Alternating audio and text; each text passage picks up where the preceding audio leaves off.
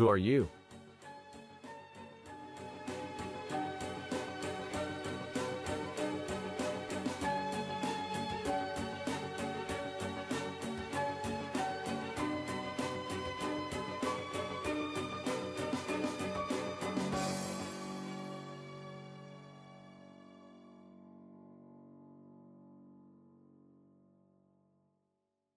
Episode 1. No. No interviews, especially about my patients. Yes. Have a nice day. Goodbye.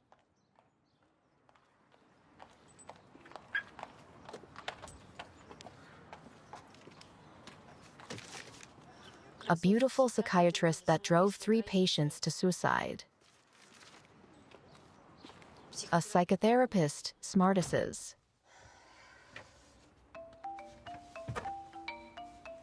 Hello, yes, I'll be there in 15 minutes. Who's the first one? Good morning, Inga. It's good I've reached you. I wanted to tell you there is no need to hurry. What do you mean? Overchenko canceled. He has an emergency at work. Fine, so who's next? Erwin and his wife were the next ones. They're not coming either? Great. Do we have anybody left for today? Nobody? Inga, looks like we have a day off today. May I go home? Yes, of course. You may. Thank you, Inga.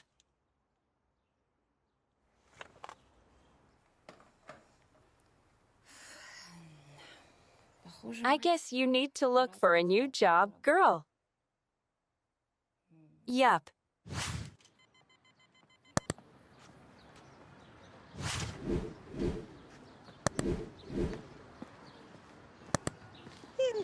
Inga, aren't you going to work today? Morning, Auntie Clava. Morning? Oh, excuse me. Yes, hello, Victor. Inga, did you recognize me? It's Samashko speaking. Yes, of course I did. If you want to cancel the appointment, then We need to meet. It's urgent. Do you know my restaurant? Of course I do. Everybody knows it. See you soon then. On my way. Thanks. Have a nice day. Psychiatrist. I'm a psychotherapist. And as a psychotherapist, I suggest you speak more with your son. It will do you good.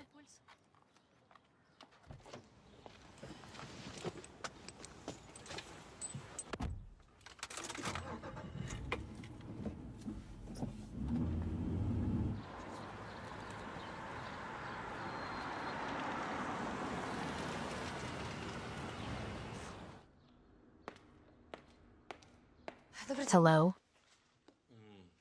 Are you Inga? Yes. Victor is waiting for you. Thanks.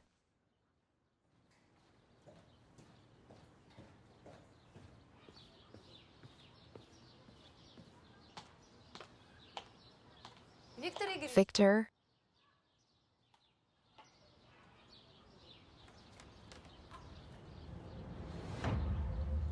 No way.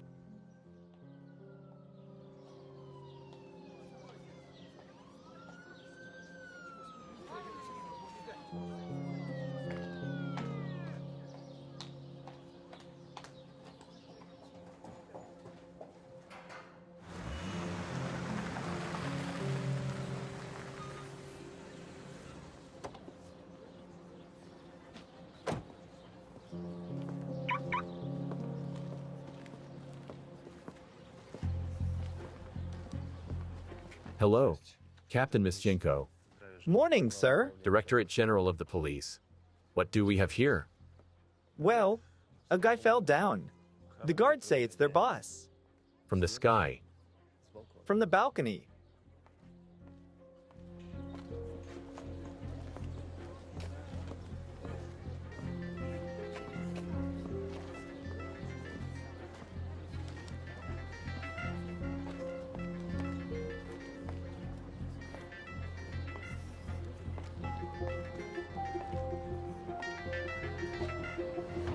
Inga.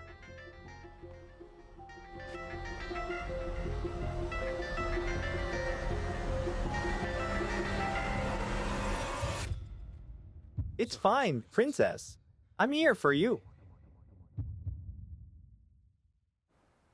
Did you study at Princeton and got your degree in the US to pick the local psycho's brains?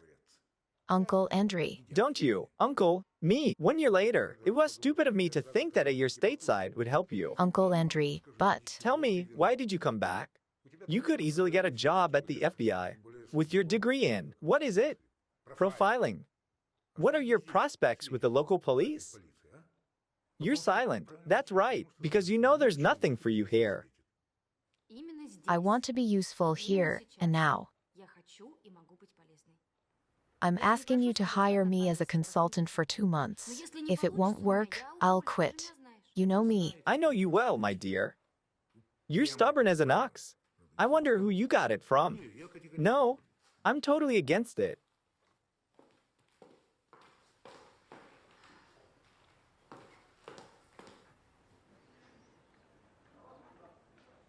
Get some rest in the meantime.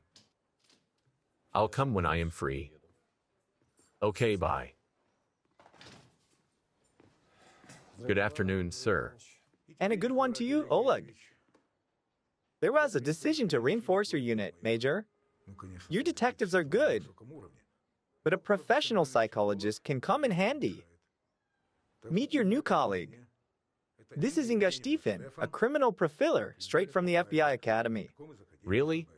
You're freelance consultant for 3 months. And this is Major Olmisenko, head of the homicide desk. Well, the grave crimes unit. I hope you'll get along. Nice to meet you. We've met. Really? Yes, Captain Me. No, Major. Major, right. He investigated the death of my last patient, Victor Semashko. He had problems with business, right? Yes. Well, it's good that you know each other.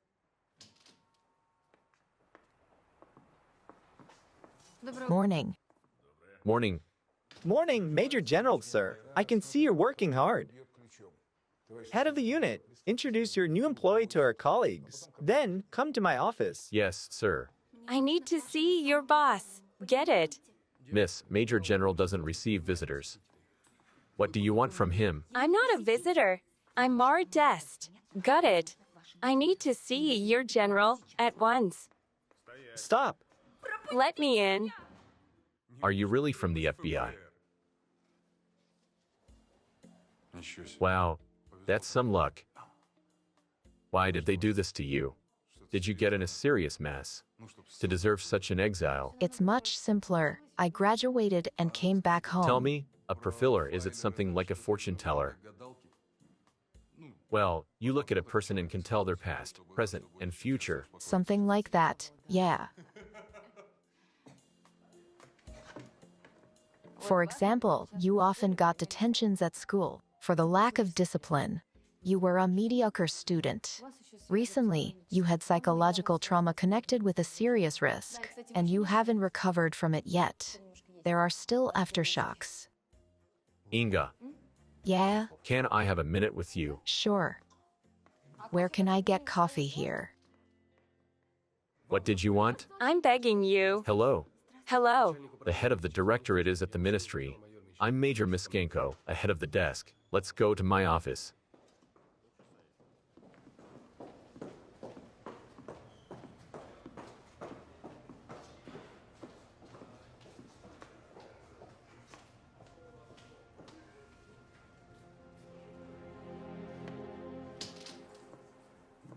Please come in. Make yourself comfortable. Have a seat. Thanks.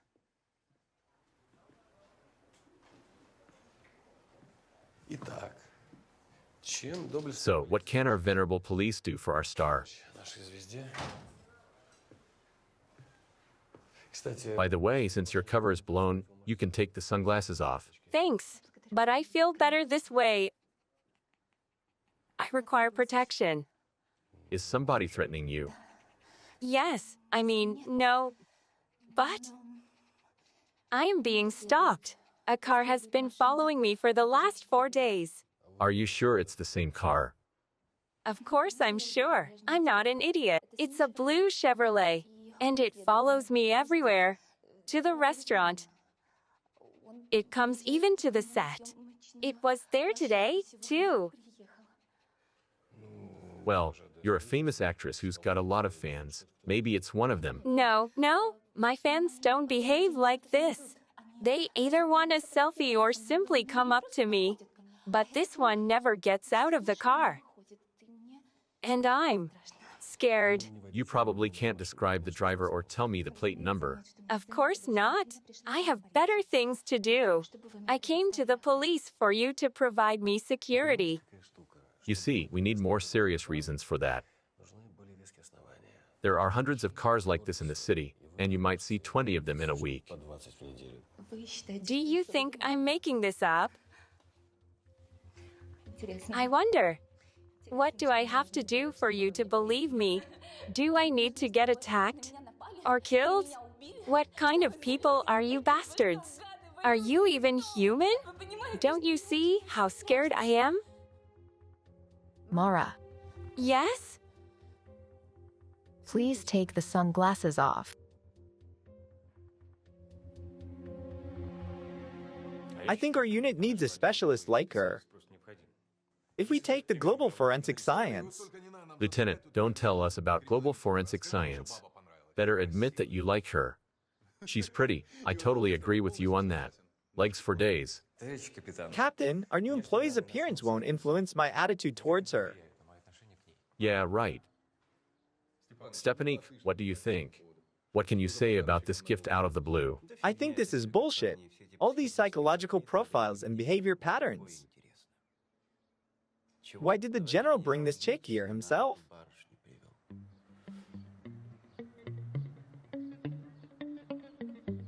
Miss Dest, calm down. We'll check it out. Did you tell anyone about it? Guards at the set, your friends? Hi. Hello. Excuse me, what's going on? Did you forget you're needed on set? I'm Igor Kovetsky, Mara Dest's agent. Good. Miss Dest was just telling us about a stalker. I see. Let's go to the set. Just a second, Mr. Kovetsky. Wait in the car.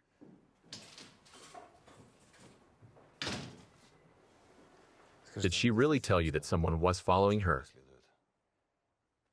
Mara has been going through a rough time lately. Problems at the set. That's why she is so wound up. Do you think she made all of this up? Definitely. I'm with her nearly all the time. Do you think I wouldn't notice? Why would she make all this up? I don't know. Maybe she wants attention. Okay. Thanks. Goodbye. Have a nice day. Goodbye. What was that about? I mean her sunglasses. Did you hypnotize her? No, I just chose the right moment. Why? It's nothing. You know what I mean. Major. Let's skip the foreplay, okay? Sure. Sure. What are you going to do? About what? Mara Dest. Oh, Mara Dest. Nothing. What do you mean nothing? What if she's really being followed, not by a fan but by a dangerous stalker? Her agent would have raised hell long before. She's a drama queen, don't you see? But she really is scared. Did you notice the way she talks? Her hands, her eyes. She takes both sedatives and ads. That's what I'm talking about. She needs treatment, not bodyguards. That's it. You know, a year ago I formed a correct opinion about you. You don't care about people, about the victims. You choose the easy way out. Oh yeah. And you don't have good cop instincts. What do you mean? You know what I mean. You wouldn't listen to me then and wrote it off as a suicide, because it was easier, simpler. A woman is in danger, and you tell her off. But this time I'll interfere. I won't just let it slide. Is that clear? Huh. Do whatever you want. You won't be here for long anyway. Have fun while you can. We'll see. No. He couldn't have killed himself. Why did he ask me to meet him then? For me to find his body. Maybe he was courting you and felt rejected. He decided to be a little dramatic, invited you, and overdid it a bit. He was not a depressed teenager. He was a grown, mature man without any suicidal dispositions.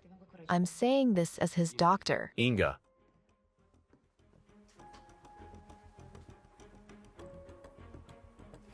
This is your fourth dead patient. Without any dispositions. Do you suspect me? No. Why would I? You have no motive. Let's stop here. Do you still think it was a suicide? Yes. I see. Please. You know, I always thought that good cops had intuition. But not you. It happens. It sure does. Major, I was looking for you. I have some news about our Miss FBI. She turned out to be Strizik's wife's niece. You're kidding. Looks like we've got a warden, not a consultant. So be careful what you say around her. Got it. Thanks for the warning. Hi. You should be careful, too. And get this mess sorted out. I will tell you Dick ever again.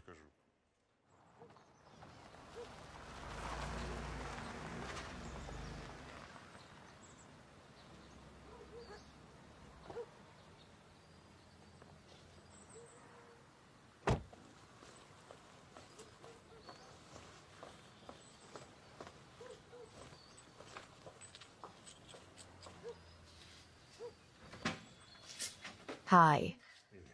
Hi. Corvallo. Did you tell her everything? Don't you know your aunt? She'd make a great interrogator. Hello, everyone. Let's skip the drama part and get down to the facts.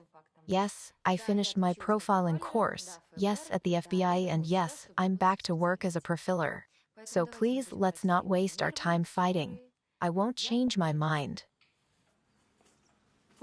Fine. Have a seat, daughter. We can talk over dinner.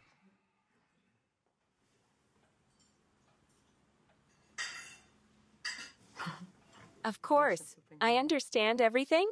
Girl has an American education, American job. Who cares if she hasn't seen her parents for years? And oh, why don't overreact. Okay, I'm back. Everything's fine. It's okay. What's fine? Huh? Lena, she didn't come here because she missed us. She came here to risk her life catching the maniacs. What would your Jerry say? He'd say, Jerry died 2 years ago. But if you want to talk about it, fine. Jerry was a smart man, and he'd understand me. Too bad you can't. Okay, it was nice to see you guys. I'll call you, okay. Inga, wait, eat something at least. Oh, by the way, using Jerry's name to manipulate me was low.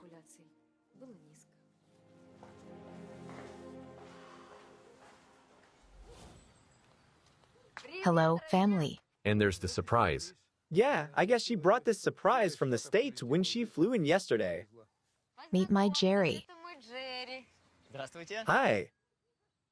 This is my dad, Hello. Yevgen. Nice to meet you. I'm Jerry. This is my uncle, Andriy. Hi. Hello. This is my mom, Elena. And this is my Aunt Alia. Jerry. Nice to meet you. Well, hello? Jerry and me are getting married. Why so suddenly? Let me explain. Well, Inga and I have been together for a long time. We just kept it a secret. Why so? Are you a deadbeat dad? Or maybe an ex-con? I told you about Aunt Alia. Let's skip the interrogations and scandals. Let's just have a good family time. Dad, is the kebab done? 5 minutes? I'll go help them. Okay. How are you? Set the timer. Do you have kebabs in the States, huh? You are an American, right? That's right, General, sir. We don't have actual kebabs. We have barbecue. I guess it's pretty much the same. You could have told us. Mom, you'd start worrying, preparing, and stuff. We decided to make it a surprise, and it turned out great. Oh, yeah. You've become a shrink to our misfortune. Okay, let's go, or the ladies will eat your bride alive. As you can see, General Strizik isn't the scariest member of our family. Come on. Well, spread the love, as they say.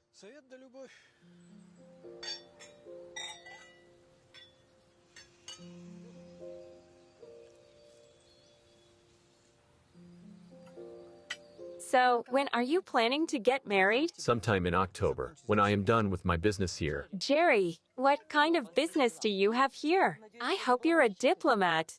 No, I am a historian. A historian? Yes.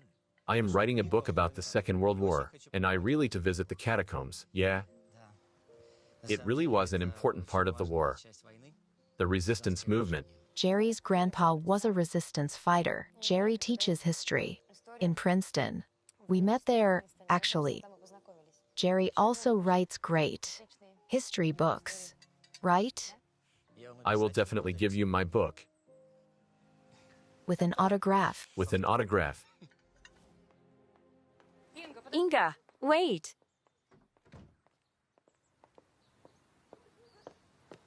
Inga.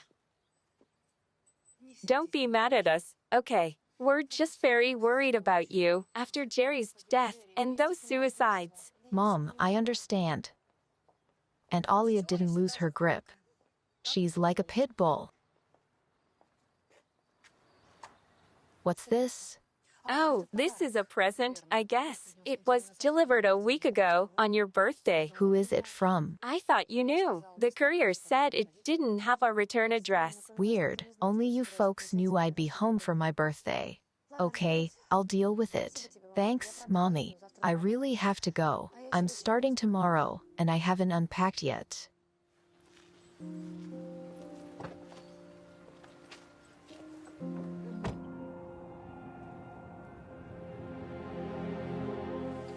Mara Dest, Fate and Destiny. A candid interview with a new star. Rocket science. Another scandal with Mara Dest. Star fever or alcohol abuse.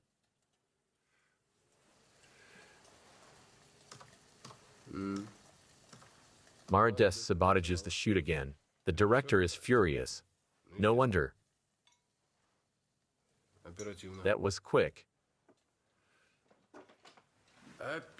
That was quick. Or how would our Miss at VI put it? No, she was really scared.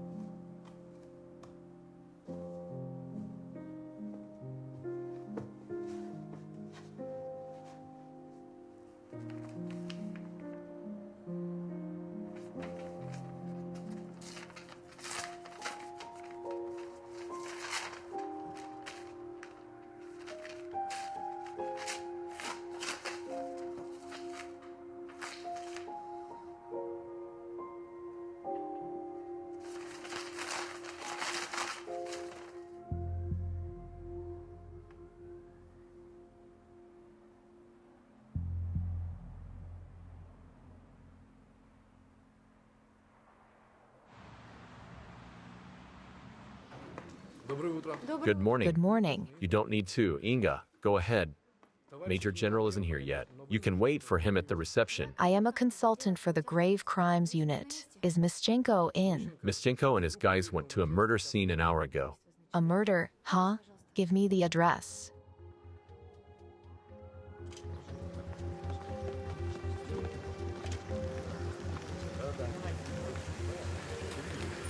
Hi, any comments on Mara Dest's death? Is it a murder or a suicide? Well, you make a statement. Premiere, Mara Dest's new comedy, Inga. Inga Steffen. Please tell us what happened.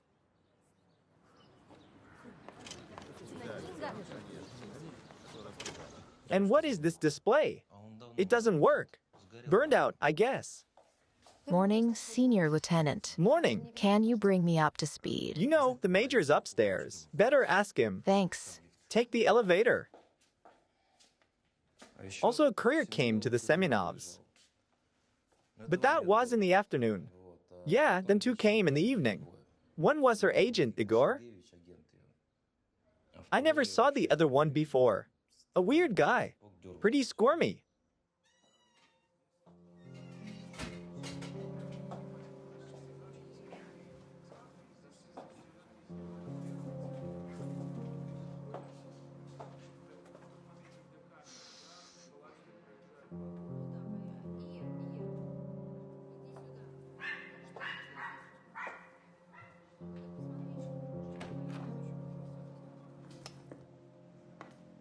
Like that, huh? Hello there? She needs treatment, not bodyguards, right, Major?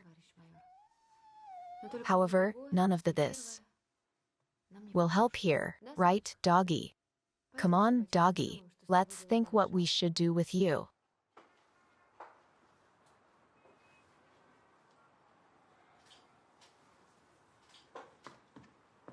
Hello, everyone. I'm Inga Stefan, the new homicide desk consultant.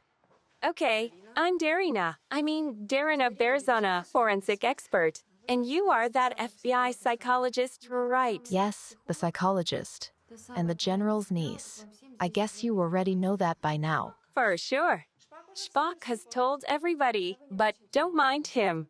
He's nosy like that. Oh. Hello, Inga. Hello? How did you find us?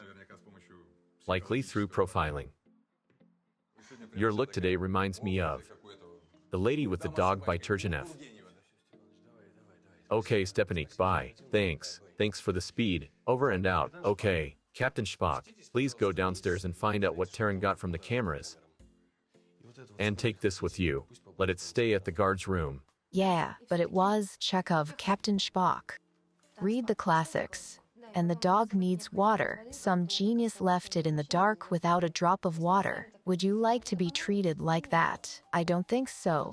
Did you hear me, Captain Spock?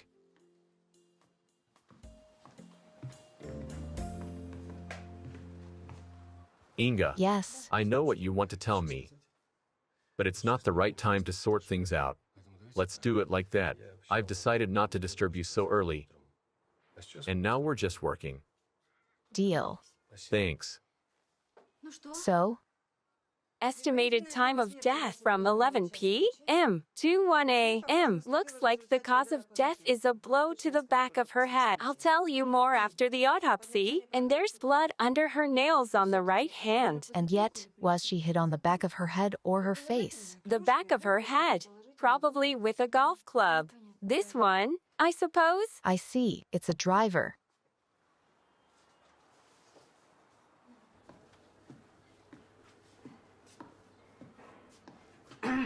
What's up?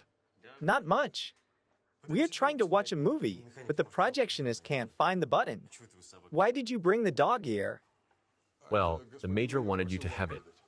Me? You. He wanted you to take it from under our feet. It's already a mess as is. Is that what he said? More or less. Take the dog, smartass. Don't forget to make a copy of the video.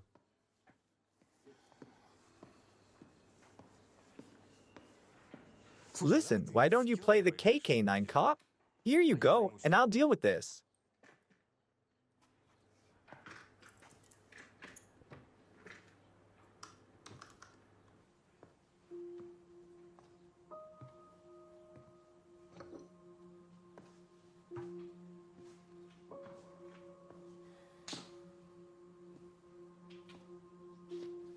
Did you calm down? Can you answer my questions?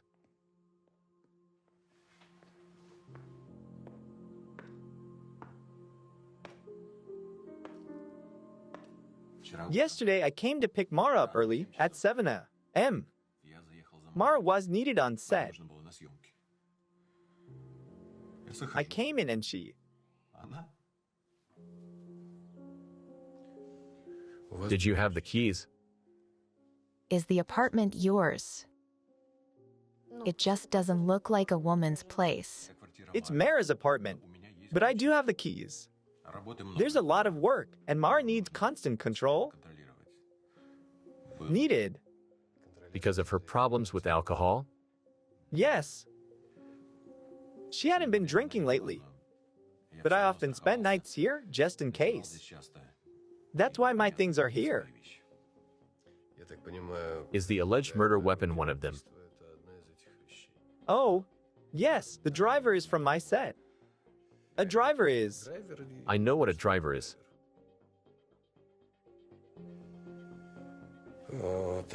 Well, tell us about yesterday. You picked Mara at the directorate, and? And I drove her back to the set. I spent a lot of time getting her to go on with the filming. Finally, I succeeded. After the shoot, she went home. She called me later. I came over and she told me about that Alexei. Who's Alexei? Alexei Talko, her friend from the past life, they were at the boarding school together. Who would have thought? A mysterious woman. Don't worry. We won't tell anyone that. Alena Kaneva, born in 94, also known as Mara Dest, studied at the boarding school.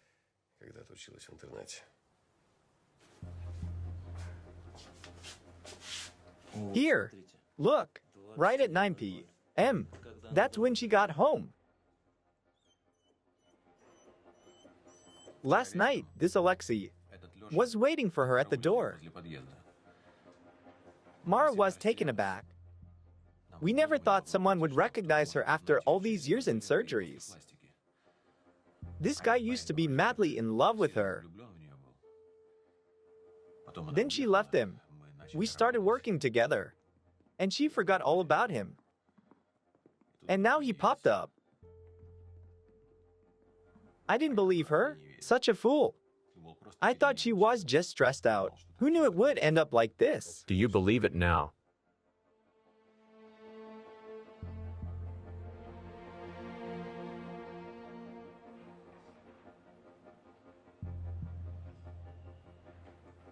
Then I left. I had a date in the restaurant at 11. Did your date come? Yes, I was late, but not by much. Great. It means you have an alibi. You're free to go now. Don't leave town. If you suddenly remember something important, please give me a call. Thank you.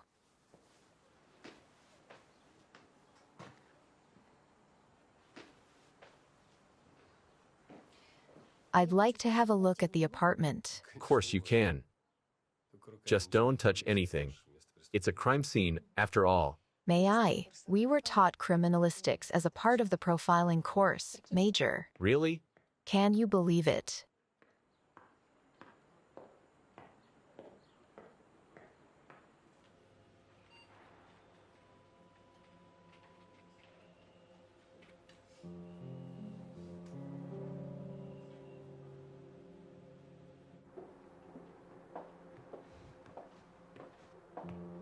Excuse me. Were you Mara's lover? No.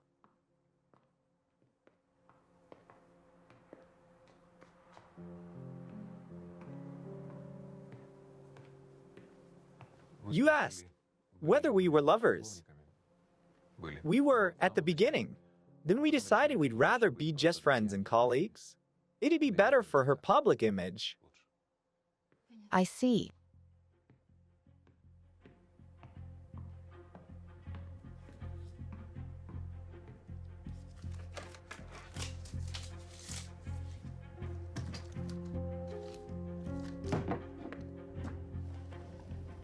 You weren't too tidy, Mara.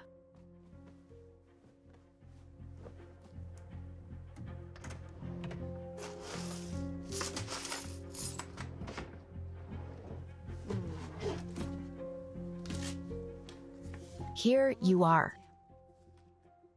Alane Kaniva. Born in 94. I'm having a look. What are you doing? Fine, Major, sir. She's having a look. I told you not to touch anything. Let's get back to base. We have a suspect. Whatever you say, Major. The butterfly net. Audition scenes. I'll read this.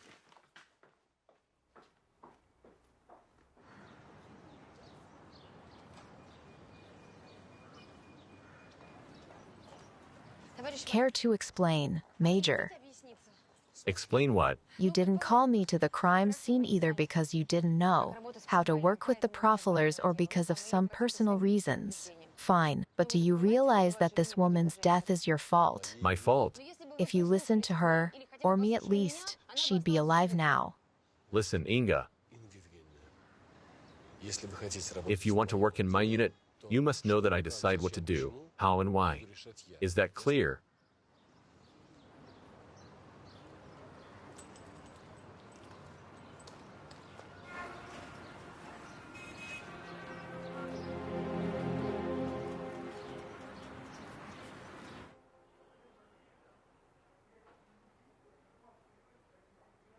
I can't read lips. Inga, what do you say?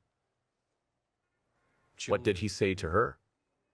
And this note, what's in it? I think that's a phone number and a name, so that Mara could contact him. Makes sense. As for what he said, he probably called her by her name. I mean her real name. She turned back. Judging from her reaction, she recognized him too. Why did she run away? Then, she got scared. Of course she got scared. Who knows what he had on her? Besides, she needed some advice. That's why she called Kavetsky. Kavetsky came soon after. Then he left. Taco came back, and this time Mara let him in. Stepanik, listen, find out the details about this date. Who, when, and why.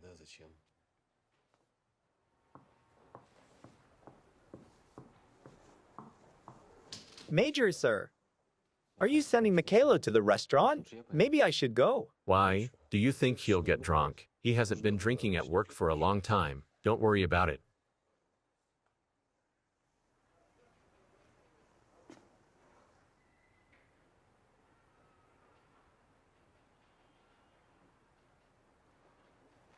That's it. The end of the movie, Kavetsky called the ambulance and the local police, and they called us. Well, bring this Mr. Taco to the interrogation room. And you go to my office. We need to talk. I mean, our office. I got it.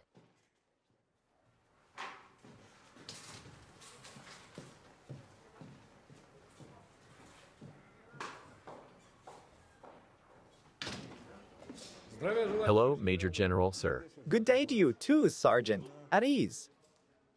You questioned the major suspect right at the crime scene. The witness. The witness? The driver? The murder weapon? Allegedly. Alleged murder weapon belongs to Kavetsky. And Kavetsky was a major figure in the victim's life. Besides, he's lying. What is he lying about? Well, he said that he often spent nights at Mara's. It's a lie. It's obvious he used to spend most of his time there. Besides, the apartment doesn't look like it belonged to a girl. It's a home of a successful businessman with fine taste. And the bar. Did you see the bar in the living room? I didn't think the crime scene examination was your personal. Why keep all this booze at the alcoholic's home? She quit, and she was treated with antabuse, as far as I know. There are no ex-alcoholics. Really? Yes, and he kept provoking her.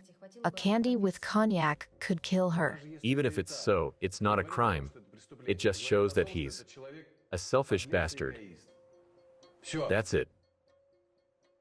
No, he's not just selfish. He's a classic example of a narcissistic dominant. He had been destroying this woman's personality for years, oppressed her, molded her to his liking. Kavetsky can feel people like her at an instinctive level. People like her? Malleable ones. Remember, I asked her to take off her sunglasses. So, All it took was to use the right tone. These are the basics of verbal domination.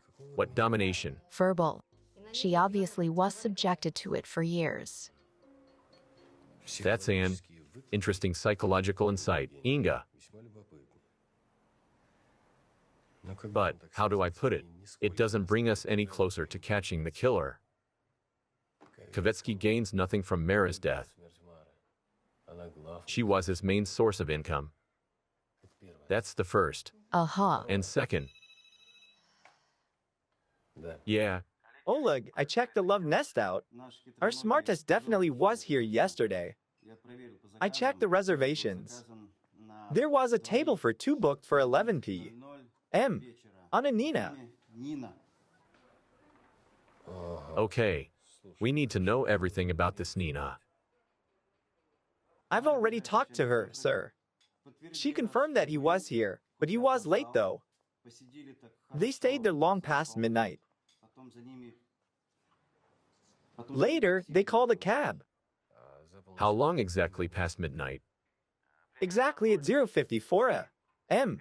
A white cab came to get them. Plate number 4308 KNU. Great job, Stepanik. Thanks. Bye. See you. You can't drink at work, can you? Mind your own business. Kvetsky has an ironclad alibi. Checkmate. Yes.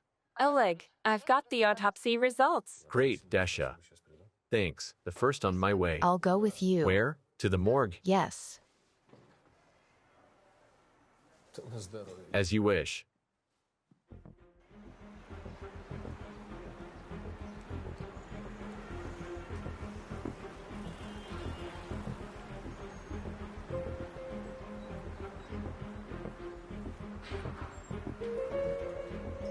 Thanks.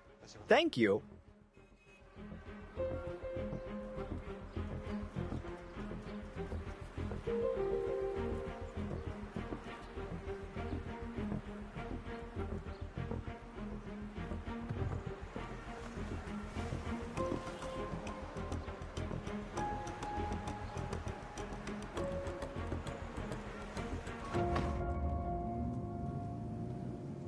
It's his car.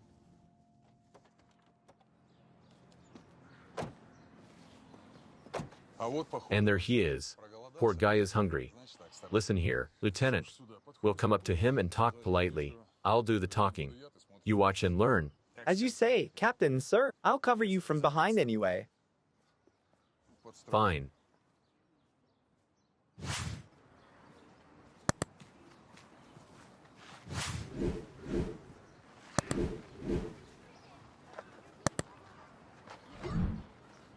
Hello there, Lyosha. Got him, Nit.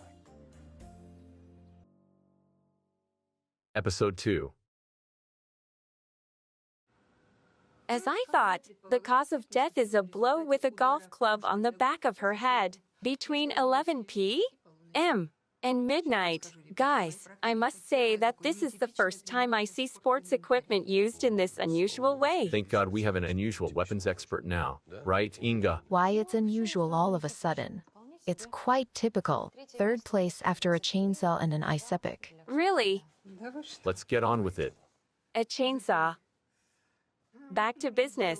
The wounds on her face are posthumous, inflicted in anger, with a great force, probably by a male. Traces of hydazepam in her blood. The blood under her nails belongs to a male, but his DNA isn't in the database. Did she have sex before she died? Yes, thank God. I mean, yes, but there's no DNA since they used a condom. Looks like it wasn't. A rape. Definitely not. I say it wasn't something passionate either. As they say, just for health's sake. I see. Somehow I thought so too. You're done. Yes. Only if Inga doesn't have something else to tell us. Do you have something to tell us? I'm good, thank you.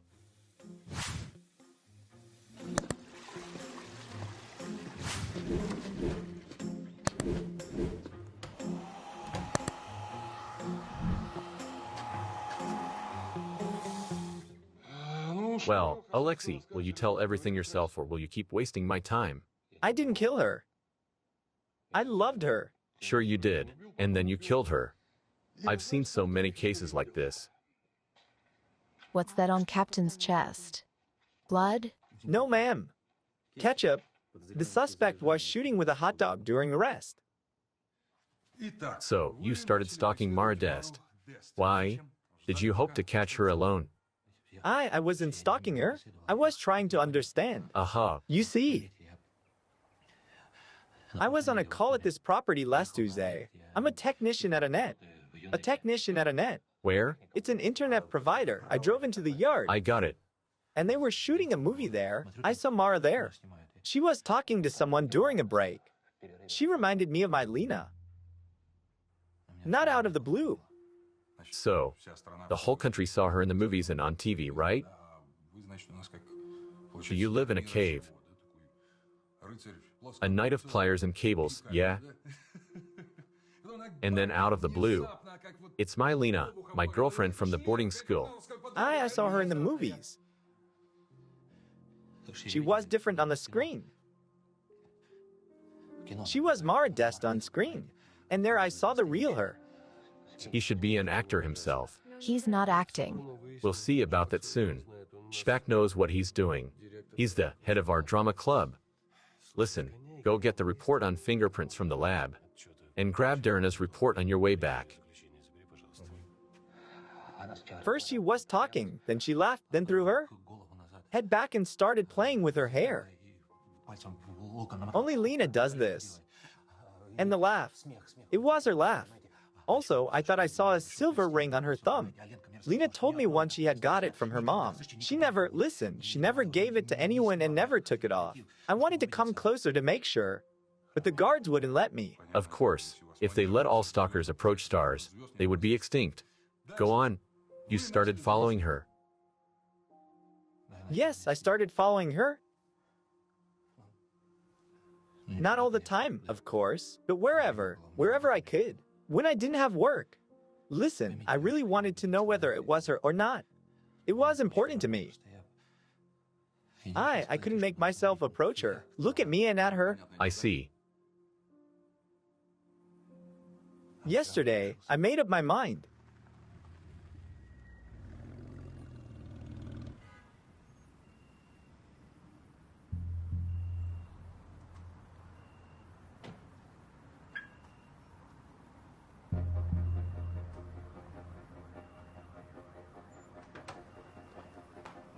Lena, wait. Lena, it's me, Lasha Talco. Lena. What's wrong? I just want to talk.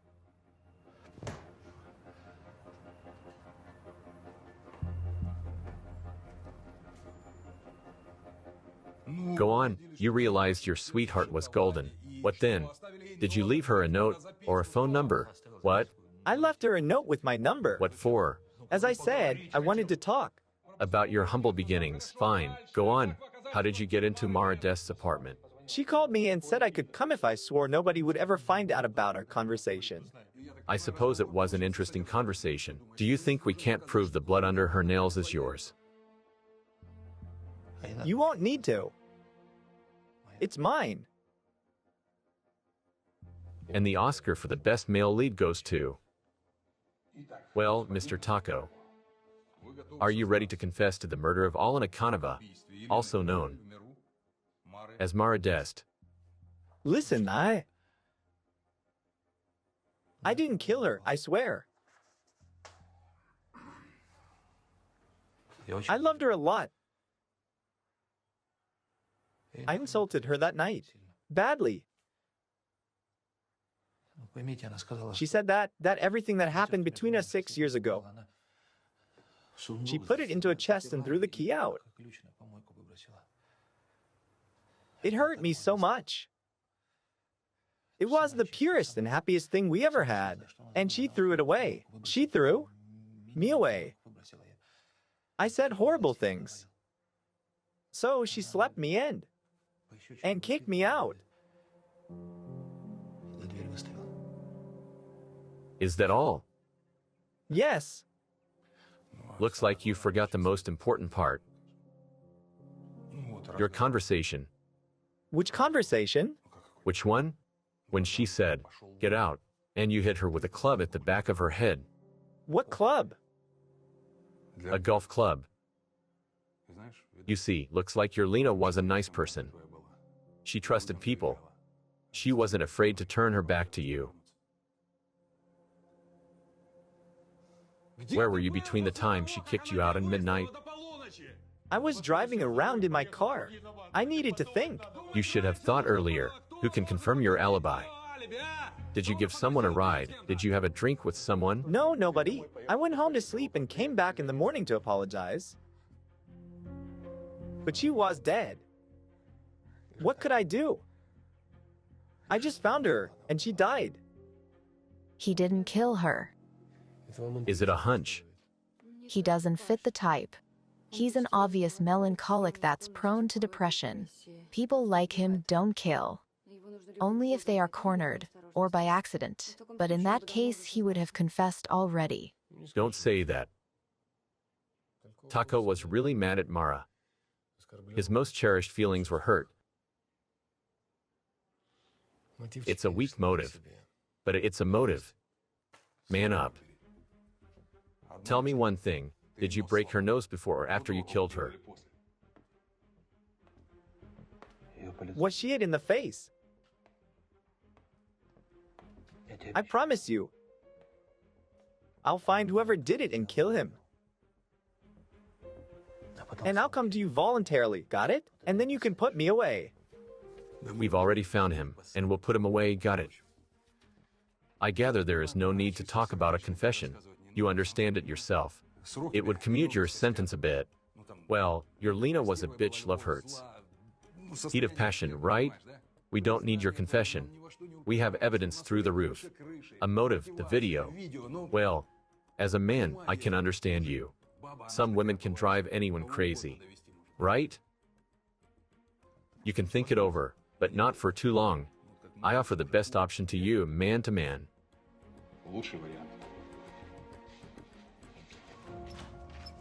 I'll go get some coffee.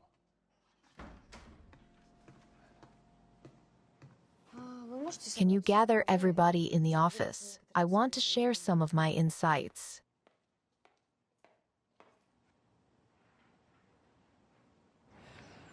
Oh, why? I don't recognize you. You're usually so nosy. I'm nosy? Fine. You're actively participating in everything, and you can't influence your own husband. What do you mean? Literally, he should fire Inga from the directorate. Do you know why she got a job there? Of course I do. To mess with us and prove that she is a big girl. To catch her maniac. What maniac? The one that killed her patients? We only managed to send her to the USA because she got an opportunity to become a criminal profiler. Do you remember how badly she didn't want to go after Jerry's death? Well, what did they say? They said that the chances are minimal. That they don't know who he was there with, alone or not. Maybe he died. They won't search the catacombs because it's physically impossible. Besides, the bastard also joked that maybe he didn't want to marry and escaped. A bastard indeed. What are you going to do, honey? I'll wait. What about your job in the States? I'll find a job here, Mom. Honey, they will find Jerry. He's alive. Everything will be fine. Do you hear me?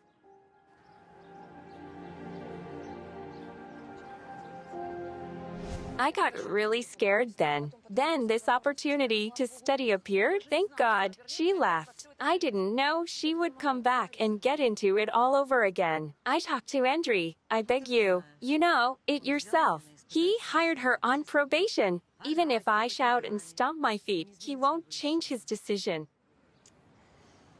I'm sorry, sister.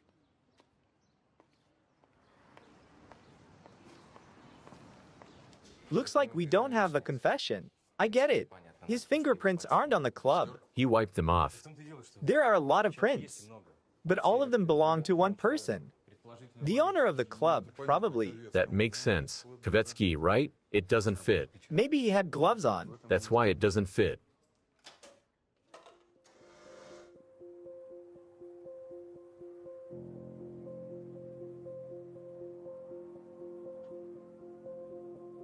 Darina said that she had sex. Who, Darina? Mara, Oh, did you find the condom? no. That's right. You won't. You won't find the gloves either. Inga, I know that. You've decided from the beginning that Mr. Kvetsky is the murderer. And you're trying to persuade all of us. But let me remind you, colleagues, Kvetsky has an alibi. Maybe he doesn't. Well, I checked it out. It takes 15 to 20 minutes to get from that restaurant to Mara's place. I can't say precisely.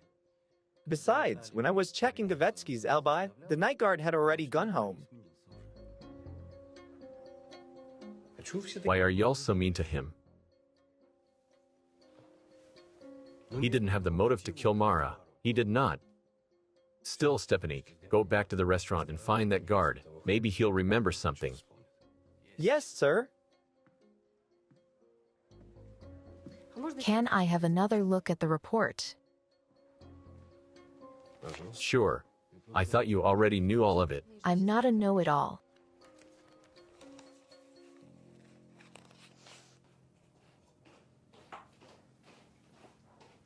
Darina, I'm sorry.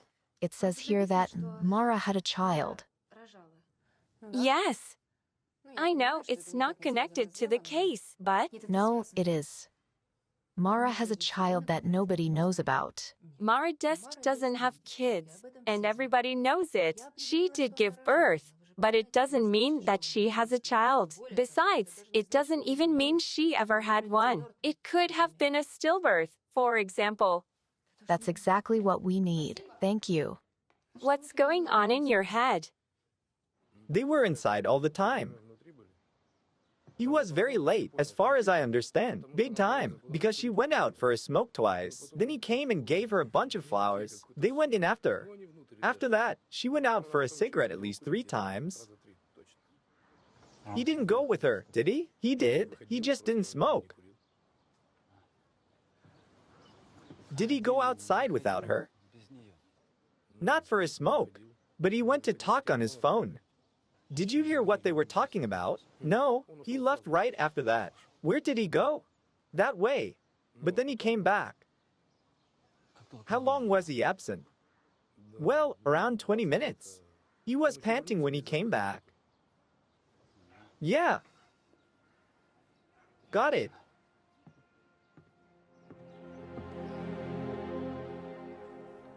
I'll call you back later. I said I'd call you back later. Okay, bye. Bye.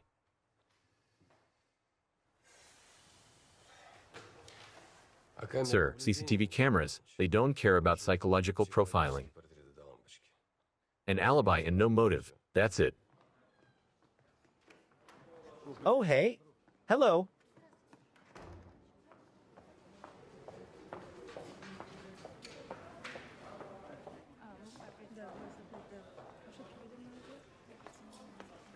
Hello? Oh, I'm sorry, but is Oleg? He's not here. He's not in. Yes. Yes. Fine. I'll call him now. Oh, sure. Fine. Yes.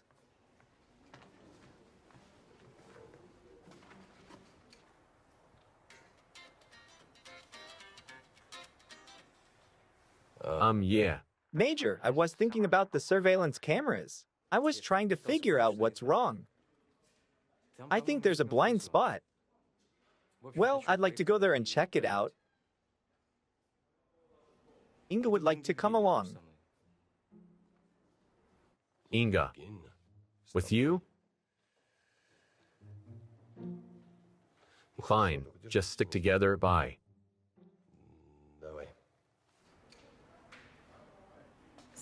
That was daring.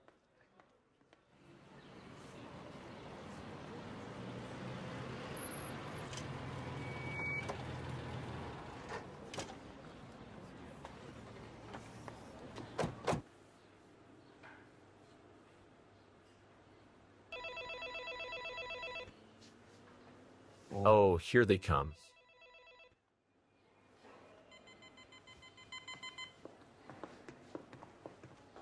It's been a while. Missed us? Be careful. Aha. We need to talk.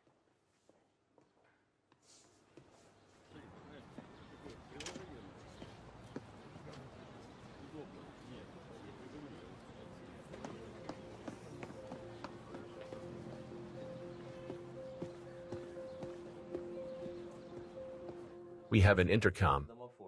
A stranger can't come in. I can see everybody who's at the door. You saw it this morning.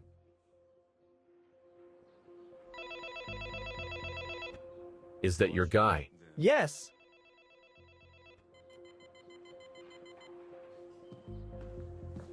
Stepanik. 7:21. Kvetsky left the restaurant for 20 minutes. 15 minutes for the trip. 5 minutes to do it. So in theory, he had an opportunity. Let's see if he did on practice. Could you watch it through the monitor? Yeah, sure.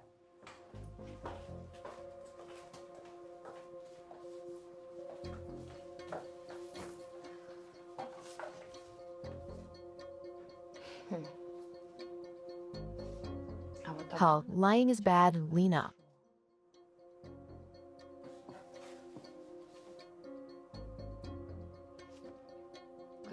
You haven't thrown away the key to your past. You couldn't? Of course, definitely, she did have a baby. Oh, and here's the daddy. Why were you hiding your daughter? So Kvetsky has no alibi. I figured it out. Get him here, quick. I thought this Kvetsky was fishy from the beginning. Yeah, our Miss FBI also thought he was a suspect. Listen, I completely forgot about her. I'll call her. Go to the office.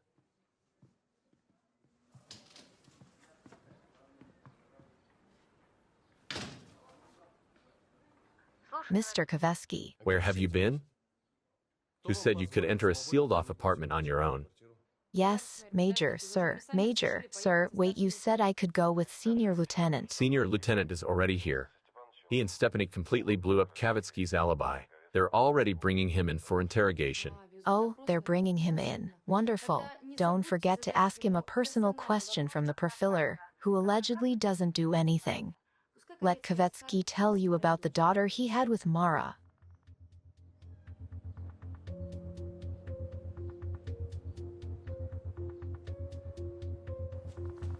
Check.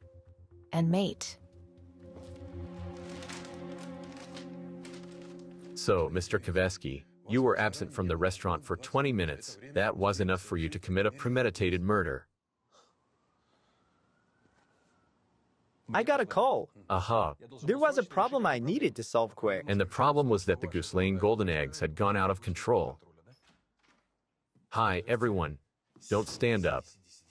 Listen, you don't understand the nature of my relationship with Mara. Of course. How would we?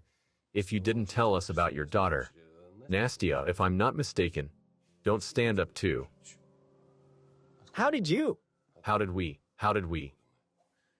Let's get to the point, Mr. Kvetsky. You have no alibi. But you have a motive. A motive. I'm sorry, I should say a big-ass motive. Look what we have here. After Mara's death, all her, well, considerable savings plus her royalties go to you. Igor, what do you need to do to get it all? Prove your paternity, which won't be hard to do for you. What else did you lie to us about? Round and round we go. I didn't kill her. I see this is going to be a blockbuster in our interrogation room. Listen. Yes, Mara and I were very close. I picked her up when she failed to get into the acting school. I have connections. I created her. She is my creation.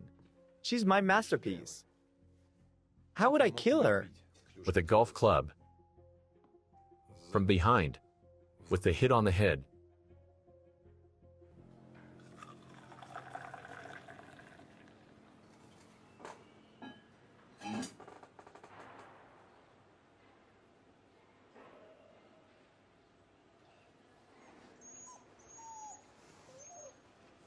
What? Are you hungry? Here you go. Police brutality is a myth. I didn't want that baby, but I let her have it only if she gave it up for adoption. Unofficially.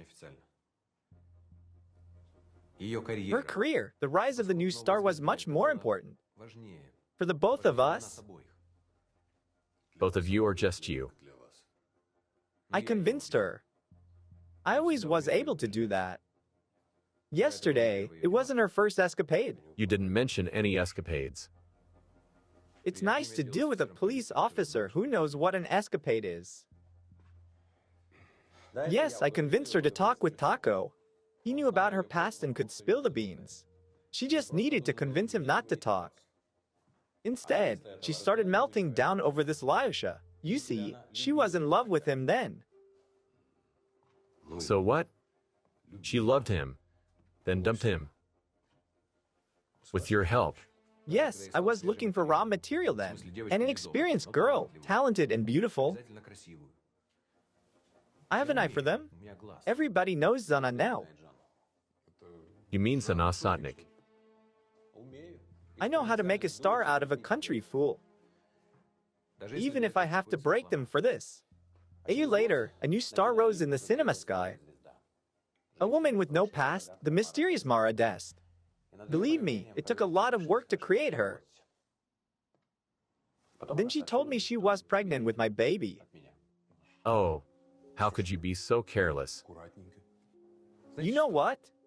Nobody's perfect. I couldn't believe it at first. I did the test without telling Mara. But it's true. Nastia is my daughter. Even though it wasn't supposed to happen. I said to Mara she wouldn't see Nastia unless she gets an Oscar first. Or never. I made an arrangement with a nice family. Nastia is happy with them. She doesn't know who her mother is. Was Mara upset? Did she miss her daughter? Mara dove into the glamorous life head first. Her first triumph happened just then. Remember Polina and the Spectre? Then came her first failure. You mean her problems with alcohol? You can't even imagine what it cost me to get her out of it. I had to promise her she could have her daughter back if she quit. It didn't work though. So you chose the antabuse, yes. Yes, big time. 20 grams of any alcohol meant death for her. A heart failure.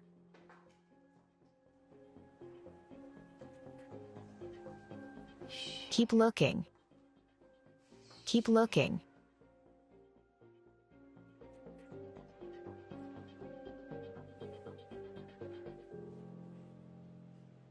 You talk well. You do. Almost. Chekhov. There is one problem, though. It's just your word. You're still without an alibi. I have an alibi. Nestia's foster parent called me that night. She had a strong fever. They had to call an ambulance. In the end, she was going to be fine, but I had to send them money. The closest ATM was in Planeta on Gogol Street. It's easy to check. Igor, you'll have to stay in the cell until we do. Sorry. It's the rule. Nothing personal.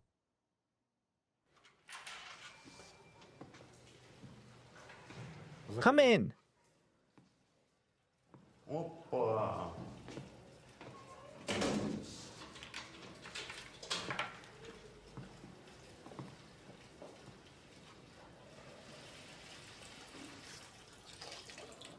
You.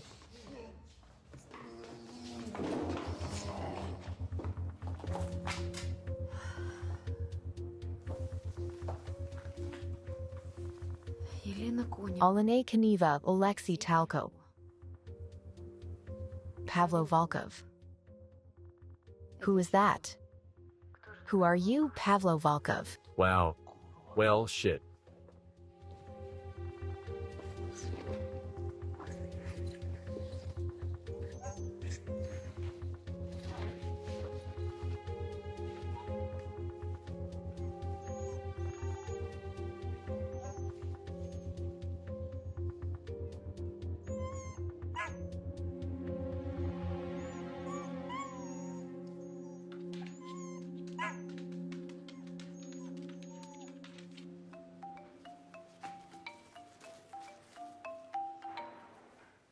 Yeah? Inga, I hope you're already at the base. You were so active in the investigation. I'm surprised. How could you miss the interrogation of the prime suspect? His new alibi was confirmed. The bank registered a transaction from an ATM at the Planet Mall at 47 Gogol Street. Hello, Pasha. Inga, get the hell out of there. Do you hear me? Follow me. Move it, you two. How you know my name? I figured it out. I'm smart. We need an ambulance and a patrol car at the 12 Svetlov Street. Halleck, follow me. I see you've installed a hidden camera. Yes. Yes, during the remodeling. Well, great. So you're the one I was looking for. Because you know everything about Mara. About Lena. I don't care about Mara. Do you want me to tell you a story? A very interesting story about Lena Koneva that became Mara Dest. Now she is in our morgue. And nobody can claim her body. Because everybody who knew her in any way is detained at the directorate.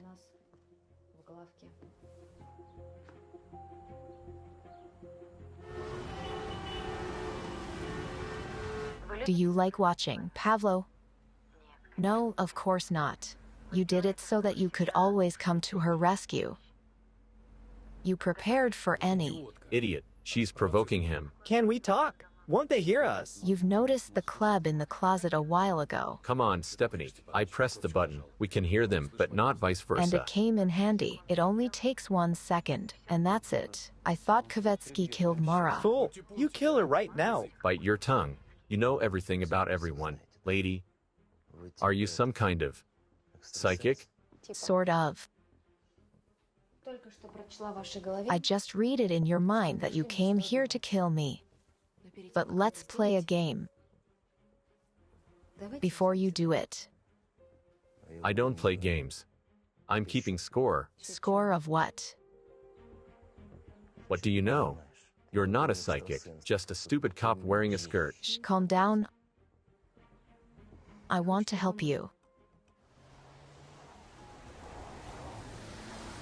Can you dissolve this jam, Halleck? No, I can't. Then put up the lights and go on the incoming. There is an accident down the road. Lights, siren. Only flying would be faster, Major. To hell with it. I know this area. It's 7 minutes walk from the restaurant. Lead the way, then. Easy, easy. You studied together with Lena at the boarding school number 13. You were a loner, not very talkative, if I may. Not very friendly. Lyosha Talko was different. Strong, manly, determined, decisive. He wasn't afraid to confess his feelings to Lena. And she, the prettiest girl in your class, chose him, of course, right? That's not true. She didn't choose anyone. She didn't need anyone.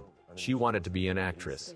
Exactly. It was her passion, but she didn't dance with you at the prom, Pasha, but with Taco. Is that right?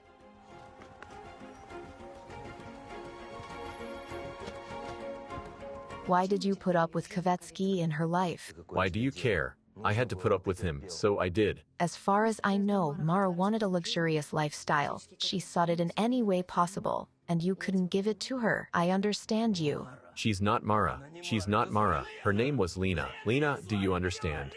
Lena. Now she's really done. I hope we'll catch him with the body. Save your breath. Her name was Lena.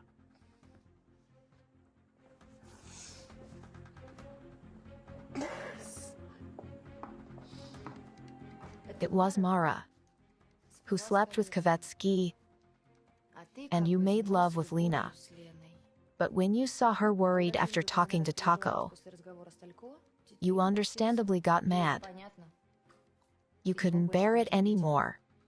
What do we have here? Lena is still in love with Lyosha. You're Lena, not Mara.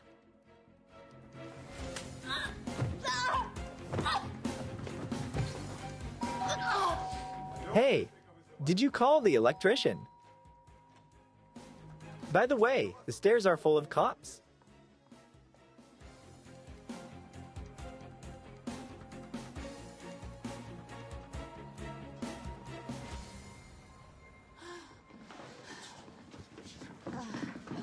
Freeze. But, are you okay? Yes, I'm fine. Can you walk? Where is he? Who? The electrician. If not for the electrician, I wouldn't be here now. What damn electrician?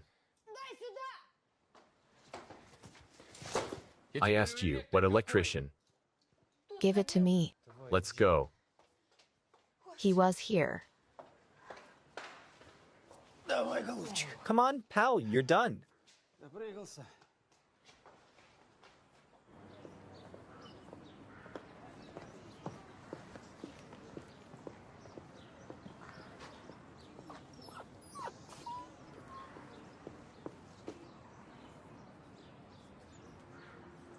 What is it, buddy?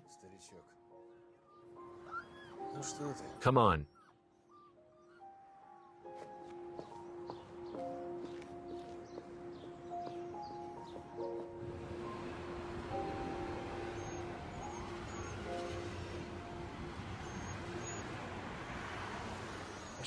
What was that?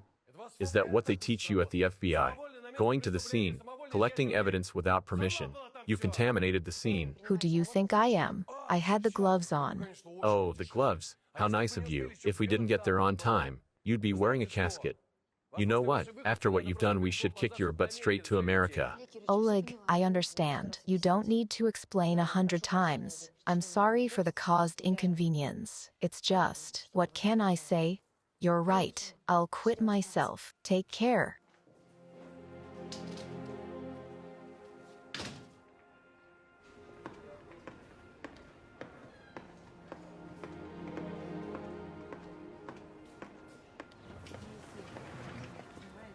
Inga.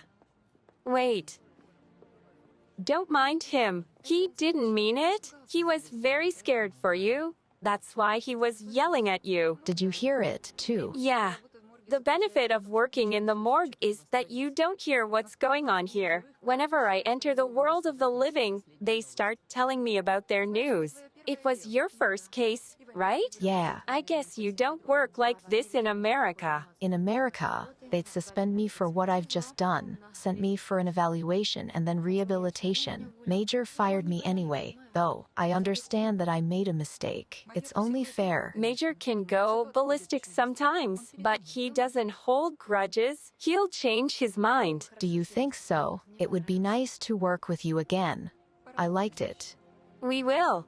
You'll see. Thank you. Bye.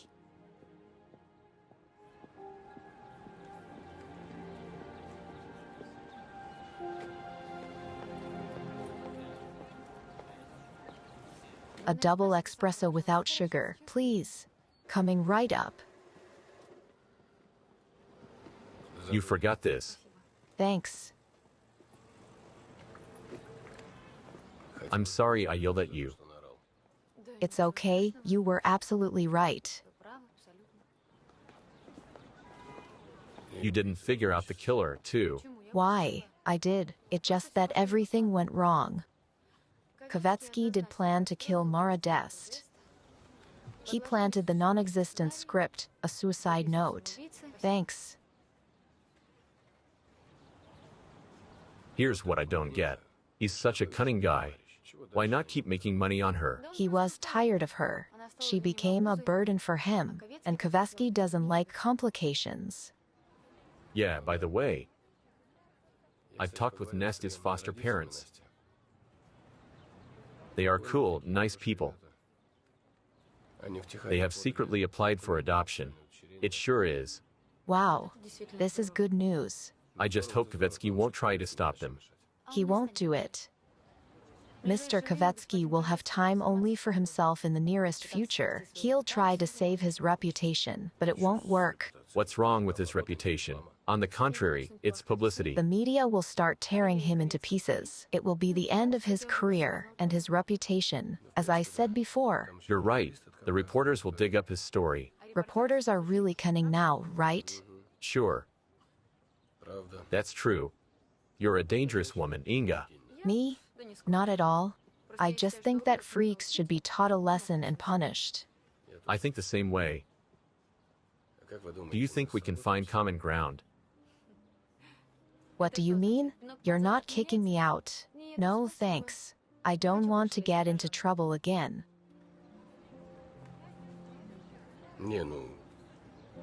No, it's just, your firing is indefinitely postponed.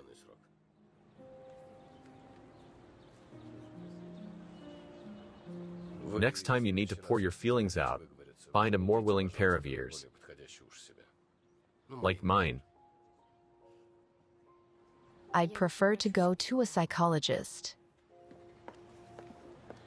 By the way, what made you think Sergey had problems at school?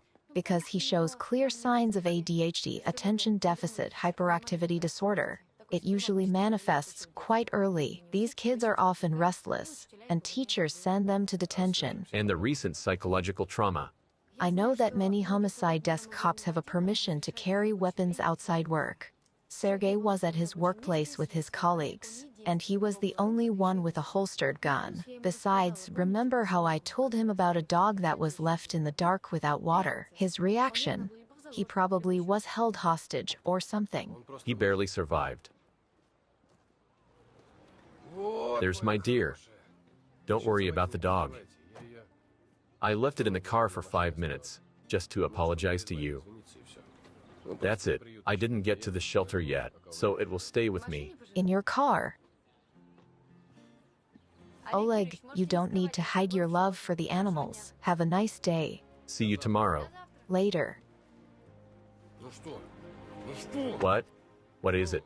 Is your nose cold? Is it? Is it?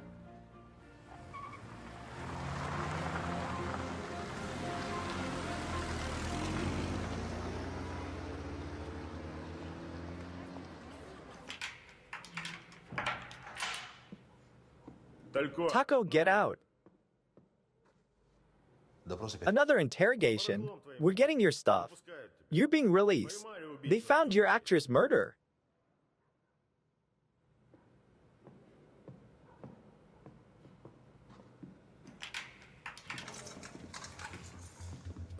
Go.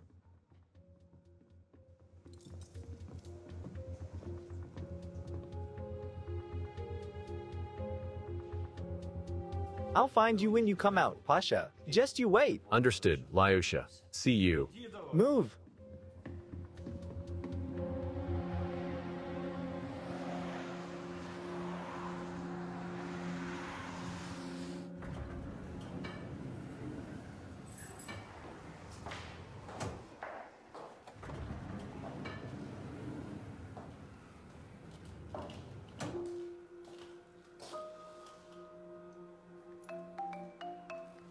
Yes. I knew you could do it, princess. You're a smart girl. A few losers deserve to die for the sake of your success. Who are you? Call me Yen. I said I'll always take care of you. Don't worry. I promise we'll get to know each other. Just don't be as reckless as you were today, princess. If not for my intervention, the Gallon Major could have been too late. I saved you, princess.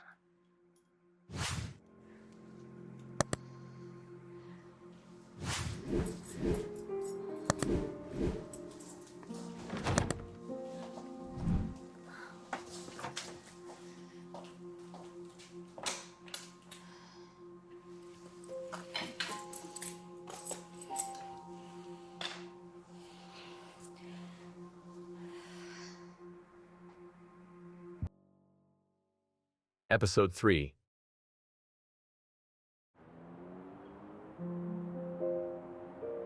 After Jerry's mysterious disappearance, another 4 of her patients died under mysterious circumstances over the course of 2 months. Auntie Clava, Auntie Zena, good morning. Inga, you are doing so well. You have just come back, but you're already a star. So yeah, you didn't see how they were wiping the sidewalk with our Miss FBI. I sent a link to your email. You'll appreciate it. I have received it. Thanks. Bye.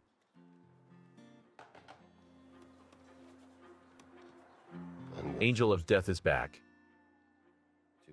Now as an FBI agent.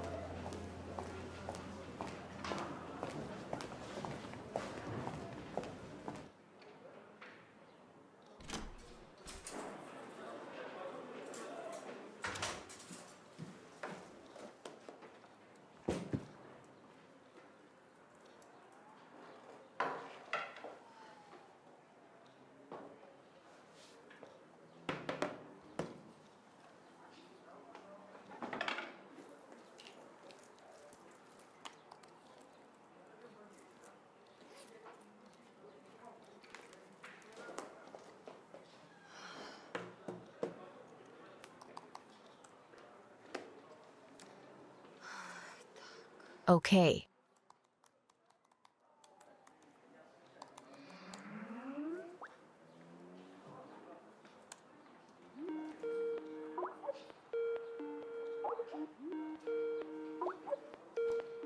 Damn it. I'm so dumb. I forgot that it's 1:30 a.m. over there. Damn it. Good morning. You're so friendly this morning. Good morning. Hello, Inga. Yes, Dan, hello. Sorry, I completely forgot about the time difference. Stop babbling. Tell me, what do you have? I'll call you back, okay.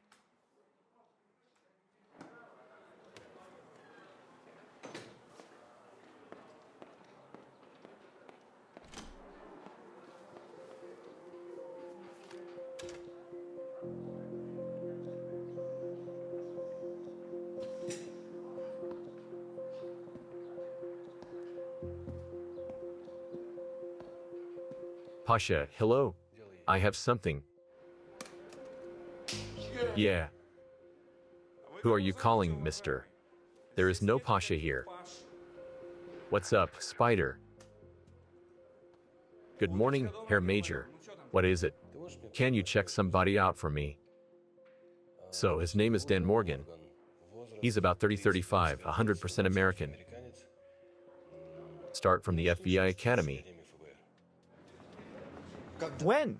Yesterday. And you're only calling me now? Fine. Yes, I got it. I'll call you when I have some news. Don't start, okay? That's it. It's time. It's time.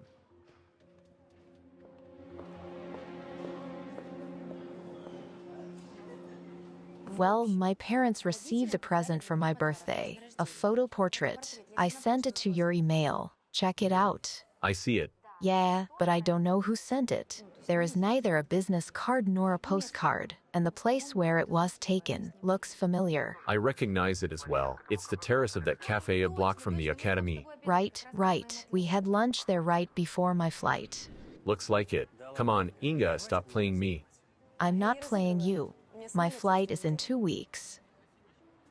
When are you planning to come back? Depends on the circumstances. I'll see how it goes. Inga, what is this childishness? You're a great pro. Do you know that the Central Bureau was asking around about you? What did you forget back home? I just want to be of use to my country. You may consider it childish. And what about us, Inga? What's gonna happen to us? You've set the format of our relationship yourself. Remember what you said. No obligations. Maybe it was like that at the beginning, but not now. I love you, and you know it. And don't lie that you don't feel anything towards me. I'm not lying to you. I don't want to lie to you. I love you too. You're my best friend. We were good. Besides, you're my mentor. You'll definitely come back to me. I'll wait for a couple of months. And then I'll come and take you away.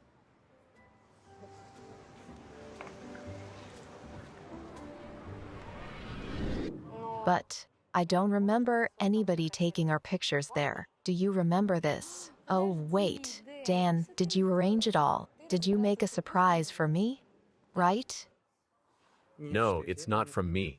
My surprise is on the way. But that's not the case. I also don't remember any photographer working by the cafe either. But don't worry, I'll find out who it could have been. It's not that important, though. No, it's important. And weird. Oh, are you jealous? You want to be the first to know whether I have a secret admirer here. Yeah. No, I'm worried. I want to be sure that it's not a stalker. And you're worried as well. I can hear that, Steppy. Don't call me that. It's such a childish nickname, like in a kindergarten. Don't try to change the topic. Okay, this is not all what happened. Quantico, state of Virginia. So, what about that Morgan? Nothing special. He surfaced under unexpected circumstances. It happens.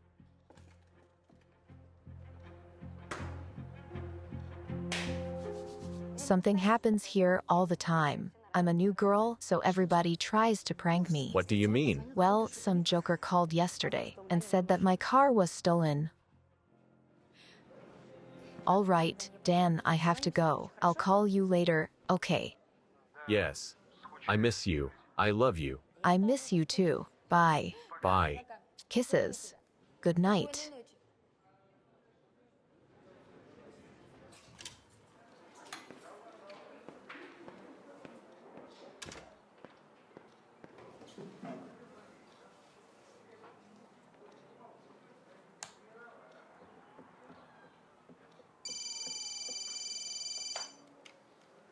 Major Mischenko. Thanks, I'll tell her. Inga. Major General summons you. Right now. All right.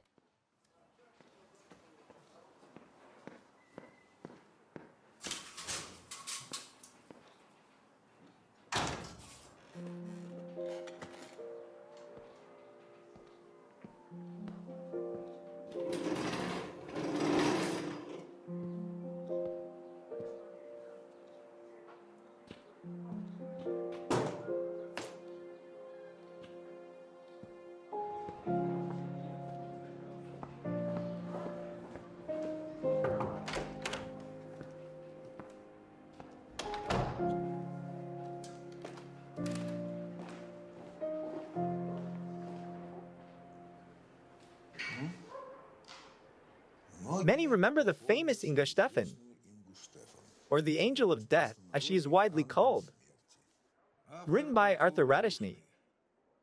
Is that the guy who was on your tail last year? The one writing articles every other day? Major General, Sir Uncle Endry. Why did you call me here? To show me this filth. I think we should review the issue of your work here. What do you mean, review it? Cancel it. Unacceptable.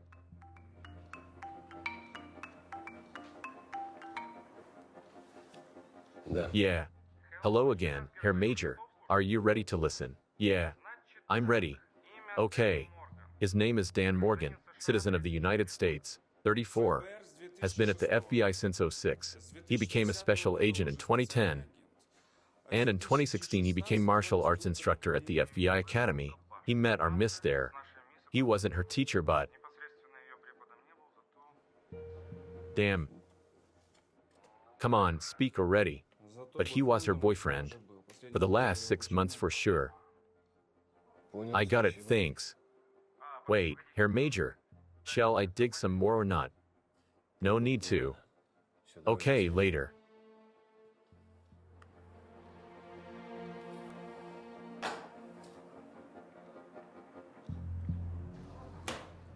Don't be stubborn. Understand it. The journalists won't stop slandering you until you leave the police. It's the first time they got so excited. Of course, it's big news for now. A subject of an old scandal came back. They'll find a new victim to dissect by tomorrow. By the way, I did help in the Maradesk case. That's why you could have been killed yesterday. Well, I'm sorry. I promise that it won't happen again. Do I look suicidal? I think that your appearance at the directorate attracts excessive attention of the press to us. My boys are already working under constant attention from them. That's it. Are you scared of the journalists? Uncle Andri, are you serious? Family legends say that once you were not scared of arguing with the city's party committee, and now you've seen some yellow press and you're done. Okay, this is it. You may be free, Inga.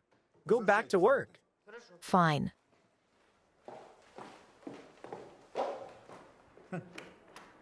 Huh. Well done, she knew how to get me.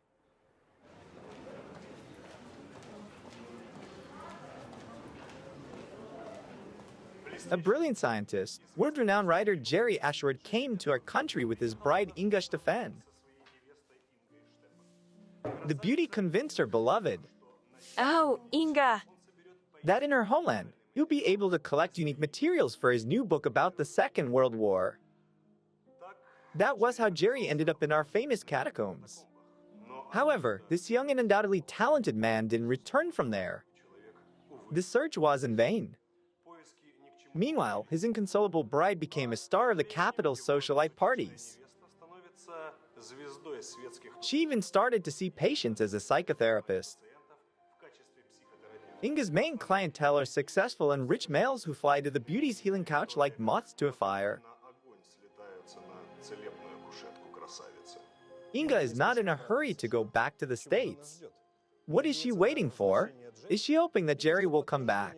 Or is she waiting for his death to be officially confirmed? Because the groom insured his life in her favor. However, Inga will get the money only if the groom's body is found.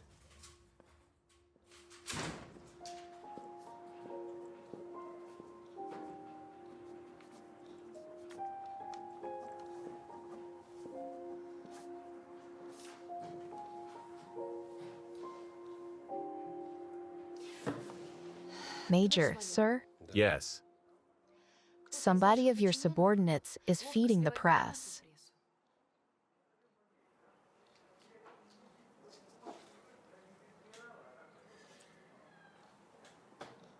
I trust my people.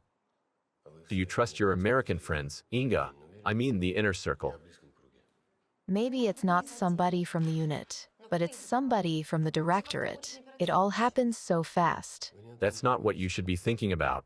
What are you going to do? What am I going to do? Yes. I'm going to work.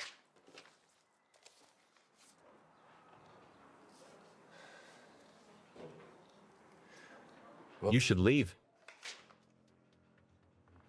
It will be better for everyone, both for you and for us, and for Andri too. Don't try to insult me because of my familial ties with General Strizik. Fine. You want to continue your PR at our expense, don't you? Great. Brilliant. Let's see how long this circus will go on. Change your tone.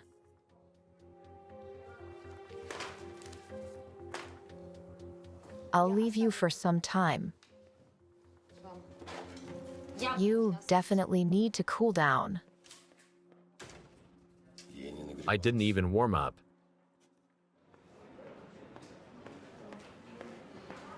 Good morning, ma'am. Good morning. Just call me Inga. I fell out of habit of using formalities in the States. Whatever you say, Ma, Inga. Yes. I'm going to get some coffee too. Great.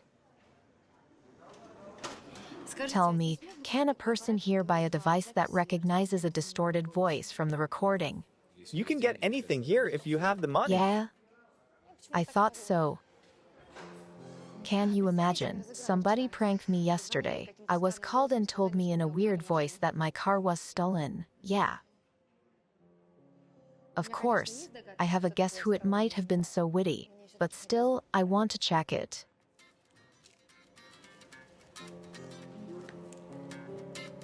I'm sorry. Inga, what about coffee? Let's do it tomorrow or some other time.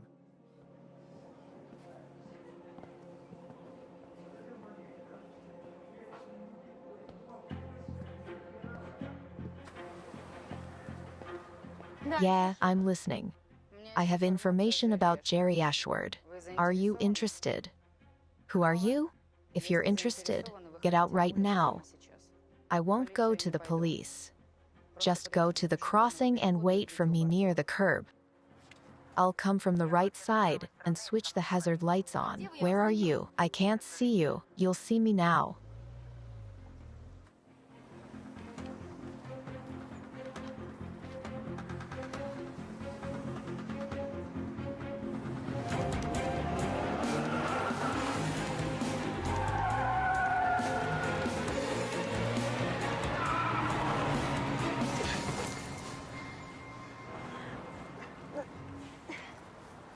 Are you mad? Usually not.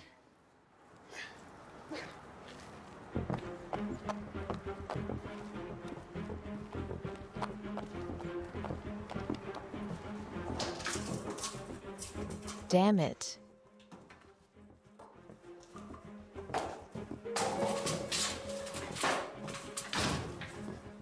I'm just interested. What's going on with you? What's going on with me? What is going on with you? I wanted to ask you the same thing. What is going on with you? Somebody has just tried to kill you. Kill me? Yes. I was just standing too close to the curb, and a car was speeding. That was it. Do you think that we're all idiots here? First, you urgently needed to talk with your FBI friend. Then, you were asking weird questions to Senior Lieutenant.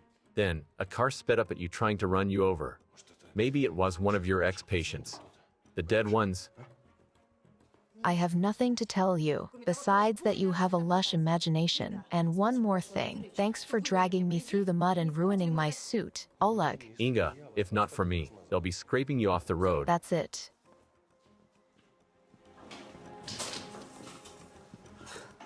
That's it. No, it's not.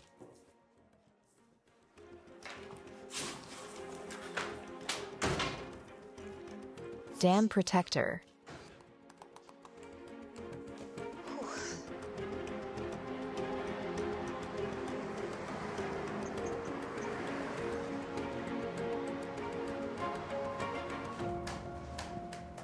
Do you have something?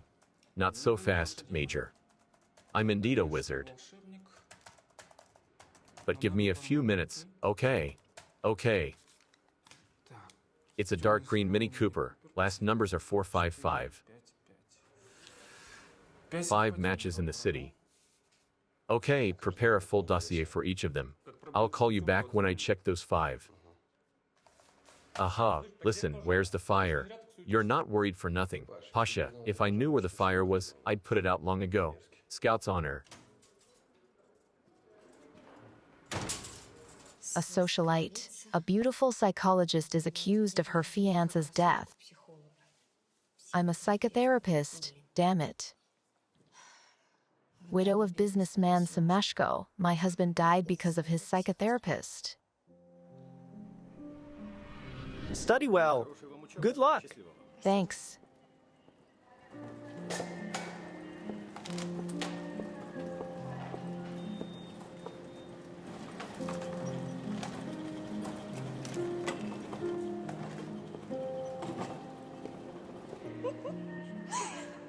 Yes, I am already in the airport. Yes, Slava. I am going to the Maldives. I want to change the surroundings. I'll cry for my video while nobody sees me. I'll call you back.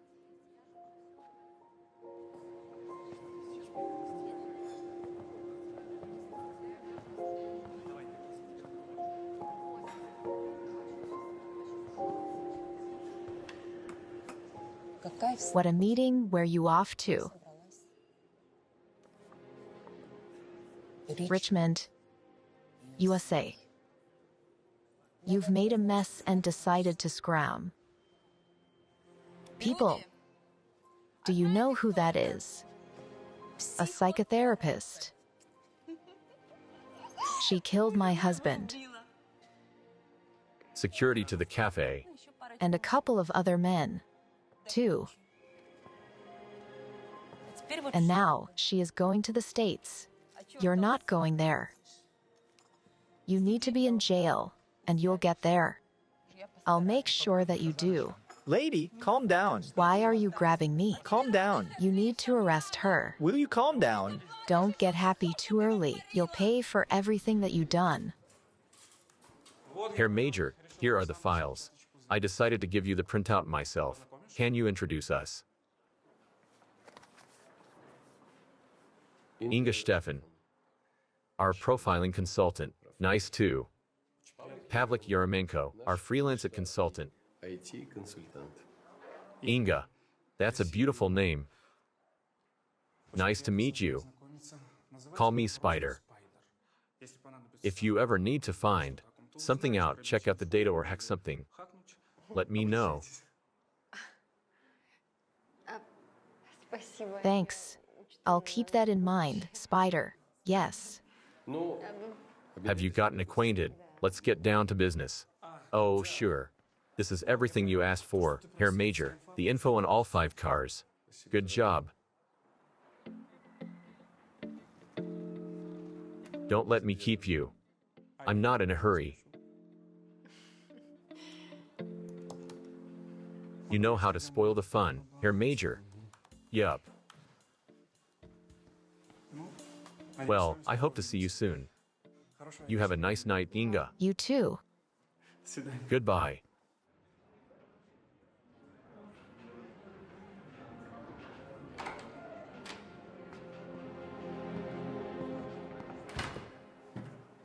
Inga, Pavlik brought me data about the Cooper owners. The car that nearly ran you over. Major, sir, this is enough.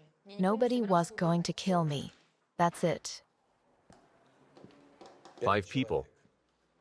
5. I'd start from this one.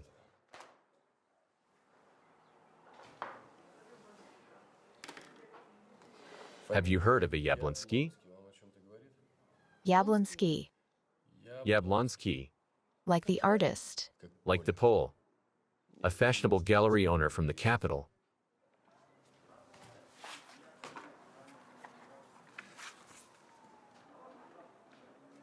Do you know him? Well, his face seems familiar. I think I visited some exhibition at his gallery. Did you talk? No, I was just told that he owns the gallery, and that was it. What? Nothing. We'll have to meet him.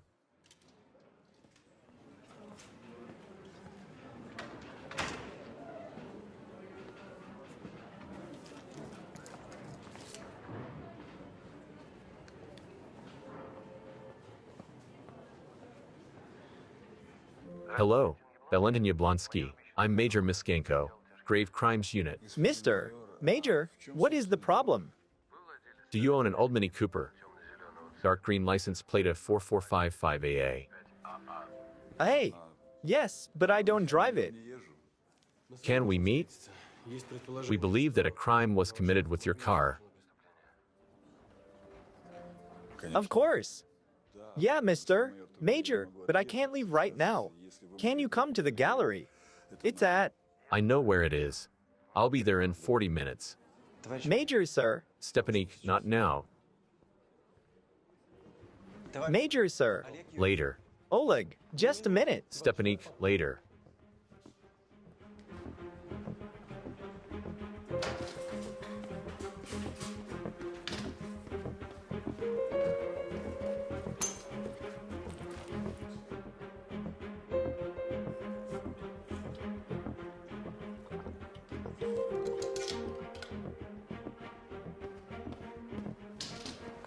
Stepanik doesn't usually drink at work. He didn't drink before.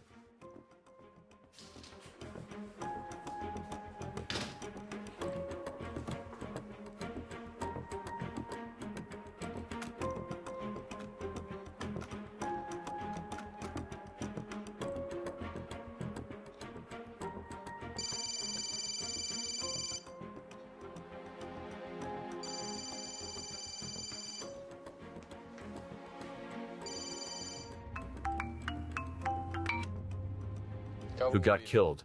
The firefighters found a body after putting the fire out. It's somebody important. They are calling us. Call the unit. I'm out now.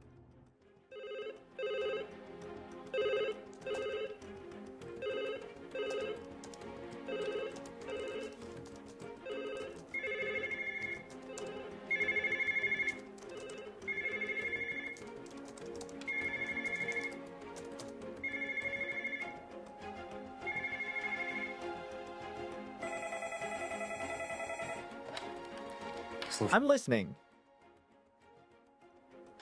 The address.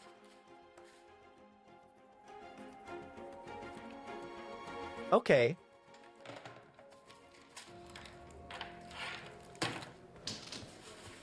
Captain, sir, it's an urgent call.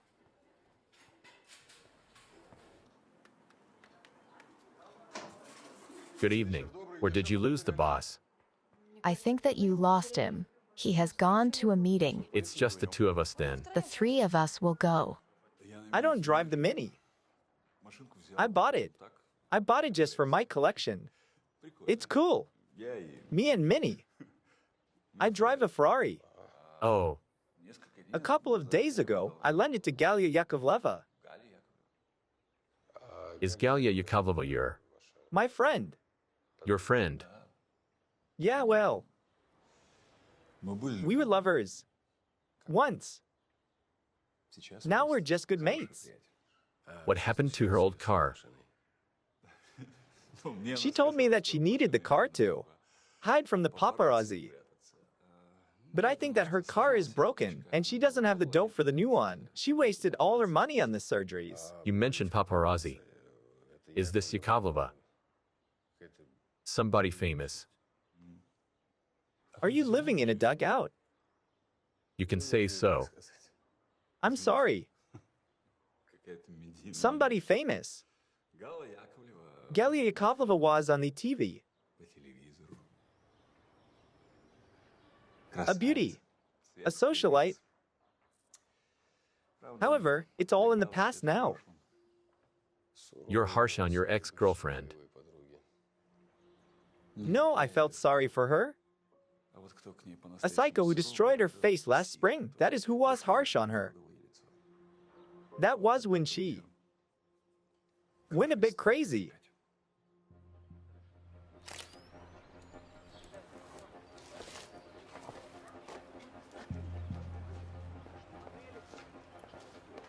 Hello? Hi, where is everybody? Where's Mishchenko? Well, what do we have here? I'd like you to be more polite. Captain, this. What? Was a living person just a couple of hours ago. Andriy Zakhark, 29, the head of a charity fund that's helping children with cancer. From the heart. A doctor. He knew people from the local precinct. He was identified by the hospice workers. The one in the next building. And what do you have to say?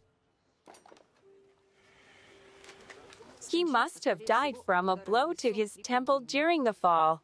There are traces of blood here. Besides, there is a trace of a blow to the face there. That must be the reason why he fell. I'll tell you the rest after the autopsy. So, we can assume that the murderer arranged an arson to hide the evidence. Who called the firefighters? Do you know? I do. A nurse on duty, Nalia Sherbakova. Taryn is talking to her right now. I found it out from the guys from the local precinct. Galia is my good friend indeed. I understand that you're working with Inga Stefan now. Well, yeah, there was a huge scandal a year ago. Galia's fiance was a racing driver, Okay, Igor Maltsev. He was Inga's patient, and he left Galia for Inga. Naturally, Galia was furious. aha. And then Igor died in a car crash. Police said it was an accident. But Galia went crazy. She was screaming everywhere that it was Inga's fault and promised to push her mug in. However, somebody got into Galia's face first. She was going home in the evening, a bit drunk, after some party. Some bastard splashed acid into her face. Sulfuric acid. Was the attacker found? Of course he wasn't. Galia didn't have time to see him. And while she was staying at the hospital drowning her sorrows in whiskey, Stefan left for the States. Yakovleva was doing plastic surgeries all year and wasted all the money she had inherited from her 3 husbands. Did plastic surgeries help? It's an interesting question. She was repaired well. Well indeed, but she lost the spice.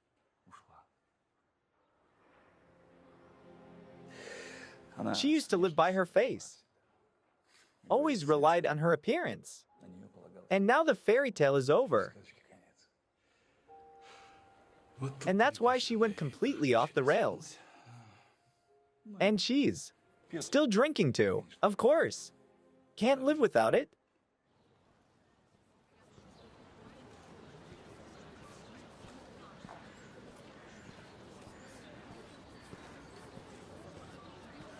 Stop. You can't go there. Who's the boss here? Let me through, I work here.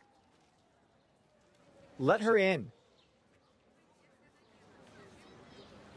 Sasha. Hello? Hi, Elena. Do you know her? Of course. She is our lawyer. I mean, our funds lawyer, Aliona Shelzenko. Save my number. I called you. Please call me back as soon as Yakovleva contacts you. Of course. Of course, I understand. We're talking about an attempt on police officer's life. I understand.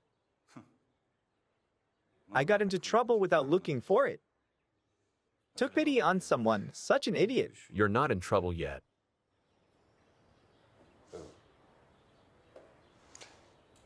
I was talking with my friend on the phone. I went outside and saw smoke coming out of the warehouse. I called the firefighters and waited on the street. I didn't know that Andriy was inside. Okay. And who else was here at the time? The patients were. And Suryaza Shmedov, our nurse? His younger sister got sick, and they don't have parents. Today, he brought her to us for palliative care. So, he sat in her ward. Did he send his sister to a hospice? Is it that bad? Yes, it is really bad. Shmedov and Andriy and Zakhar were arguing about that all day. Why were they arguing? Zakhar. He refused to give Shmedov the money for his sister's treatment. I mean, the money from the fund. They were quarreling so much today. Did they have a fight? No, they didn't get into it. When exactly did their argument happen? It was after 2 p.m. They gave Andriy a bad time today. They? Who are they? Shmedov and Shelzenko, our fund's lawyer, you saw her in the yard. They were getting under Andriy's skin all day.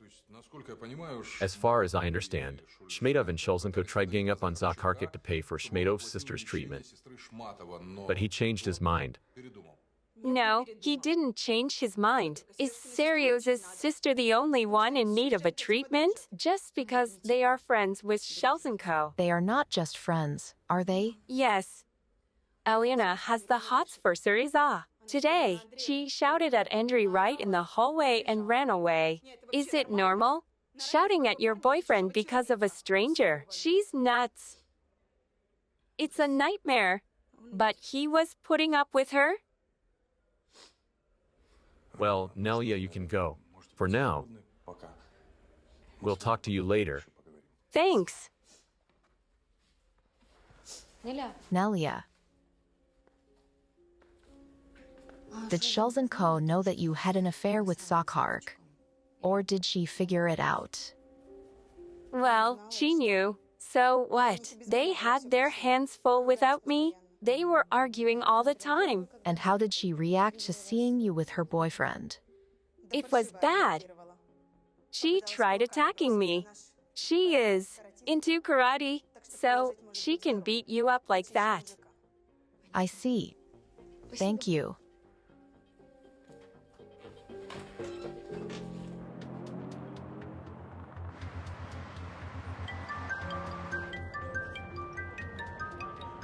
You should have thought about your daughter earlier. And now, don't get in my way, honey. Will we be there on time, Chief? As soon as we will. It's better we get there fast. Or better yet, yesterday.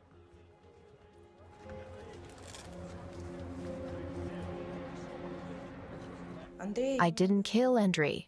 though I wanted to do that sometimes. Is it because of his cheating? Do you mean Shcherbakova? She wasn't the first and wouldn't be the last. So, you weren't jealous, were you? Shcherbakova says that you almost beaten them when you caught them. It's just her imagination is too rich. No, I wasn't jealous of Andrei anymore. It was just repulsive. We'd break up with him anyway. But you still wanted to kill him. Why? Because of his attitude towards people. He was too principled. The fun could make an exception for Sergei's sister. But Andrei wouldn't budge. Fine.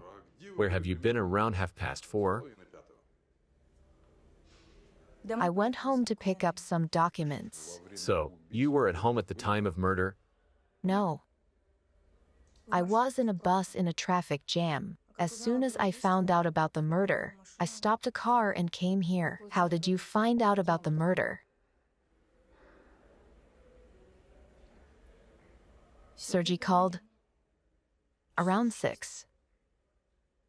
He said that there was a fire at the warehouse and Andrei was found there, murdered. No, he didn't say that. He said Andrei was found dead after the fire. I found out that he had been murdered here. I see. Well, Alyona, you can go. For now.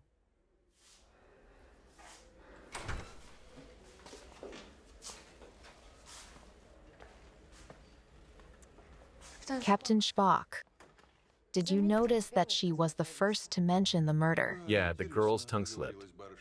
Yep. Well, it's time to listen to Shmedov. I have nothing to tell you. I didn't kill him. Though I wish I did. So you confess that you wanted to kill him. I do, but I was too weak for that. And somebody wasn't. You made a mistake, Mr. Shmedov. You mentioned the murder when calling Shelsenko with good news. I only told her that the warehouse burnt down and that Zakharkik was found dead there. That was it.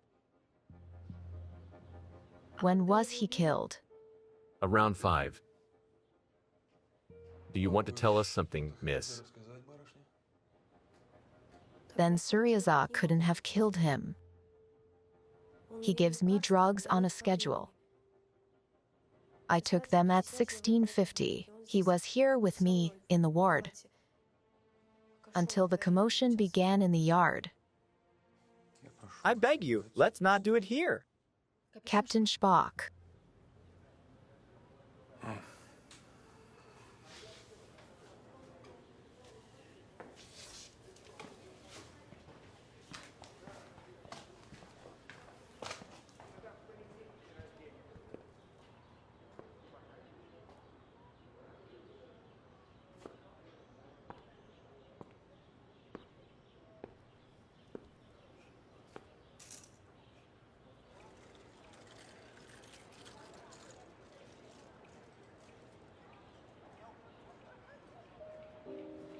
Alyona, have you been in the capital for long? For 3 years now. When did you move here? A couple of months ago. You know you. You've changed a lot. I am 10 years older. I don't mean that. You see, you'd never tell anybody that he's too principled back then, and you wouldn't tolerate cheating. I grew up Sesho. What about you? Me? If you mean principles, then according to your adult scale, I'm still a man of principles. Are you a police officer too? No, I consult police on some issues. You're a profiller. Yep. Cool. I like movies about them, about you so much. What do you think about my brother? Do you consider him a murderer too? I think that your brother is hyper-responsible towards you. Did you lose your parents early? Yes. 5 years ago, I was 10, and Suryaza was 19. He studied in the medical institute. It was an accident.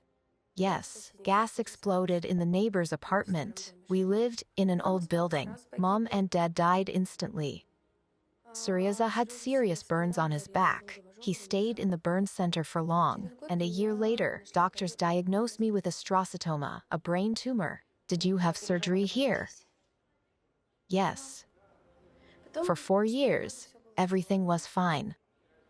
And a month ago, I felt bad again. Suryaza is trying to protect me. He thinks that I know and understand nothing.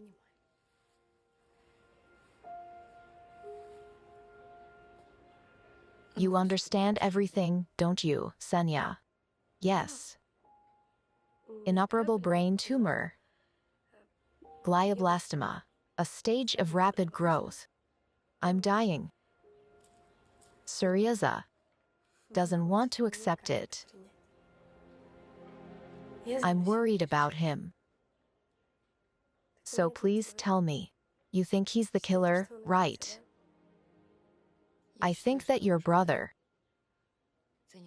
values your life over anybody else's.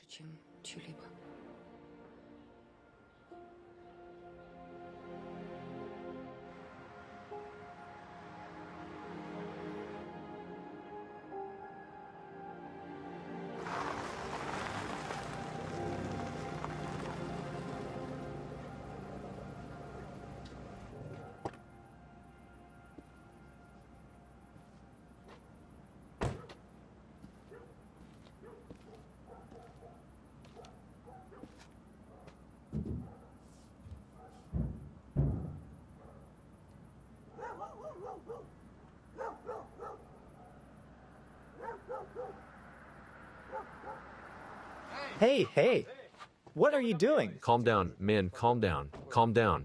Friendlies. Major Mischenko, Directorate General, Homicide Desk.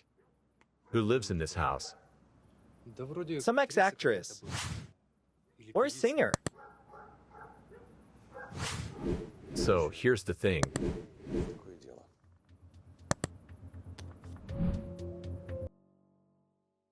Episode 4.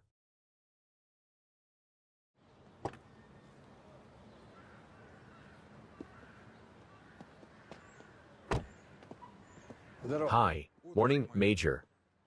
We have a new case. Did you hear about it? I did. There is one more thing. Stepanik won't come in today. He wanted to talk to you yesterday, but you were busy.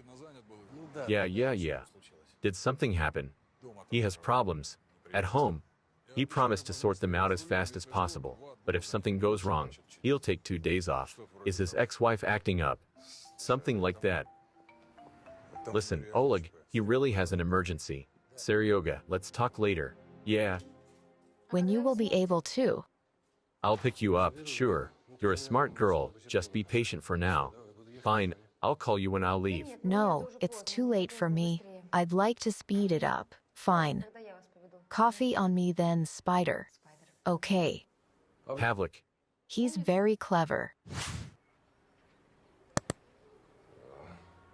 I called my mom. Modia is tiring her out. She turned out to be a hyperactive beast. I have to take her back home. Modia, Matilda, a Yorkshire Terrier, remember? I gave her to my mom for a few days. So, what did you call Pavlik for? I asked him to find some info on one of the people involved in our case. You told me yourself that he was our consultant, freelance. Great. Get me up to speed, preferably with details. Yes. Zakharchik's autopsy report is ready.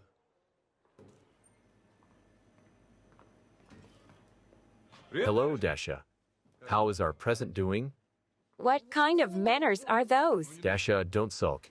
Do you have aspirin? I have a terrible headache. I don't. Hi, Dasha. What do we have here? Well, traumas of the face and temple are intravital, inflicted not long before death. However, the cause of death is suffocation. What do you mean suffocation?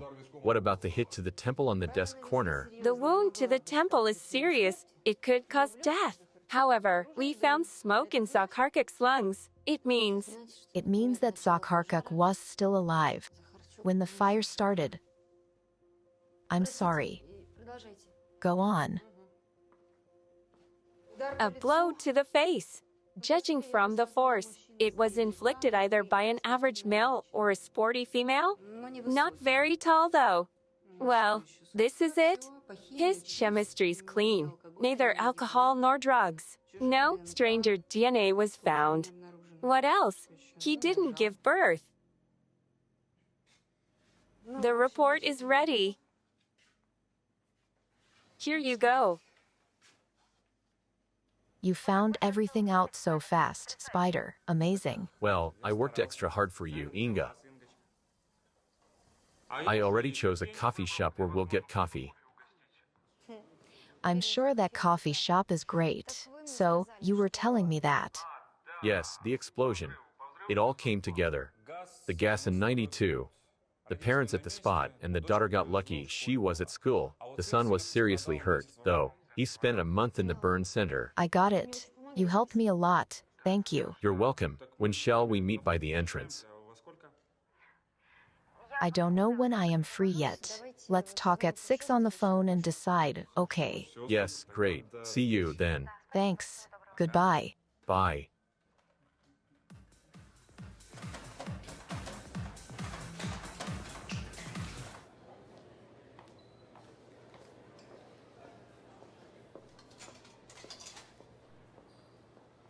Sasho, what kind of sport are you into?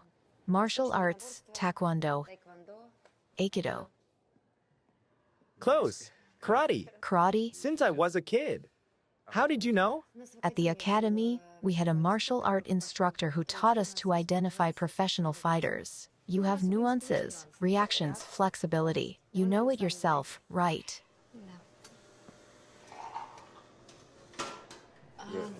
It's none of my business. But if I were you, I'd tell the higher UPS that you know Shells & Co. as soon as possible. How did you find out? Fine. Major was out yesterday. I planned to tell him today. I just don't know how. Let me tell him. Deal. And yet, how did you find out? I'm a shrink after all. Although, your colleague Captain Spock believes that these are nothing more than Broad's fantasies. Have a nice day. Likewise. And the circle of suspects is very small, I'm telling you. So, I am saying that Shmedov certainly has an alibi. His sister said that at 16:50, he gave her a pill on schedule. Yeah, it's interesting, isn't it? What's interesting? That the girl remembered the exact time. Usually, patients like her take strong drugs that affect their consciousness. Their heads are a mess, roughly speaking. Still, Shmedov has an alibi, even if it's flimsy. And Shells & Co. has nothing. Therefore, I think that we should press on Shells & Co. because it's purely a Broad's thing. A boyfriend freshly caught cheating. She could get into Zakharkik's face and get him good in private. She does karate. It's easy to check. Why waste time, then? Ask Senior Lieutenant Terran. Why should we ask Senior Lieutenant about Shells & Co.? Because Senior Lieutenant has known Shells & Co. for a long time. It's obvious. Doesn't Terran's personal files show that he did karate? It does. But it doesn't mention that he knows Shells & Co. well. Let it be my Broad's thing. Therefore, I wouldn't recommend sending Terran to interrogate Shells & Co. I think that Captain Spock will be more objective with her. And Terran can interrogate Shmedov. Any more instructions, ma'am? Excuse me, Major, sir, but I insist that Terran should interrogate Shmedov. I want to check a theory. I'll explain. So the traffic jam had dissolved by 4, right? It wasn't too bad. It means there was a chance to get there in half an hour. Yeah, that's it. Thanks. Were you talking with the traffic police? Yup. And what do they say about Shells & Co.'s alibi? They say there was a traffic jam, but only until 4. So Miss Chelsenko doesn't have an alibi anymore? It means that she could be at the warehouse by 16:30, with all the following consequences. Yes, Captain, sir. Listen, Lieutenant, you're a karate black belt, isn't it? Can you tell me whether a small woman, but a good karate fighter, can knock out a big guy? Are you talking about Chelsenko? Does she do karate? Is she any good? Alyona has been into karate since 5. We went to same martial arts school. Yeah, and she can, as you said, knock out a big guy. We were taught to control and calculate the force of the punch. Any more questions, sir? Lieutenant, it's not your first case. Why didn't you tell us right away? You knew that it will come out. Major was out yesterday, and I didn't have time to do it today. Did you see the coroner's report? I did. An average male or a sporty female? Captain, sir, I assure you that my acquaintance with Alyona won't stop me from working the case.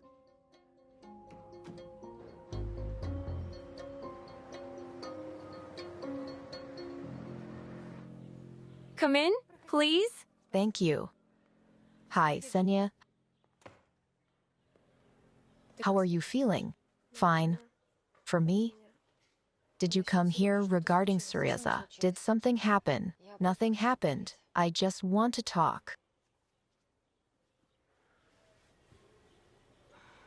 Does it hurt a lot? Quite. Senya, I checked when you were admitted here. You were prescribed morphine in quite large doses. Doesn't it help? The nurses say that patients usually fall asleep right away on such doses.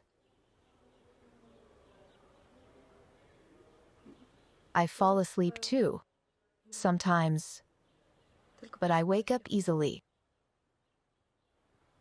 Were you sleeping yesterday too? This is why you came.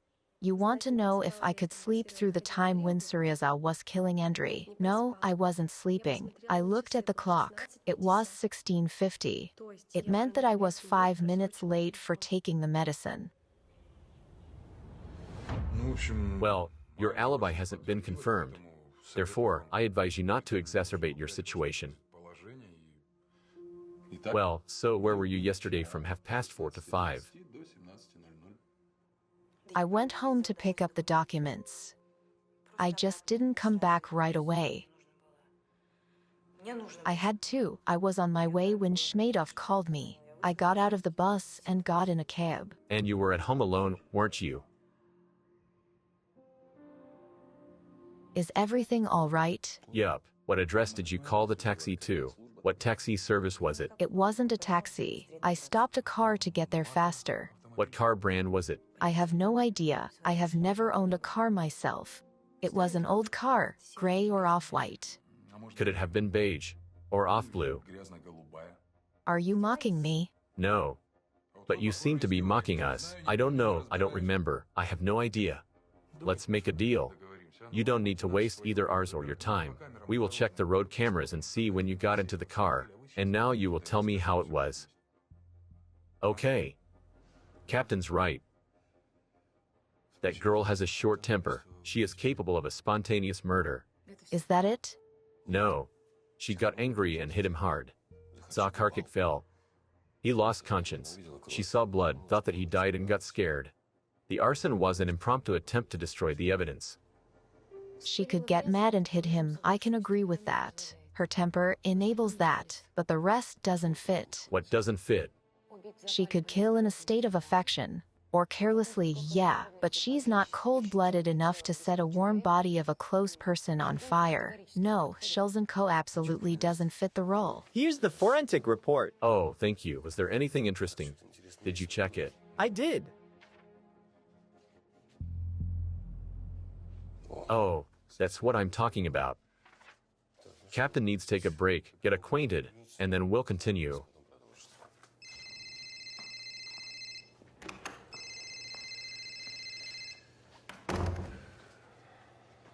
Good afternoon, Lieutenant.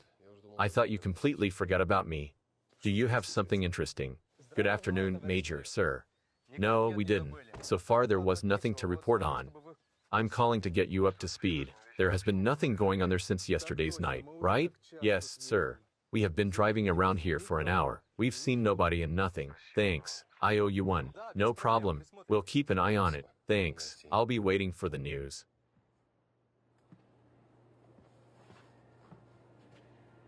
Where the hell are you, Madame Yakovleva? I'm even somewhat worried for you.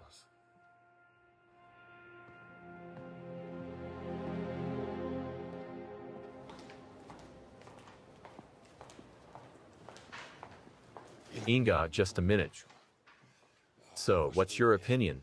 You saw the suspects right after the murder, then after a day. What do you think? I think that Shmedov and Shulzenko are either hiding something or protecting somebody. In any case, I'm sure that one of those two is a murderer. Is it your intuition again? Yes. Well, one of them is definitely a murderer. I won't do that. It's unethical from any point of view. I know how it looks, Sasha. But we need to figure it out. Think of it as an investigative experiment. I can say it once more. I won't cry for Zakhar. He was an asshole. But I didn't kill him. Why are you calling him an asshole? As far as I know, he was acting according to the fund statute, nothing personal. This is exactly what he said, nothing personal. I can see that you're principled too, right? I don't consider it a flaw. Go on.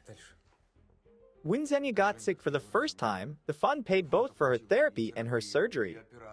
For 4 years, everything was fine. I even began to calm down, and then bang! An inoperable tumor. Do you understand what that means? If the treatment isn't started immediately, she will live 6 months at the most. 6 months, and she's only 15. But Zakhar, Xenia is just 1 year older than the children that the fund helps, right? Zakharka could make an exception for her. Besides, you're their volunteer. that's right. This is exactly what we told him. You were friends. Did you listen to Shkerbakova? Alyona is a great person, and Zakhar couldn't shine her shoes. She should have left him long ago. Shmedov, I can see that you fell for Shulzenko. Big time. It's none of your business. But why? Look how everything fell into place. She doesn't have to leave anybody. And you got a jackpot. What do you mean? I mean that. Your rival, who was an asshole, is toast. Literally. You can ask Shulzenko out tonight.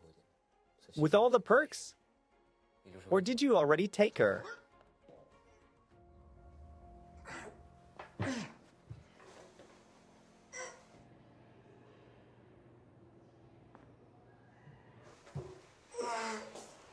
Are you happy? We'll continue, right? Yep, thanks.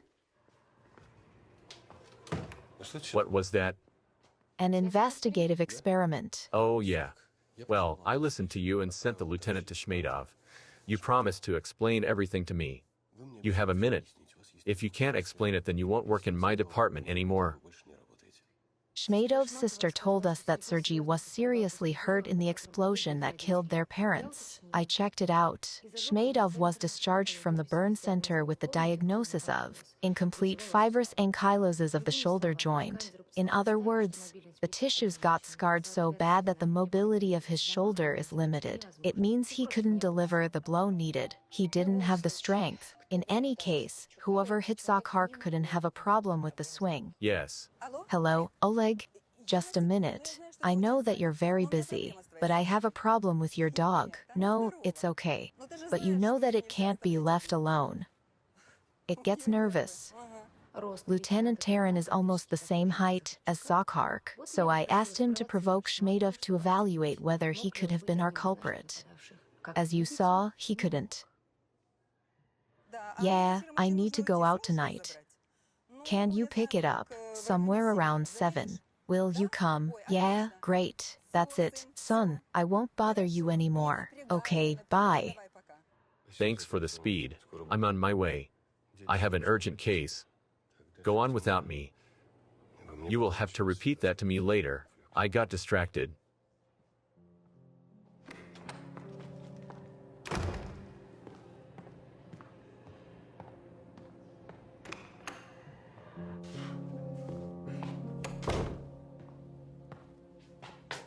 Is this a tactic? Make witnesses wait for hours.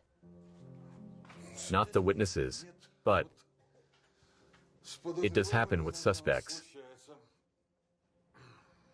Alyona, can you please show me your warehouse key?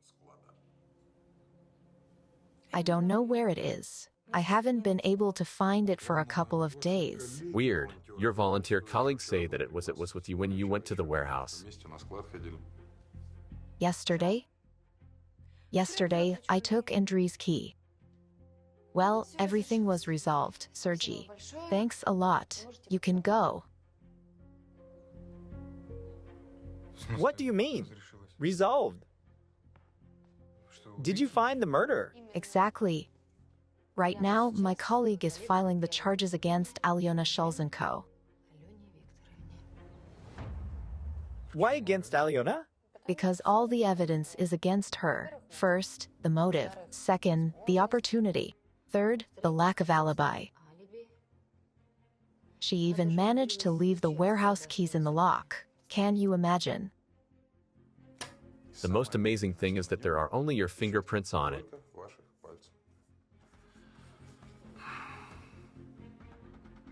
Miss Shelzenko, do you realize that I can charge you of murder?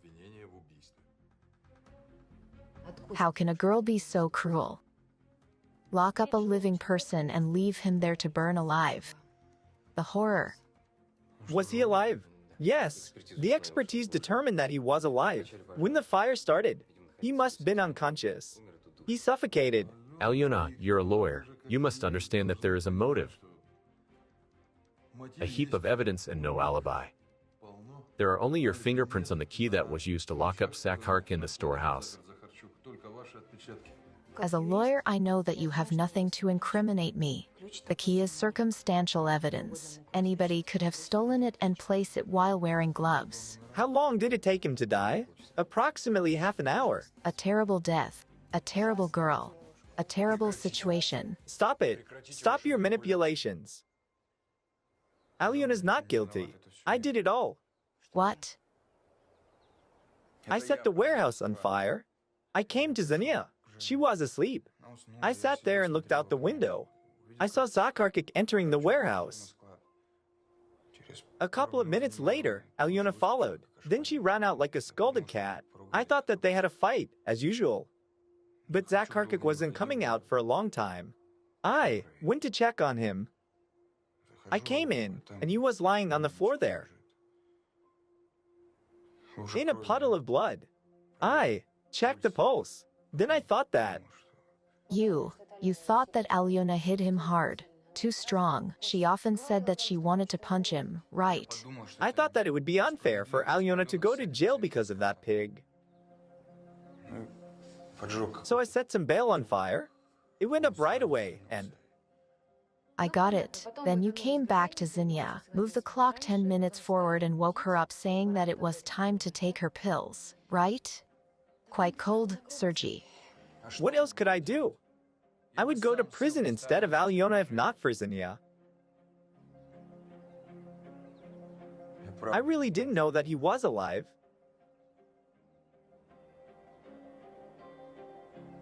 Allow me to see my sister, and then I'll write an admission of guilt. Let me see my sister. She only has a couple of months left.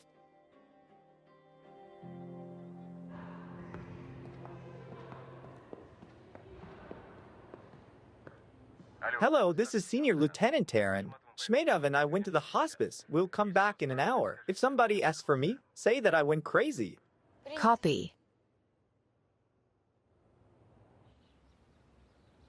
However, even in this case, I may charge you of murder.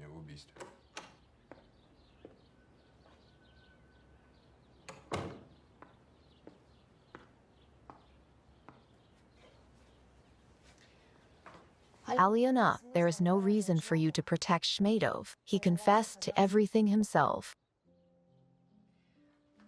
Shmedov saw that you followed Zakhark into the warehouse, and then got out of there instantly. Then he came in, saw Zakharkik in a pool of blood and supposed that you had a fight again, but you finally hit him this time. Well, hit him too hard. Shmedov couldn't feel Andrey's pulse. Therefore, he drew a logical conclusion that you killed him, not intentionally, of course. Then he realized that he had to protect you somehow. Sergei decided to protect me? Yes. First thing he decided to do was to set the warehouse on fire, just in case, to hide the evidence that you surely left there. Then, set one of the bales on fire and locked up the door to be sure, with the key that you left in the lock, by the way. However, Shmedov was sure that the key belonged to Zakharchuk. So, Sergei killed Andrei. Killed him because he thought that I already killed him. Yes. Sergei was sure that he's setting a corpse on fire. When I came home, I realized I didn't have the full set of documents. I realized that I left it at the warehouse.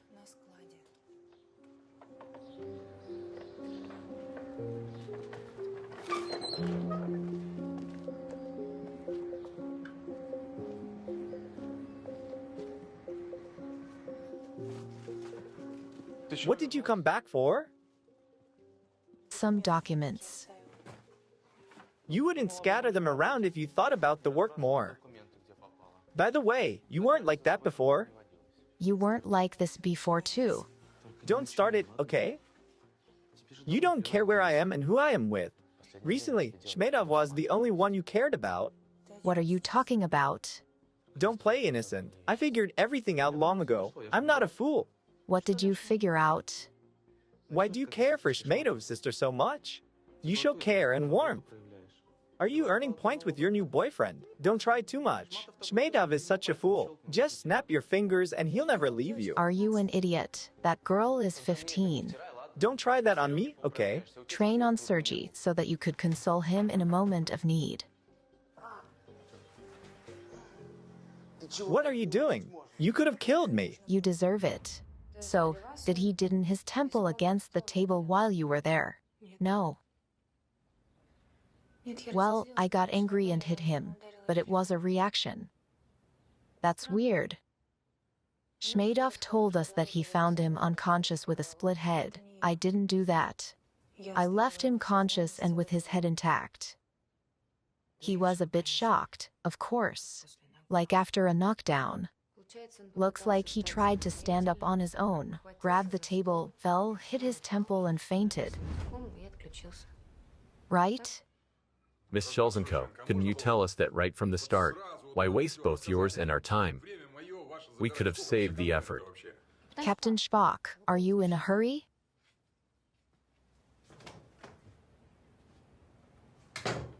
Sorry. You were afraid to say too much to keep him out of trouble, did you? Why were you so sure that he was the murderer? You must have thought that he got desperate and solved the problem dramatically.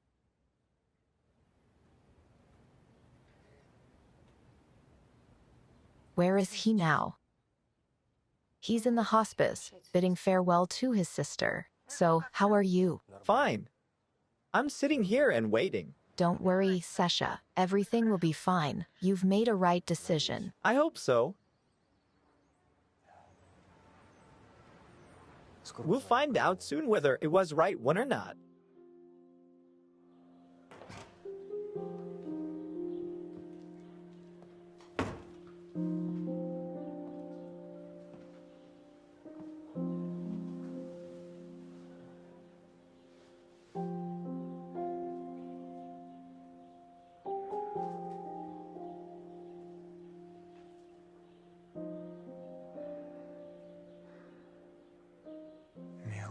Kid, wake up.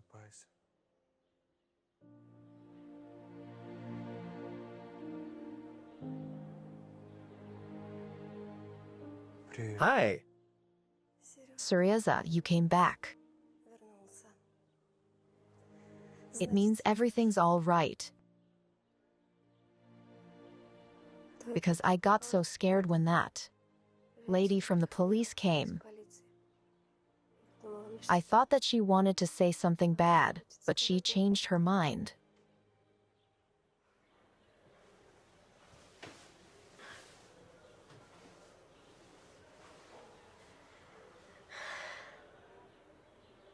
Suryaza.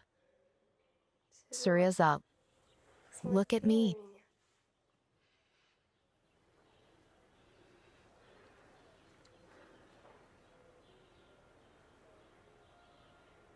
It means that everything's wrong.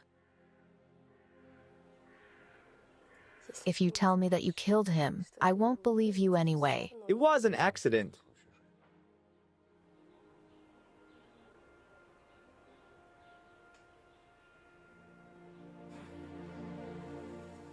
She's good, that profiller.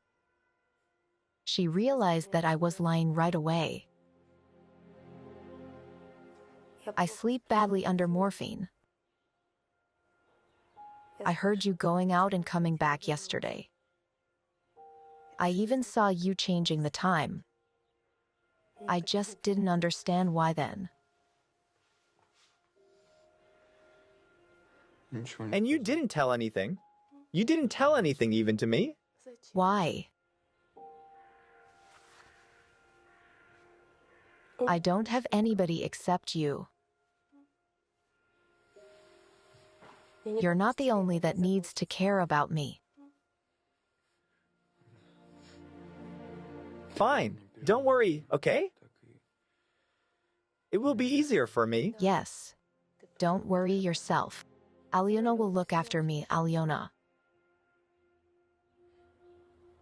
Is she okay? Yes, she's okay. Do you love her? Yeah? You do. I do. But you see how it turned out. Quit whining. You have good chances. I'm serious. I read a book about female types. Aliona is a type that needs to care for somebody or to protect someone. So you're in, bro.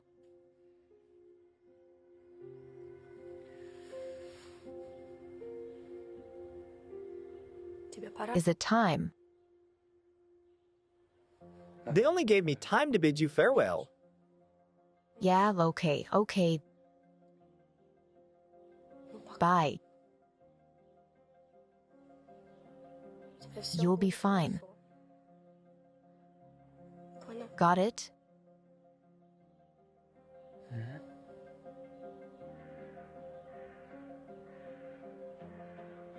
You're the best brother in the world. I'm sorry for what had happened. For leaving you alone.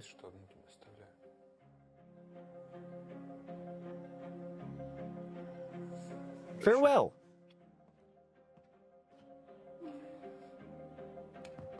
Suryaza, Yes. I love you very much. I love you too, kid.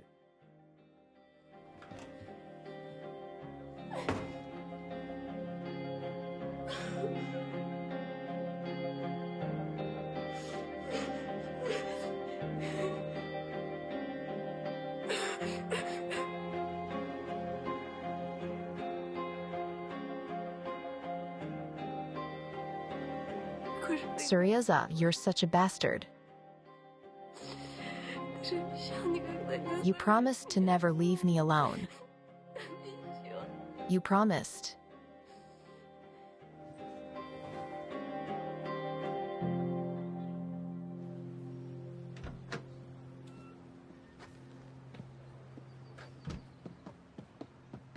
Let's go, Lieutenant.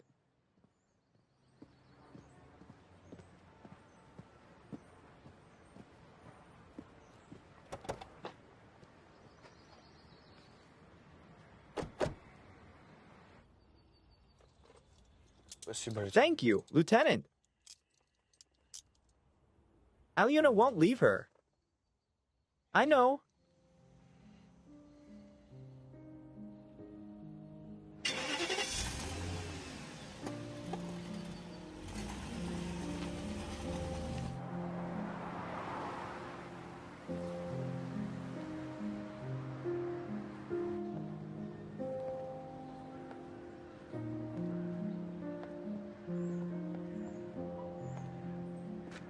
Syriza, hi.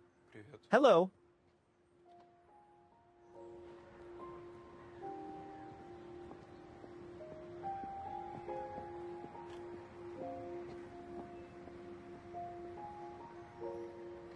You shouldn't have done it.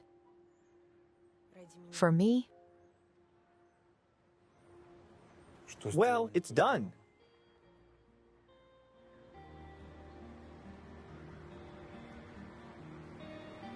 Senya will be included in the help program. She's gonna get treatment. Do you hear me? Thank you.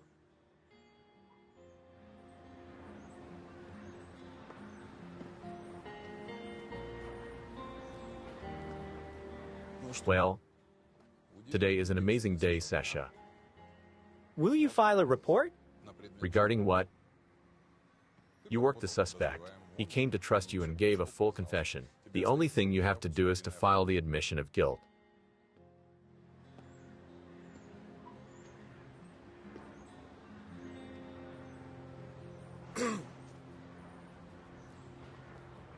Well, are you ready, Mr. Shmadov? I am. See you later, Syriza. I'll definitely come by when they let me. With good news.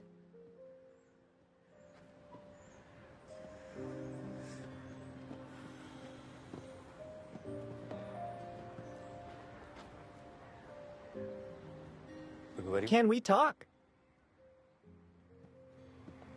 Thanks a lot, Sasha. It's nothing. You were right.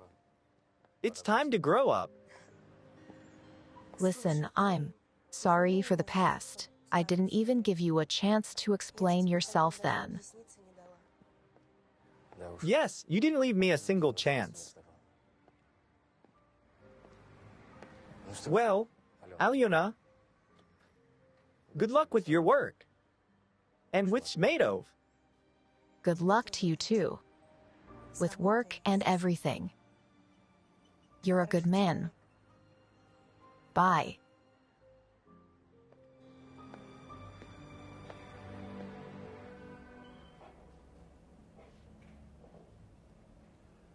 Good evening, Inga.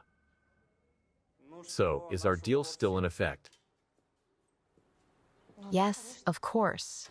A deal is a deal. Let's meet by the entrance then. When can I expect you? Give me 10 minutes. Amazing. Okay, see you then.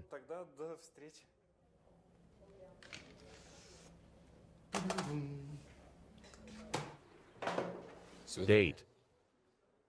No. Just coffee with a friend.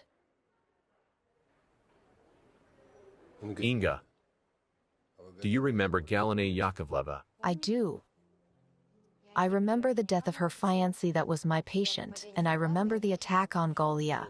Apparently she has been dreaming to get back at you for a year, and yesterday she almost succeeded. Do you really think that Galia tried to kill me? Isn't it funny for you too? No, Who are you kidding? I'm not kidding. I beg your pardon, Oleg, but I need to go. I don't want to be late. Thanks for caring and have a good evening.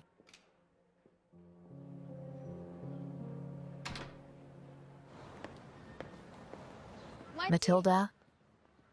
Hello? This is Matilda. I didn't confuse anything, did I? No, miss, you did not. My son stubbornly calls her Modia, though. I believe it lowers the social status of a purebred animal. What do you think? I totally agree with you, Matilda. You're so nice. Mom.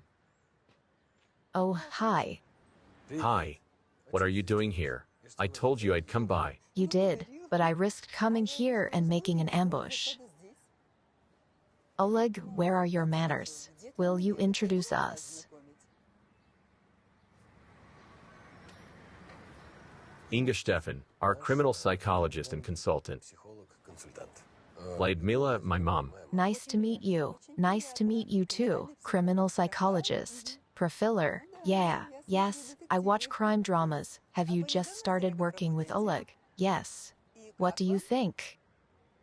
He has a bad temper, for sure. Mom, stop discussing me. Come on. Fine, fine, I won't.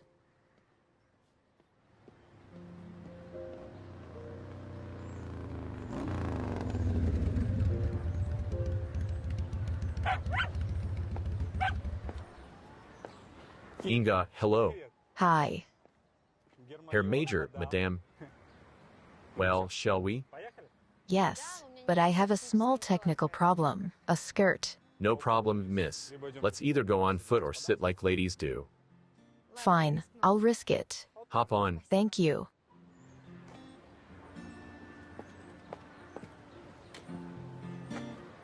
Herr Major.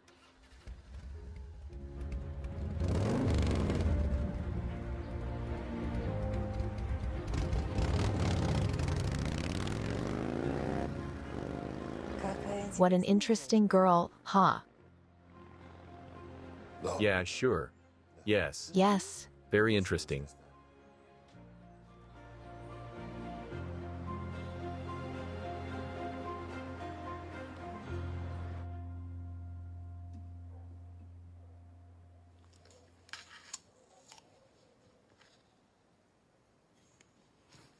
Attack on Galina Yakovleva.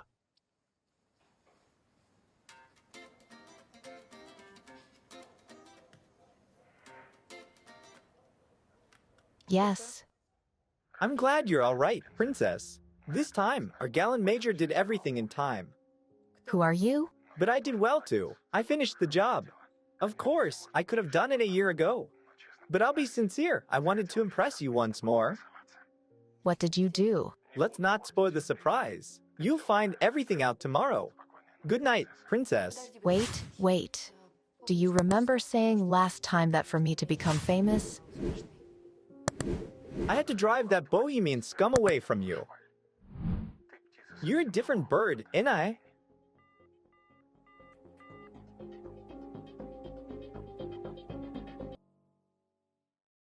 Episode 5. Good morning, Auntie Clava. Is the border secured? You must have been sitting here all night, not letting a single enemy through. You may laugh, Inga. You'll know what insomnia is when you're old. Right? Tell me, what's up with me? With you. Yeah, you're always up to date with the latest news. Maybe I missed something. Nothing. Nothing for sure then. You'd tell me otherwise, wouldn't you? Have a nice day, Auntie Clava.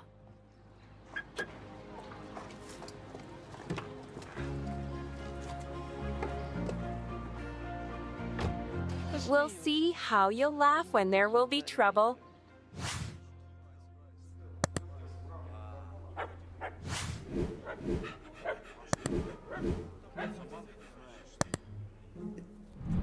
Come on, catch it.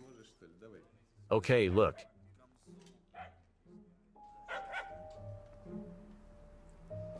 It's a serious dog. Fit for a dude. Will you wear it in a pocket or instead of a collar? Sergey, is it something urgent? We're busy training.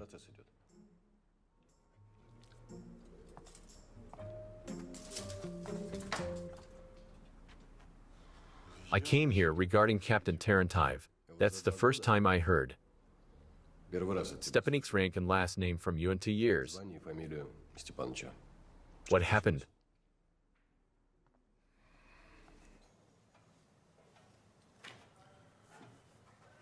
Look, Lieutenant. Captain Tarantiv is a brilliant detective and a decent person. Major General, sir. Department of Internal Investigations. Received a clear signal with clear facts. In this case, it is workplace drinking and absence during working hours. And I'm here to check this information. Okay, Lieutenant. I'll check my kitchen myself. If I'll find the mold, I'll clean it up.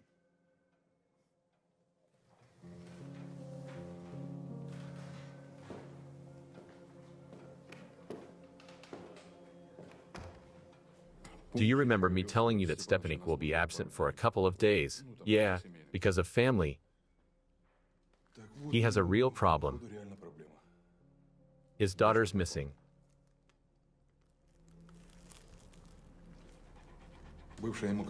His ex-wife called him and he got drunk right at his workplace. With vodka? Does he keep it in his drawer? What difference does it make? He did it right in front of astonished audience. Just great. Listen, Sergey, keep calling him and keep me in the loop. Yeah. Right away, Major General, sir. Yes, sir. Strizik is summoning me. It's urgent. What are you looking at? Had enough? Andriy. Oleg, do you remember our talk when you became the head of the desk? You got great detectives but difficult people. And your task was to make them a team. I think you've heard me. And what do we have now? One of your employees filed a report against another. Both are being checked by the Department of Internal Investigations. And a shame for the whole city to see. What if all of this is confirmed? How?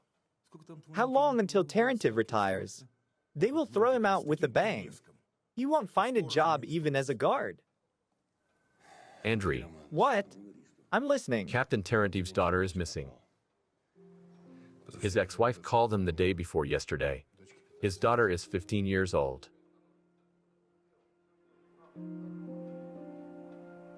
I see.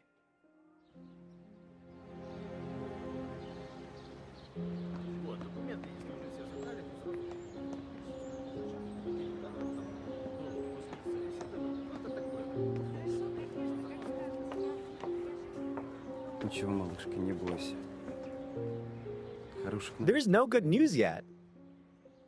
But there's no bad news either.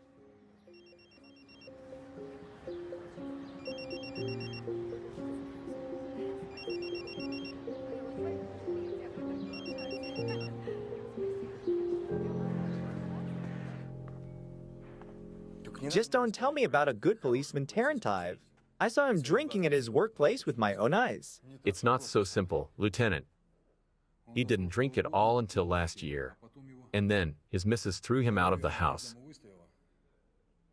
Can you imagine? The guy comes home from work and his suitcase is by the door. She changed the locks too. Did she throw him out because he was drinking? Not at all. I know his Marina well. She's an ambitious lady. She was scooping out his brains bit by bit, so he started drinking a little bit. What happened next? Next, Stepanik was crashing at his friend's for a month, and then he was given a room at the directorate's dormitory. I feel that Stepanik got into serious trouble. Something happened. His daughter is missing. Then the ex-wife ran to Stepanik. She remembered that the girl actually has a father.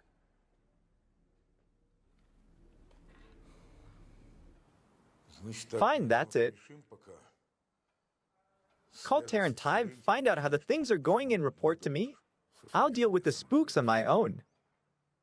And tell me about your decision on whether the senior lieutenant Taran can continue to work in your department, Major. You can go. Yes, sir.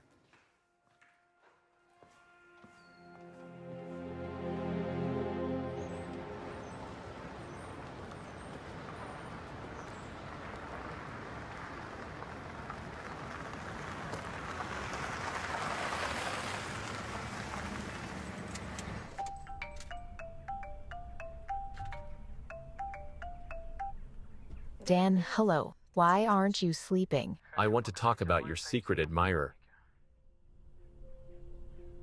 Did you find something out? Not really. I found the place where he took the photos. It's a market opposite of our cafe. I may pinpoint the place up to a square meter. And And that's it. There are no CCTV cameras there. I watched the records from the closest camera. There were a lot of people there at the time, and nobody with a camera. Well, with a visible camera. Sorry that I couldn't be of any help, Stiefy. it's all right, Dan. Both of us understood that chances of finding that photographer were slim. In any case, thanks for your help. Rest up. Something happened. I'm great. And stop calling me Stiefy. Kisses. I love you and I miss you. Come back soon. I'm telling you, Captain Tarantive is not here. If he's not here, then I need to see his boss. Inga, this lady is asking for Captain Tarantive. Good morning. Morning. I'm Inga Stefan, Captain Tarantive's colleague. Did something happen? Yes, it did. Don't worry. Tell me about it. Senior Lieutenant Taran. Good afternoon, Major, sir. Please tell me, is filing reports against your colleagues while bypassing your direct superiors your personal know-how? Did you give up one of your own?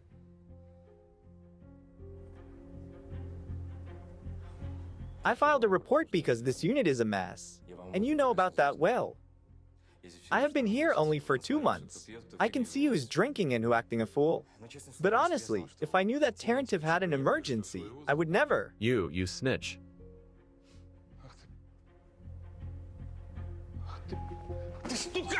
As you were, Captain Spock. Okay. Your next report will be about your transfer. You can start writing it now. Major, sir. As you were.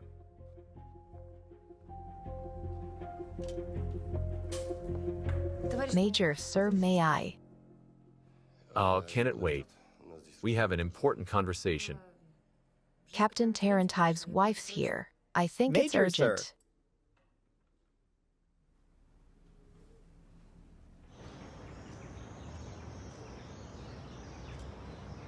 I told you I'll get it. Thanks, hello.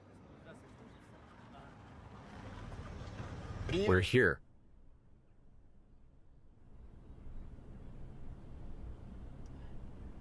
I'm fed up with looking for it. What kind of firm is that? It's a modeling agency. You're quite a model. We just need to freshen you up a bit. Somebody's mug needs freshening up.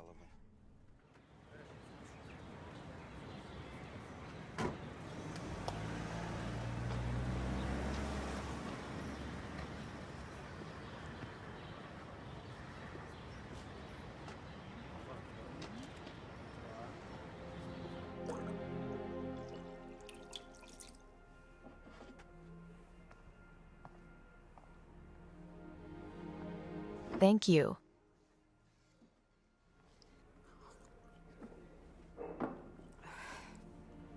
Lara is very determined. She convinced herself that she'll become a model, and that's it. She has been running around those modeling agencies all year. She even had castings. She showed me pictures. So beautiful. Did she work with some agency on a permanent basis? No.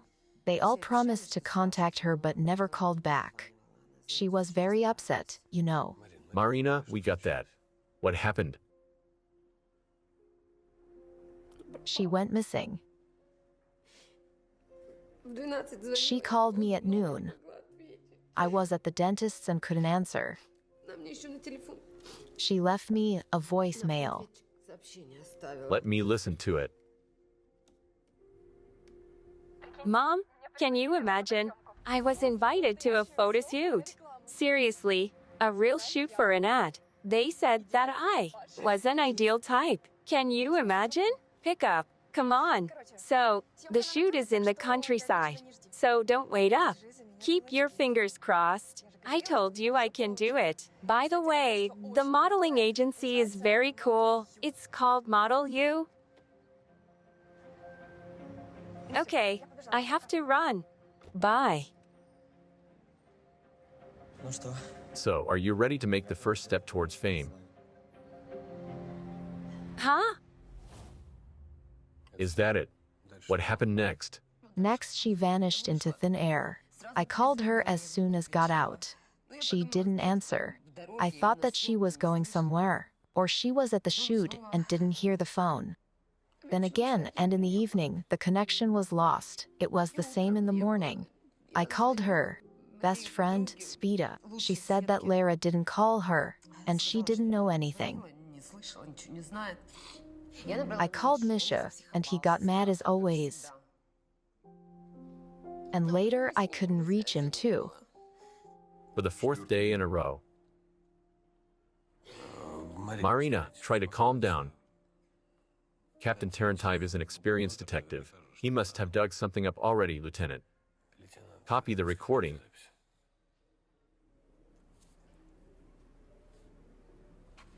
Marina, tell me, is Lara a sociable girl? Is she easy to get along with new people? Sociable? Not quite. She has only one friend, Spida. Why are you asking? About men? No, she didn't even have a boyfriend. You know, she used to say that career was more important now. She is so smart. Okay, Marina. Stop winding yourself up. Go home and try to calm down. Inga, see her off, please. Yes, thank you. Let's go. Goodbye. Goodbye. Goodbye.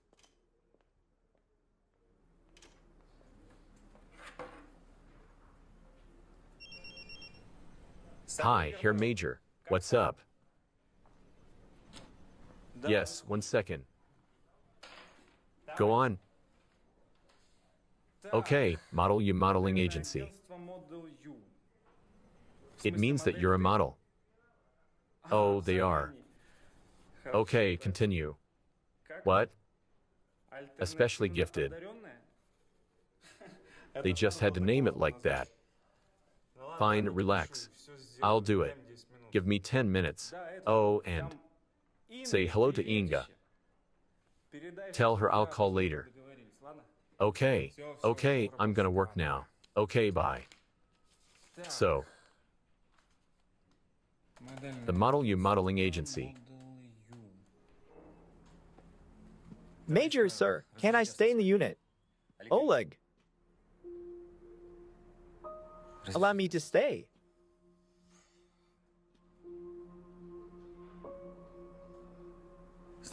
Find that agency. Go there, find Captain Tarantive and work with him after that. You can go. Oleg, are you mad? Why the hell do we need this snitch? He's already helped Stepanik enough. Sergey. That's it. I'll send you the information on the agency as soon as I get it. But other towns are beyond our jurisdiction. Oh, really? As if we didn't know. So you're going there as a private person to find Tarantive, work together and come back together. And then you'll backdate a vacation. Go. Thank you. Yes. Why us? Fine, give me the address. An unidentified body, not you. An unidentified body was found on the Pashini Island. I don't understand why. The local cops are calling the directorate. Okay, yeah, bye. We'll get there and find out.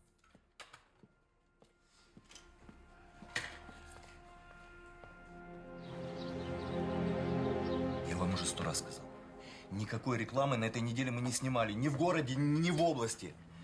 И из столицы тем более. К нам никто не приезжал. I lock you up for 7 years for managing a brothel. Can you hear me? Our conversation is not over.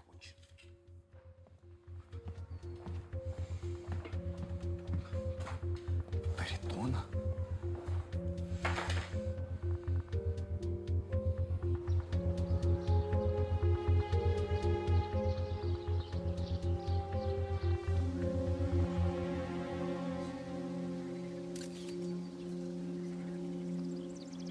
Hello, Major. Long time no see.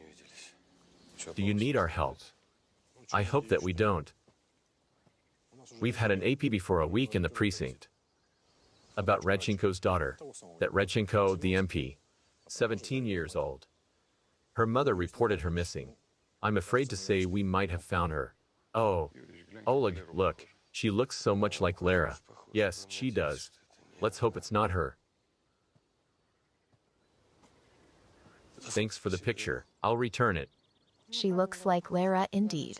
I got scared at first. Who is she? A daughter of an MP. Katerina Redchenko, 17 years old, went missing 6 days ago. It will be a lousy case. A lousy case indeed. A girl died, almost a child. Don't teach me how to live. Better help financially. If you don't get what I'm about, better be silent. It's not just a girl. It's a daughter of an MP. It means we'll be under pressure from all sides. Did you have a heart-to-heart? Dasha, do you have something to say? So far, I see signs of dehydration, traces of intravenous injections on the arms. Time of death is about 15 hours ago. Junkie? Maybe. Captain, this is the moment for your lame joke. Autopsy will show. Excuse me. Can you take a couple of pictures that wouldn't show that it's a corpse? Imagine that it's a photoshoot and the model is sleeping, okay? Fine. I'll do it. Thank you.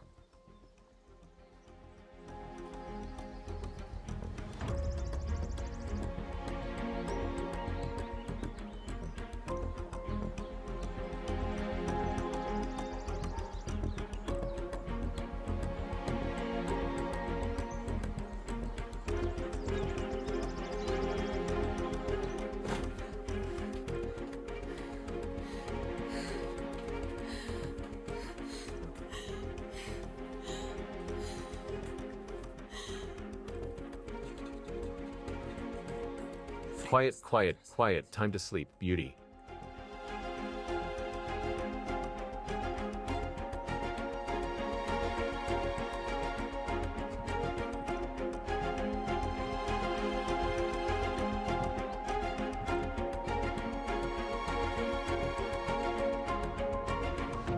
Hello, Darina. Hi, Desha. Hi. Do you have something?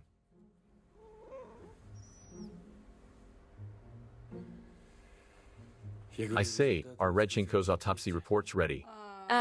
Yes? The victim is really Katerina Redchenko. Her mother identified her. The cause of death is the overdose of morphine. Okay, stop. I'll only say it one time, so listen carefully. This is my dog. It's a Yorkshire Terrier. Her name is Mojia. She responds to Matilda. She can't sit at home. She gets too agitated. The issue is closed. Next. Was the victim a junkie? I say that the drug first got into the body no longer than a week ago. There are no traces of other chemicals in her blood and tissues. She was kidnapped 6 days ago. The time is suitable. She was injected with morphine during this time. There are also signs of starvation and dehydration. Judging from the state of stomach and skin, I'd say that she wasn't fed and given almost no water for about a week too. From the day of kidnapping, any signs of violence, bruises, or scratches? Absolutely nothing. There is one mark on the side of the neck. It resembles a trace from an injection, and injection marks on the arms. That's all. Oh, no signs of sexual violence. Fine, an injection to the neck. She was knocked out during the kidnapping. That's why she wasn't tied tightly, because she was drugged. How often she needed to be injected to keep her in that state all the time? Judging from the number of injections, every 6 to 7 hours. Okay, that means he needed to be near her all the time, so she couldn't accidentally come to her senses ahead of time. There was no rape. What about sex? There was no sex. She had never had sex at all, and she never will. Somebody doesn't have to be a doctor to make injections like those. Just someone who had a lot of practice. The main thing is to find the vein, right? Exactly. He never missed the vein. And it's hard to obtain morphine. It means the kidnapper had connection to the medicine, right? I think she was starved to death. If he fed her, at least through the tube, she would hold on for much longer. So, the dose of morphine wasn't deadly. Right, it became like that just because the kidnapper didn't take the body weight loss into account when determining the dose, right? So that means he. What if he didn't want to kill her?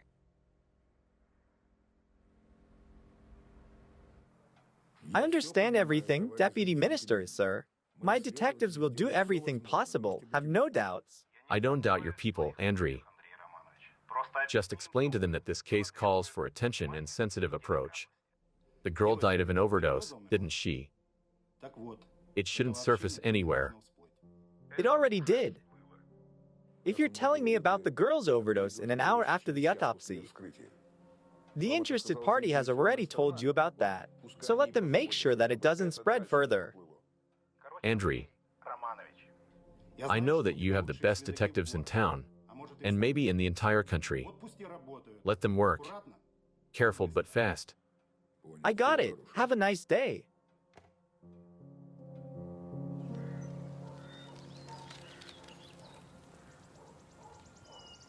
Katia was a dreamer. She decided to become a famous model. I was telling her, why a model? You need a bulldog's grip, fangs. And she was so tender. She didn't know life and people.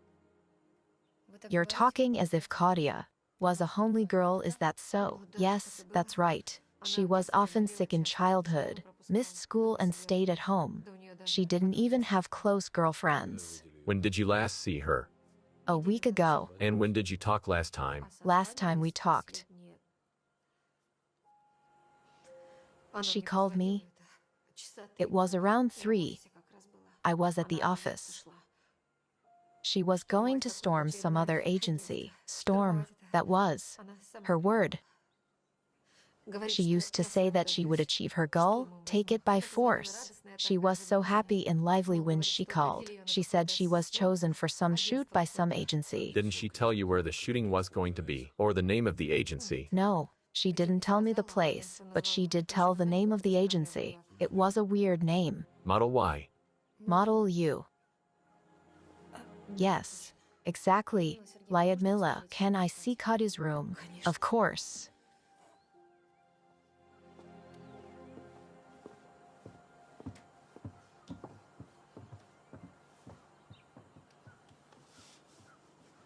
Where is the info on the agency? You're 10 minutes past 2 hours ago. Check the mail first.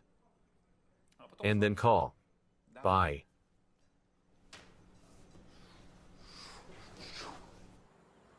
Mail. Yeah, 1 girl per week is a coincidence, but 2 is a series.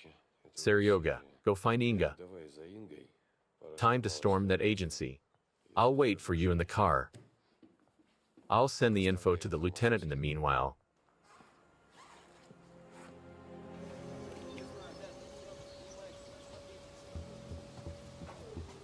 Mr. Major, this is Yablonsky. You asked to contact you if Yakovleva surfaces. Did she? I got a call an hour ago, and my car was found. It was pulled out of the sign lake today. The copper. Was the car empty? No. With Galia, I think. Listen, there's a desecrated woman's corpse here. But I think it's her. Wait for me. I'm on my way.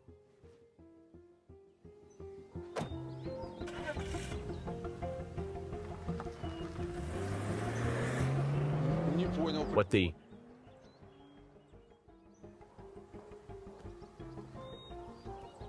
Hello, Major, what are you? Listen, I have urgent business. I'll send you the address now. I sent everything to the lieutenant. He needs to check the mail, and to work both Redchenko and Tarantaeva. Tell him that. Aha. Besides, there's an office of this company in his hometown. A branch, to be more precise. He can visit his relatives too. We have the main office in the capital. That is for you. Call you later. Why did your boss leave? Shouldn't he work our case personally? Fine, now I'll call Alexei. I'll now call Alexei and my ex-husband, Katia's father, Lyudmila, please. We'll do everything we can to find the murderer as soon as possible. I promise. What do you know? Have you ever lost a close person? Have you been sitting at night with the phone having no idea where he is and what is going on with him, just hoping that he would call? I understand you. I lost a close person 2 years ago. I still don't know what had happened to him. Yes. Weirder and weirder.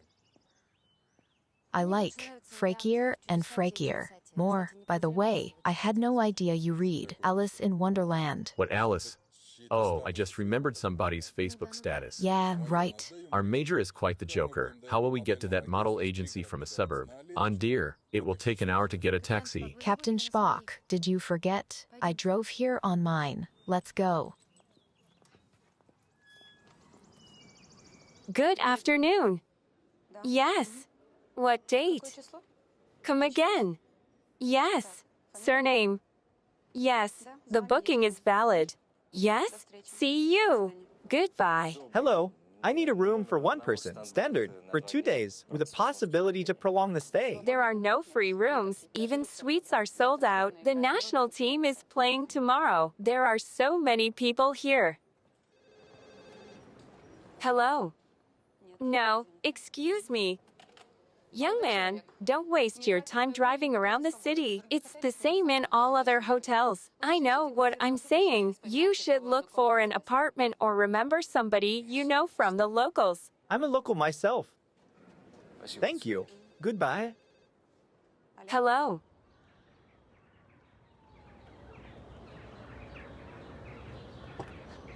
Well, Vinogradna Street. Get in, let's go.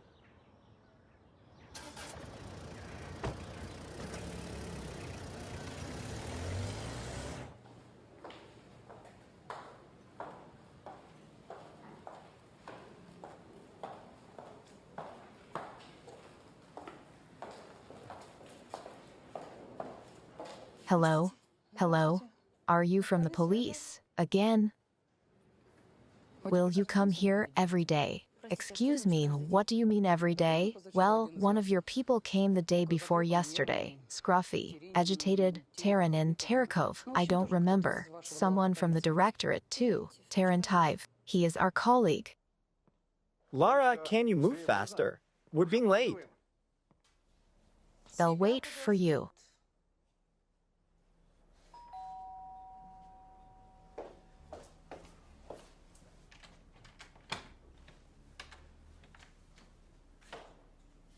Hi, Dad. Hi. Will you let me spend the night here? Come in.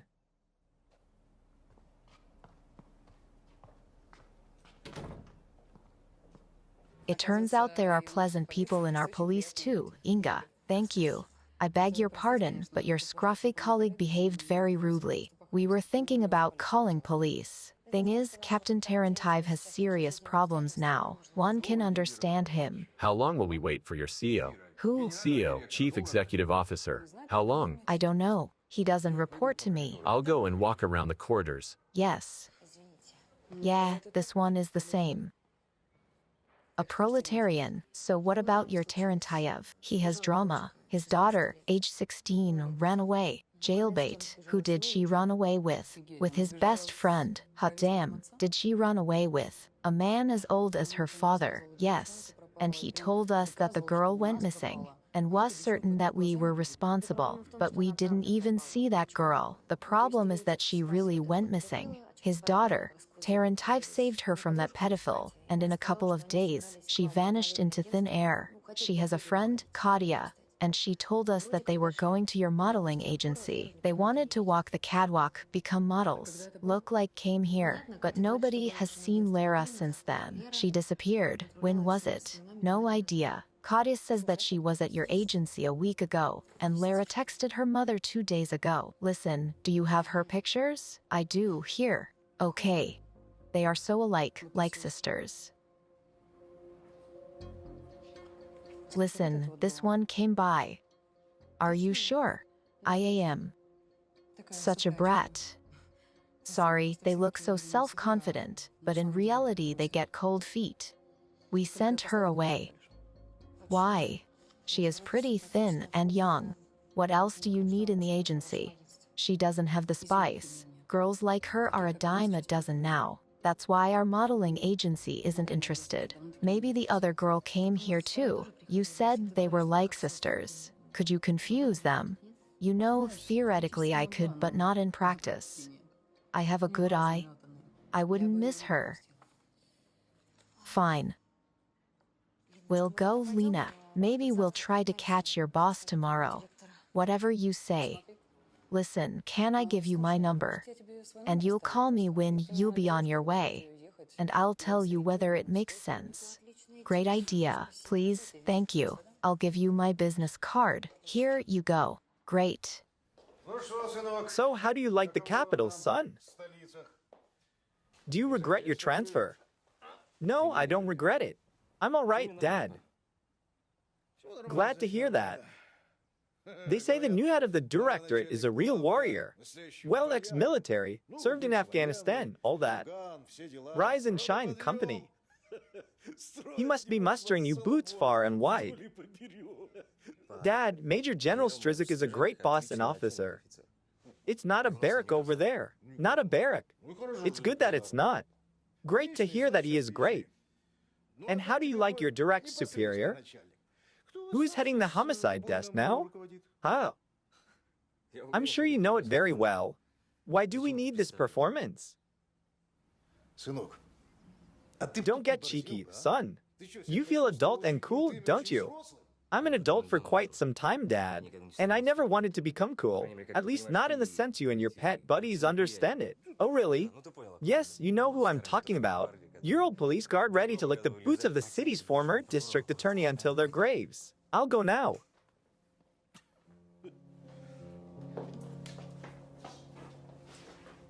Sasha, where are you going? Sorry, I got a call from work. Let him go. Sasha.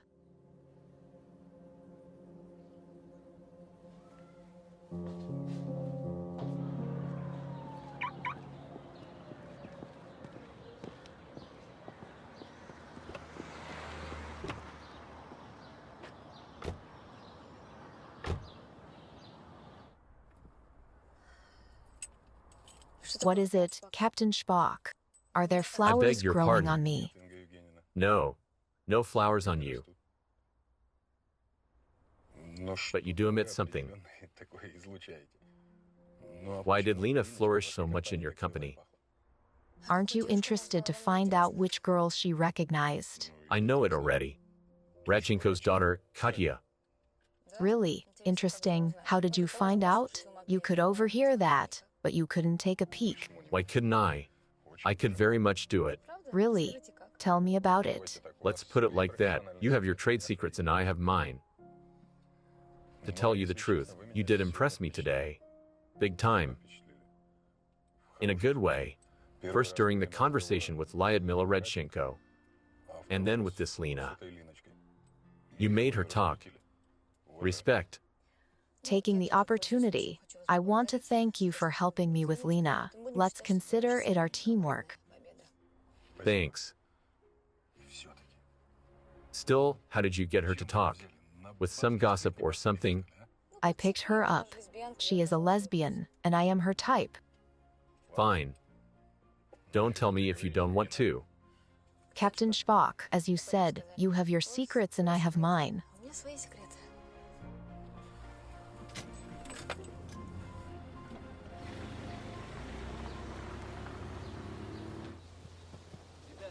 Okay, guys, sweep everything around.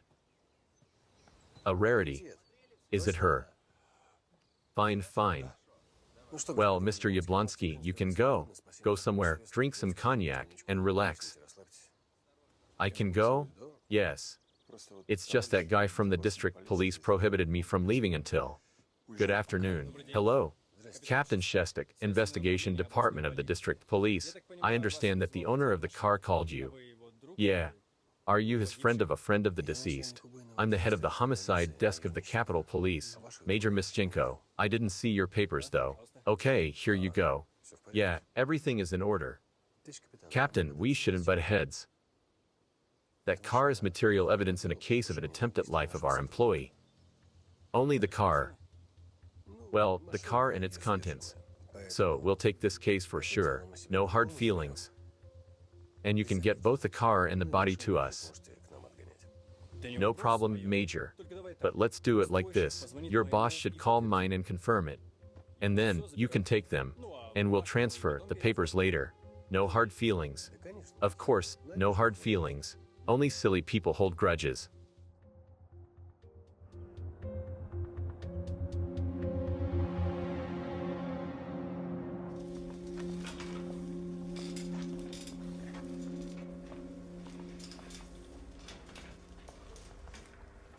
Hey, my good people, don't you want to say anything? What is it? Or who is it, to be exact? It was ordered to be sent to you. Who ordered this? I did. I ordered this. I need it very much. Please. Major, sir, I love you, of course. But did you check the time? The working hours are over. Oleg, please do get a conscience. For God's sake, who am I telling it to, though? You're doing it around the clock. Yes, please. It's very important. What do we have here?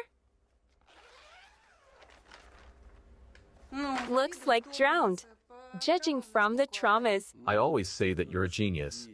A genius of the medical expertise.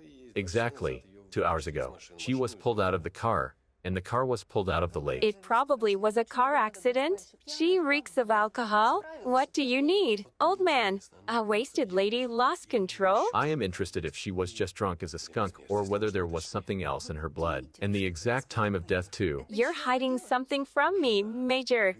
Yes. When will you know?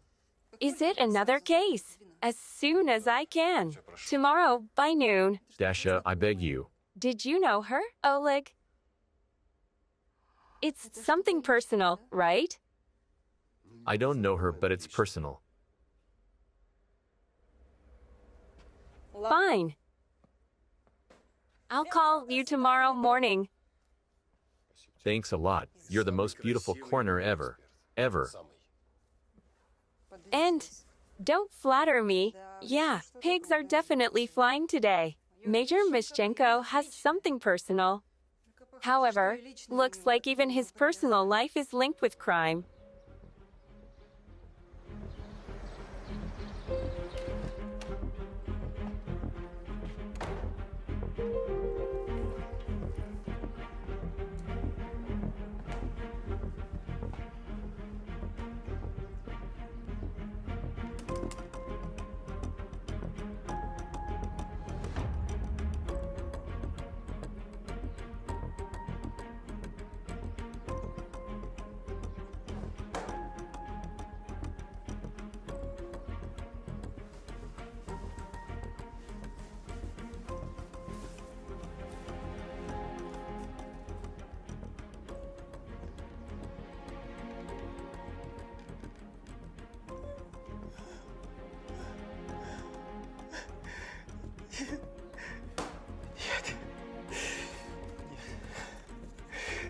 No, you're alive. You're alive. Alive.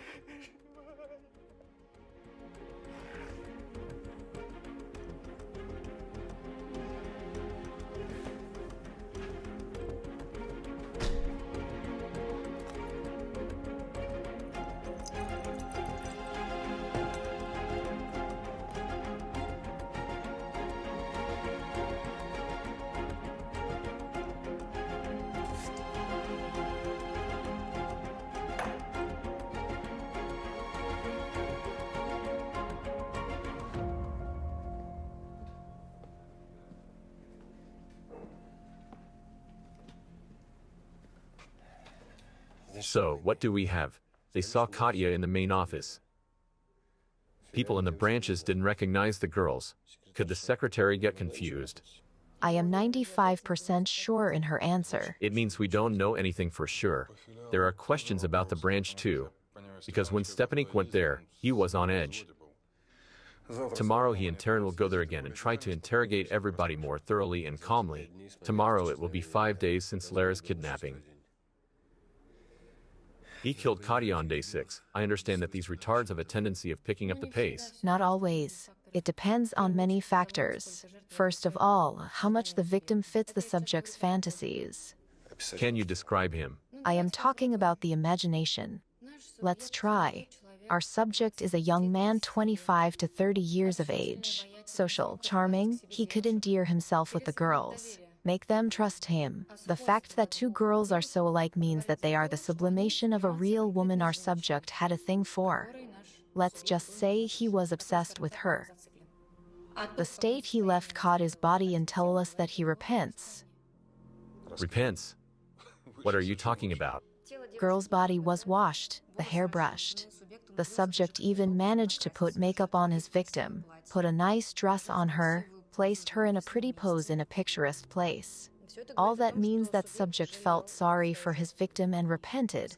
And the absence of the sex part tells us that in his childhood, he likely suffered a serious trauma. Why did he start killing only now? He experienced some stress, or he was flooded by memories. A similar situation.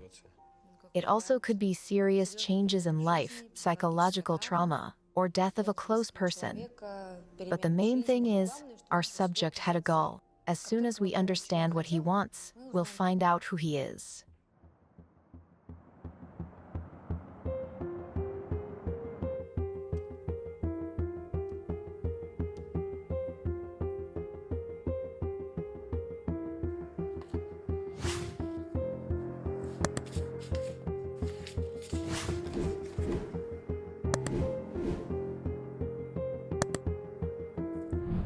Interesting. Episode 6.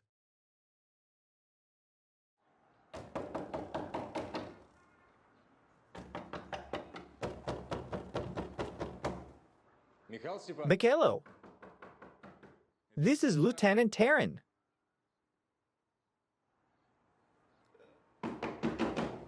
Anybody there? Mikhailo.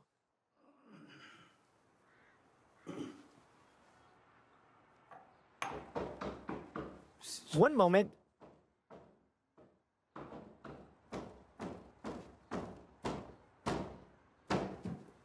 Will you let me in or not?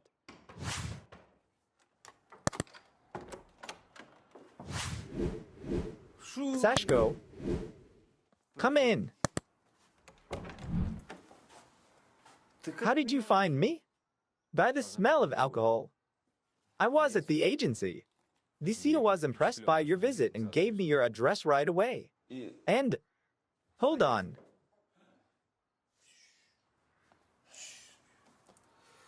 There's no need to shout. You woke the entire floor up. Mikhailo, it's almost 9. The entire floor is at work. By the way, I thought that you were working too. Looking for your daughter. Don't teach me. Brat.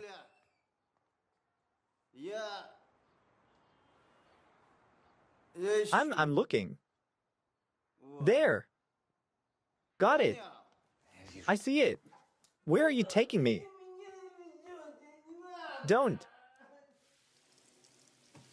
That's it. Come on. Quiet. Okay. What did you get me into, Major? I wish I resigned right away. Oh, Matilda. You've got lucky with the owner, yeah. It's good that he at least feeds you. One moment.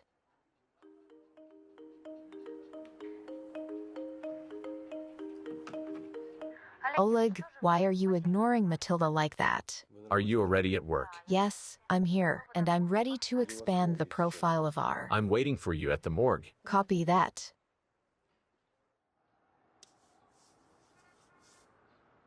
Look, Lieutenant, just don't think that I'm an asshole or something.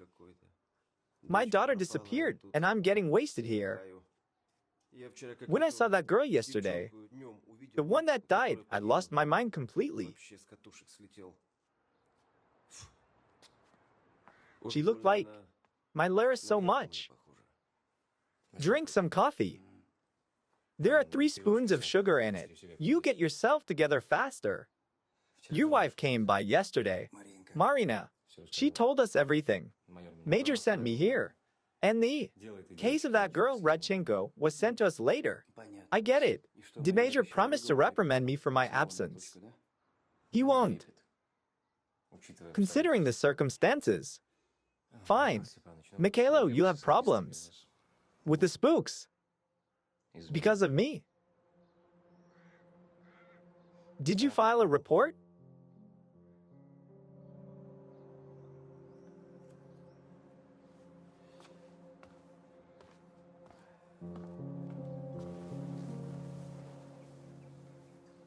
You did the right thing.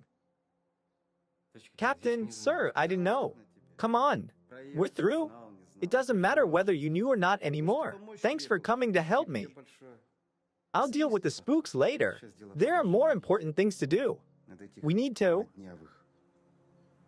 get those fashionistas by the throat. Yeah. She definitely didn't drown. There is no water in her lungs. Before you ask, it wasn't a dry drowning either. You can drown from a rapid temperature shift only if you fall directly into the water. It's impossible in the car. Was she drunk? Yup, wasted. I would say no less than 3 per mil. It's not deadly, but dangerous. Could she, theoretically, pass out the wheel? Theoretically, she could. But there is one. But there are traces of chlomipramine in her blood. So what? It's not a poison. It's an antidepressant. That's the catch. Taking chlomipramine together with alcohol provokes rapid rise of blood pressure, suppressing the nervous system at the same time. It means that a person believes that he's fine even though his blood pressure gets to 200 and the pulse is off the charts. I see. So without emergency medical help. Game over. Death occurs within 15 minutes after taking the drug. Well, I got it. Thanks, Darina. Thank you.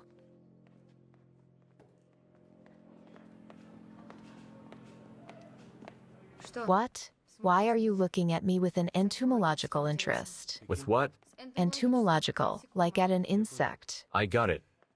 It's just that you're an Iron Lady, Inga. React to the body of someone you knew with such Olympic calmness. Well, but you didn't see each other for a year, and you weren't friends. Plus, plastic surgeries, right? When did Yakovleva die? The body was pulled out of the Seine Lake yesterday, but she died over a day ago. The day before yesterday. Excuse me, I need to go to the toilet.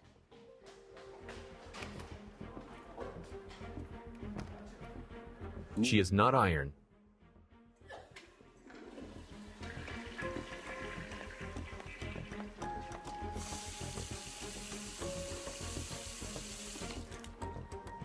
I've done good too. I finished the good deed.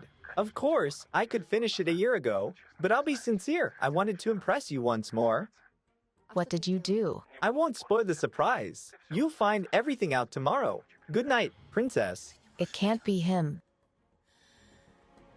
You didn't kill her, did you?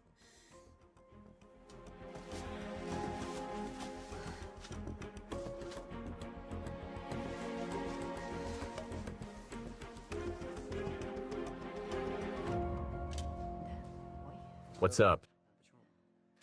Listen. Guys. Come on. I'm not talking to you. Well, you're my trump card. Appreciate it, yeah. Okay, I need to know about a credit card. When and where it was used for the last time. Yup. Since when do you need a subpoena? The owner won't care anymore. She died a day ago. Fine, I'll send you a text now. Bye. Okay, I'll be waiting. Thanks. Here you go. Thanks. As I told your colleague yesterday, we didn't invite models from the capital for the shoots. Not recently, not ever. I see these girls for the first time. We're not interested in faces like that. Could they be invited without you knowing? It's absolutely not possible. We're not running a thoroughfare over here. Despite what some of you think about modeling, we're not a brothel but a successful and reputable agency. But you found something for us. I did. Look, these two girls work with us on a permanent basis. They are the same type as yours. Well, the missing ones. I don't know what you want to ask them, but... Thank you. Have a nice day. Goodbye. Thanks. Goodbye.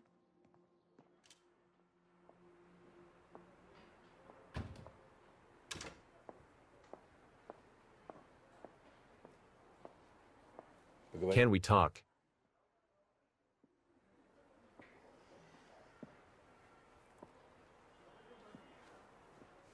There is nothing to talk about, Major, sir. I've heard everything I needed from the coroner. Gala was drunk. She took an antidepressant and died. It was an accident. The matter is closed. It's so simple for you.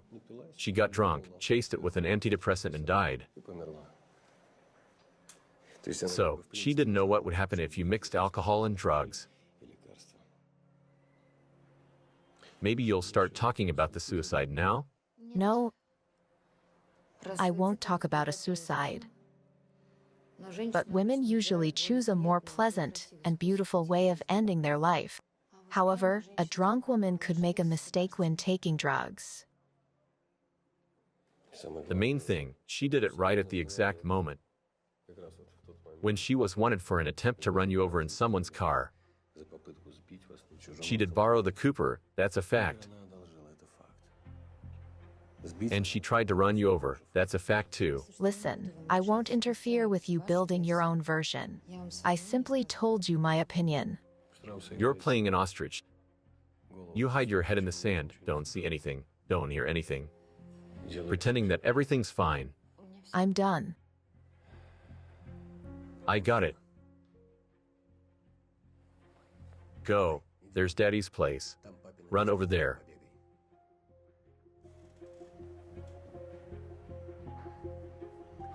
Fine.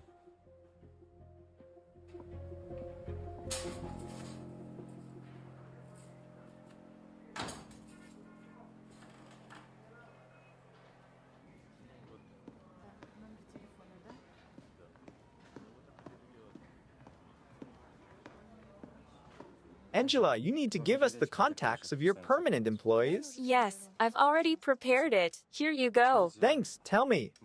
Do you have girls who moonlight sometimes? Not a lot. Management believes that permanent employees are more dependable and disciplined. Maybe you have them registered. I have to check. At this moment, only Ara Krayukova. Here are her contacts. Thanks, Angela. You're welcome. Have a good day. Take it, we have to go. Hello, Antonina. Hello. A dive. What do you mean, a dive? Madame paid at a dive right before her death. The name is even cooler than your model, you. Are you ready? And the nemesis, the goddess of retaliation. They sure are creative. This is how I'll name my yacht. Do they serve grilled bodies of their enemies there, or what? Pasha, why do you think that the owner of the card was a woman? Major, come on, who are you talking to? Oh, I almost forgot. The nemesis is 2 minutes from the place where the deceased was found. Thanks for your work. So why do we care for that drowned lady? Pasha. Oh, like that. Fine, I'll find it myself. Major. Pavlik. Don't make a fuss. I'll resign.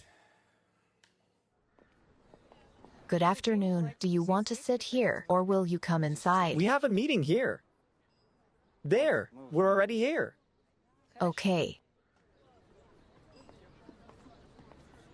Hello. The Capitol Police? Did you call me? Yes, that was us. Can I see your documents? Here you go.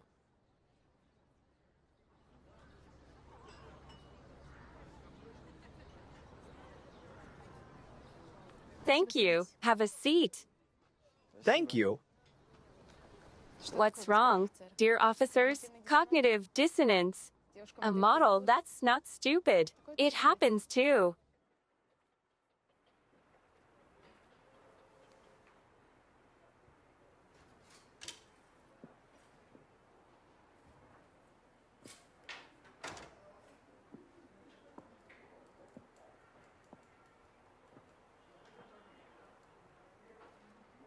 So what about the addition to the profile? Well, I analyzed the photos from the crime scene and I'm almost positive that our man has a creative job. Why exactly? Definitely the way and the place he left Katia in. It's an important part of his fantasy, as well as the type of the girls. And everything in general, the body, the pose, the surroundings. It's staged. It's a thought-out picture, a performance, if you will. So, I don't know how I can help you. The agency is a side job for me. I study at the Language Institute, year 4. Tell me, were there some occasions when it was you in particular that was needed for the shoot? An ideal type, so to speak. It's funny that you said that.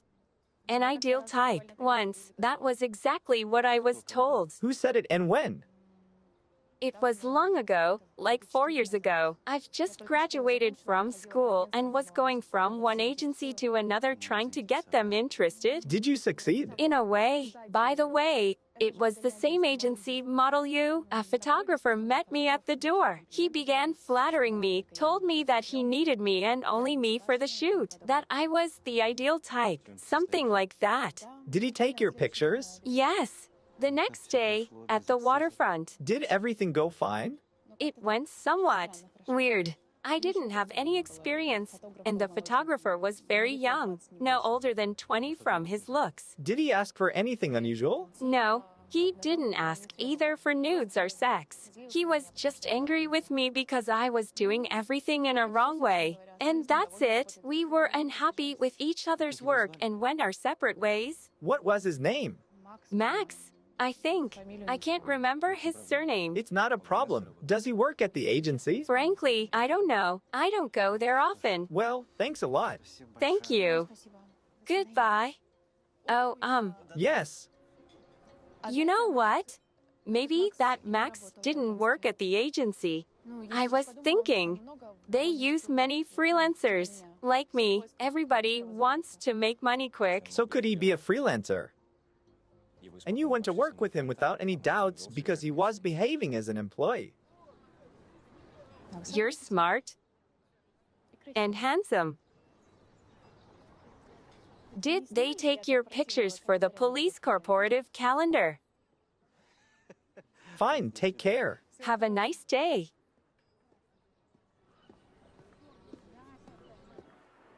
Both girls' phones are a dead end. Katia's last call was to her mother, and Lara's was a voicemail. Did you find out where they were calling from? No. The tech guys say it's impossible because on different days, a phone may catch a signal from different towers. However, we do know that they called from downtown. It doesn't give us much, though. Besides the fact that the Model U agency is situated downtown, thus we come back to them again. I think we should stop being obsessed with that agency. Well, I mean that it often happens when the case affects close people. Investigators suffer from tunnel vision. What is that? It's when they stop asking questions and start twisting facts to match their theory. We only work with the facts that we have. Do you think that the agency has nothing to do with it? Do you have any suggestions? The agency might play its part, but we can't be sure that the murderer works there. I continue to insist that we need to answer the main question: what does our assailant want? The faster we'll find out, the sooner we'll find him. Great, you figure it out. This is your concern, and don't forget to inform detectives Taryn and Tarantive of your suspect's profession. Well, from your point of view. Fine.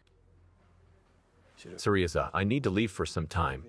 Check the closest CCTV cameras to the agency on the day when the girls were kidnapped. That's it, bye.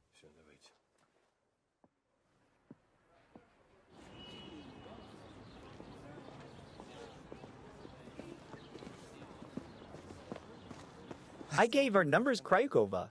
She will call us if she remembers anything new about that, Max. Our numbers? I thought so. Fine. Maybe she'll remember something. That girl is smart. And beautiful. Fits you well. Come on. She came here tipsy and chased it with some cognac without any snacks. First, I thought that she wanted to pick someone up. You know, we often get pissed ladies striving for adventures. And some guy did come up to her. What man? Can you describe him? No, just a guy. A regular one. Do you think she was waiting for him? She wasn't waiting for him, but she wasn't very surprised. Maybe she knew him.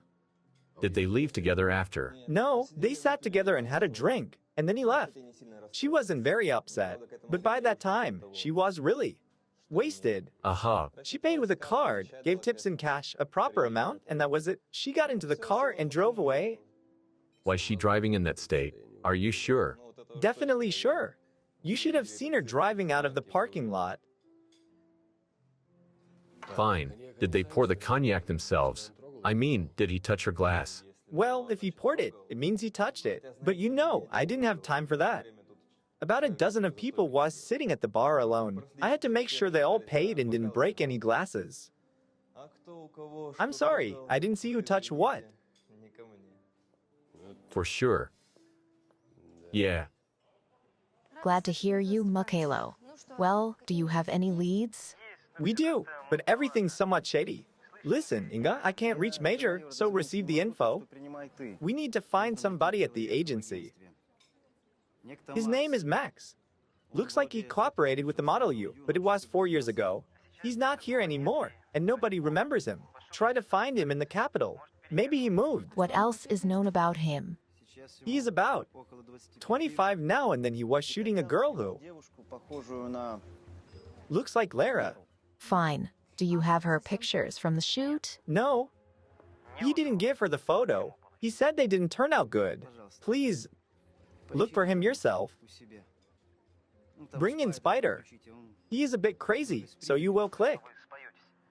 Fine. Thanks for the recommendation. Will do. Have a nice day.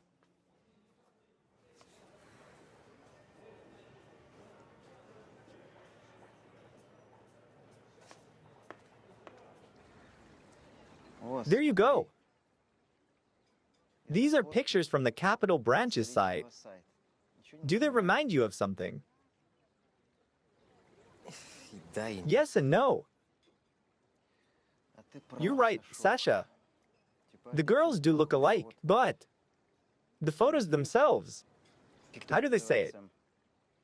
The composition is very different. They are in the countryside, yeah. This photographer wants the girls to move.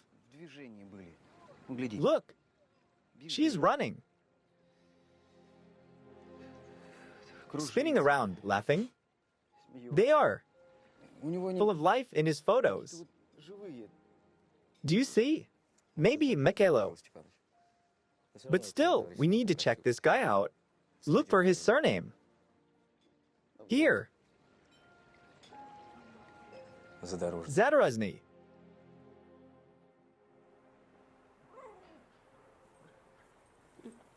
Shoo. Why are you eating this crap? Sit like this. Good girl.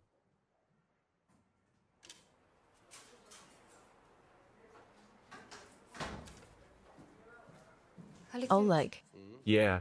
are you out of your mind? Stepanik is calling you, and you're sewing some buttons.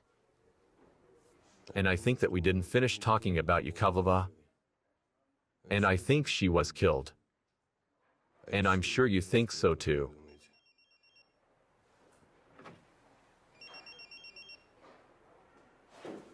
Yes.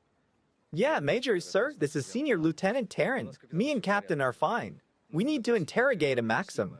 He is a photographer. His surname is Zadorozny. We're almost sure that he is not the suspect, but he could know his colleagues that worked for the agency. He's not here, so I believe you've got him. I got it. We'll talk to your Zadorozny. Thanks, Major, sir. We're waiting for the results. We'll interrogate a photographer now. Посмотрим потом. Let's see whether he fits your profile or not.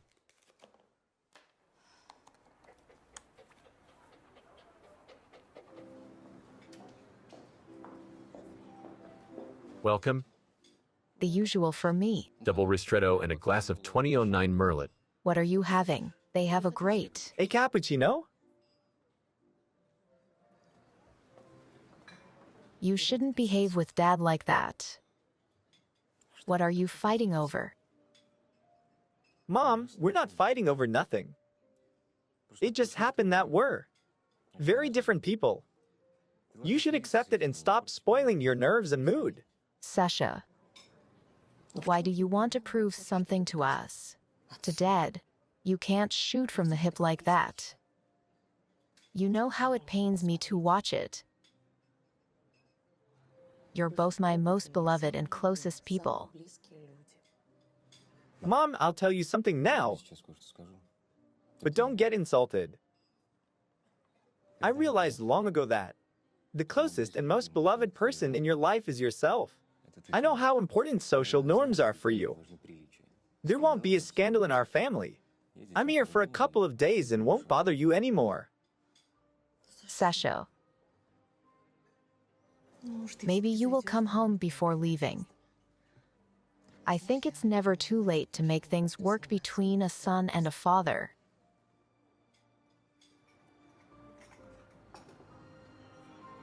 Thank you.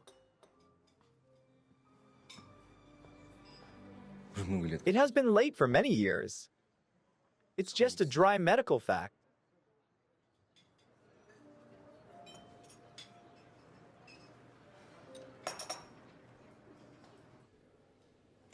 Don't waste your time, Captain. I've just come back from Prague. I spent a week there. I'm preparing my personal exhibition, and I have nothing to do with those girls. Good for you. But it doesn't prevent us from talking.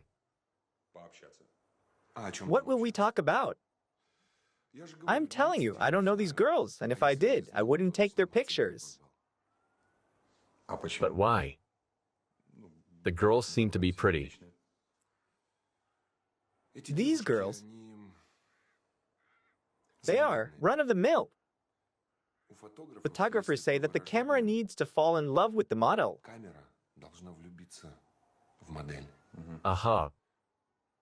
This is not the case.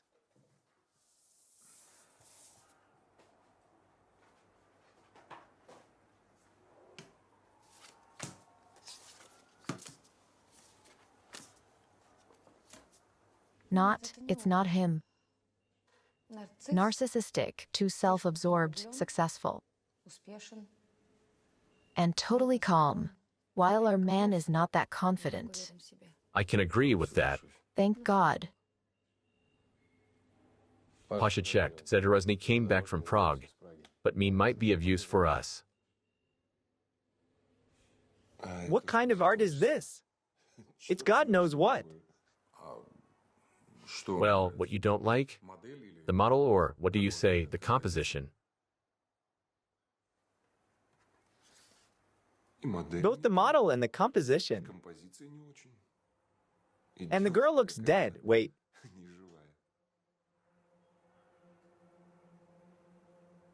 Is it a real corpse?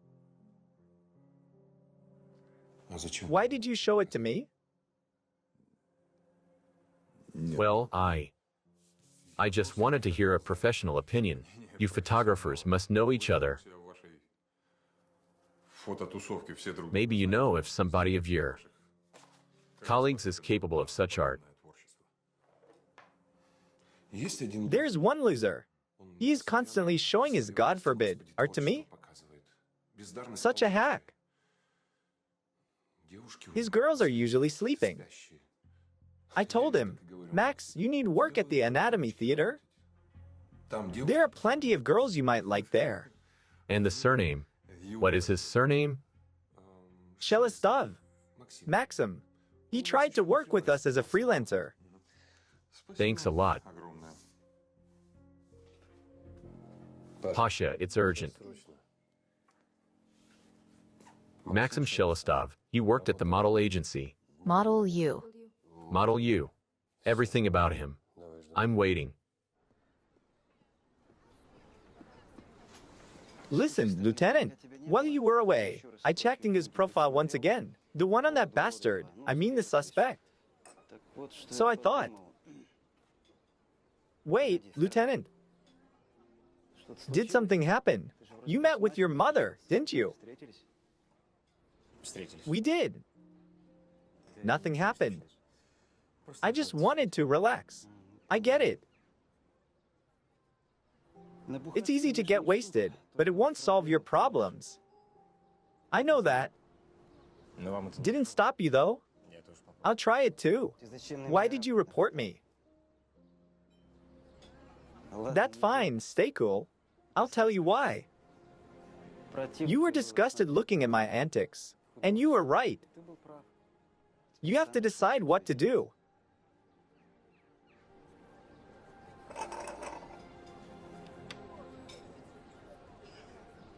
What to think about? About the profile.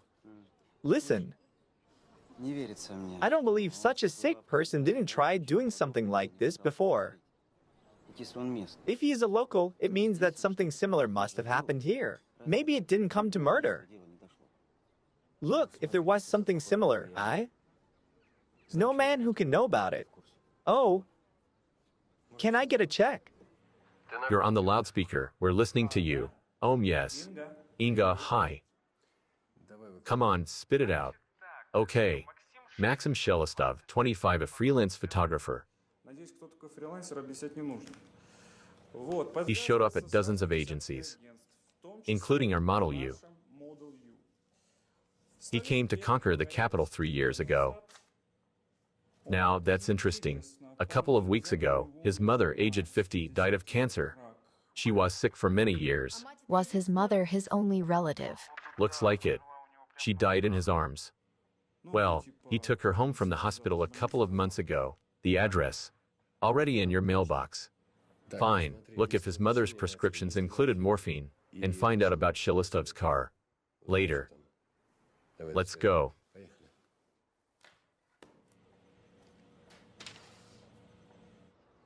This is what I'll tell you, Sasha. We didn't find bodies like those either in the city or the countryside, as far as I know. I wouldn't forget something like it. However, I remember a girl that looked like that. I went to the crime scene myself. But it was long ago, about 20 years ago, and it wasn't a murder but a pure accident. We found the morphine vials.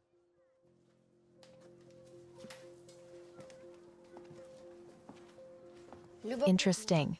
The apartment looks like a household of an elderly lady and not a young man.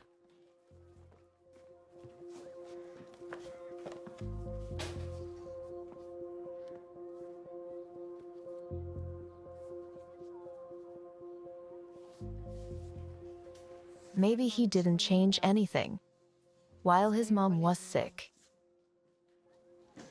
We found the morphine vials. It was prescribed to Shelostov's mother during the last months of her illness. There's an APB out for Shelostov's car. It was a terrible case. That's why I remember it. The parents, local businessmen, left on a vacation, and they left their 5-year-old son with a babysitter. When they came back, the boy was sitting over Annie's body. The expert said she took a nasty fall. She laid there in a coma for 5 days. The boy was sitting with her all that time. He couldn't go out because the door was locked.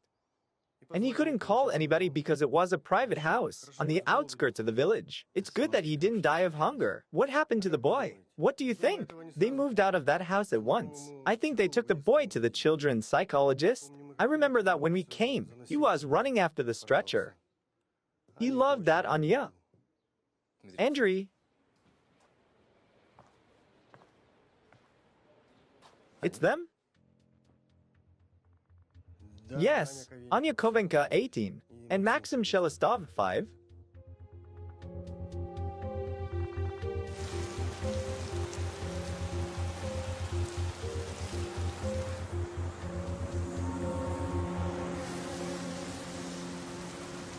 His mother's death became a stress factor for Shelestov and provoked recollections of Anya's death. Shelestov is a talented guy. Now he's trying to depict a beautiful death that he memorized. For that, he needs the girls to be completely immobile. Okay. He kept Katya for almost a week, and he couldn't leave her alone in case she would come to her senses. It means he needs a permanent place. He didn't come to his apartment. Strangers live in the Shelestov's former house now. Where does he keep them? We haven't found his car, and his phone is switched off. None of the agencies he worked with saw him this week. The bad thing is, we have basically no time. Lara called Mom at noon and said, "Mom, I have a nature shoot. Don't wait for me. I'll be home late." How could she go to another town with the Model U branch and return home the very same evening? It's a very long drive. A plane? Well, Shelestov is not that rich. Perhaps. If she didn't mean the city, then what might it be? What nature? Wait, I think I've got it. There is a tourist complex on the southern highway halfway between the cities. It's called Nature. I was there some years ago. They have isolated cottages there, like in a forest nearby, for the people to connect to nature. Do you remember the exact place? I do. Let's go.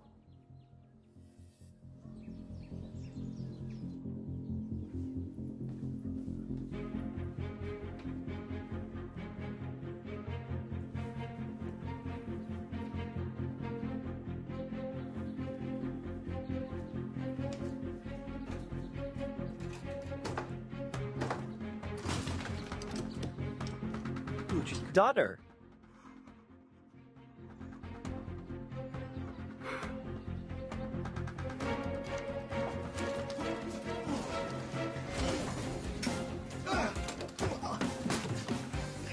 What did she take?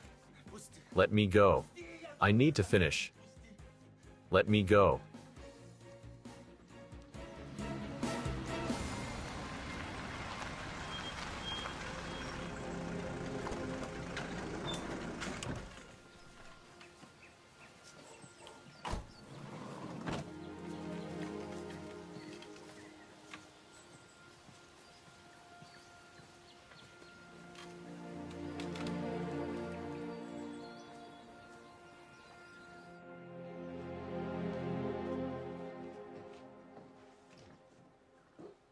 Come on, they'll bandage you there. We'll deal with this one.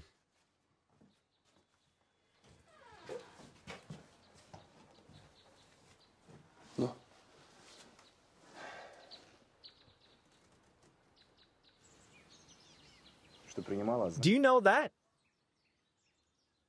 Morphine. It looks like an overdose. But she will live. How long? What do you mean? Has she been on drugs for long? She's not a junkie. She was drugged against her will. I see. Let me examine you. Examine her first. Give me the suitcase. Well, I didn't want to kill anybody. I'm not crazy with Katya. It was an accident.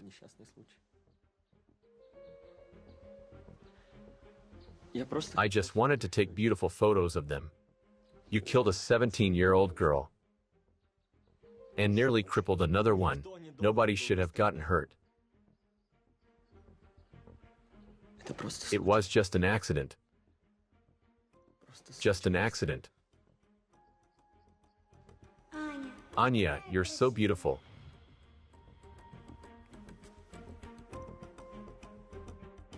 Did somebody promise to draw me? Wait, I think your paints were on top of the wardrobe. I'll get them now?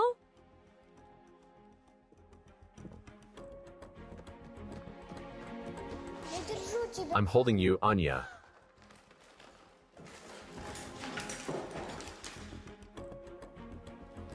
Anya, why are you lying? Stand up. Anya? Then I stopped crying. And I started looking at her. She was dying for a long time. She was so beautiful. I've never seen such beauty. Perfection. I wanted to achieve this in my works.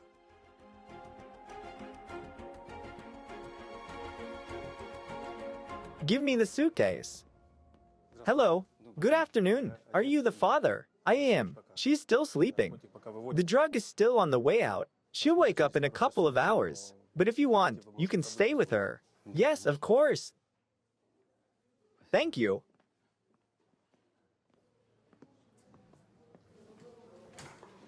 Goodbye.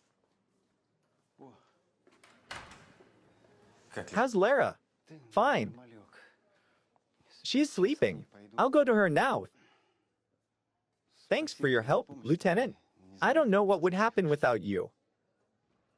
How's your arm? It's fine. Say hello to her for me. Sure, I will.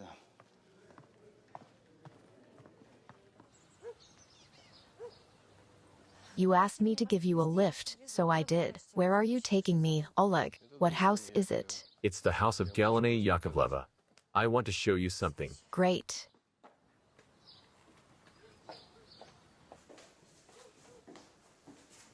Hello. Hello?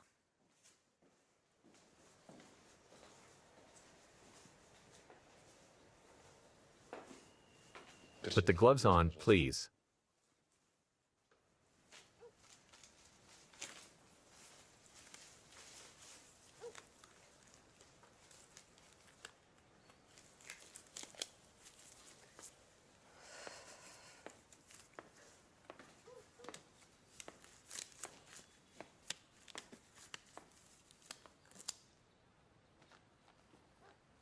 Just take a look.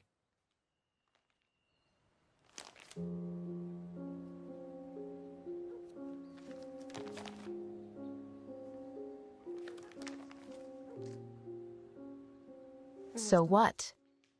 So what? What's your point? It's evident that a person who did it was mentally ill. That person hated you, Inga. That person stalked you during the last year of your life. That person patiently waited for your return home. How do they say? Revenge is a dish best served cold. What do you think? Is Yakovleva cold enough? Okay, I got it. This topic haunts you, Oleg. Fine. Let's discuss it. Sure. Let's settle this once and for all. My opinion as of a specialist, Yakovleva is not the type of person who could prepare and think her revenge over. She would do it fast and loud, because people like Gala get wired fast and cool down fast too. And that's it. I won't discuss this with you again. Didn't you think that someone didn't let her cool down? How did she get a hold of your pictures from the USA? I'm done.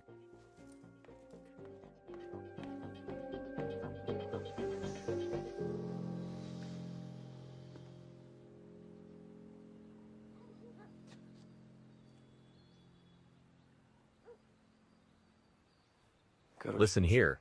You'll get a laptop now. You need to fish out some info. Everything that you may find, mail, messages, and social networks. What should you look for? Anything there is.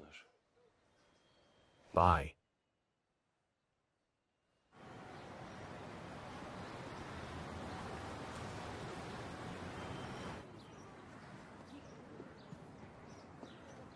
Well, what about that bastard Shelistov? Listen, he is really sick. It's good that Inga saw that. Major, do you know that our Inga has her own personal drama? Well, she had a fiance who went missing. Do you mean that guy from the FBI? There is no drama there. It's the usual. They broke up, and she came here. That's it. No. She had a fiance, and he went missing 2 years ago. How do you know that? She talked about that herself. Yeah, when we were talking to Redchenko's mother, she said, I understand you completely. I had the same situation, like, with a close person. I see. Fine, Sergey. Get some rest. It was a hard day.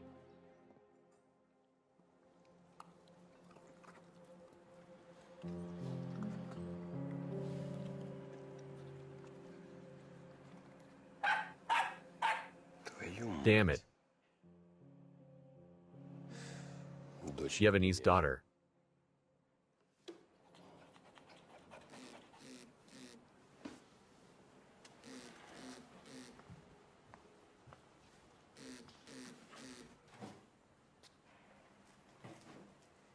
Yes. Hi. Listen, you asked me to call when I'll check the laptop out. So I did. So what's there?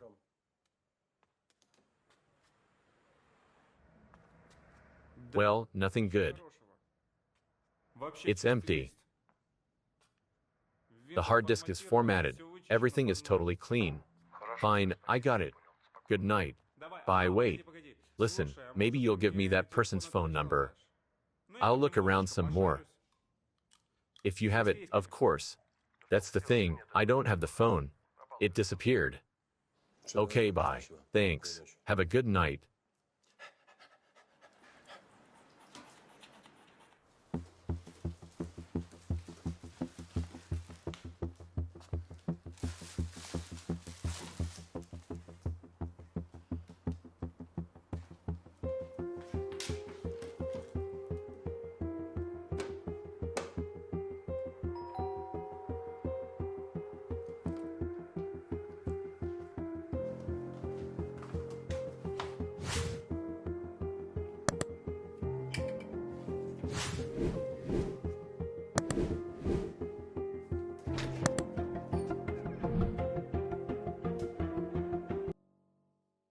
Episode 7.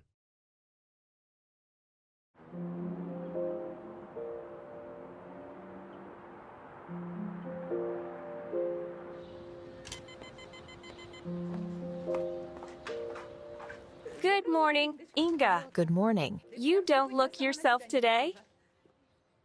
Mornings are hard when you didn't get any sleep? What? What do you mean? You had an overnight guest yesterday. You both must have stayed up late. You're pale, and your eyes are puffy. Of course, you're young, but you need to care for your health. You're an amazing woman, Antiklava. You notice everything. I care for your health if I were you. Do you know why? Because good sleep is much more important in your age than in mine. Bitch.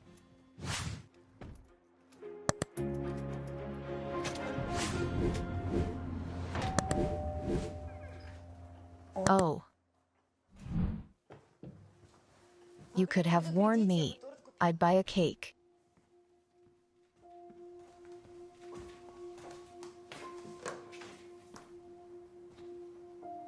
What are you waiting for? I'm waiting when you'll stop acting a fool, Inga, and tell me what is going on. Oleg, I don't understand what you mean. What is happening? Where? Stop for now. I appreciate your acting talents. I'm very interested in one monologue performed by you. What is going on in your life?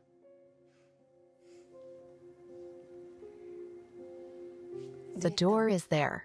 No need to close it. Aha.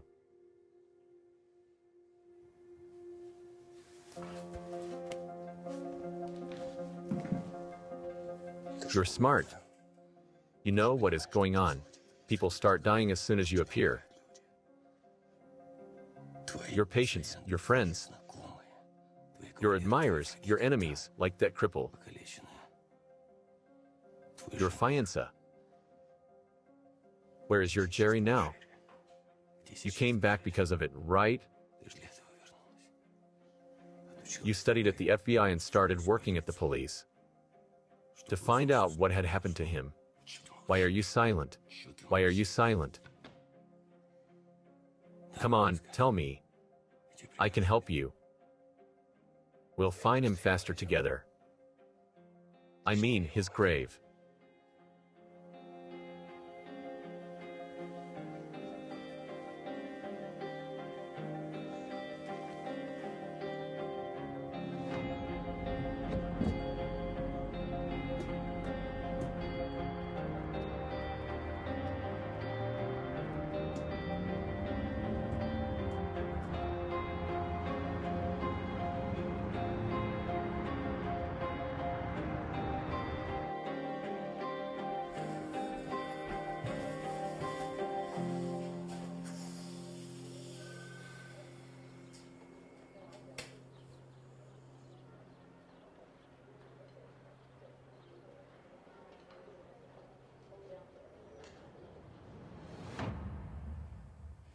So, what do we got?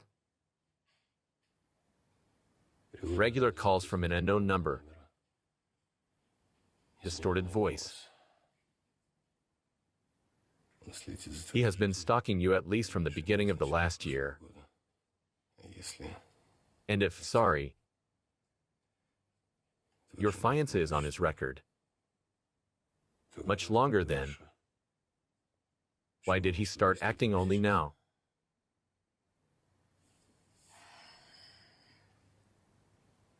I suppose that me coming home could be a stress.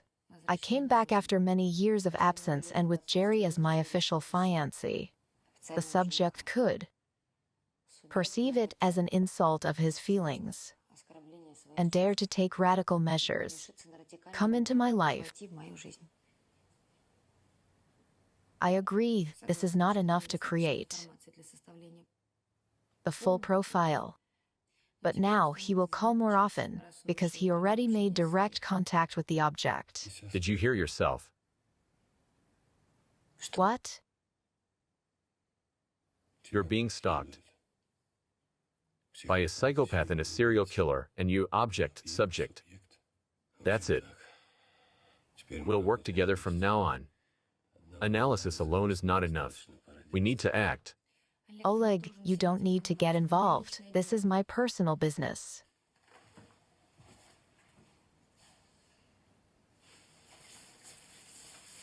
I'll give this crap to the experts tomorrow morning. Maybe we'll get lucky, and they'll find something. In the morning, the guys will check your phone too. Thank you. Anytime. Thanks for making me tell you about it. I feel better now. I've told you I had a good year. I just couldn't reach my psychologist. Lock the door. Yes, sure. Good night. More like, good morning.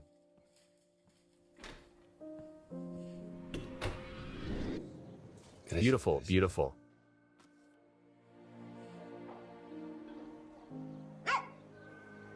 You're beautiful too. Just shaggy. Well, sit here. I'll take this to the lab and come back. Got it?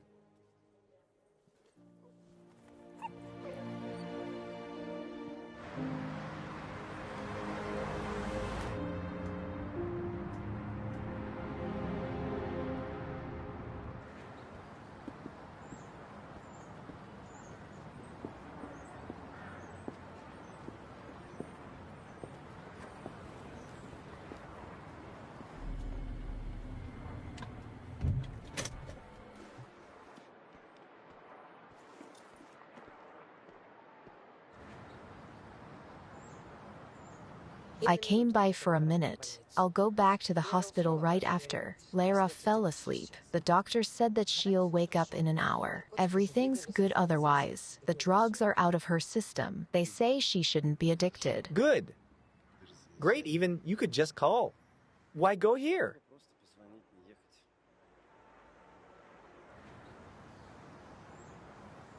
Misha, thanks for saving Lara.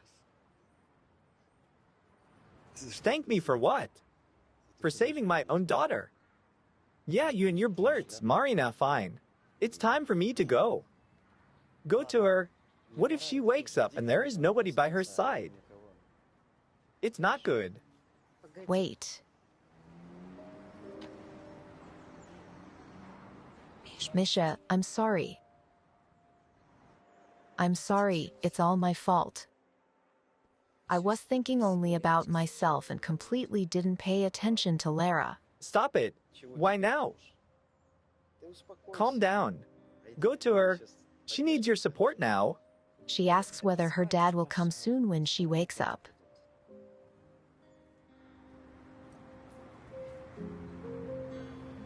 Tell her. I'll come by soon.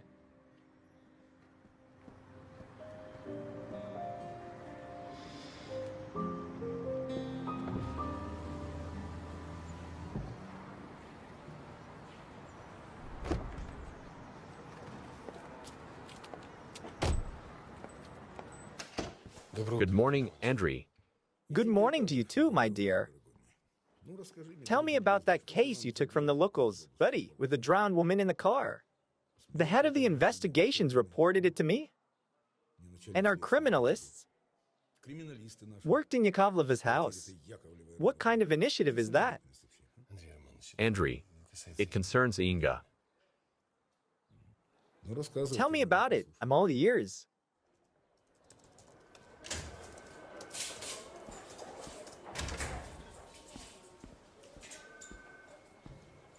Good morning, Captain, sir.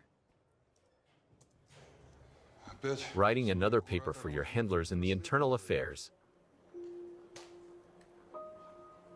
Out of habit?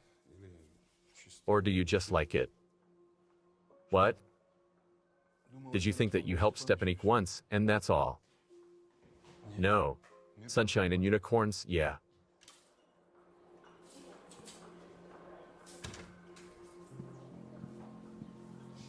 Good morning, everyone.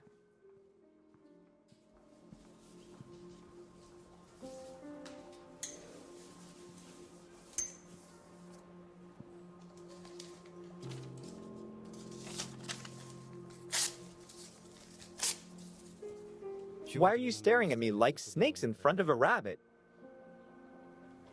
Listen, Sergey, if you're talking about his report, Lieutenant and I have discussed and closed this topic. I hold no grudges against him. To tell you the truth, he had reasons to file that report. As for his conscience, let him draw conclusions on his own. He's a smart guy, so stop punishing him for me.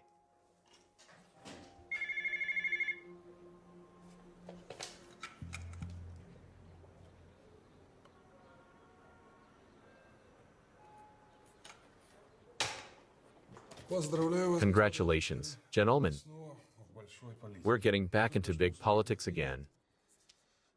A young up-and-coming politician and a fiery fighter against corruption, Jaeger Shannon, has just been killed in his apartment. Great things await. And a big headache from the comrades of the fallen fighter. She'll fly to America today. Andriy, it will be a mistake. You see that this is a psycho. He gets agitated when she is here.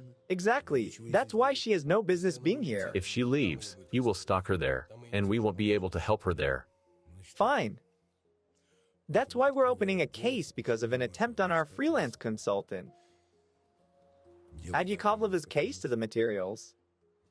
Thanks to that crap we found at her home, we'll receive a warrant to wire Inga up as a victim of an attempt in stalking. You look for Yakovleva's accomplice and her murder. Yes, sir. Can I go? You can. One moment. Right. Yeah, good morning, General, sir. How can I? There you go. You're a girl. Looks much better this way.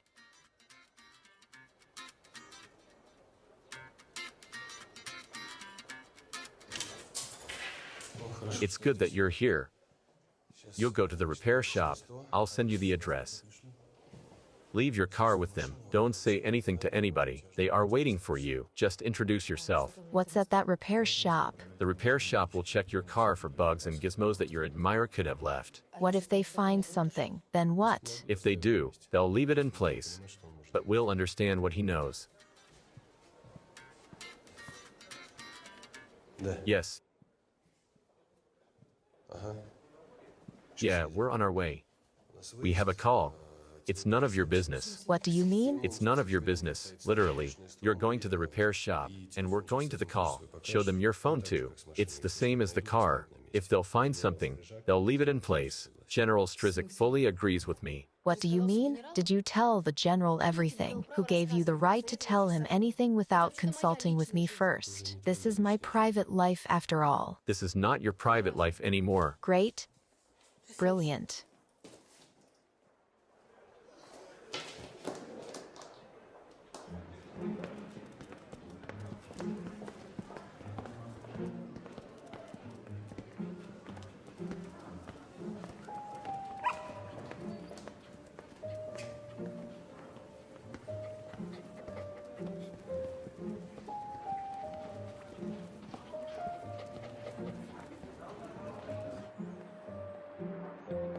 I can see that your major has been not himself recently. Is it because of her? Hello, Inga. Will you go by your car, as always? Do you know where to go? Give me the address, please. Thank you. Yeah, and FNG and the team is always trouble for the brass.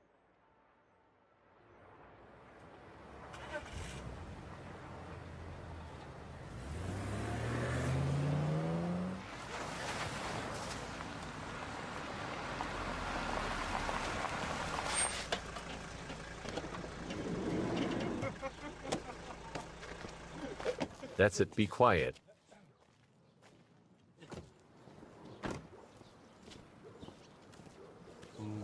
Yeah. Guys, have a look around before the journalists arrive. Sasha, let's go. Yeah, fighters with corruption do well for themselves. You can see that it's profitable.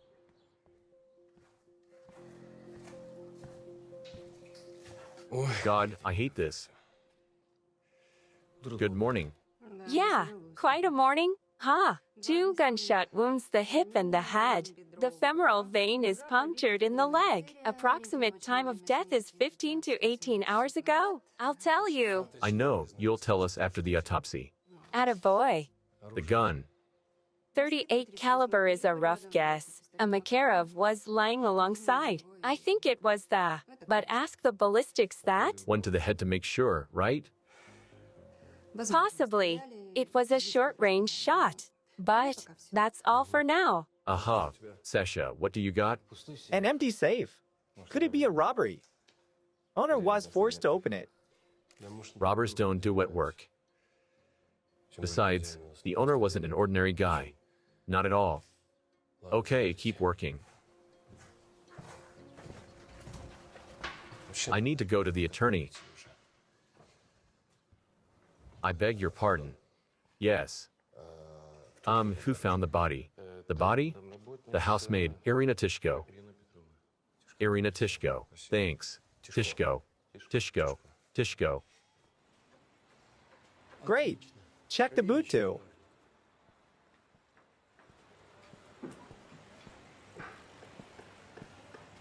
This one is clean for emergency calls. Enter anyone you need into the speed dial. Oh, and we installed a GPS tracker just in case. Just talk as you usually do. Just watch what you can say and what you can't. Yeah, I got it. You need some practice. It's not as easy as you think. Even the word order. Yeah, even the change of the usual word order may blow the agent's cover in these cases. Yes, really, I got it. Thank you. I'll take my car back tonight, and I expect a clean call for you before that. You said that you came in as usual. At 9 a.m. Did you notice anything unusual in or around the house? Well, the gate and the door weren't locked. They were just tightly closed. Otherwise, there was nothing unusual. Didn't that concern you? Of course, it did.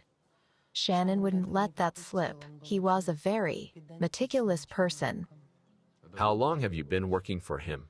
For about half a year. Do you think he had enemies? Who do you mean by enemies? He was a politician.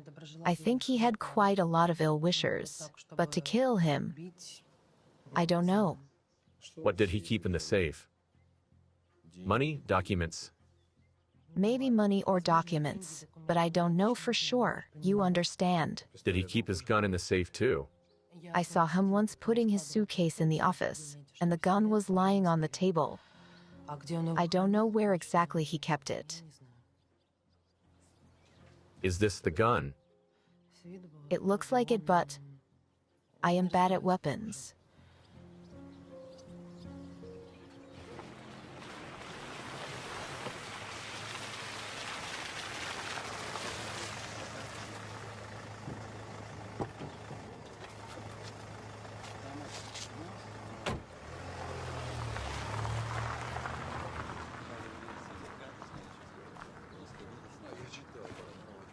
Come in.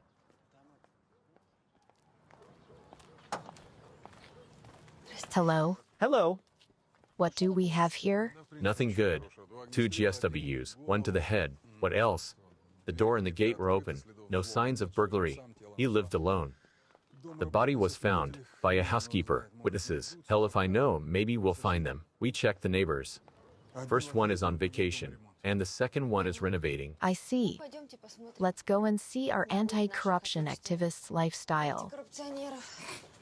Did you find anything? I did, but not a lot. The guy is not very convincing. A local drunk. He hangs around a lot here.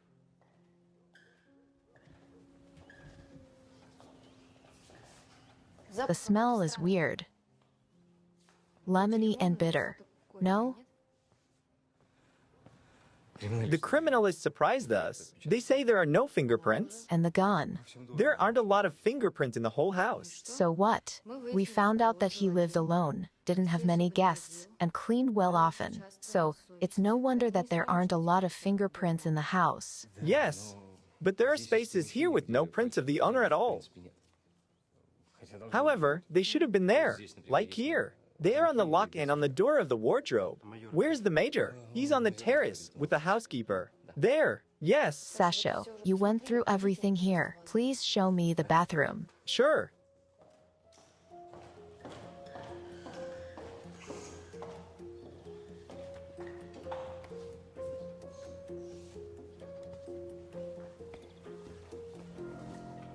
When did you last see Shannon alive? Yesterday, around 5:30 p.m. Aha. He called you, right? Yes, he called me and told me to come and clean up once again. Didn't you clean up in the morning? Of course, I did. But he called and said that I had to do an urgent cleaning again. Huh. And what happened? Nothing happened, I think. But Jaeger was obsessed with cleanness. He didn't even invite people home. But as far as I know, he had guests yesterday, unexpected ones. That's why he called and told me to come.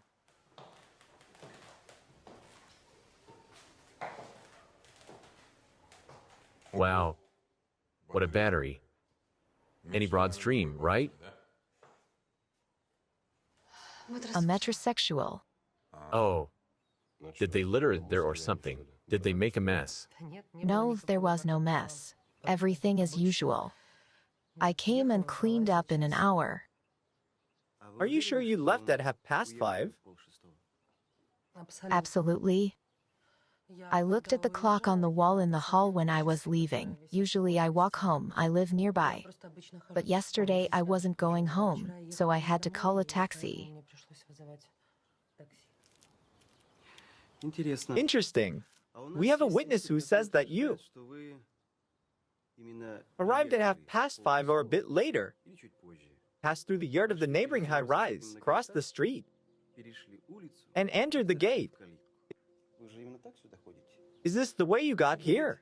He also said you were in a big hurry. Wow. It looks like a museum.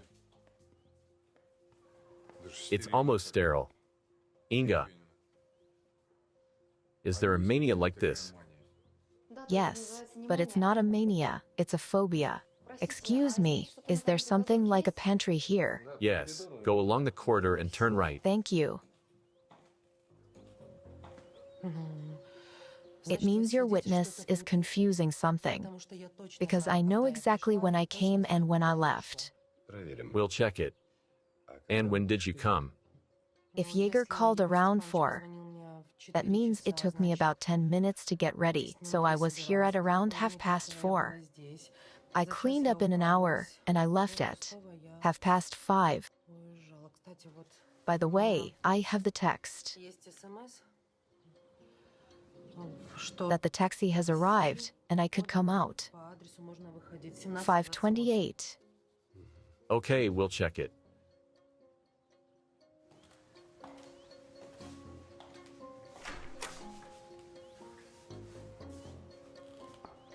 Ha. Quartz antibacterial emitters. Lamps like those are usually used in hospitals to disinfect the air. Irina, tell me, did you notice? Why is Shannon in a bad mood? В плохом настроении был. He was amped up. After the conversation, With whom? when I came, I was cleaning the pantry, and he went out into the hall. He was talking on the phone with some Sergi, I think. Don't you try to scare me.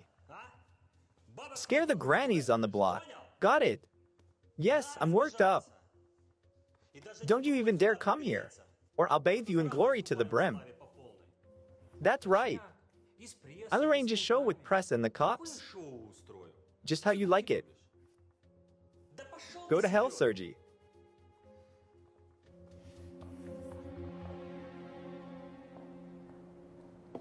Sergi. Do you know who could it be? No, there is no Sergi in his inner circle, and I don't know anybody else. Well, I don't know anybody at all. I come here only in the mornings. I didn't see anybody, except Ilya Chervony, his lawyer, because he drafted my work contract. I see. Fine, Irina. Thanks a lot. Walk around the house with the captain now. Check if anything disappeared or maybe some things are in the wrong places. Какие-то вещи не на месте. Misha. And exchange contacts. What? Take your phone number. Добро. Fine.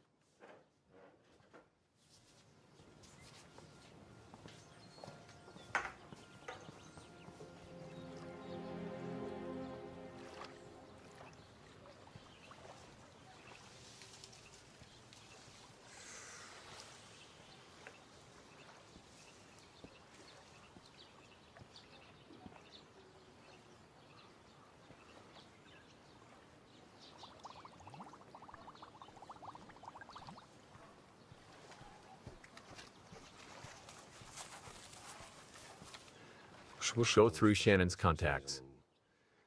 He argued with some Sergi over the phone. The housekeeper said so. Major, sir, may I address you? Fire away. I was wrong in the Captain Terentives case, but I ask you to let me stay in the unit. Seshko, for the future. We don't need conflicts in the unit. Got it. Come on.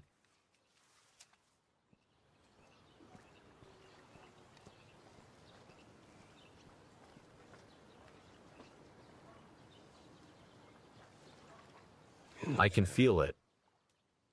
Coming in the air tonight. Why aren't you answering the phone? Pasha. Okay, Pasha, look. I need everything on one Irina. Tishko. Born around 74-75.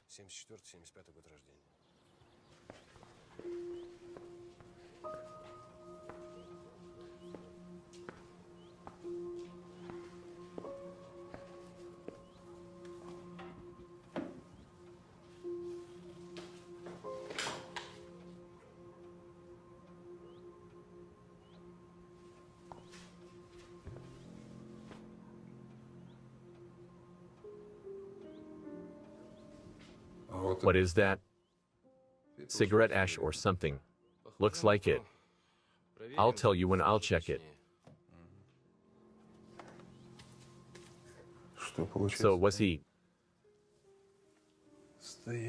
standing here smoking and dropping ash on the floor?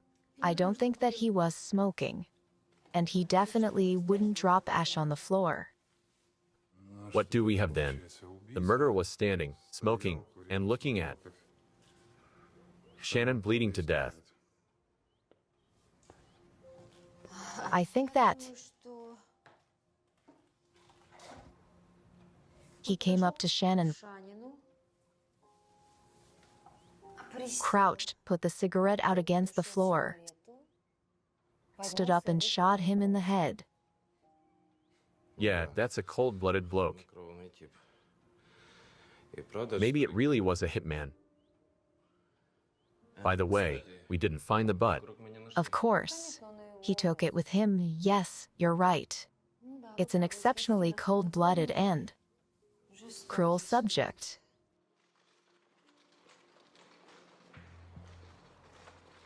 Right now, before your eyes, the coroners are taking away the body of the murdered Jaeger Shannon, a young up-and-coming politician with prospects, well known for his constant fight with corruption. Was shot in his own house. At the moment, the homicide desk of the police directorate is working at the crime scene. We're waiting for their comments. But we found out from our own sources that Shannon was shot multiple times, and the kill shot was to his head. Oh, thank you. Anything else? No, that's it. Thank you. Tell Mischenko to go to my office as soon as he arrives. Fine.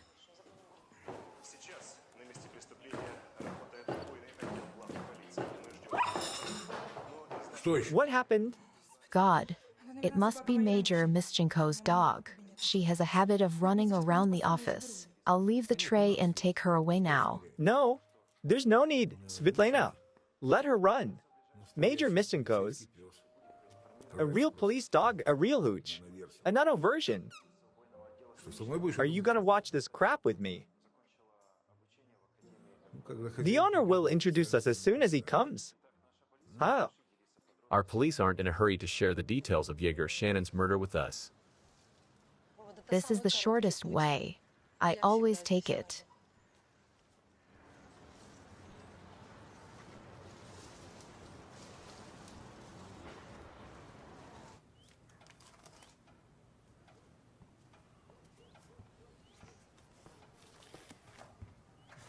Did you do the car? Yes. Sergey, did you find anything interesting? Well, look. I think our guy was freaking out yesterday. Here's the cognac and the sedatives. Inga, as far as I know, they don't go well together, do they? To put it mildly, but maybe he only went for one of those. In any case, autopsy will show it. But Captain's right. If he used both alcohol and psychotropics at home, it means he wasn't fine. The housekeeper thinks that he had some unwanted guests yesterday. He called her in for overtime cleaning.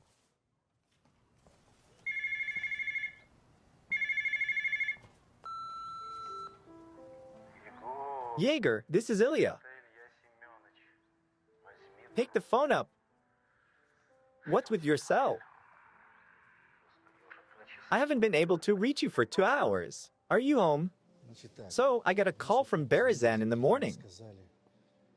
They said that your old friend has already arrived before his term. You need to know about it. I'm in London now. And my schedule is too tight, so we won't be able to talk. I'll fly in tomorrow morning and call you. That's it, bye. See you. Wait. Look. Did you stand up Mila again? She's furious. You're an adult man, but you behave like a boy. It's good that she's a smart woman. I suggest you call her immediately and apologize. Or better yet, buy her something nice and come to her in person. And don't test her patience. That's all. Talk to you soon. Listen, maybe that Mila gave it to him. Look how interesting it gets. Shannon's lawyer in London is worried about him. Sergey, come on, find out his flight number, meet him at the airport and bring him to the directorate at once. Aha. Now, we need to find out who Mila is. Mila Lojanova, Shannon's classmate, and his wife. If they don't live together anymore, it means she is his ex. And it looks like we're not the only ones interested in her. And that somebody is from her student life. An old friend has arrived. Ahead of time. Listen, maybe let's have some coffee tonight. I can't. I'm going to the pool. Guys, they are coming. And we're off. Tell us, was it a hired hit? Is it true that Shannon was finished off with a shot to the head? Tell us, please. People have a right to know what's going on. Can I ask you one more question, please? What does an FBI expert think about the murder? It would be wrong to draw hasty conclusions in such a serious and resonant case. We understand that you want to know the truth. As soon as we get exact facts, we'll definitely tell you about it. Our police aren't in a hurry to share the details of Jaeger Shannon's murder. Unfortunately, it was to be expected. Let's hope that the public will be informed about the course of the investigation in the nearest future. This is what a new employee of the homicide desk of the Capitol Police who had just recently undergone training at the FBI Academy told us. Right now, before your eyes, the coroners are taking away the body of the murdered Yegor Shanin. Good afternoon, Igor. Look, Andriy, we don't need hired political hits. They will tear the entire force to pieces. Starting from you. Your people need to work hard and dig into that Shannon's shady dealings. It would be ideal if it happened to be a domestic crime. You know, a crime of passion and all that. I got it. We'll take it into account. Listen, is it your niece? Performing for the cameras. Yes, sir. She's good. She didn't say anything and cooled them down. Listen, maybe we'll let her lead the briefing when we decide what to feed the press. It's a bad idea, Igor. She has worked at the police for 2 seconds. She can blurt out something bad. Fine. I'll think about it. There he goes. No way will I allow my own niece to be torn to pieces. Thanks for understanding. Come on, Inga. Give something for an old friend. I don't recall you being my friend. And by the way, I didn't know you specialized on crime reporting. And I'm not. I specialize on you. You know, something interesting is always going on around you. I won't say that I'm touched. I have to go. Inga, we have to be friends. What do we have here? A very clingy pinch shark. Oh, here's the defender. Inga, you have a talent to get knights. People get fish, Mr. Radushny, and your wording is quite poor for a journalist. Excuse us. Let's go, Captain. You talk good game, Inga, but you have nothing essential to say.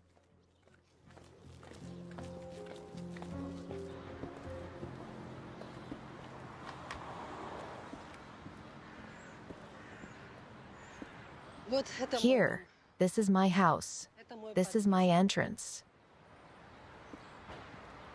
The apartment is on the 7th floor. Will you come in? Oh, this camera. Do you know if this camera works? I have no idea. That's fine. We'll find out. So what, Irina? Done showing off. I told you not to be so mean. If you weren't so greedy to give me money for a quart, maybe I wouldn't notice you yesterday. I don't know who you saw yesterday, but it definitely wasn't me. It definitely was you. Tatiana booted me out to buy bread in the store. It was before 6. I came out, and you were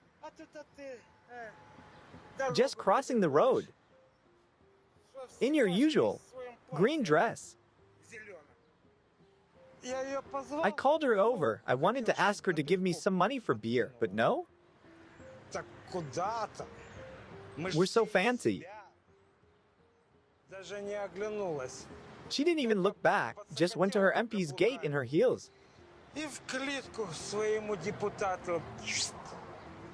And disappeared.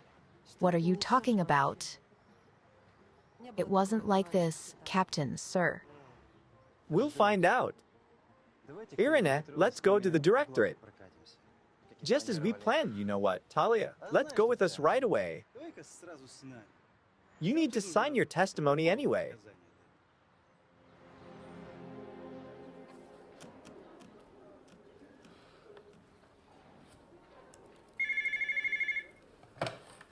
Grave Crimes Unit, Senior Lieutenant Taryn. You got a match? Who? Yup. In 97, right. Got it. I'll come by for the full report soon. Thanks for the speed. Goodbye. The latch is easy to open. Oleg, I was thinking, what is it with Berezan? I'll call you back. What is it? The lawyer said that he got a call from Berezan. A dear friend had arrived, but ahead of time. And, is it difficult to get here from Berezan? It's a 2-hour trip on a commuter train. Go whenever you like. There's a medium security prison in Berezan. Exactly. What if somebody was going to be released from there? Came a bit earlier, for example, was paroled. How do you like this surprise for Shannon? It's great. Find out who was released from there during the last 2 or 3 days. Already on it.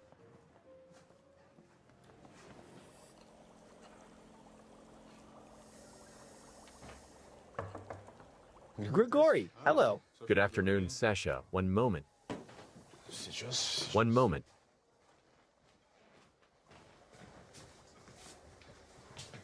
Here you go. Can you give a brief summary? The shot was made from the Makarov that was found near the body. The gun is clean. It was registered in Shannon's name 2 years ago. There, about the fingerprints. About the fingerprints, we found some fingerprints of Shannon and his housekeeper at the house. Also, there are no fingerprints on the gun.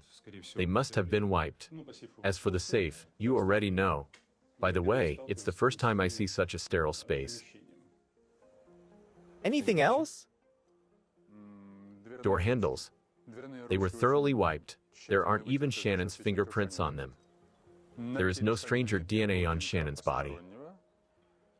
There are his fingerprints and DNA of the glass with cognac. That is all. And what about the ashes on his office's floor? I beg your pardon. Yes, here. Ashes from a cigarillo. You know, it's a very thin cigar. The tobacco is of high quality, it's not cheap. Judging from the quantity of the ashes, the murderer smoked one. There is no but. That is definitely all. Thanks.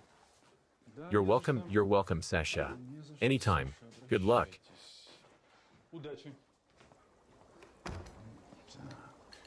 Okay. Just a bit more, okay.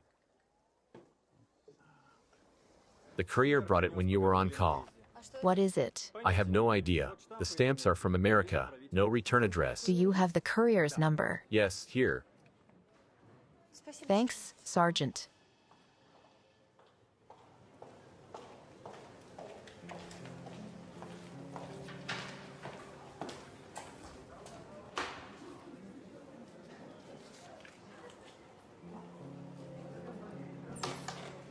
There is a stranger's fingerprint in Shannon's safe. We have checked it through the database. It belongs to Sergei Zalestyuk, born 1982. In 97, he was given suspended sentence on vandalism charges as a minor. What is he up to now? Now he is an active fighter with corruption. And recently Yegor Shannon is hindering his struggle. I mean, he's not hindering anymore. I got it. Clean up your table, Senior Lieutenant. Yes, Major, sir.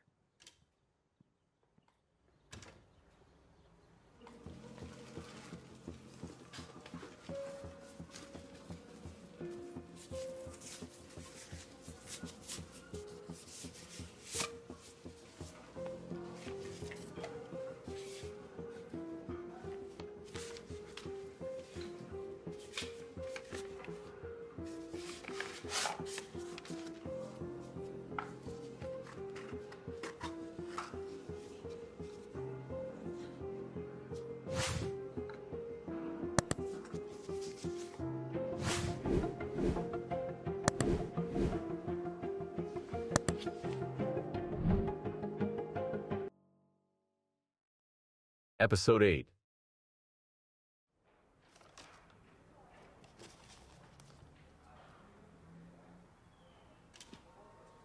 Anyway, we have a suspect. One Sergei Zalestyuk. Another one up-and-coming fighter with corruption. He and Shannon were grazing the same field, fighting for some fat anti-corruption grants. Yeah, they have been arguing publicly a lot recently. Arguing publicly because of the grants? It doesn't sound wise. In his last speeches, Shannon was transparently hinting at Zalestyuk's dark past. Does Zalestyuk have something to hide? I think he does, actually. He has a conviction. It was a juvie and he got a suspended sentence, but he doesn't mention that in his biography. And we have Zalestyuk's fingerprints on Shannon's safe. And the housekeeper overheard his argument with some Sergei on the night of murder. The housekeeper seems shady too. Irina Tishko. Just half a year ago, she worked as an immunologist in the Institute of Neurosurgery. And then she somehow became Shannon's housekeeper. Where's Mochia? I don't know. She didn't tell me where she went. Very funny. I'll have to look for her around the entire directorate. What is it? Dasha sent the results of the autopsy. Are you coming? I mean you both. Well, here is your VIP customer. He died last night between 6 and 7 p.m. The first bullet hit the femoral vein, and the second entered the brain. Judging from minimal bleeding, the headshot was made after the death. Did he have any chances to survive after the first shot? Only if with immediate medical help. The blood loss needed to be stopped immediately. It wasn't done. That's why I say he bled to death in 5-7 minutes at the most. Was the shot made point blank? Yes, point blank. There are traces of oil and gunpowder on Shannon's hands, and I am almost sure he was struggling for the gun with somebody. During the struggle, the gun went off. Shannon fell on the floor and rolled on it, clutching at the wound. This is why his hands were bloody, and the person with the gun, well, I don't know. Maybe he was thinking of what to do next. Maybe he simply was standing there and smoking, waiting for Shannon to kick the bucket. And then he came up and shot him right between the eyes. And that's it. No professionalism needed, just strong nerves. Dasha, what does he have? Here, above the eye and on his forehead. Some kind of particles. In the hair, it's not gunpowder, it's dust. I thought so too at first, but it's regular ash from a cigarette. I just don't understand one thing, how it ended up there. Did the killer blow the ash into his face after death? Oleg, I am ready to present the profile to the team. What damn hitman? It's a scam for the journalists. Your hitman watched too many criminal dramas. A real hitman wouldn't leave Shannon a single chance. He wouldn't even be able to grab his gun, even more so get it out of the safe. I agree. I'd also exclude a common robbery. The safe is empty, all the valuables are in place. The main thing is, Shannon was at home at least 2 hours before the murder. Not a single robber would do a job with the owner inside. Yes, there are no traces of burglary. It means Shannon let the murderer in himself. They were talking in the office. He even opened the safe in his presence. It was somebody from his inner circle. Why did he even go into the safe in his guest presence? Did he want to take the weapon, the money, or something else? Come in, please. Have a seat, Irina, on that chair. I'll come back. In 2 minutes? Are you sure it won't take long? I have important business. It really won't. If you had told me everything that you know.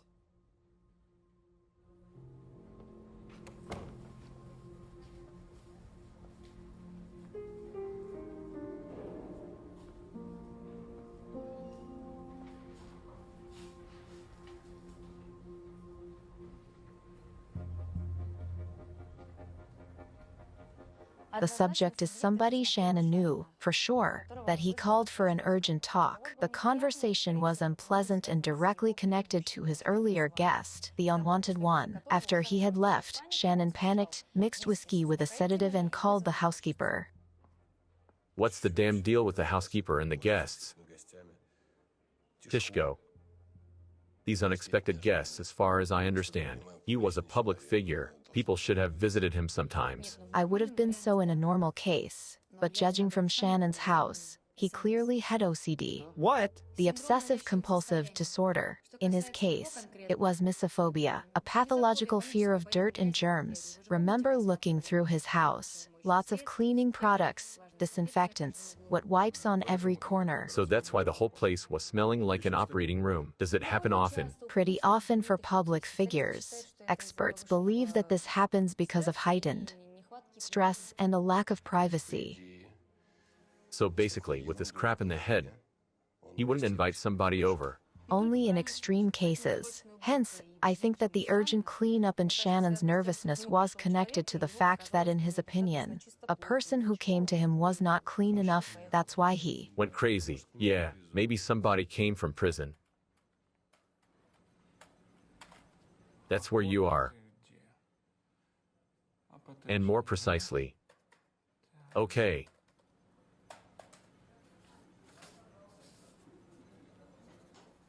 Misha, did you and Tishko examine the house? Did she notice anything there? No, she said everything's in order. Well, a pair of slippers went missing from the hallway. Wow, a robbery of a century. Is Tishko sure that they went missing? She said that she used to leave 3 pairs of slippers in the hallway. If somebody used them, she would add a new pair. Last night she left 3 pairs. This morning only 2 were left. Okay, Sergi. I urgently need a printout of Shannon's yesterday calls. Pasha is working on his phone. Maybe it was turned on somewhere. Go and find out. Misha, keep working on Tishko and ask her about Shannon's disease. Check the alibi. Yes, sir. Okay. You will work on Shannon's ex-wife. She might know something about the contents of the safe and about his friends. And I will go to Zalischik. Wait a minute. According to our profile, our subject is very clever, highly organized and careful. The murder was clearly spontaneous, but he reacted in a very smart way. No panic and no slip ups so far. The only things we have found are the ones that he wanted to show us. The crime scene is a clear setup, a couple of false clues left specifically for the police. The sergeant called. Shannon's ex-wife is here. Mila Lojanova, Shannon's ex-wife, is here. The ball comes to the player. Work with her.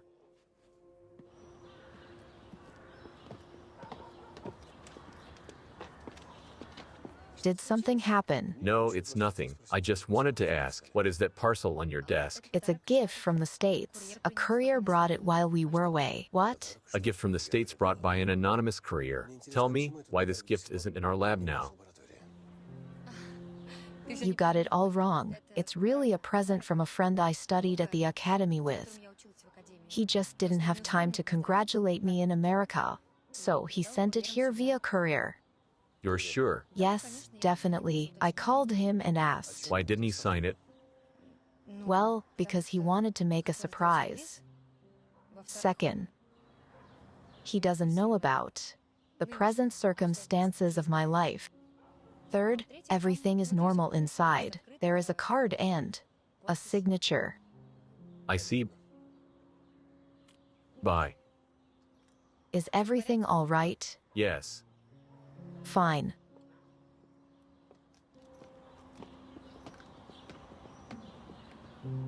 Well, I decided to not wait for you to come to me, come here on my own. A wise decision, Mila. Please tell me, maybe your ex-husband had a wishers. Or even enemies. As a politician, Igor was a dud, just populist and a grant eater. He wouldn't been a nobody if not for his father's connections. Let me put it this way. He didn't grow to have serious political enemies and a hired hit. And if I were you, I'd look for a person he offended in a bad way. However, I didn't come for this. Jaeger and I are divorced, and I know nothing of his latest antics. I have an entirely personal and a mercantile interest. Did you find the necklace?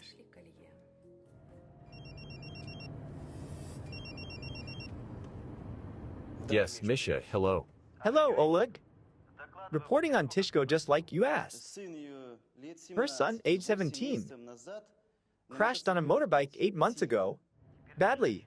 Now he's a paraplegic. She doesn't have a husband, and she needs a lot of money, and you don't earn much as a doctor. So she found the best place she could. Of course, Shannon was a bit of a weirdo, but he paid well. I see. What about her alibi? It's confirmed. The taxi driver picked her up at 5:30 and took her to the hospital. Her son is at another examination there now. She sat there with him until 8:30. Well, having an alibi is great. Whom did your witness see then? Or he was confused while being drunk? What do you think? Listen, there is a camera by the entrance. If it's working, we'll see everything ourselves. Fine, Misha. Keep working, and let Inga loose on your witness. Maybe she'll pull something out of him using her methods. Okay, I'll let her loose now.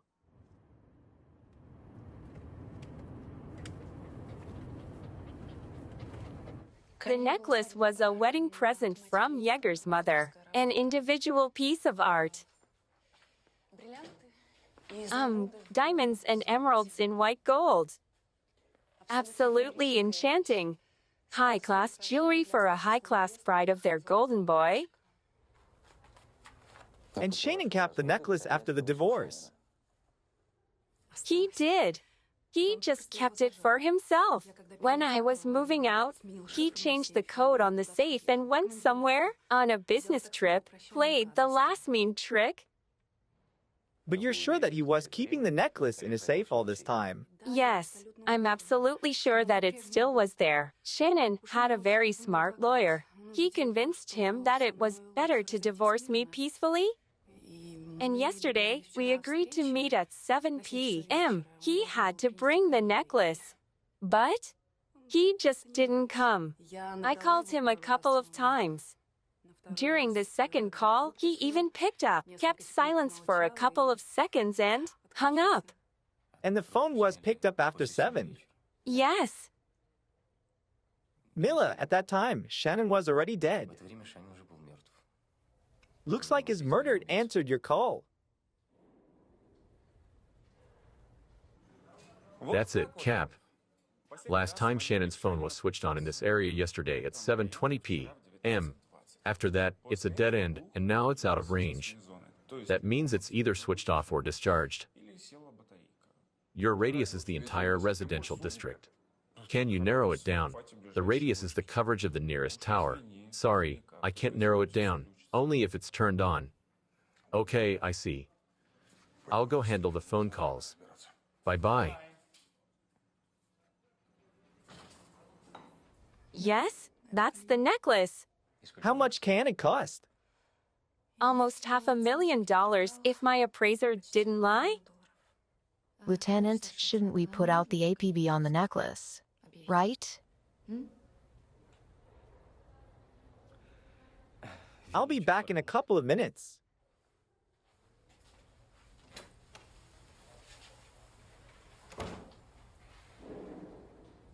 Mila, you don't think highly of your ex-husband, do you?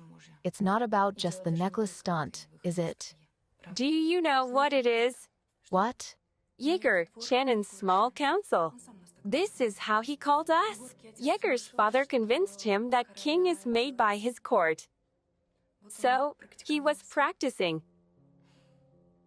I understand that Shannon and you were the royal couple and the rest. Kostya das Hativ, the court jester,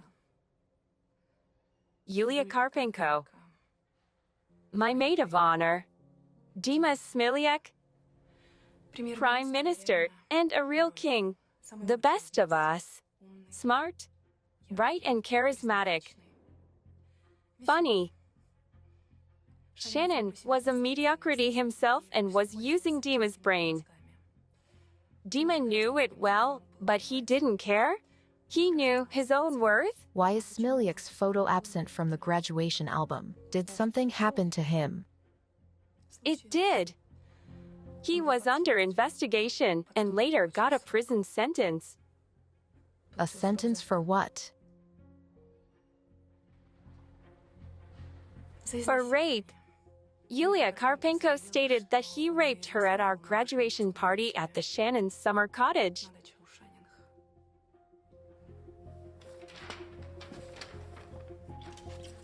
Captain, we need to know when Dmitro Smiliak's prison sentence ends. He was convicted of rape 5 years ago. Dmitro Smiliak. Paroled yesterday at 9 a.m. He served his term in the Berezan medium security prison. Aha. He was Shannon's classmate and a close friend. As for the rape, it was Yulia Karpenko, a friend of Shannon and Smiliak, who accused the latter. And I'm sure that Smiliak was Shannon's competitor in the fight for Lajanova's heart. Inga, are you a witch or something? Thank you. Well, I finally found something, and you already know it. Your fingerprint was found inside Shannon's empty safe. Besides, Shannon's housekeeper saw you arguing yesterday. I propose for you not to waste everybody's time and nerves and tell us what happened yesterday.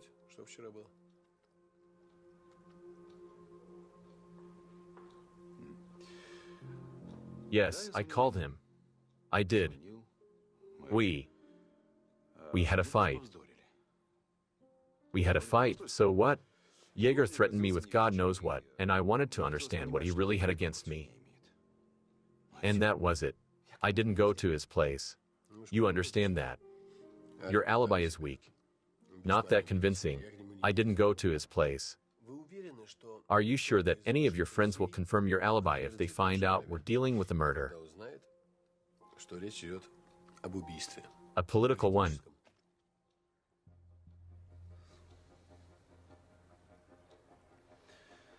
Fine. Fine. I went there. It was around 6:30, even closer to 7. Yes, I went there, but he was already dead. Got it? He was already dead. Hey, Shannon, why don't you close the door? Hey, is anybody home? You're not afraid. They might take away everything that you had earned with hard work.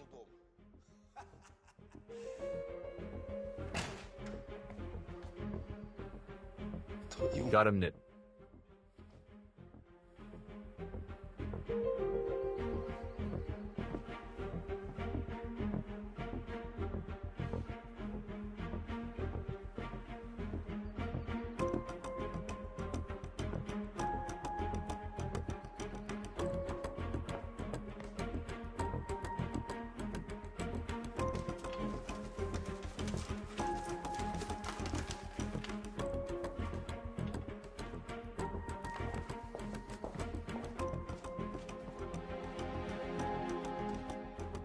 Son of a bitch.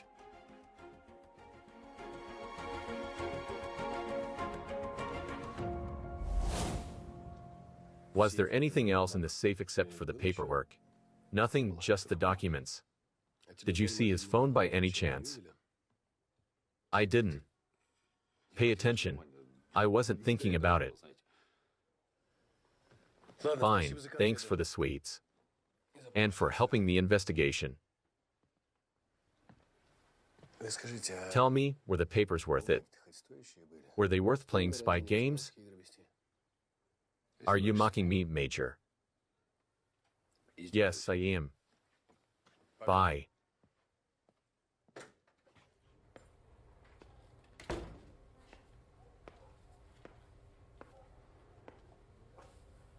Listen, I've told you everything. I've signed everything. I do need to go. Irina, a couple more questions, and we'll let you go to your son at the hospital.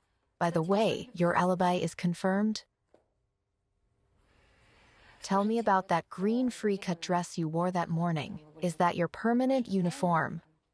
Yes, it's my permanent uniform. It's a compromise between a housekeeper and a medical worker. Do you wear this dress outside? Of course I don't. Shannon would fire me on the spot if he saw that. All right, heels. Do you wear heels? No. Sometimes I don't sit all day. My legs swell so much by the evening. So loafers are my everything. And the last thing, do you use perfume at work? Perfume? No.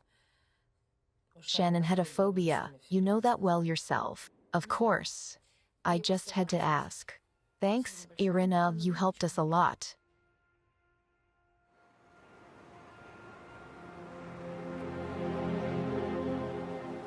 He's not home. Let's wait for him. Maybe let's have a bite. Yeah, let's have a bite.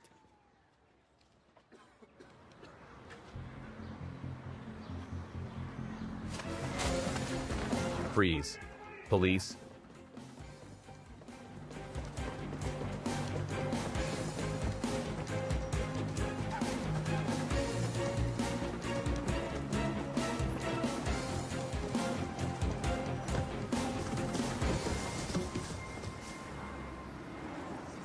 You weren't on the outside too long, didn't you?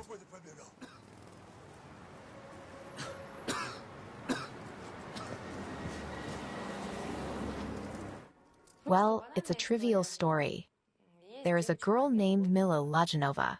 Smart, beautiful, from a good family. She was courted by a rich but primitive Jaeger Shannon and smart and handsome Dima Smilyak. From an ordinary family. That trio and two other people were celebrating their graduation. And the following morning, a girl named Yulia Karpenko writes a statement to the police that she had been raped, saying that Dima got drunk, started molesting her, and she couldn't fight him off. What next? Dima Smiliuk was sentenced to 6 years of medium security. Yeager married Mila. And what about Yulia? Yulia tried to work at the firm that had already hired Smiliuk. However, she didn't stay there for long because it was above her level. As far as I know, she now owns a political PR firm that cooperates with Shannon closely. Smiliuk should hold a grudge against Shannon and Karpenko. You know, it seems to me that when all that noise went away, Mila Lajanova didn't believe that Smiliuk was guilty. Smiliuk should have had good chances with her. Yeah, I think so.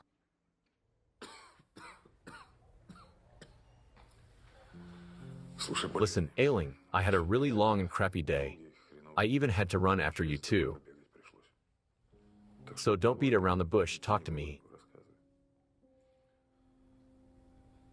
I didn't kill anybody. And the breeze blew Shannon's phone into your apartment. Yes. I took his phone, but I didn't kill anybody. What about the necklace? What necklace? An emerald one, from the safe. I'm neither a robber nor a murderer. I came there at 6:30. Yeager was already dead. And the safe was open. I didn't even look inside. So you don't need money, do you? You didn't need anything for happiness except for his phone. And the photo of your beloved from the album of the happy competitor. Shit. You're a real drama hero. I'm neither a robber nor a murderer. I took the phone to find Yulia Karpenko's number. I couldn't, it was password protected, and then it ran out of juice.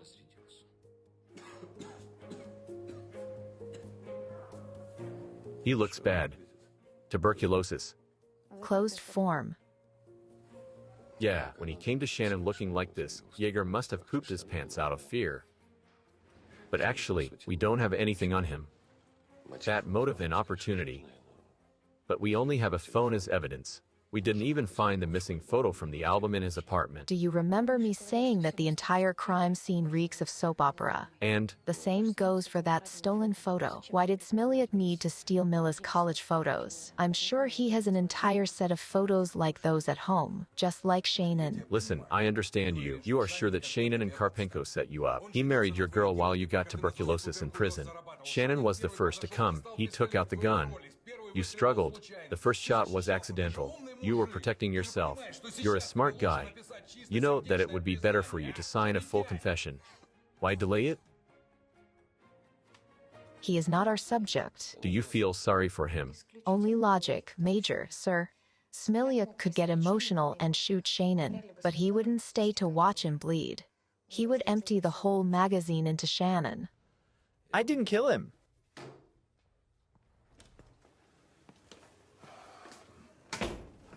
He could kill. Probably. They ruined the guy's life. On the other hand, what's smoking? He has tuberculosis. Tuberculosis. By the way, as for tuberculosis, by the way, I'm not talking to you. Yes.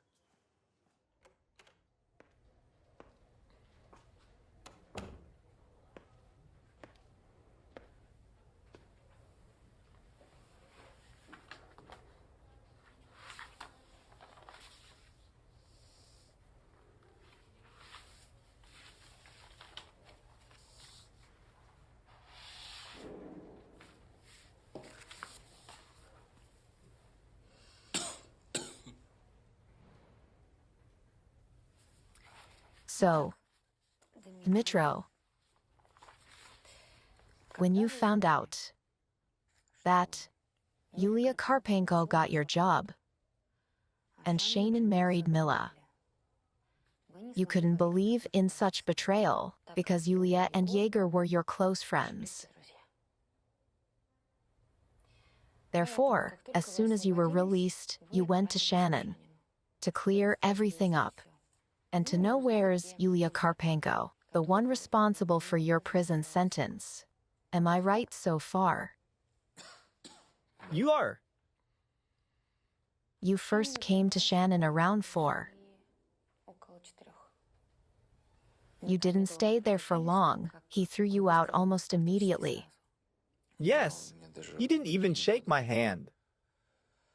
As if I was a leper. Then he said that he was busy. I asked him where Yulia was, and he said that he didn't. No. Hello, Andrei. Relax, Major. Your fighting dog made my day. Right. What is her name? Motia. Matilda. This is the way. But let's get down to business. What do you have? Then you met a friend who told you about something, and you went to Shannon for the second time. Who did you meet, Dima?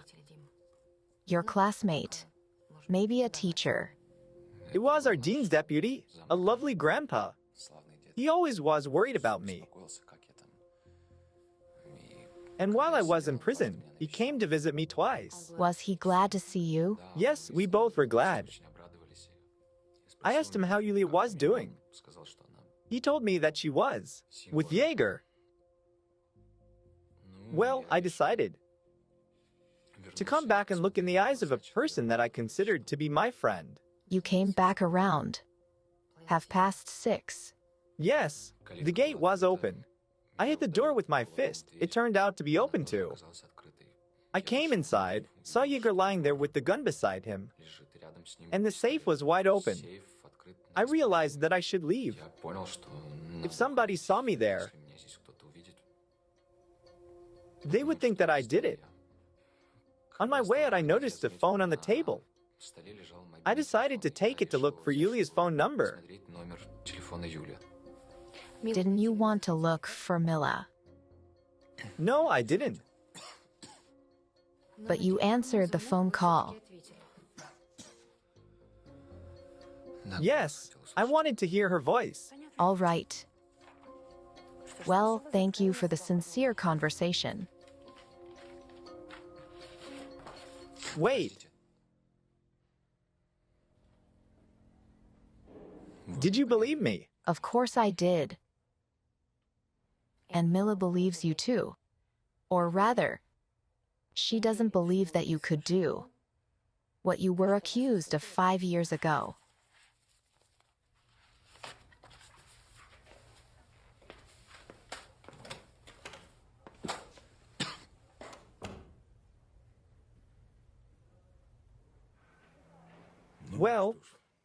Well done.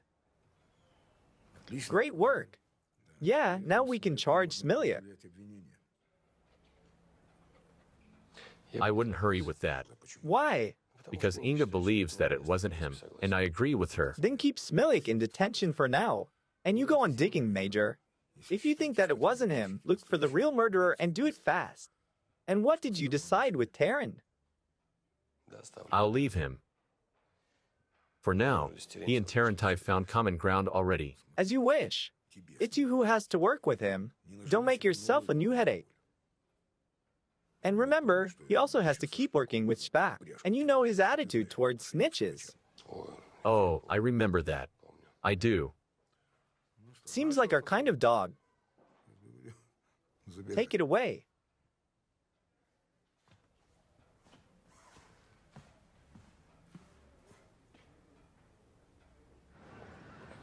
Did they tell you when they'll return your car? They called in the afternoon and said that I may come for it anytime. There was a bug inside and some GPS device in the trunk. The guys said it was really high-end. I asked them to leave everything as is. Your phone was bugged too. He equipped you well. We'll have to check the apartment tomorrow.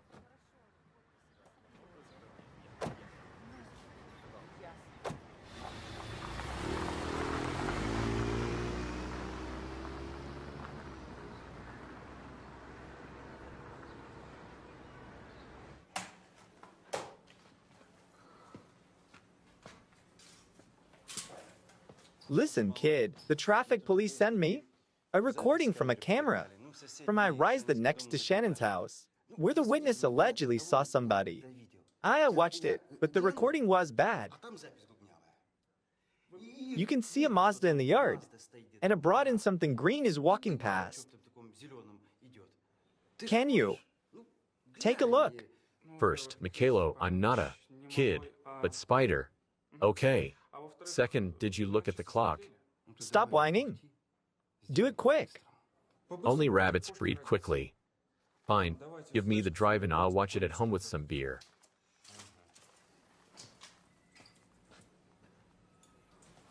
Okay. I'll go to my daughter at the hospital then. Fine. Bye, Pavlik. Goodbye.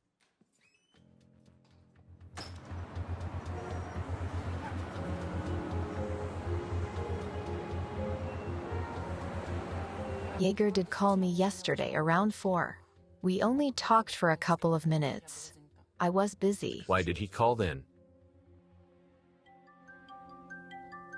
Excuse me. I'll call you back. He was very agitated. He said that Dima Smilyak visited him unexpectedly and, as far as I understood, he behaved quite aggressively. Aggressively. Did he try to fight him, or threaten him, or demanded money? I don't know about fighting, but I think Jaeger either gave or promised him the money. I don't know the details, but Dima said, I will have my revenge on you for setting me up. Did you really set him up? Come on. I wouldn't embarrass myself like that. What else did Shannon say? That was it. He said to be careful. He means Smilyak, right? He didn't say that, but I understood him that way.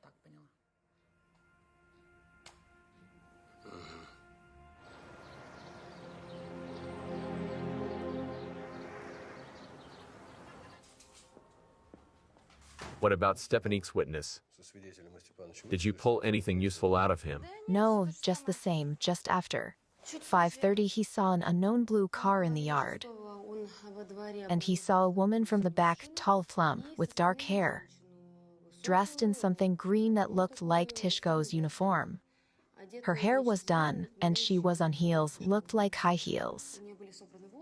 Also, he paid attention to the specific aroma of her perfume, something zesty, like lemon, grapefruit, or orange.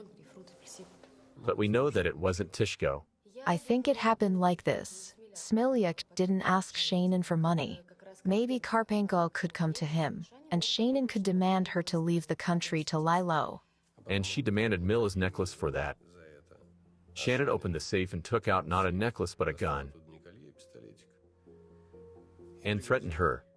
She is the skittish type. And by the way, she fits the profile of our subject like no other. Anyway, Spider worked his magic on a drive from the road camera. We can't see the woman's face, but we have seen the license plate number of that car in the yard. Did you find the owner of the car? For sure. The owner is Yulia Karpenko. She parked there at 5:40 and left at 6:20.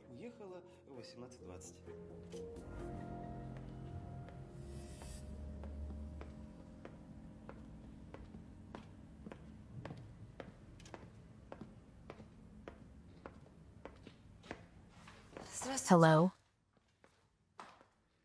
Hello. Good afternoon. Where is Yulia? You just missed her. She left for the airport 40 minutes ago. Right. She's going to New York. The flight is in 3 hours. Is it Yulia's dress? It is. What perfume aroma is it? So strong. Grapefruit, lemon. It's a new one. Eau de France. It's very strong and long-lasting. Tell me, did you book her tickets? Yes. What is the flight number? LO754. Thanks, Sergey. Well, Major, everything's fine. I met Mr. Chervoni. We are going to the car. We'll be at the office in an hour. Run right back to the registration desk now. Flight LO754 to New York. Karpenko has a business class ticket. We need to stop her. Don't approach her. Let the security service search her. They have every right to do that. She has Shannon's necklace on her. I got it. On my way. Ilya, we'll have to stick around for a bit. What's going on? We are going back to meet your old friend. Vera, do you smoke? Of course I don't. These are for Yulia. She smokes very rarely. I only bring her some when she asks, not to tempt her. What cigarettes does she smoke?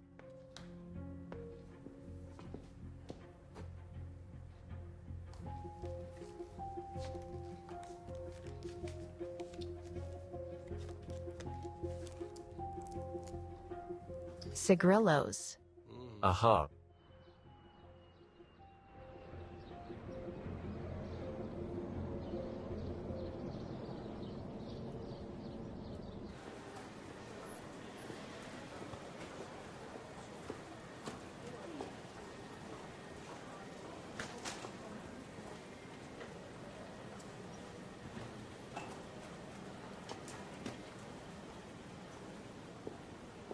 Come with me if you'd be so kind. What is the problem? We need to clear some security issues. We won't delay you. Come this way.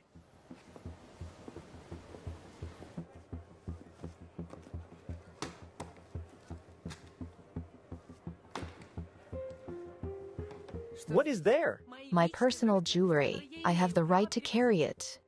Open it.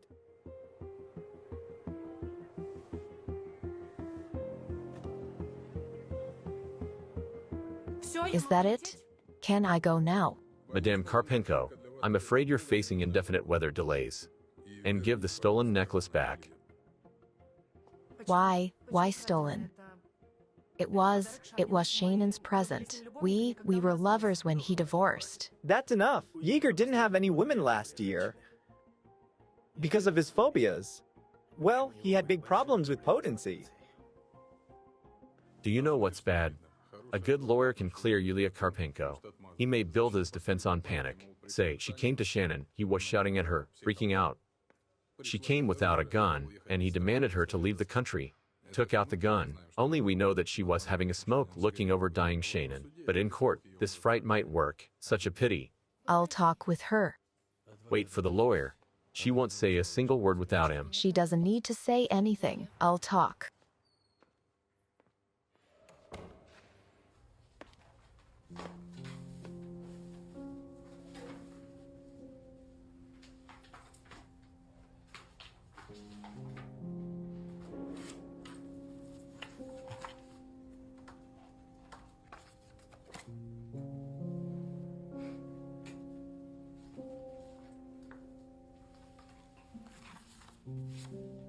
Well,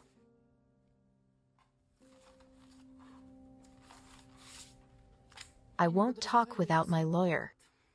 Okay, no problem. We'll wait for your lawyer.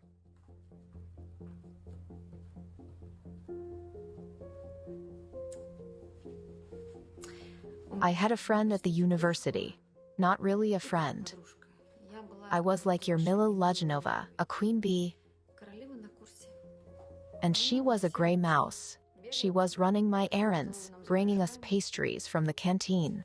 It may look like just a photo, but it's obvious. A queen and her court. Look at the boys looking at her. And you. We're a gray mouse, a nobody. It is frustrating, I agree. You're trying to copy her even now. You made the same hairdo and the makeup. But they don't suit you. The psychological traumas inflicted in youth are the deepest. I say that as a psychologist. I'm only interested in one thing. Did you fare psychologically to stay in the Queen's shadow forever? Huh? By the way, never asked my maid of honor about that. I didn't think about it. But you lost anyway for the most part. You screwed up. Yes, you made Mila and Smilyak break up, and Shannon promised you patronage for that. But what did you get in the end? Mila is a beautiful and rich heiress. Look, she has $500,000 worth of emeralds just on her neck. And you? When you get out of here, nobody will even call you a mouse. Get lost. And Shannon? Must flipped out when you demanded Mila's emeralds for your emigration and silence. I wonder what he said to you. Was it something courteous? Something like, emeralds don't suit you. No. He was too agitated to be polite. Most likely he simply laughed. It must have brought him to tears. He wasn't laughing anymore while rolling under my feet and coughing blood. And your queen's shadow will show what she's capable of. Right. Hello.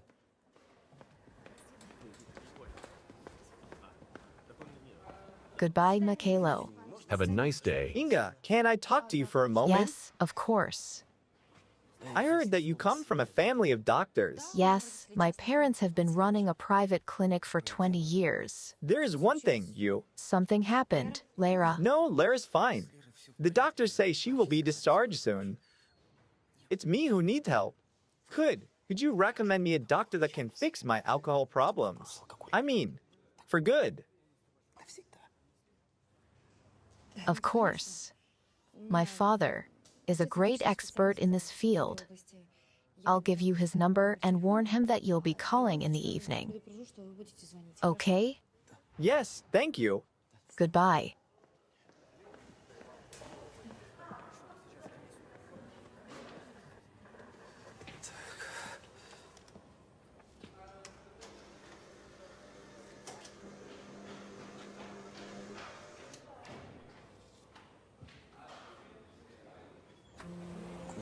Hey, where are you running?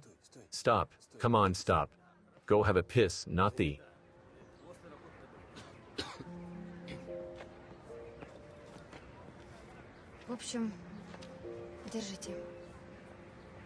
Well, here you go. I hope you'll figure it out. Thanks a lot. You're welcome. Where are you going? Thanks. Good luck. Goodbye.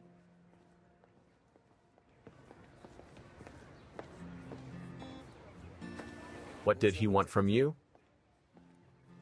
Rather, I wanted something from him.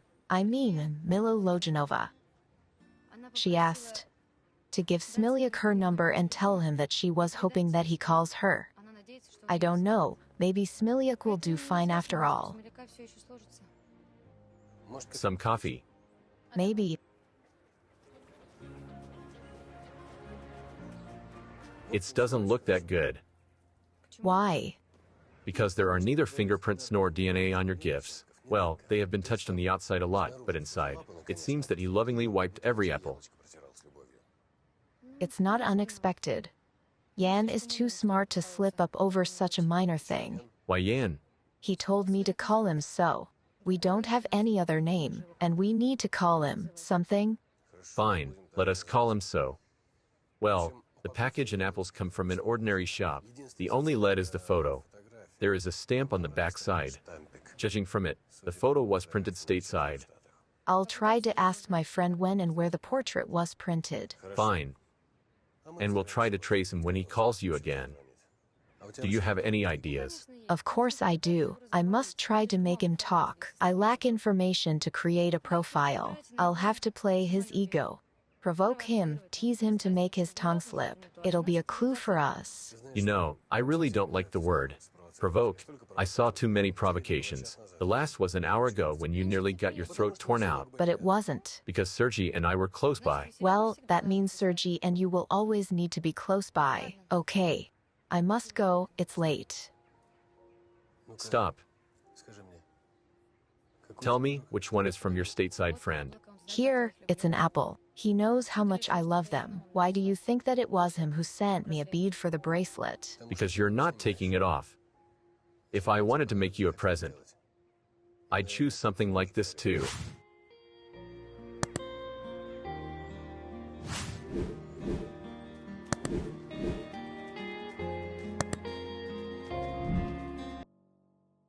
Episode 9.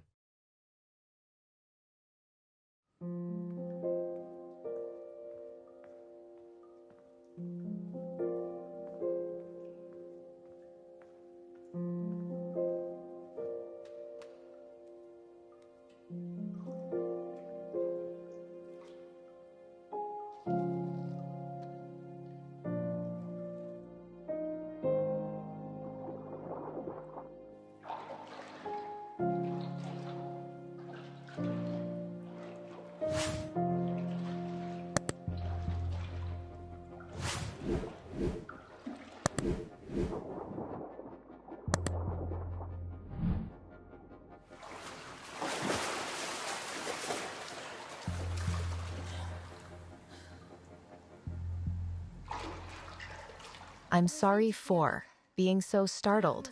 I just didn't expect to see anybody here. It's me who should be sorry for scaring you. I came to see if everything was all right. It's your first time here, and you went away for so long. But now I can see that I shouldn't be worried. You're a great swimmer. No, it's not my first time here. I just went away for a long time. Are you the new guy here? Because I haven't seen you before. Yes, I've been working here only for a month. I decided to combine work and sports. I'm Alexei. Inga. Nice to meet you, Inga. Likewise. Okay, I won't interfere.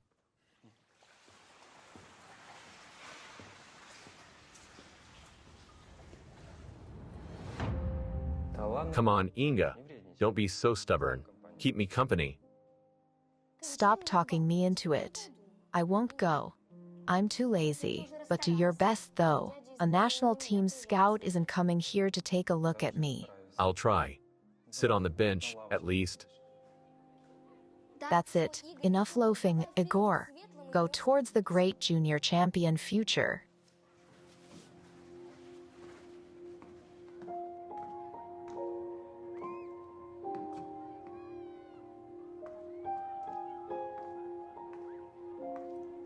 Did you let Maslov go to the pool on his own? Aren't you afraid that somebody will steal him? Why should I be scared? I'll be glad for him if he finds somebody nice. He is my best friend. Stefan, you're so smart, but in reality, you're a fool. He is in love with you? Listen, maybe you're making this up on purpose. You're keeping him on the leash with your friendship. Listen, did you try to write novels? Oh, Alia, you're wasting such an imagination. Bitch.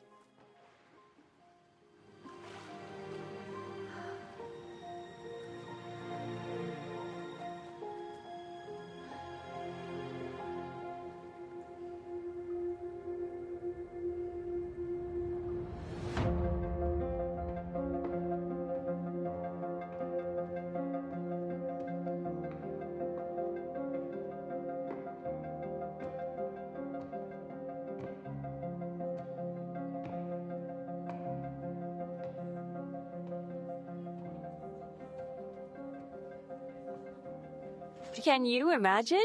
They found him in the water. The cops say it was an accident. He drowned. Come on. Igor swam like a fish. And the boys heard that she threw a tantrum in the principal's office. Grief and all that. She was standing him up. And now she's suffering. Listen, maybe he, Maslov, committed suicide. Maybe Stefan drove him to that.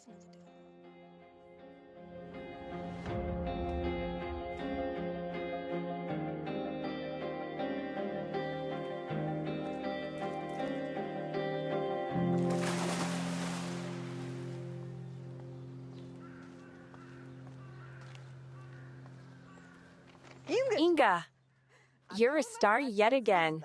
You could have boasted to your neighbors. Radishny just can't forget about you. He dedicated an entire issue to you today. For the second time already. I'm so glad.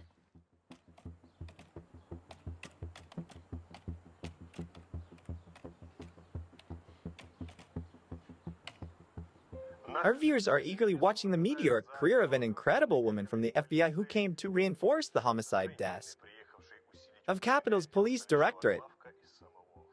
Looks like her uncle, Major General Strizak, helped her with that. Inga isn't just promoting herself using the police's biggest cases, but also she's establishing close relations with the homicide. Desk head, Major Misenko. Does the gallant major know about unlucky admirers of the beautiful FBI agent who died last year under mysterious circumstances? One after another. The first victim of the passion towards the Black Widow was her American fiance.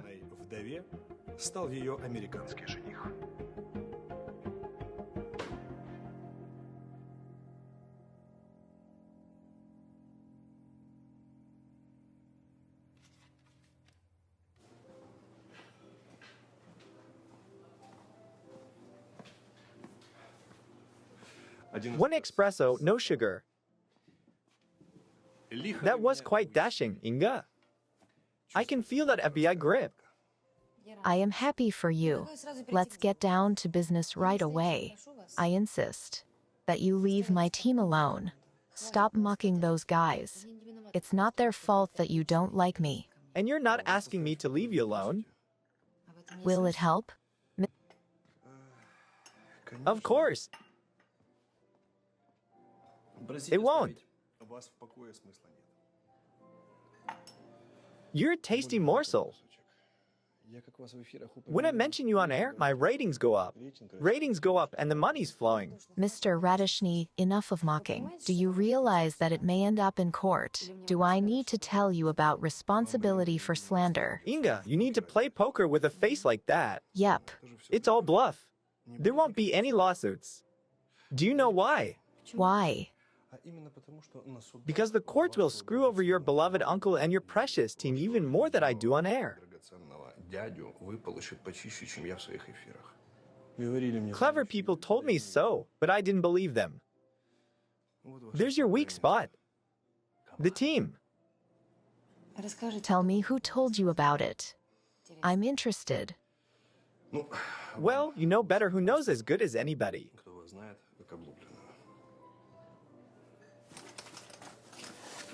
Have a nice day. Watch my broadcasts. I will enjoy that. As if I had nothing to do. Our heroine is not only beautiful, but modest too. Something about men, suicides. Today in the morning, Inga asked me to concentrate my attention not on her personally, but on the police's teamwork. Come on. Come on. And about your affair. Mom, come on. Why are you? Eat. The pickles. About the affair, is that also a lie? Of course, it's a lie. Mom. Or is there something? Oleg. Mom.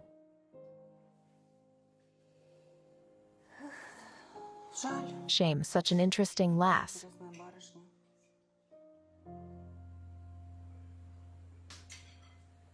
Unlike your usual fairies. Well, can't say that. They all look the same, like they were made on a conveyor belt.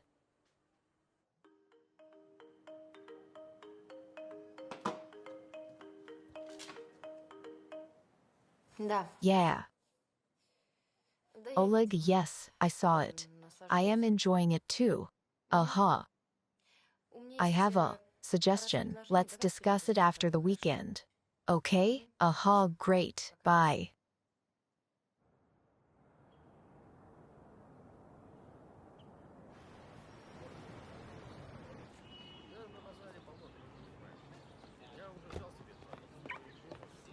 Hello. Hello? I wanted to ask you, what do you think about Mr. Radusny's Saturday escapade? It's another portion of empty gossip for the target audience. Why did you meet him and gave him the scoop yourself then? I was wrong there. Aha. It was a dumb thing to do. Interesting. We have another topic to discuss with Radishny. Shall we?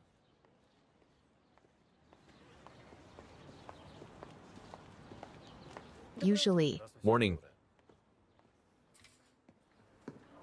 I'm also sure that somebody is feeding him info about you.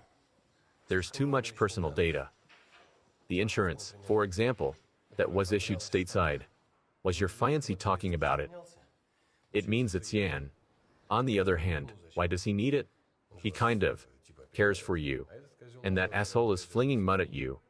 I'm not sure that Yan is Radushny's source. However, you're wrong about the motive.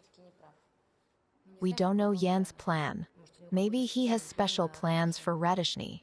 He is playing the part he's needed to play. Yes. The address.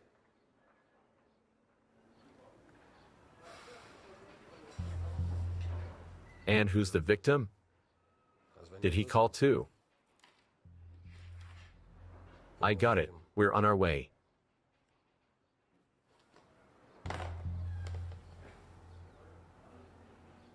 Maybe Sergey's right when he calls you a witch. It's unwise to cross your path. 5 minutes ago, a well-wisher called the dispatch and strongly urged to inform the homicide desk that there was a murder in Arthur Radishny's apartment.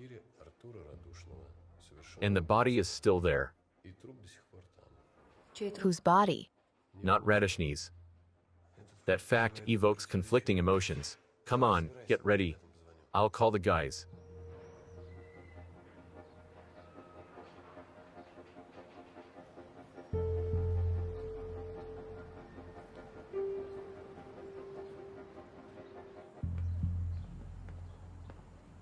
Здравствуйте.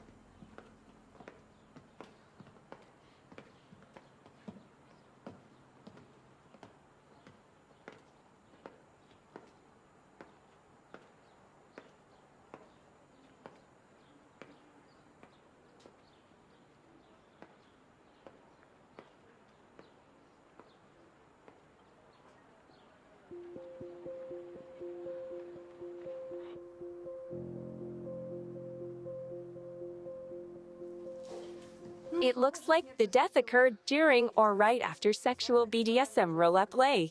The cause of death is strangulation. The time, approximately 6 to 8 hours ago. Sasha, what do you got? Driver's license issued to an Ilona Shevtsova and a business card of an agency.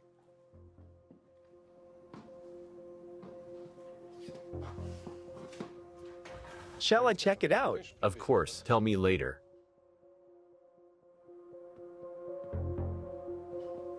Oleg, what? There is a whole arsenal here. Of weapons? Exactly. Oh. Listen, do you like German art house movies? What? Nothing. Listen, does your friend suffer from a disorder like this?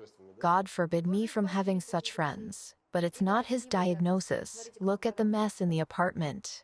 However, somebody does clean here. I think he hires a housekeeper from time to time. The case history shows a blue-collar job. It formed a habit of keeping things in order. A sorter, a cleaner, something like that. Do you like it? Oh, Lord. The neighbor next door says that she saw a girl coming to Radishny yesterday. She says she can take a look at the body and see if it recognizes her.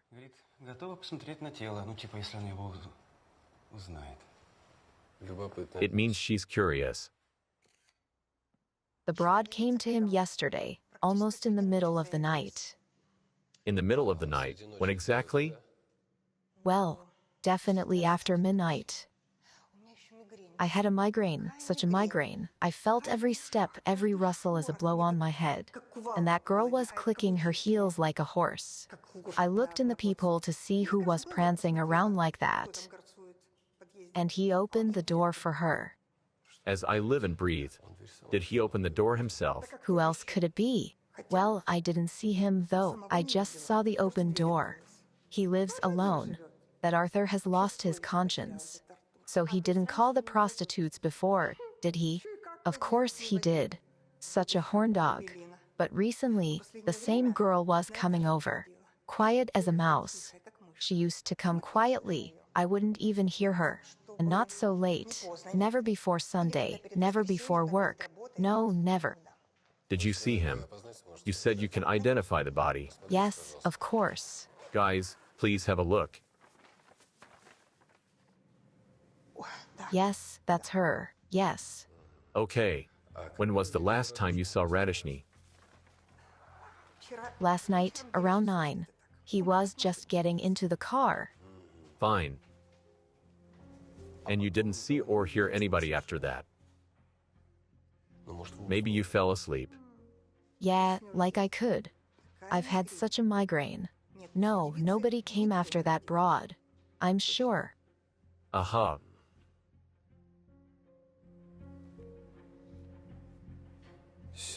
Sergey, put an APB out for Radishny in his car. And tell Pasha that he needs start looking for Radishny's phone and credit card. Sometime after 8 p. That's it, bye. Tell me, did he strangle that broad? Oh, He's really done it this time. Such a pervert. By the way, I know his housekeeper, Anna. I can see you moved the furniture here. No, I didn't choose girls on your website. I know, I don't need that too. Miss, can you stop? Wait, this is the police, and I need to talk to your management. did they hang up and won't pick up now? You should have asked them to send the price list to your email, but you should have done it when you were alone in the office. Oh, I forgot. You played by the rules. Neither boys nor girls interest you. Don't worry. Don't worry, Snitchy. Call them again from a different number later. Just formulate your wish before that. What do you want more? Kittens, goats, chicks. Hey. As you were, detectives. Whoever starts a fight in the unit will file a report to be transferred elsewhere. You can go with your childhood complexes and adult psychological traumas to Miss Steffen. She'll tell you where to go. Okay. What about the brothel? Did you arrange a meeting? Let's go and have some coffee, and you'll tell me on the way, Sergey.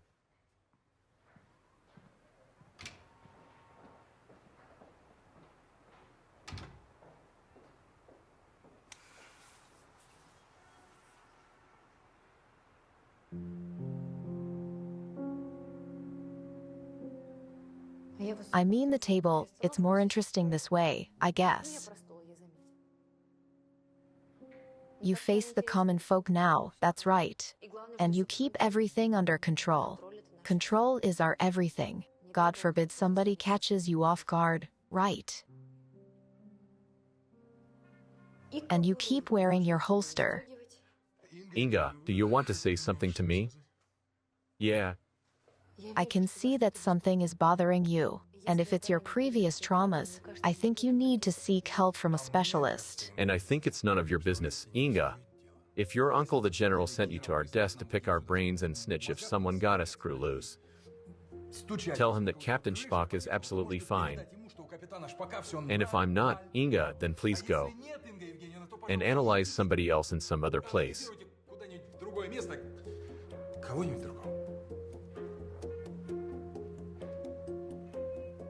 I've heard you.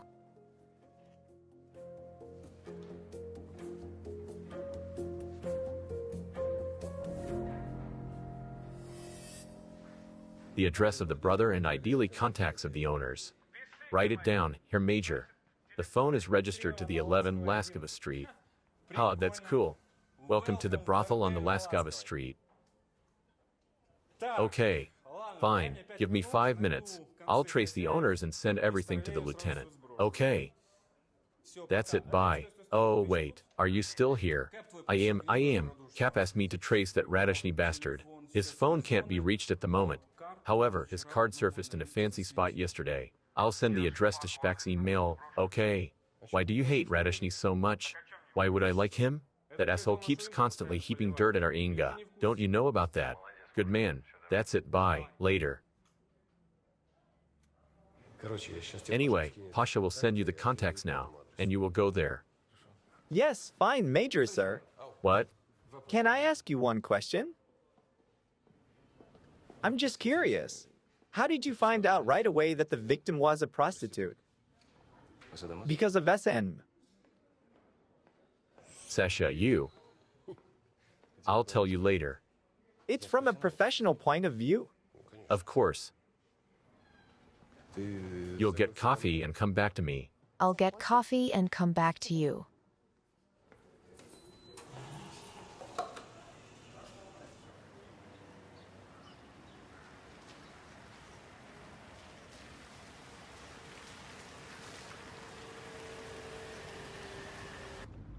Look at that Lexus, Sergeant. Homicide put out an APB for it.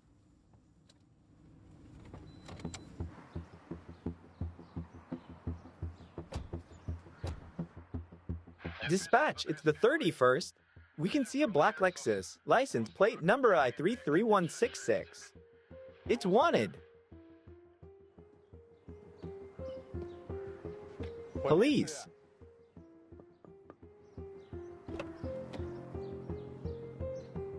I didn't do anything. She did it all. Why are you exaggerating? It's all because they are constantly arguing with Taryn lately. Their differences with Taryn are the consequences. However, Lieutenant's report against Captain Tarantive became a stress for Captain Spock. I don't know the circumstances of his initial stress. Come on, even more so. Why talk if you don't know it? What dynamics are you talking about? Or was he rude to you? What do his manners have to do with it? I'm telling you as a specialist. His mental state deteriorated. I can see it without knowing his case history. All of it is nonsense. Why?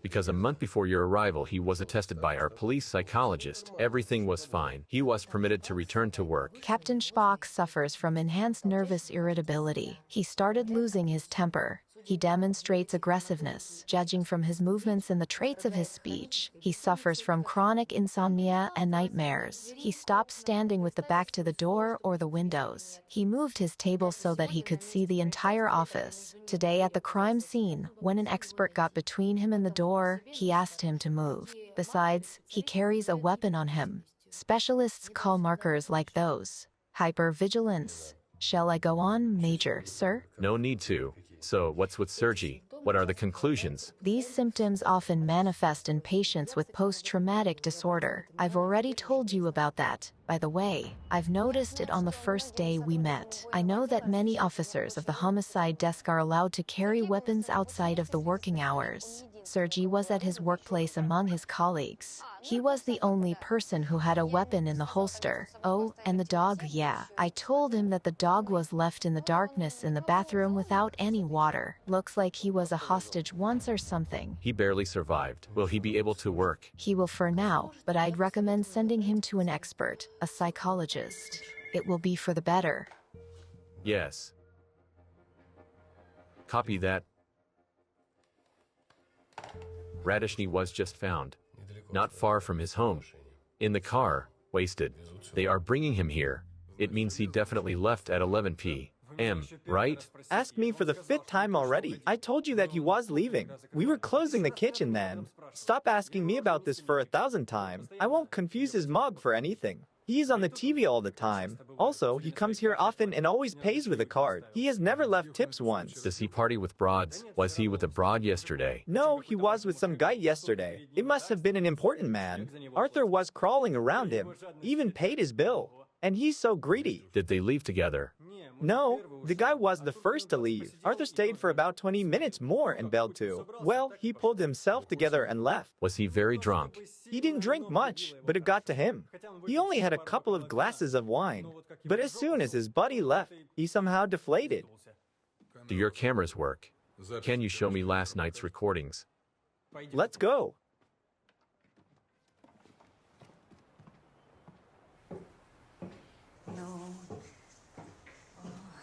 Well, my business is absolutely legal. My clients are respected businessmen. We also get a lot of foreigners. They want to take a walk around the capital with a nice, educated, and polite lady guide. They do. It's their right. And then, if they somehow grow to like each other and make some deals afterwards, it's their personal business. We're all adults here. Fine, Margareta. Let's talk like adults. Sure. You tell us everything. About Radishny, and we, in our turn, will close our eyes to some nuances of your services.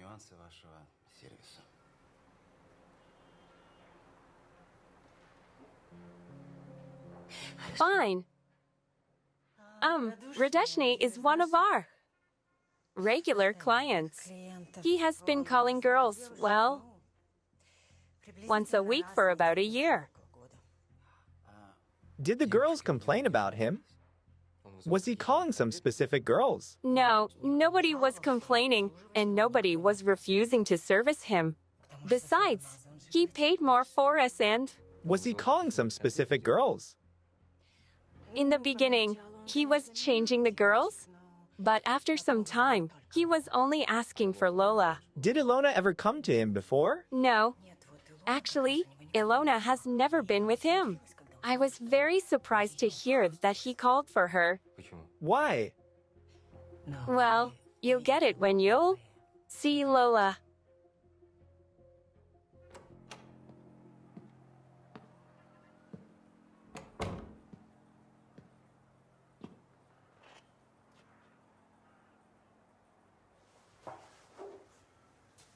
Oh, Major. At last. I thought that you'd be testing your psychological tricks on me until the night. Why until the night?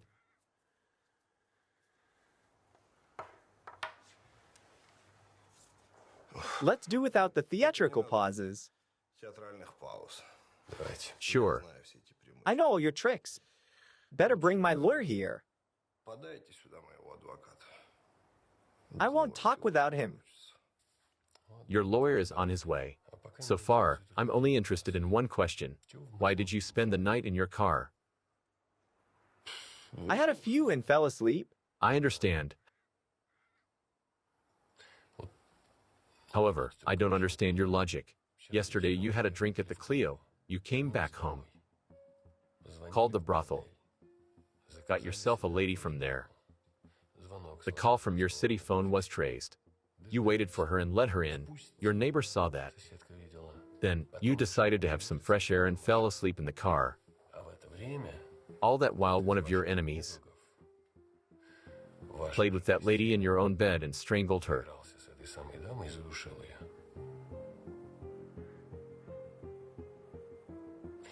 I have a more logical version of what had happened. You got so carried away that you came to your senses with a body by your side. To consider your further actions, you had some more, and then fell asleep in the car. You didn't even think that someone from your entourage would snitch to the police so fast.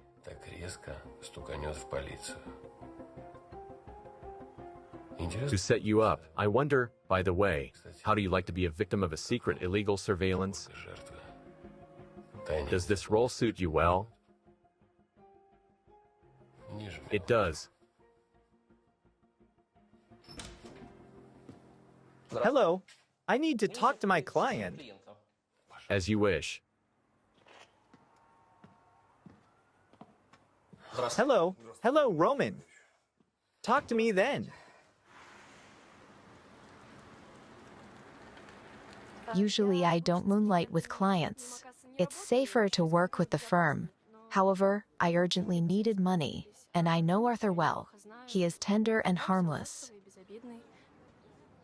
So you were not scared of him. Taking his taste into account. He could overdo it in haste. No way.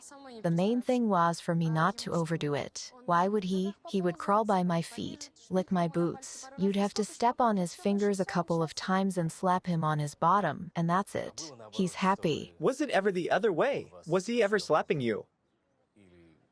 Or tied you up and strangled you in the process? I love innocent men. They are such a rarity nowadays. It's very unusual for the SN partners to change their preferences. Almost never. Why did he choose me? He wanted a small and tender girl to trample him in the dirt. Do you mean yourself? Why are you interested in these details? Because your colleague, Ilona Shevtsova, was found strangled and handcuffed to the bed in Radishny's apartment.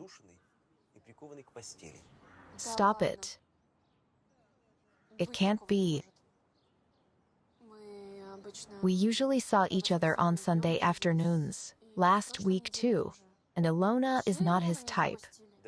He must have come to like her. Or the contrary, dislike her? Okay, thanks for the sincere conversation, Lilia. You know, he couldn't have strangled her. Due to my job, I'm interested in psychology. Clients are different, you know, and it's better know their kinks right away.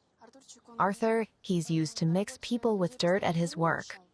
And in sex, he compensated for that. Because he is weak by nature. He could kill, but only like a rat that was backed into a corner.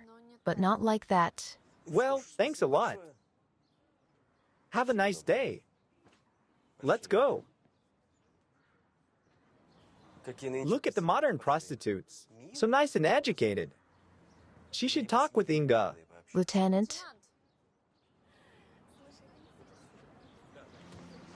If you want to meet in private, you have my number. I won't take money from you. It will be purely for the soul.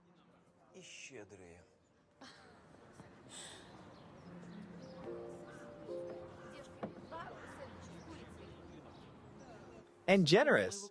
You heard my client. Last night was talking to his source in the bar up until midnight or around it. He had a bit too much in the car. He felt that it was dangerous to drive in that state.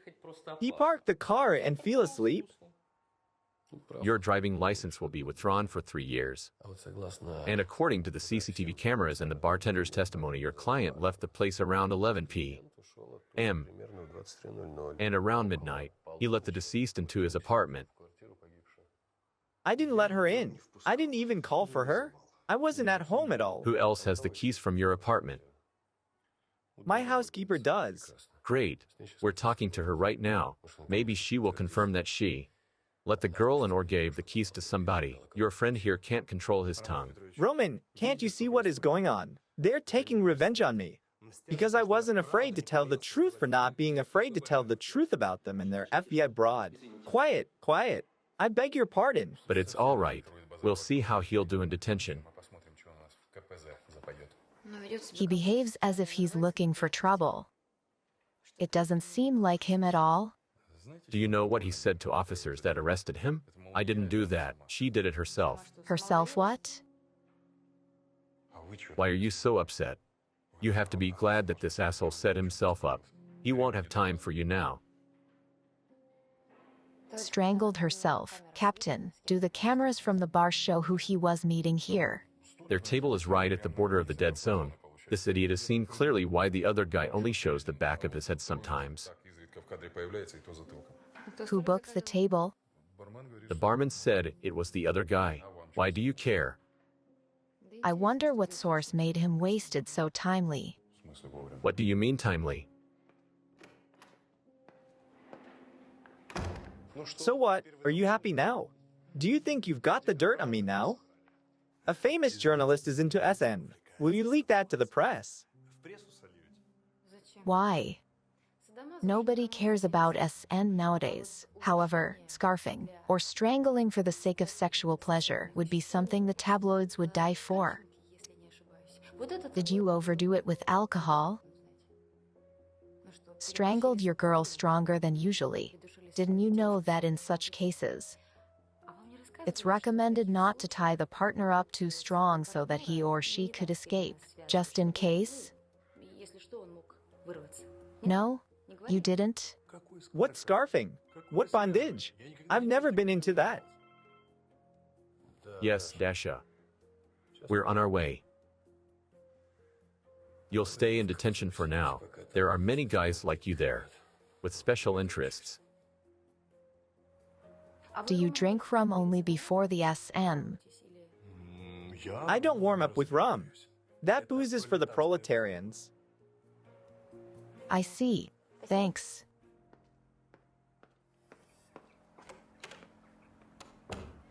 And you must be.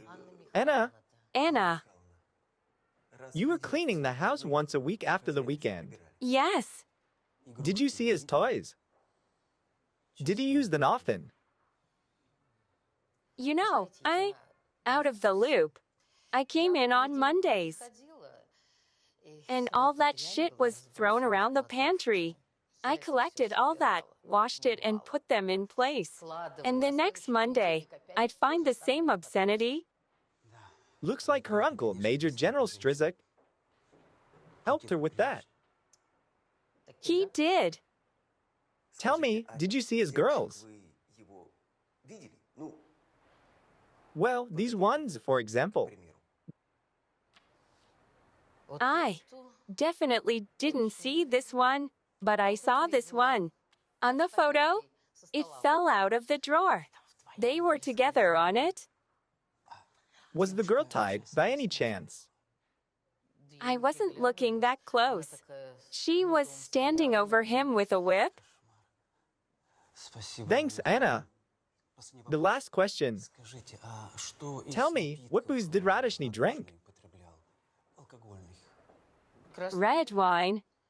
Expensive, from France. What about stronger drinks? Rum or whiskey? No. He didn't even keep them at home.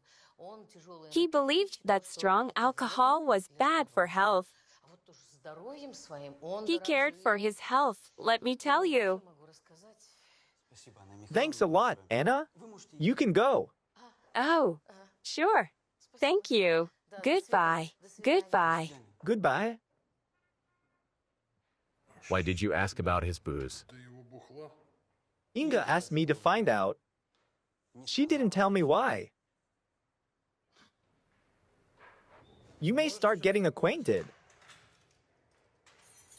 Establish new friendships.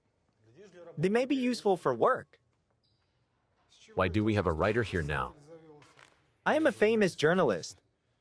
The pigs set me up. Yeah. A victim of the regime. We're all like that here, one way or another. I know this sucker. A journalist indeed. You write shitty articles, and you throw mud at everybody on the TV.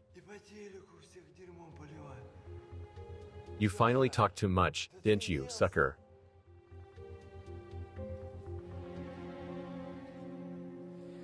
As I thought, the cause of death is asphyxia. Time is between midnight and 1 a.m. DNA. The murder weapon is her stalking, only hers. The killer was in gloves. There are traces of talcum powder on her body. There is no damage on the body. I can understand why she wasn't resisting when he was handcuffing her to bed. It was their game.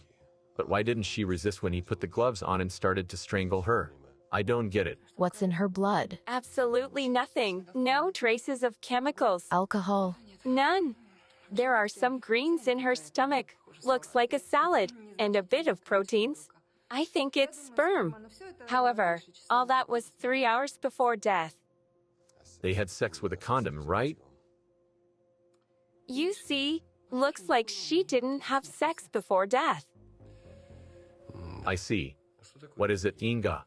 At the crime scene, you withdrew into yourself and you're not coming back. I think I can assume why she didn't resist. There's a drug called trilemedy. I don't know how it's called here. In small doses, it's a medicine against the Parkinson's disease. It's usually prescribed when a person is seasick. If the dose of the trilemedy is large, a person becomes complacent. You can do anything with the victim, literally. Usually, it's added to drinks or sprayed on the face. It absorbs immediately and can't be found afterwards. Well, it's an interesting theory, but it doesn't fit the version of a murder in a drunken state in a fit of sexual passion. Maybe Sergei's right when he calls you a witch. I don't think that this was a crime of passion, and I don't think that Radishny is the murderer.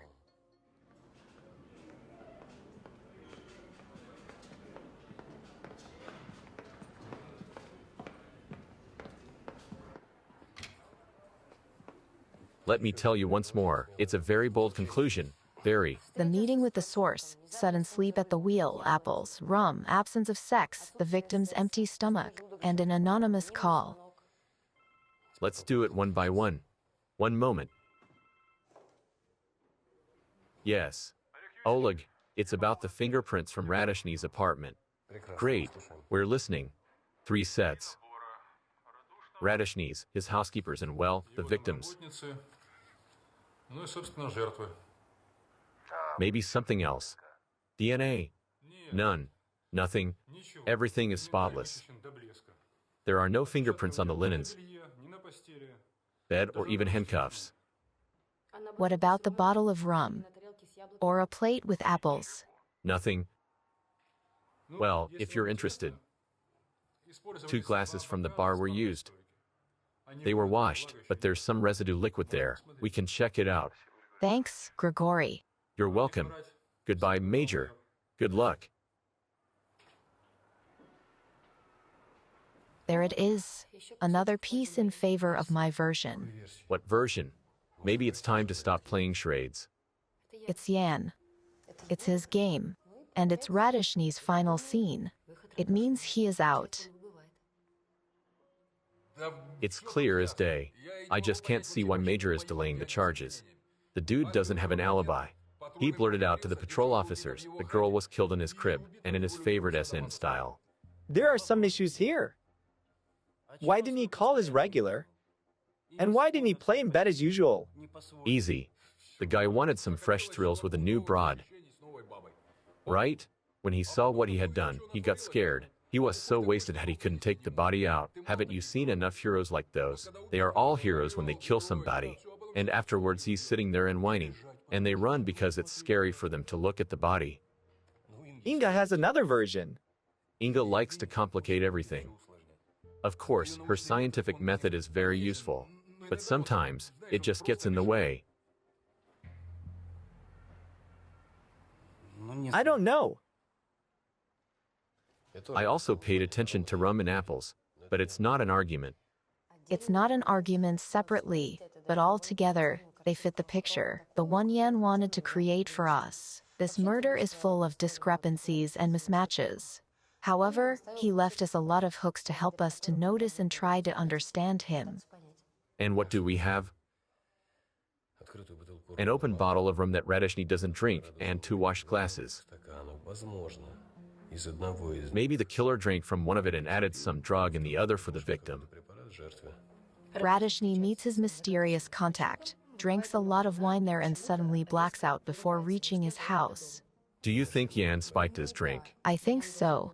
Yan wanted to be sure that Radishny wouldn't come home. That's why he left the meeting a bit earlier, to check whether he blacked out or not. And then he went to his house. What did you want to say about sex? Yes, Lola told our guys the truth. That sexual roles in SM are very stable, just as the partner's type. It tells us Yan deliberately called a girl of different type for Radishny. And he killed her not as a mistress but as a slave. Well, and the presence of 2 washed glasses and gloves exclude the version of a murder in a fit of passion. Besides, all of Radishny's toys were clear. Yes, because nobody was using them. There was no sex at all. Why?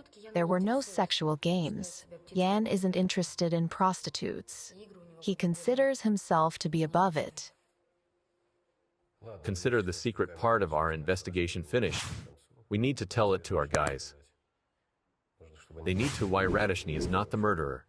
But what did he do yesterday to be ready to stay in the slammer as a murder suspect?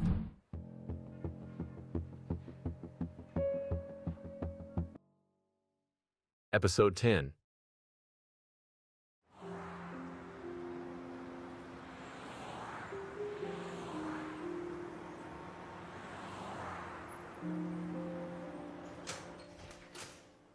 Mom, hello. Why are you calling me so late?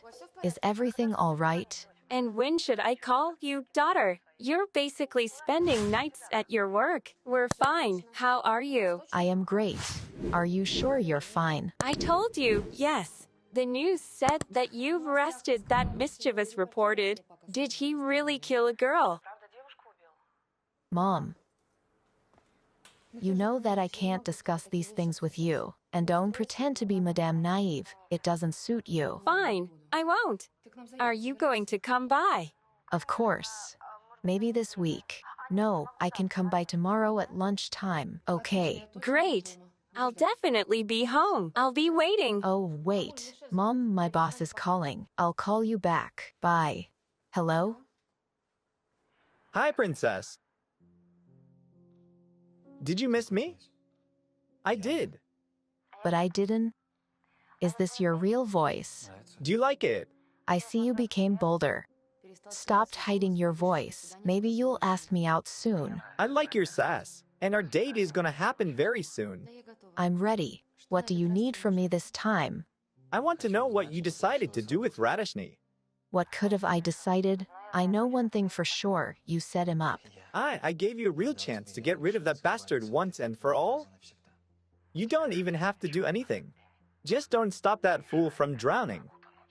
He is not a murderer. Forget about your principles. And nobody has the right to bother you. Of course, nobody except you, right? Is that what you meant? Only you have the right to meddle with my life. Yes, you're right. Now you have to decide. Sweet dreams.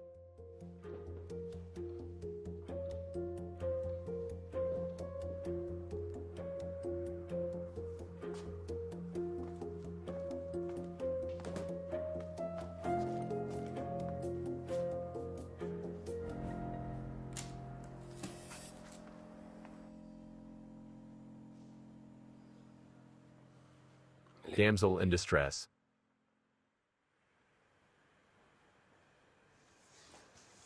I'm in trouble. Knight, my ass.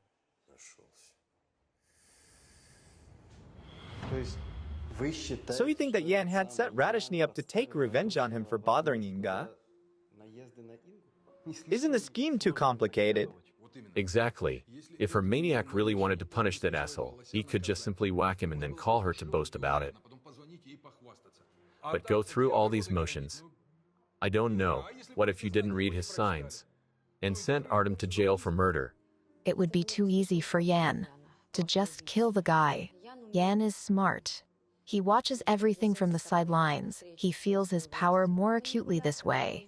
He is a manipulator, and I am sure that the subject studied basis analysis. He correctly evaluated the capabilities of each player of our team and left us just the right number of traces to notice. You're talking as if you're impressed with that psycho. Enough. Hunches are a good thing, but Radishny doesn't have an alibi and has a body in his apartment. When he realizes that he had been set up, he'll give us everything about his source. Sergei, in the meanwhile, look what he was doing last night after 11 p.m. Wait. I don't get it. Major, are you now ordering me to find Radishny's alibi for the time of the hooker's murder? Yes. Bloody hell. Well,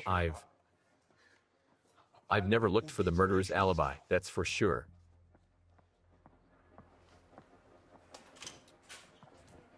Listen, Major, I'll go through Radishny's phone and computer in the meantime. If that psycho was feeding him info about Inga, maybe I'll find some leads. Do it, Pasha. Yeah. Call me right away if you find something. Okay.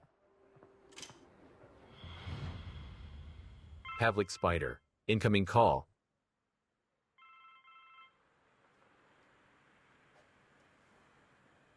Burning the midnight oil. Not on my own will. Listen, Major. Inga called about 20 minutes ago. Fine. What's up with her? Her pocket psycho called her. After the call, she asked me to trace it. Okay.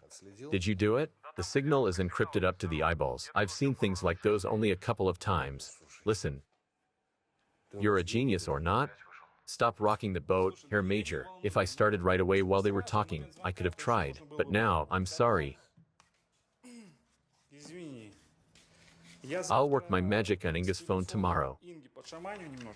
Okay. Fine. We'll see tomorrow. Wait, Major. I got into Radishny's laptop. So, did you find anything there?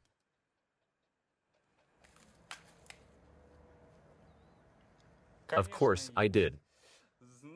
Well, looks like you received a virus with delayed activation. It must have been in one of the last emails. The hard drive is wiped clean. It's unpleasant to realize it, but your Yan is disgustingly good. Okay. See you tomorrow. Bye. What's up, old lady? Dumplings are expensive nowadays.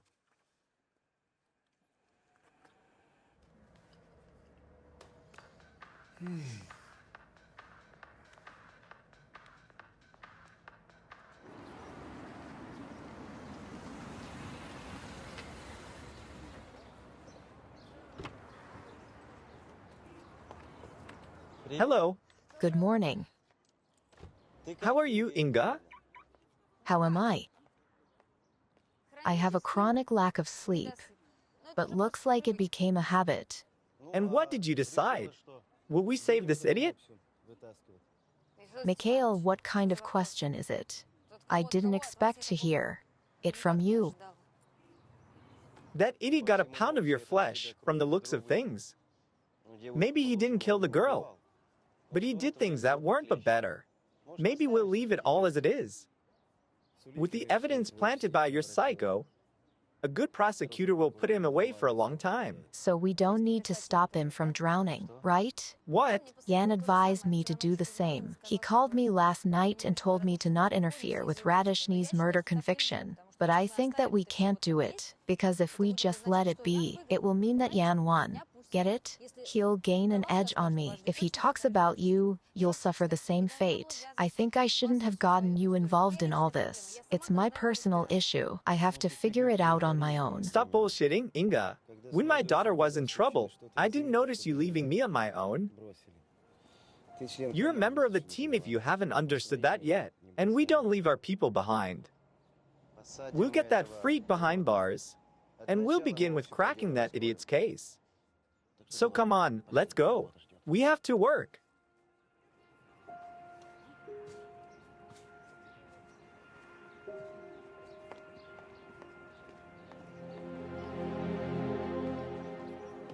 Listen, Herr Major, is Inga with you? She is not picking up. Get her to me with her phone fast. What happened? I was thinking about how to catch that hacker. And I came up with an idea. Listen, it will take a lot of time to explain. Let Inga come to me with the phone. I'll explain everything to her. Fine. I hope you'll explain everything to me too. I will, of course I will.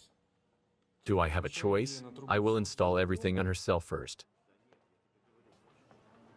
See you. See you. I'll give her instructions and treat her to a cup of coffee. Attaboy. Later. Let's go. You'll have a cup of coffee. Shall we? Let's go.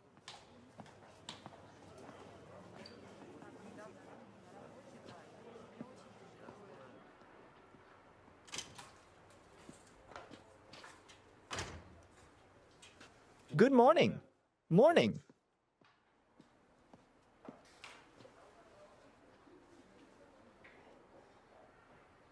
Captain, sir, what are we going to do now? I don't understand what to write in Radishny's case file. A suspicion of a setup done by the Inga Stefan stalker. That's nonsense. Are you out of your mind, Lieutenant? Keep quiet about Inga. And her stalker too. We need to move quietly and dig up where that idiot went after the dive. Do you believe Yan did the murder at Radishny's? Of course, I have no doubts that he is stalking Inga. But to kill a stranger just to set up some asshole because he was bothering Inga? Lieutenant, take a seat sometime and count just how many people this Yana fed while he's stalking Inga. And those are only the ones that he boasted about to her. I really have no idea how she managed to live with it for 2 years. Just don't feel sorry for her. If it was that bad, she would tell everything to her friends at the FBI long ago. Not to us. Cut the crap, Sergey. Did you wake up on the wrong side of the bed?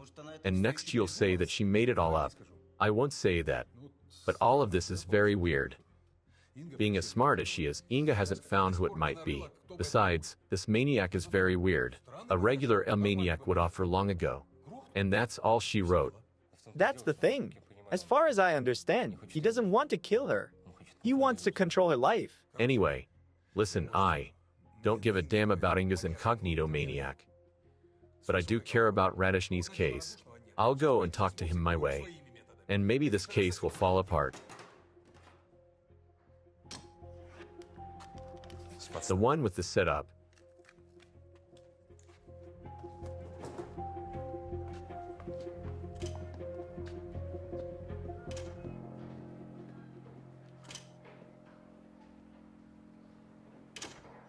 Yan told us to step aside and enjoy watching Radishny's suffering. He wants to have fun. What a bastard. What else did he say? He said that he was the only one who had the right to interfere with my life, and that we'll have a date next. Like that? Yes. His mental pathology is progressing. He became bolder, stopped hiding his voice. It's logical that a meeting will be the next step. Are you sure that you didn't recognize his voice? Of course I am. Well, I would have doubts if he was whispering, but he talked in a normal voice. Don't worry, we'll get him. I know, but I don't want to stop my life because of him. Way to go. That's right. Okay, we'll go to Pasha now. He came up with something for your phone. Yes, Sveta. We're on our way.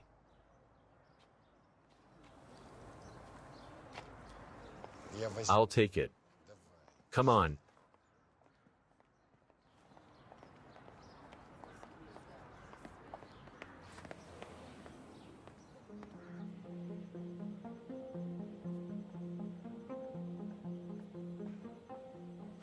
Okay.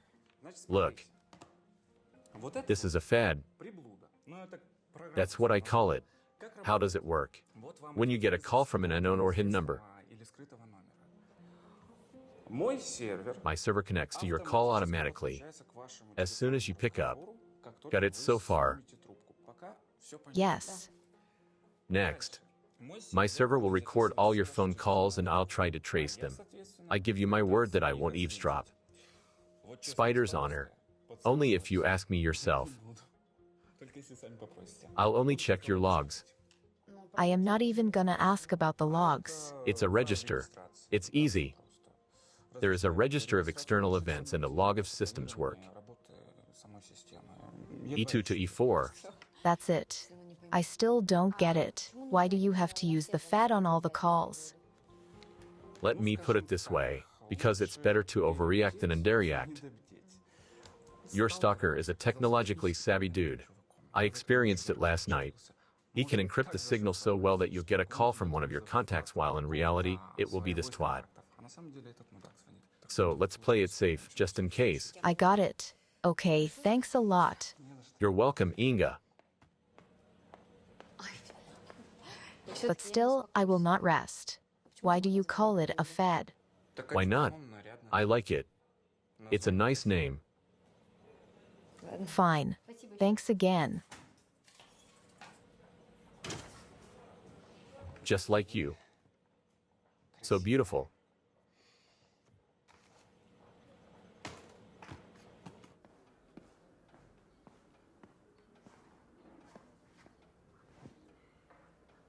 An old-time friend called me. Radishny's lawyer is prancing around. To change the preventive measure for him. What do we have on Radishny, for real? You got it, Major. Their decision largely depends on that. What do you have? Radishny's case is intricately connected with the of the Inga stalker. Report. Yeah, we need to keep this Radishny in the slammer. You get more flexible. I'll explain my opinion to the court, of course. Radishny doesn't have many trump cards. Therefore, nobody will be surprised when house arrest won't be granted.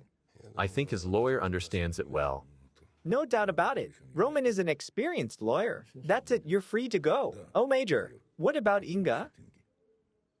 She's hiding from me. She doesn't come to her parents. Does she manage? She does. And she works great. I hope so. Go.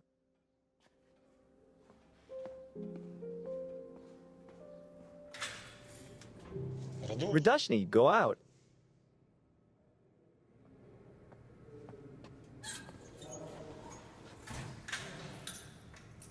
Forward. I can see you've gotten the hang of it. Way to go. Get used to it. I don't have to. I'll be released tomorrow. Yeah, everybody says that. Move it. Oh, this is what I need. Hello. Captain. How's it going? I don't understand the question. Oh, you mean my health. I had the shit in the morning, and I have a minor headache. Are you afraid that I am not up for the interrogation? You need to go to the doctor. You have been very jumpy recently, and I can see that you didn't get any sleep. So snitch on me to the major, like we like to do in the unit lately. Captain. Button up your holster at least, because you're going to interrogate a murder suspect.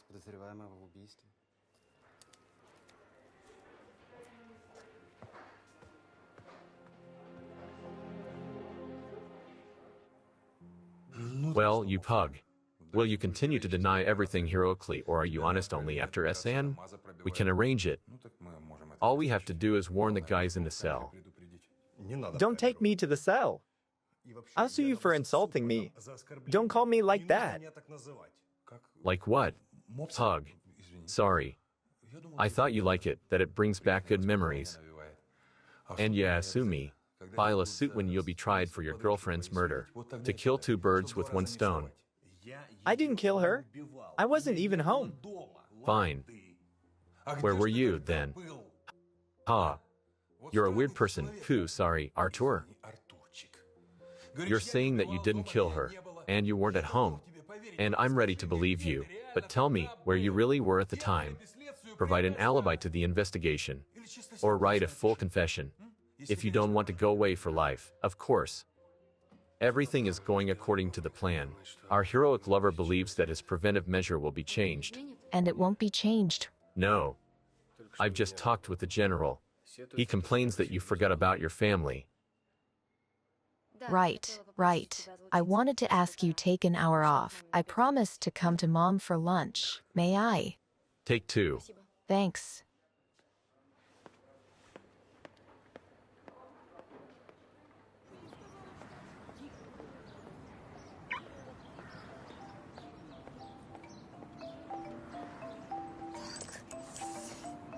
Okay, we're the fad.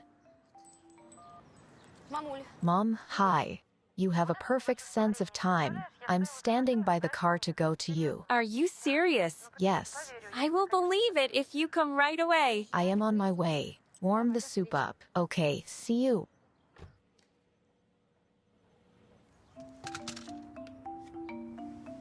Okay, the fad.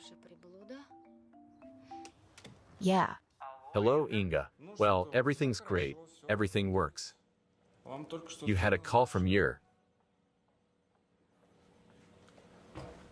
Inga, why do you need to check me? Well, you said to check all the phone numbers. So, Don't overdo it. Nobody will find out my number anyway.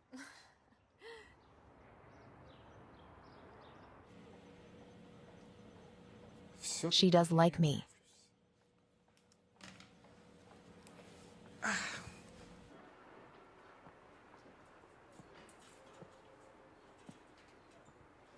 Stay seated.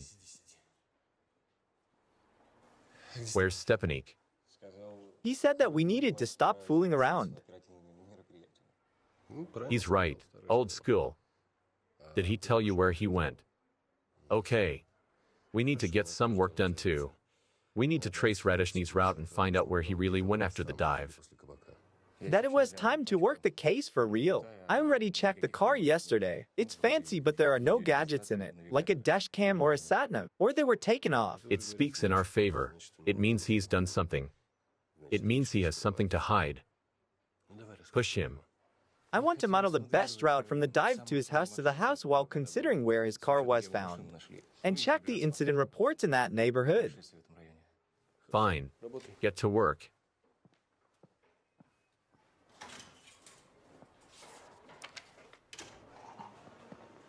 Oh, What? Sergey, what do you have? A soap opera and agony. I got out of there to not burst into tears. Because I see dark, and tears prevent me from talking. The lawyer came to the pug with bad news. Did the court refuse to change the preventive measure? Oh, you knew about it, didn't you? But our bird will start to sing now. Let's go and listen to it together.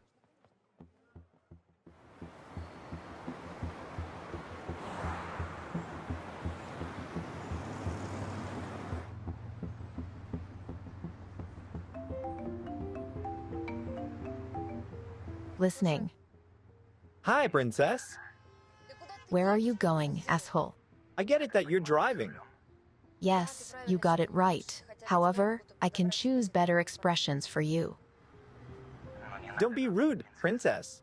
It doesn't suit you. I'm glad that you made the right choice. Do you mean the fact that Radishny stays in jail?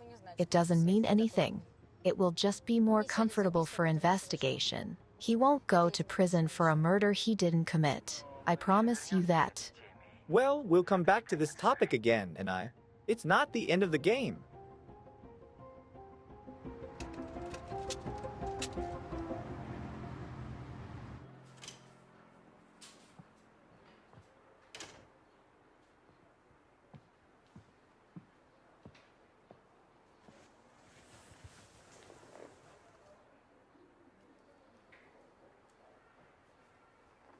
Listen, Oleg, what do we have? A wasted guy in the car, not a junkie. Where was he? Right. Misha, these are the most unexpected news over the last 2 days. Listen, we didn't examine his car. For what? He didn't put the body in it. But I went to the impound lot and went through his Lexus. There's a dent of the fender and a scratch on the bumper. The marks are fresh. We were talking about what he could have done that he keeps quiet.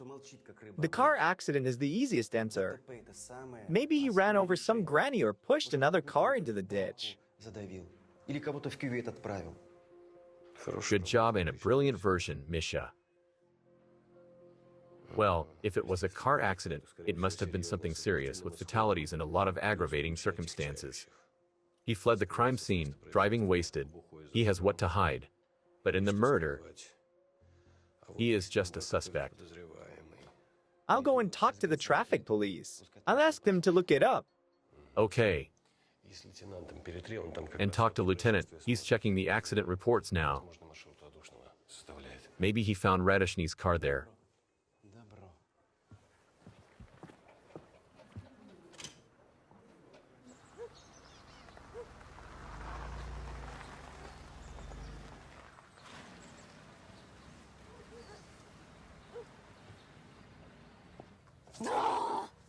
Why are you so wound up?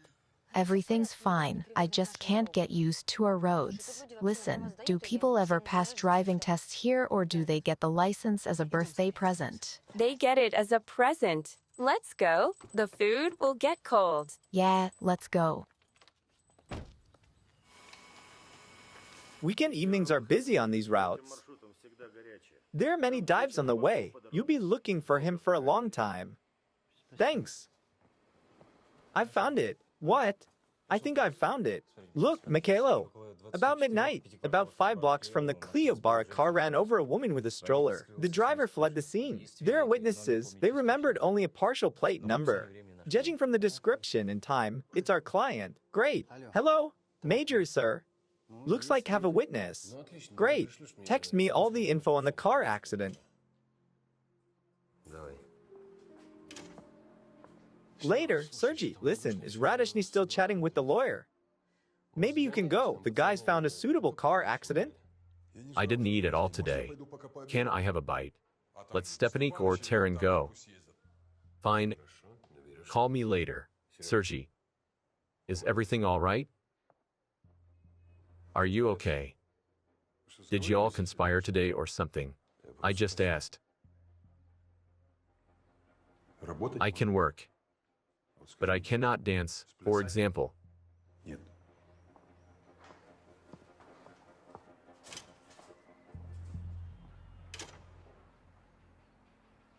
Yeah. My husband and I took our daughter for a walk.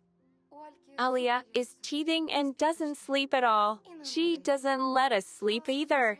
And in the fresh air, she sleeps, at least for some time. I was pushing the stroller and almost reached the middle of the crossing. And suddenly, that bastard came out of nowhere and ran the stroller over. So what next? What happened next? What next? We flew off the car. Me to one side, the stroller to another. And that bastard didn't even brake? God, it's great that I was pushing an empty stroller. And Vitya was walking behind me with Alia in his arms.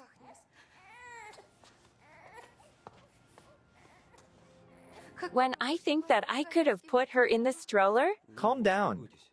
The main thing is, it's all right. Don't wind yourself up now. The kid can feel it all. I have a daughter myself, but she grew up already. Do you remember the car? It was dark. My husband says it was a Lexus. Black. Well, thanks for the talk. Get well soon. Call right away if you remember anything. We'll find that bastard for sure.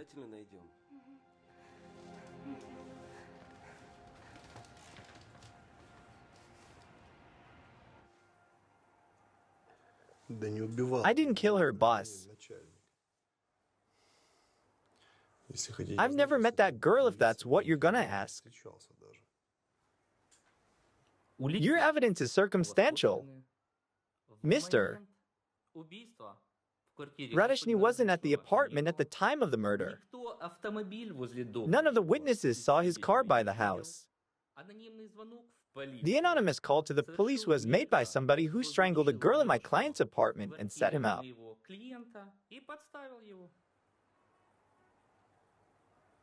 Right. However, your client still doesn't have an alibi. Yes.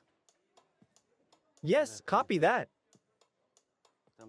Taryn is checking the CCTV cameras from the street where the accident took place.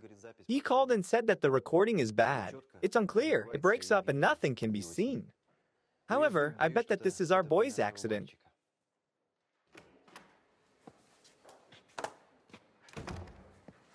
What about the cameras and witnesses of the car accident? That's right. A dead end. I'm sick and tired of that pug. How did Inga manage to tolerate him for so long? Listen, Major, let's bluff. Get rid of his lawyer for 10 minutes, and I'll crack that twat. Roman, this is Major Mischenko. Can I talk to you for a moment? Don't worry, everything will be all right.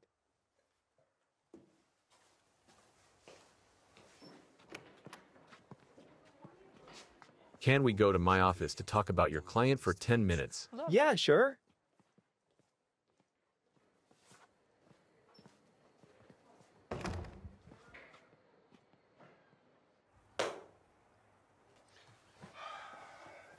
I won't talk without my lawyer. We don't need you to anymore. Everything is in this file already. By the way, don't worry about your mysterious alibi. We found out ourselves. What did you find out? On Sunday around midnight, you, Mr. Radishny, while driving your Lexus, license plate number I33166, and being severely intoxicated, on the corner of Lipinski and Kudryashev Street, you ran over a young woman that was crossing the road with her 1-year-old daughter that was in the stroller. You fled the crime scene. The witness, yes, there was a witness. The witness testified that you didn't even brake after the collision. Mother and daughter died at the hospital from sustained injuries. Give me some water. So, what do we have? We have a witness, a recording from a CCTV camera, a dash camera, and a sat-nav. You disposed of them right after the accident, but we'll find them too. Now, I understand why you prefer to stay in the slammer on suspicions of a murder that you hadn't committed. It's better go to jail for a murder of a whore, right? And not for the murder of mother and a child while being wasted. You know, you may be lynched for a conviction like that. Let me write a confession. Why do I need it? You were bullshitting us for over a day. Please, let me confess on my own.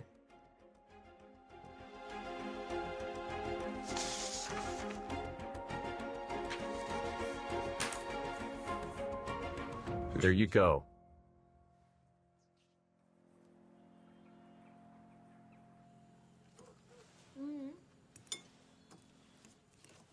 I love your salads. Really didn't had such a tasty meal for so long. You're welcome.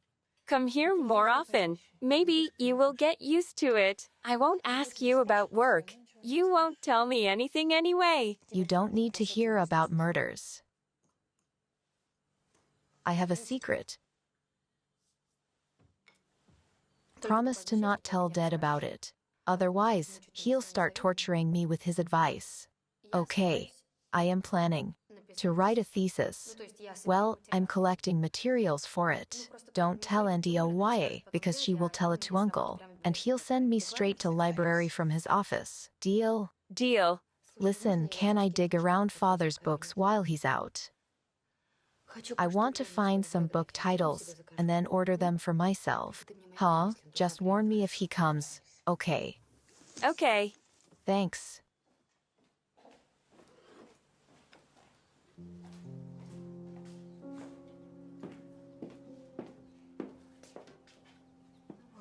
There you are, darling. Okay. The birthday date doesn't work anymore. Let's try the date of my return.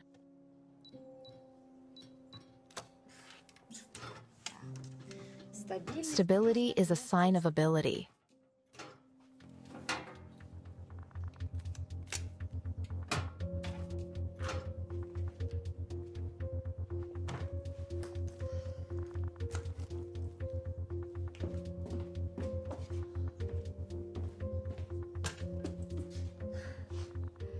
I love you, Dad. To buy rubbish like this just because your daughter ended up studying at the FBI. Mom. I found everything, thanks a lot. I have wet hands. It's all right. Say hello to Dad. I have to run. Bye. Bye. Unknown number. Okay. How do I?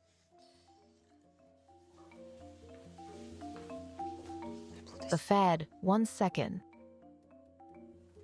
Hello? You've disappointed me, Princess. Why did you entrust our story to those dumb cops? They have no imagination, only the service zeal. What are you talking about? Now that bastard Radishny will go to jail for a trivial car accident. Yeah. Inga is talking to him. Right now. No, it isn't working. I told you there were no guarantees. Okay. Give me 5 seconds. Those idiots even let him write a confession. They are great. I am glad I trusted them. You can only trust me. Don't forget about it, Princess. Who do you think you are? What do you know about me? Do you think that you can read my thoughts if you hacked into my files? Hell no. No way. Got it? I know everything about you, and I created you. Who would you be without me? An actress, a swimming champion. You became who you are thanks to me. Do you remember why you decided to become a psychologist? Don't worry about the Radishny fiasco. You learned to act the right way. I'll teach you.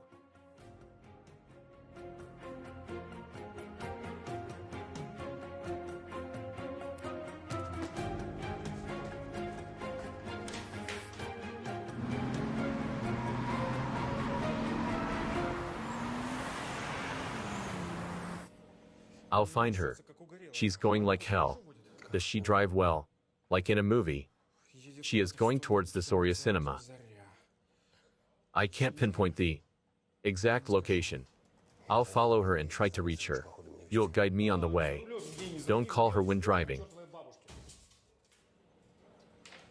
You'll both die. Inga, where are you racing?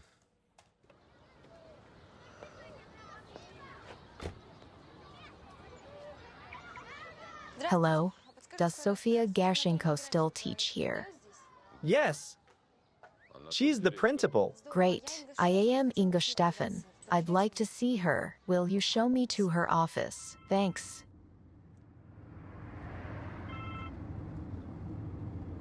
Well, breathe out, Herr Major. She parked. Without a single accident. At least, there are no accident reports from this neighborhood. Memorize the address.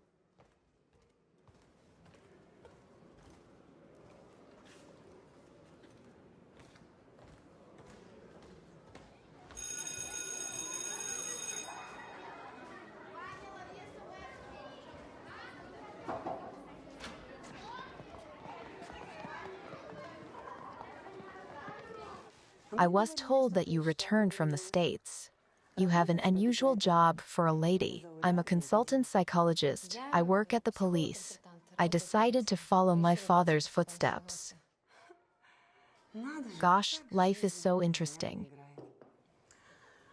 I was always sure that you'd become an actress. Stop it. You had talent. Don't argue with your teacher. Honey, do you remember how we staged the Snow White with you? You were around 15 then, right? Your princess was amazing. It worked out great. Yes, Princess Snow White. Yeah, those were the times. Do you remember your star manners? You don't? Come on, we were having a general rehearsal, but you kept turning your nose from the apple. You had to bite it only once, but you said you wouldn't do that, because it was too sour and gave you a toothache. Then I sent one of the kids, the dwarf, to the supermarket. I told him to bring you the tastiest ones. He did well and picked huge, red, and sweet ones. You loved them. I remember that you were eating them all the time afterwards.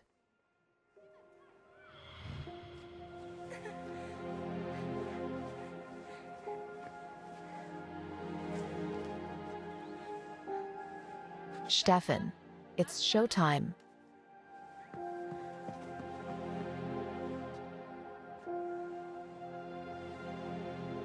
That boy, Dima Maleshko. A tragedy struck his family a year later. His big brother, who studied in the parallel class with you, jumped from the 7th-floor staircase. He died. Your parents sent you to some relatives at the time. That's why you don't remember that. That summer, my best friend drowned in the pool. They said it was an accident. Yes, I remember. Igor Maslev. He was a great kid and a great athlete. Maleshko Sr. died exactly 1 month later. Dima, that dwarf, didn't back here the following autumn. Why? I don't know for sure. His family was rich. They were business people. People were talking that the parents took Dima to America to treat his nerves. His brother jumped off right before his eyes. And the boy was 13, an impressionable age.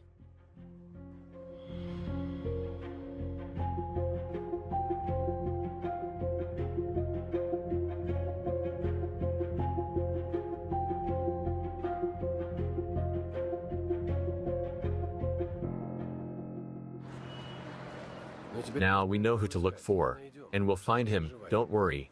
We'll go to the firm now. We need to calm the boys down. Do you think I'm the only one who is worried for you? Sergei made Radishny fully confess. Not for the murder, of course, but it was fair. I know. Yan told me. He is mad that you ruined his plan. I shouldn't have gotten you all involved in this story. You know what? Stop talking like that. You're not alone now, and you won't be. We're together now. Got it? That's it then.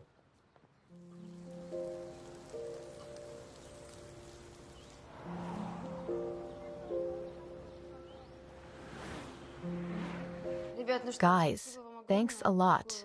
You did a fantastic job. I'm sorry that I didn't help you at all. Thank you. Don't put ashes on your head. If not for you and your psychological tricks, we would be still digging in a wrong direction. That's right, Inga.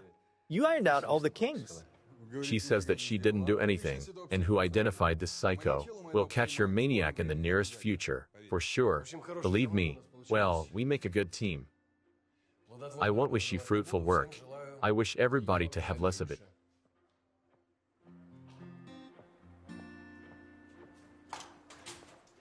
Inga.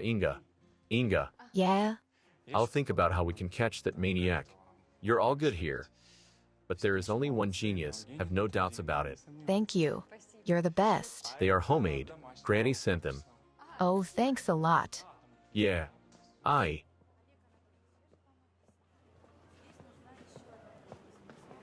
Wait. This is for you. In honor of what? In honor of your safety. It's a tracker, just in case. I got it. Thank you. I hope you won't need it. If it doesn't, I can wear it as a pendant, or give it back to you after the case. You can leave it. Why the lock? I worked with what I had. Okay, I thought you chose it as a symbol of you holding my safety in your hands. Maybe I did. Thanks.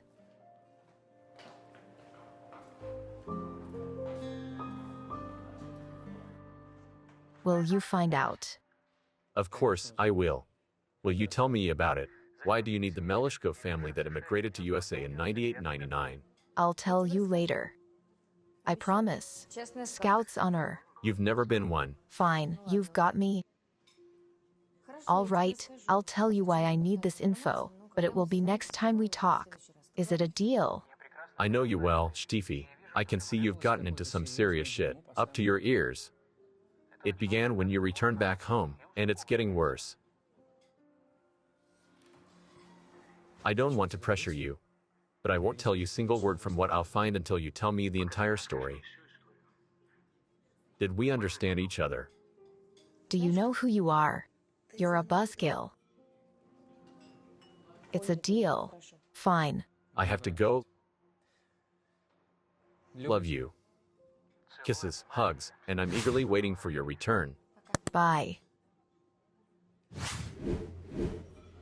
Manipulator, my ass.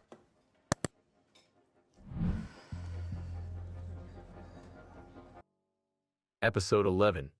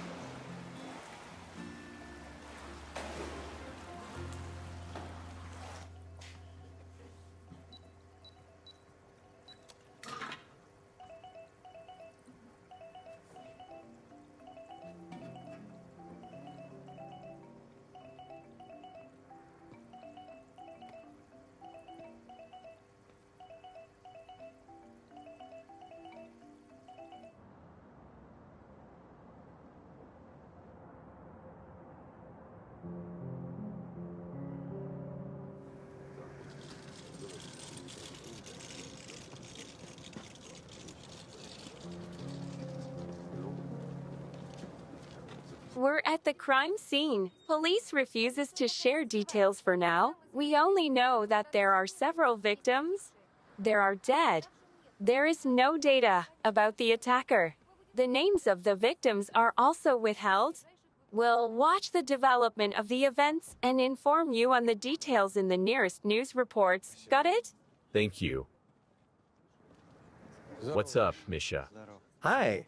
Did you come long ago? No, Where are the others? the kid is already here, and Spack somewhere is on the way. I can't reach Inga. Well, it's night already. She could have turned the phone off. She could. She is capable of anything. And why are you so upset? Is it that bad? You betcha. I haven't seen a mess like this for a long time. Looks like a slaughterhouse. Really? Yes, Let's go and have a look. let's go. And right now we'll tell you. Lyosha, thanks a lot for letting me in so late. I don't have other options, and I want to swim badly. Yes, you're welcome. Thank you. Our doors are always open for you. Goodbye. Goodbye. By the way, check your phones. Check your phones, by the way. They were ringing while you were swimming. Maybe something happened. Thank you. Good luck. Good luck. Bad cop. 8 missed calls.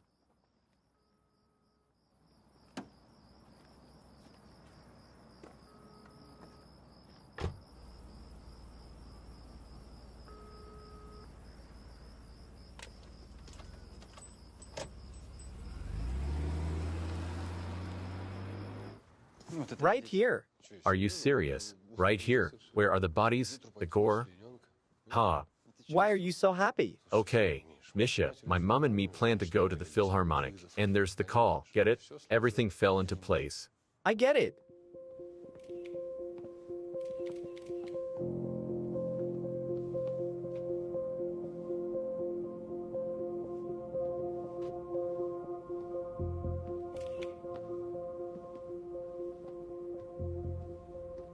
Sasha, what do you got?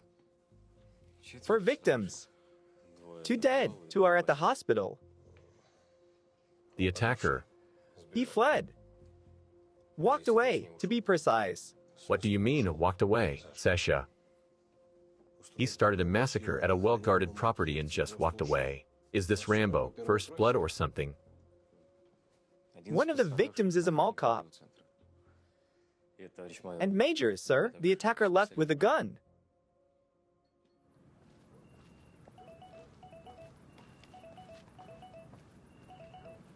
Yes. I was at the pool.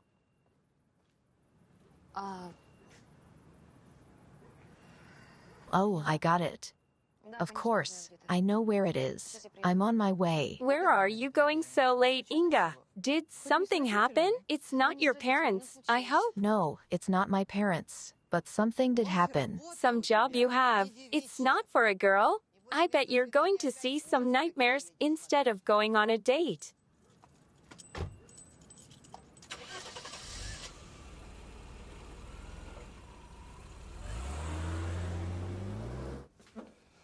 I didn't expect to meet you here this night. Nobody expected that, Sasha. What do you have here?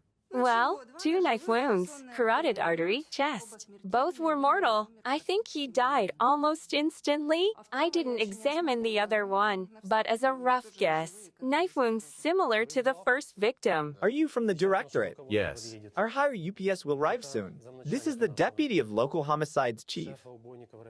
Major Artemenko? Yup. Listen, Major, you know him, right? Well, new. I studied at the academy with him, Misha. Well, the circle of suspects is widening fast. He had many ill-wishers.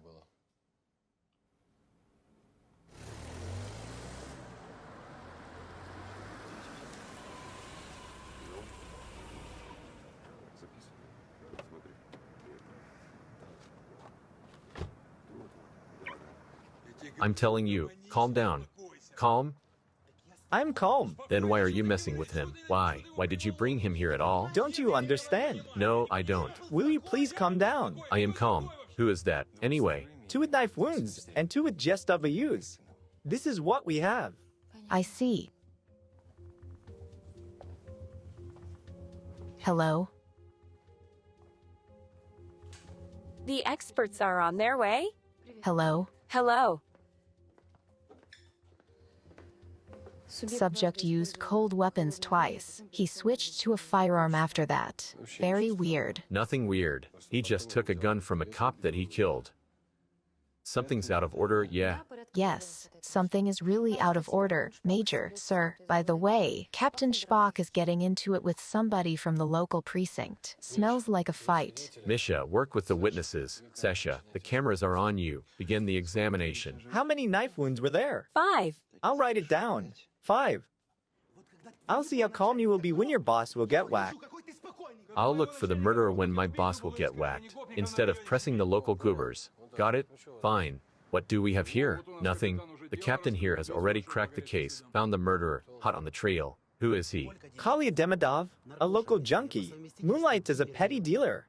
Artemenko locked up his elder brother, Pasha, for selling drugs. He kept sending messages from the court and the prison saying he wanted to take revenge on Artemenko.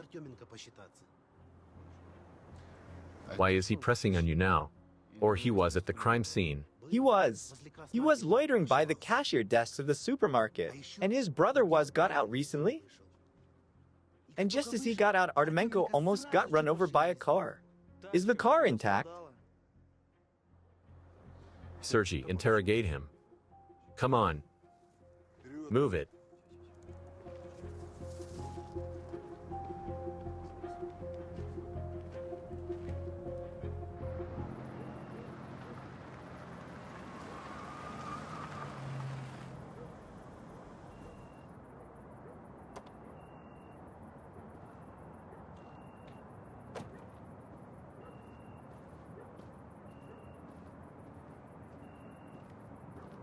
Hello, night owls.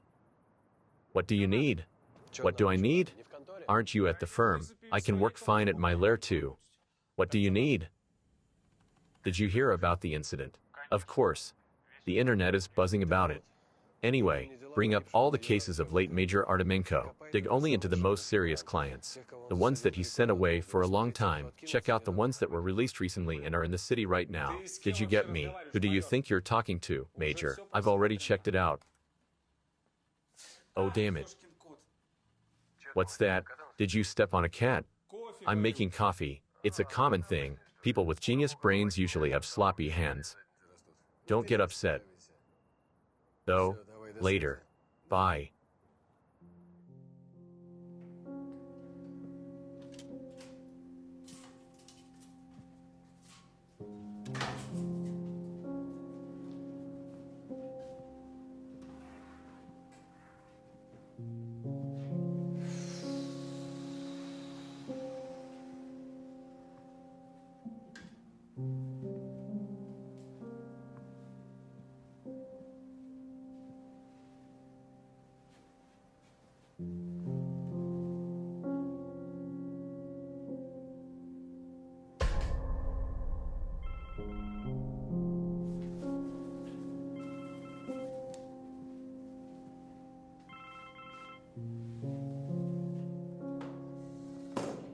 Nothing new so far, Andre. Yes, we've put out an APB right away. The patrols from the whole city are there. Nothing so far. Have you identified the attacker? Not yet. He's most likely a junkie. According to the witnesses, he behaved inadequately. What about the cameras? Can you see him there? We are going through them now. We will clean the recording and give it to the press without unnecessary details. Yes. The press media doesn't need excessive details. He's armed and very dangerous. Those are the details. Is everybody there? Yeah. Inga and the lieutenant are going through the video. Andre, I have a call from the morgue. I'll keep you posted. Deal. Keep working. Well, say what a nice job you found for Inga. Oh,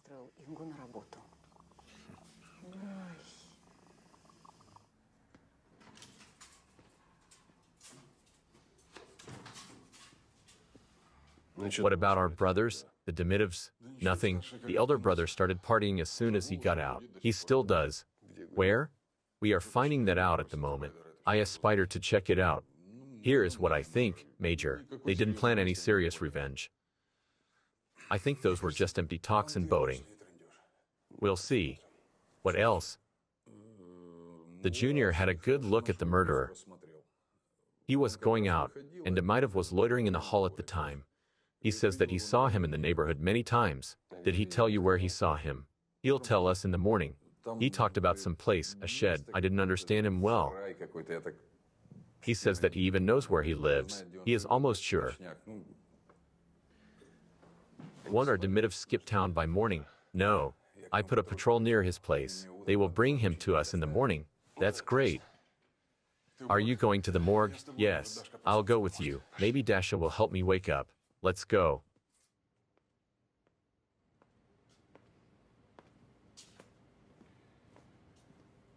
Dasha, what a look. I can't recognize you without a dead body. I'm so not in the mood for your witty humor. I was just joking. Why are you both so dressed up? Did you have a date? Sergei. Dasha, did you call about the identification of Artemenko? Did they arrive? They didn't arrive. They were brought in by the head of the local precinct. I understand that it's the boss of the deceased. I was asked to go out and not bother them with my presence. What kind of important and vulnerable bird is in there?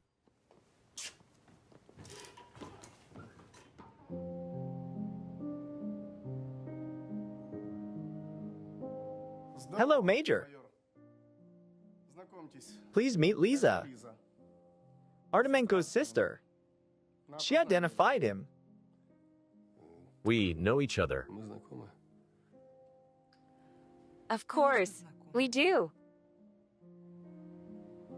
Liga and I were married. We married right after graduation from the academy. Didn't my brother tell you?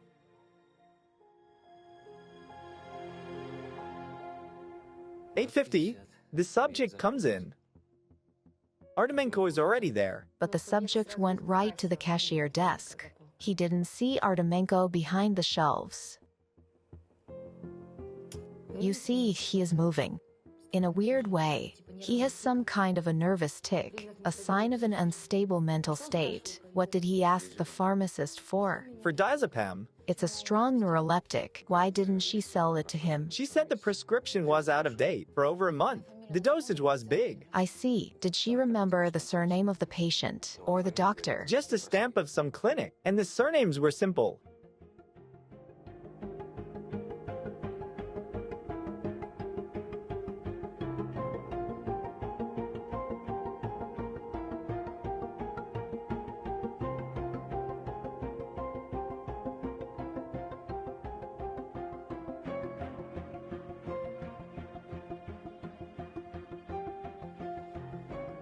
The time is 8:53. Yes, it went down very fast, less than a minute. It's a rare case when a cold-blooded gaze confirmed the testimony of the witnesses. A cold-blooded gaze? In the law enforcement bodies of the states, the evidence recorded on video is called the cold-blooded gaze. Often, they don't align with the testimony of the witnesses. You see, people are subjective. They often make mistakes, forget or at something, or they lie, and the cameras don't. In our case, the testimonies aligned.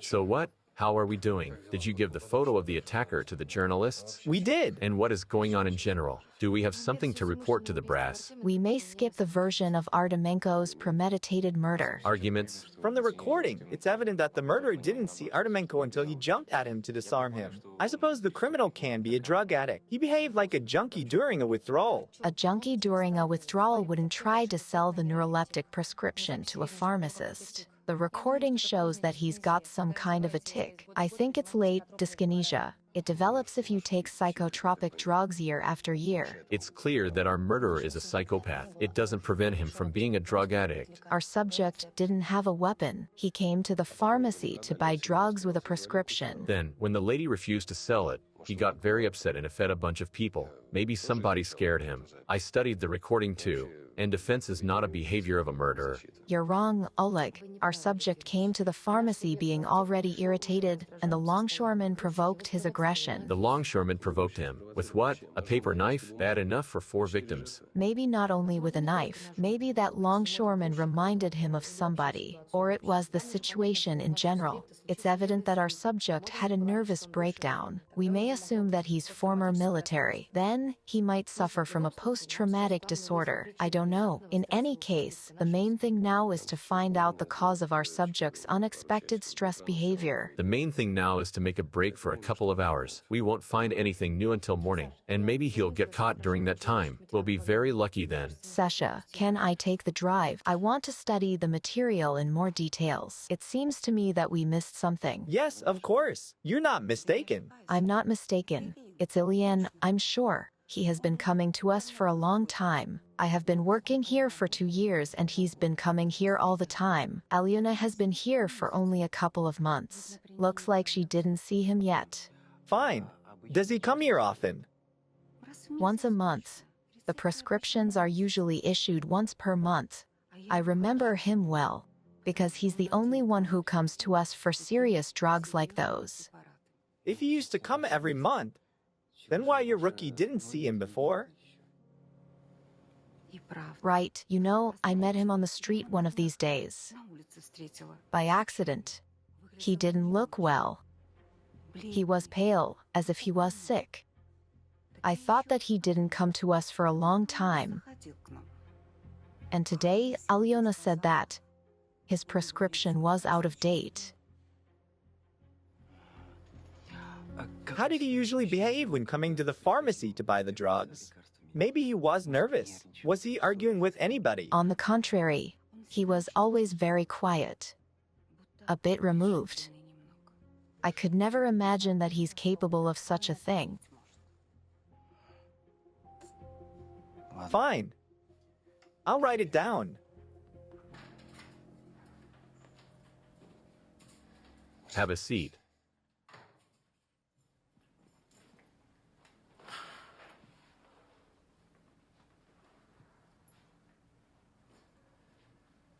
Well, tell me, why were you waiting for me? This is where you're dug in. Brother told me you were promoted. I wasn't surprised. You always was married to your job. Like your brother, right? Yes. You didn't talk with him for a long time. He didn't start a family. He was always too busy. And now it's too late. Was he telling anything weird to you recently? Was somebody threatening him? As far as I know, a car almost ran him over a couple of days ago. If he was scared of everybody whom he had sent to prison over the years, he'd have to live in a bunker. No, he didn't say anything like that and behaved as usual. What was he doing in that pharmacy? He lived in another neighborhood, and it's far from his job. Yes, Oleg, you remember it, right? He stayed in our parents' apartment when they emigrated abroad. He went to that pharmacy because of me. I live in that neighborhood. I got an apartment there after the divorce. The second one. I didn't feel well, my throat was sore, and I had a running nose. You know how susceptible I am to viruses. I asked Fitty to go to the pharmacy and buy me herbal tea, something antiviral. Oleg, so it means if I hadn't sent him there, he could still be. Is it my fault? Did I kill him? Lisa, don't start, please. I killed him, Oleg. Stop it. Stop it. It's enough, enough. Quiet, quiet.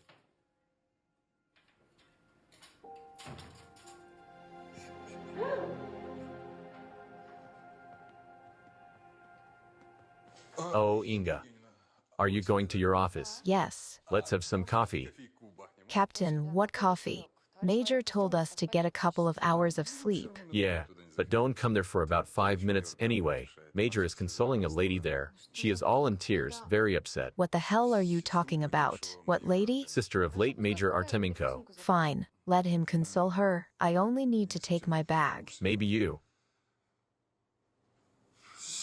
Don't know, but sister of Major Artemenko is our Major's ex-wife. It's a real soap opera over here. It's all right. Thank you for your concern.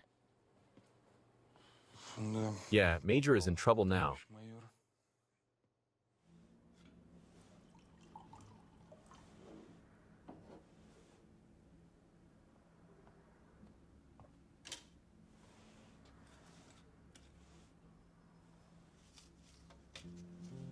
I beg your pardon. I only have to take my bag.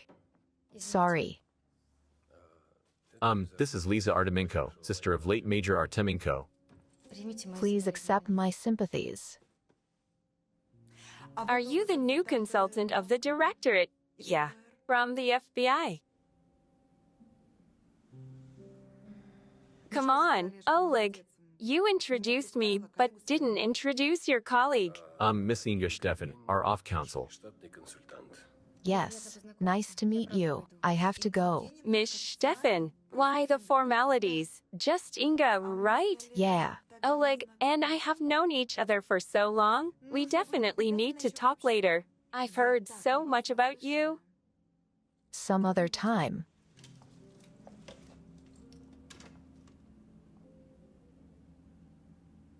Will you give me a lift home? Miss, I'm canceling the order. No, you listened to me. You said 5 minutes, half an hour ago. No, cancel it. That's it? What a day. What happened? Can you imagine?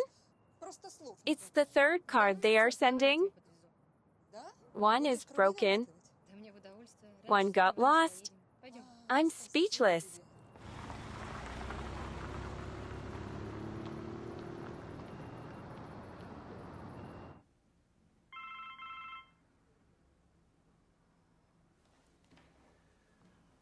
What did you find?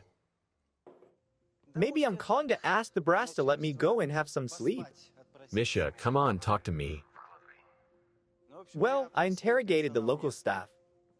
You know about the pharmacist. I'm about the ones from the grocery store.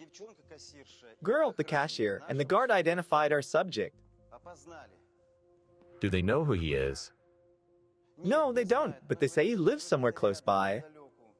He has been coming by regularly, at least since summer. The guard said that once he came to the store in his slippers. The home slippers, rubber ones, you know. Maybe. He is a local hobo or a junkie. No. Both say that the guy was quiet and polite. He didn't look like a junkie. Judging from his clothes, he was poor, but clean, tidy. He didn't smell. Maybe he's a drunk. It doesn't look like it. The cashier says she doesn't remember him ever buying booze. Even beer. Only food, and not a lot of it. Fine, good job, Misha. Thank you. Have some rest. Yeah, I will.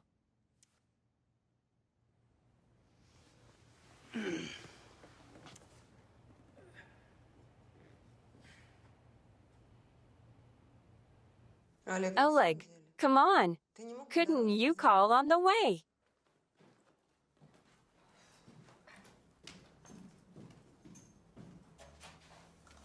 Nothing changes.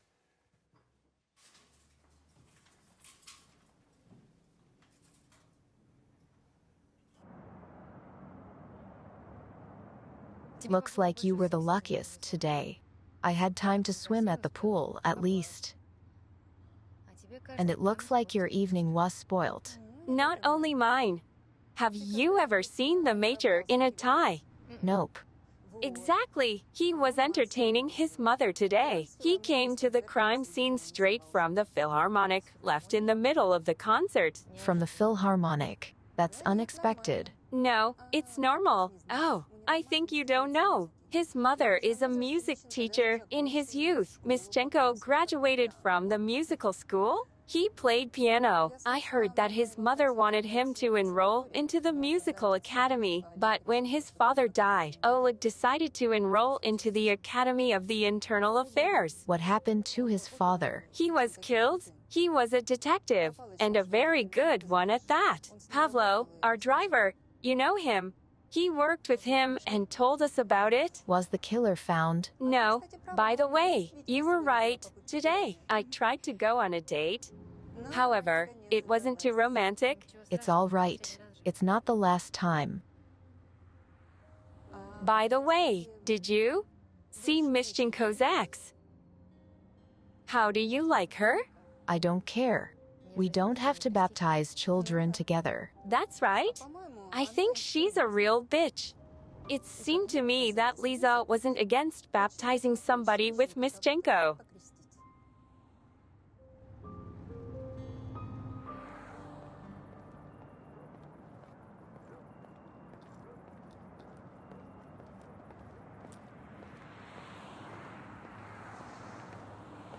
Is that it?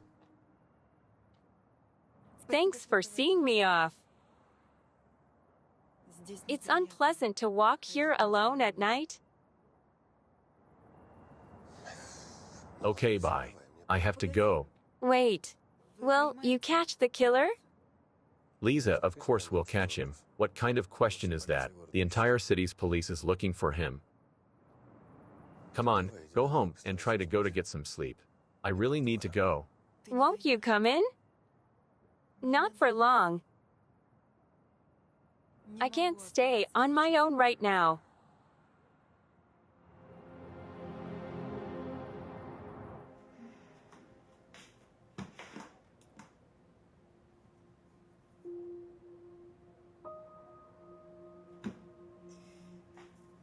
You're not right after all, Major, sir.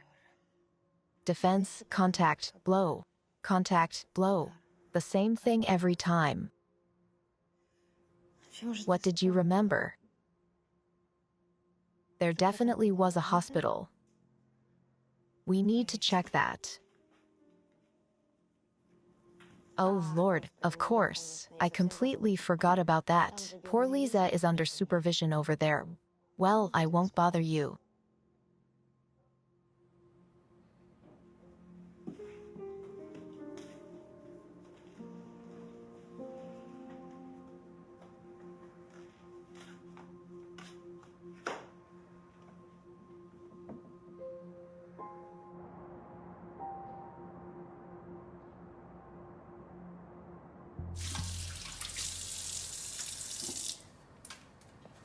Come on, pick it up.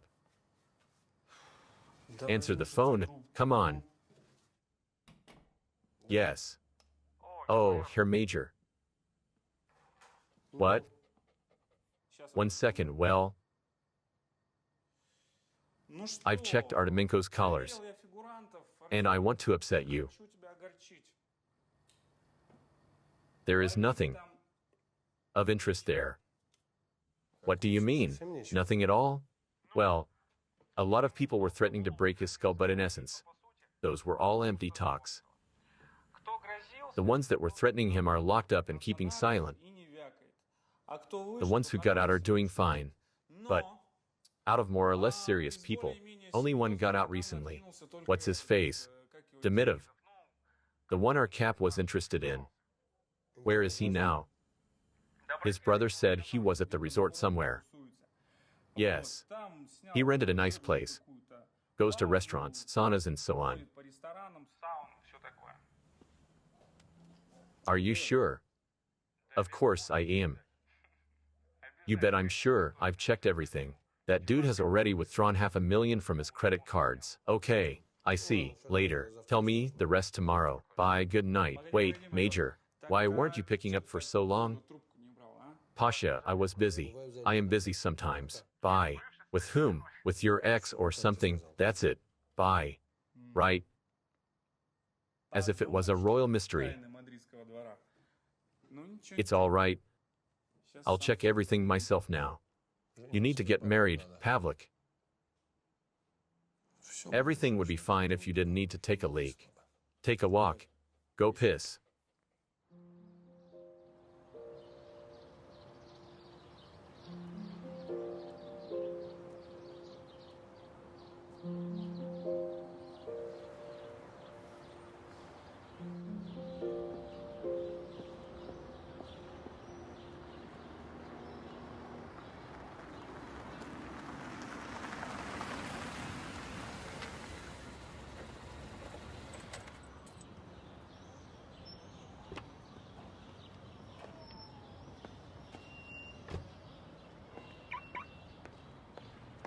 Good morning.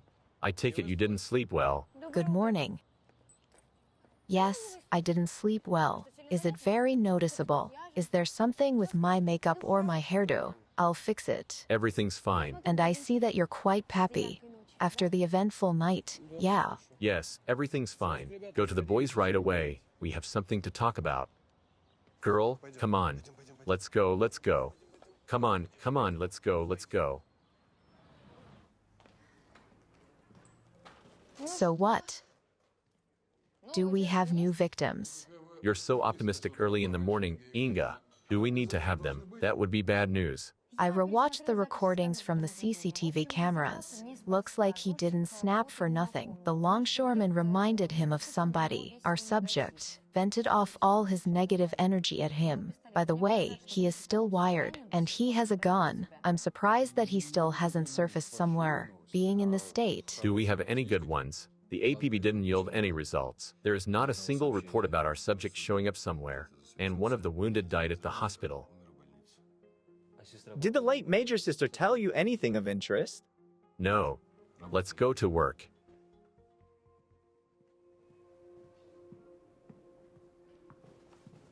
Yes, we do need to work while the Major is solving his personal issues. Okay, I'm going to Spider. I have an idea. I want to check all the patients registered at the local clinic. The subject clearly has been ill for a long time. I understand the thing with the clinic. I can't understand another thing. What is going on in general? There's tension in the air. Yeah, like before a storm, right? I'd say it this way. Our Major was excessively sympathetic to the sister of late Major, who is also his ex-wife. And Inga believes that our Major must spend more time with his colleagues.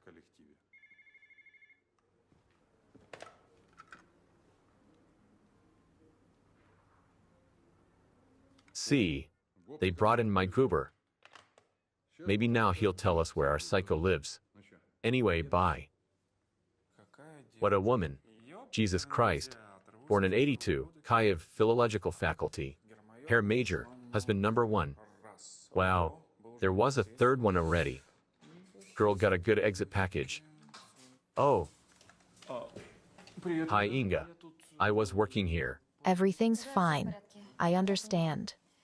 You care about Major's moral appearance, but you are relaxing yourself after the workday. It's all right. Are you ready to work? For you, anytime. Great. I need to check the Solomiansky district's local clinics. Okay, what are we looking for? Prescriptions of diazepam monthly over the last 2 years, and the alternation of diazepam with these drugs.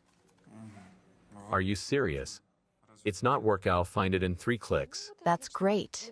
It's really important for me. No problem, miss. You may watch me checking it. It will only take a couple of minutes. Yes, I beg your pardon, somebody's calling. Where are you? I'm at Spiders on an urgent matter. What is it? Wait for me. I'm on my way. Okay.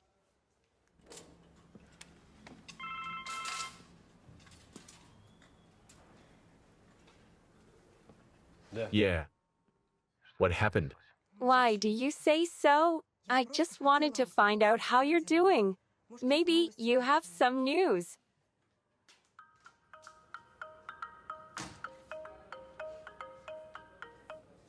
Yeah. Hello, princess. Lisa. Nothing changed since our last conversation that was just 1 hour ago. No news. Stop it. What do you mean? Stop it. Why are you talking to me like this? Lisa, in case you forgot, I'm looking for your brother's killer. Therefore, stop interfering with my work. I'm sorry. I didn't want to interfere. I'm just a bit out of it. Talk with your aunt. You asked me to drive you to her at night. Yes. Thanks a lot. You understand everything? I'm just worried about you. That psycho killed Victor. And now something may happen to you. It's the job in case that you forgot. Oleg, I didn't forget anything. You can't even imagine how I felt when you left. I don't even want to imagine that. Lisa, it was so long ago. Let's not plunge into memories, especially bad ones. That's it, later. I have to work. I have visitors. Oleg, I'm worried about you. Be careful. Don't worry. God be with you. In the cold storage.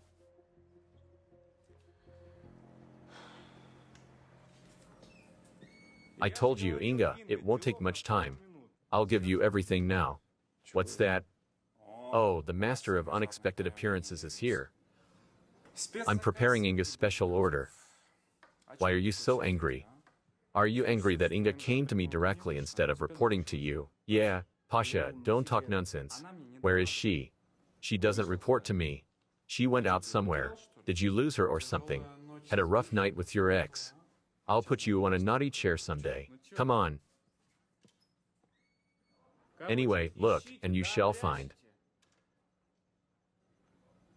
What? You didn't sleep at all, did you, princess? Why are you asking me if you know everything already? You're so feisty after a sleepless night. I'll remember that. At least you don't know something about me. Don't get cheeky, princess. You need to listen to me very closely now. And obey me. Oh, this is something new.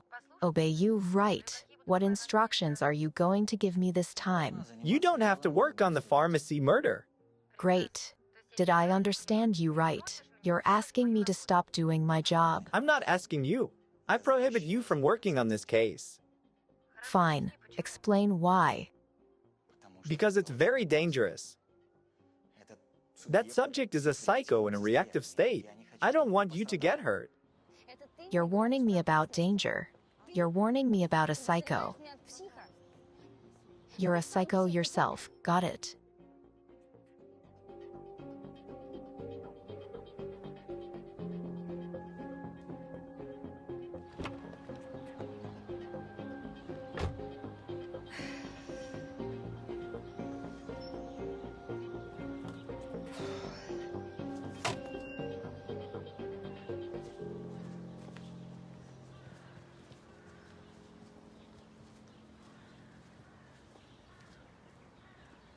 Dimitiv, is it here?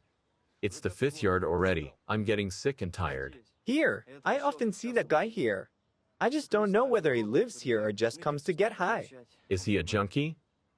Were you dealing to him? Couldn't you say so at night? Was it hard? No, What? No. I didn't deal to anybody. I offered him some stuff once, but he refused. However, he's using something. For sure, I can see that. Of course, you can. Use yourself and help others. Watch him so he doesn't take off.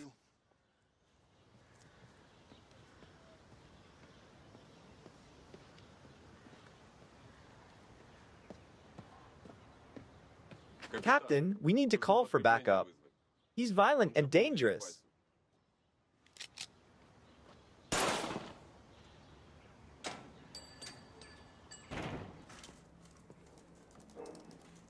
Listen, Lieutenant. Do you remember Inga mentioning the mental clinic? And tonight, it was broken into. Do you think it was our guy? Any victims? There were none. The guard was out for some reason. What a lucky bastard. In any case, we need to go there and check it out. I think it was him. So come on. One moment. Yeah, yes. Stop and then, I got it. On my way. Start without me.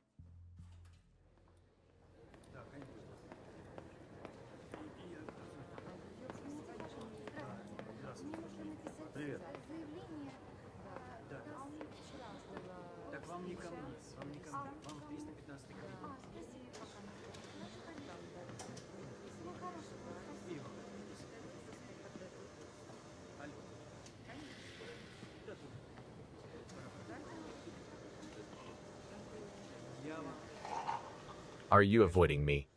What do you mean? Literally. You said you'd be at Pavlik's. I asked you to wait for me. I came, and you weren't there. Something happened. Sorry, I had to wait for you, but I had to make an urgent call. To whom? Don't you think that calls can be personal? You of all people must understand that.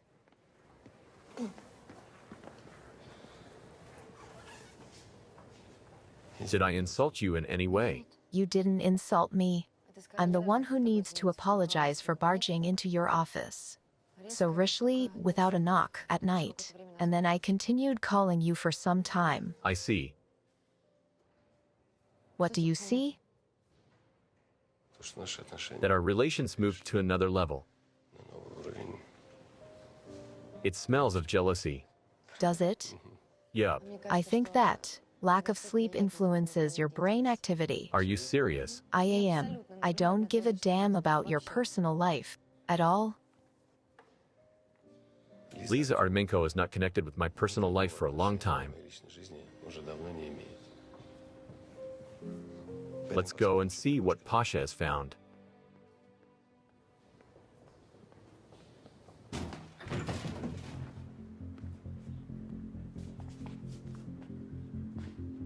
Did you warn him or something? No.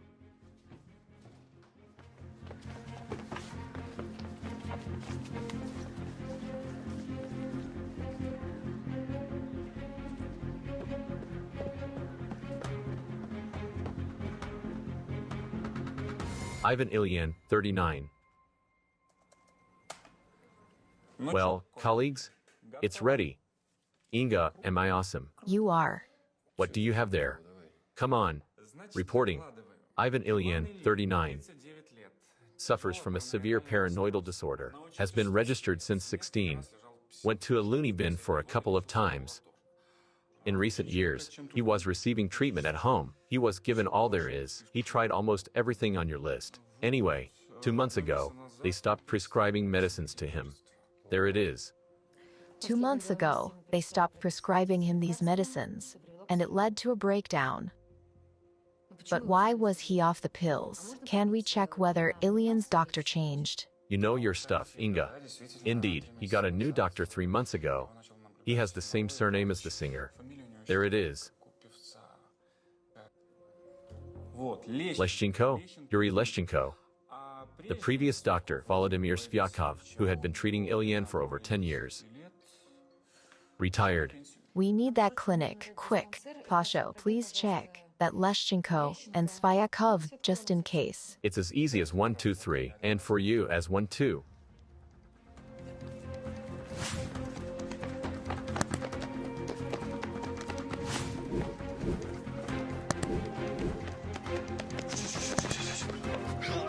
Where did you bring us, you bastard?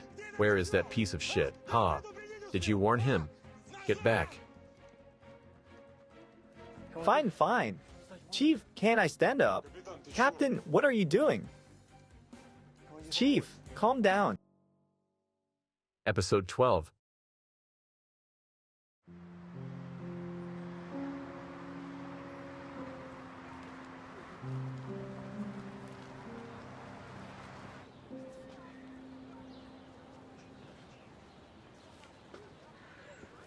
You said that you went out for 5 minutes. Maybe not for 5. My child's godfather works nearby. He is a guard too. I spent some time with him when I came back, and the door was wide open. Who would break in here? There's no money here, no drugs too.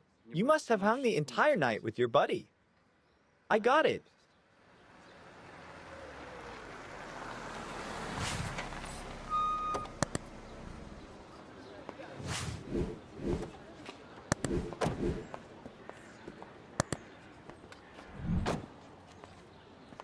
Hello. Hello. One of the offices is upside down. It's unclear what they were looking for.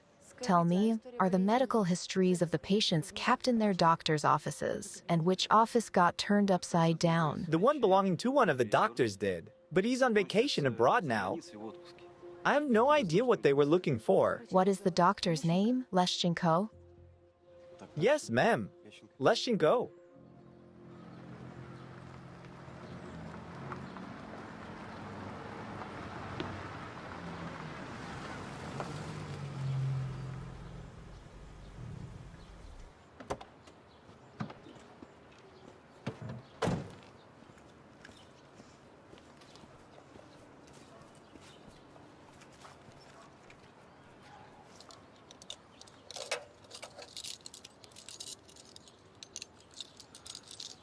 Thanks for helping the investigation and all that. Now get out of here.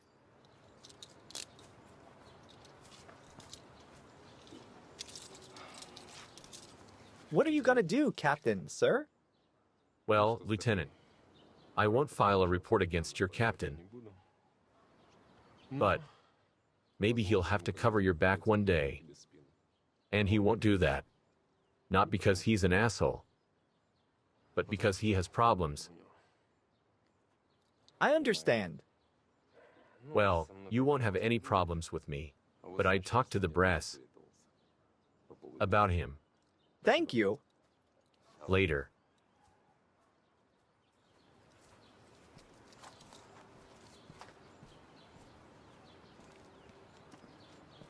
The experts will come in and examine everything here now. Here you go. You came here fast. You feel it in your heart, don't you? Troubles in the law enforcement bodies.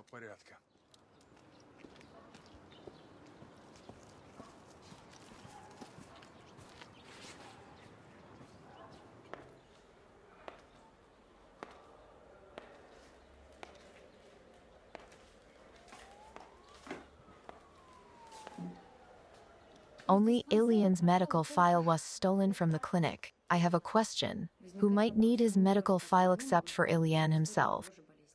You know, you're probably right. Nobody needs it.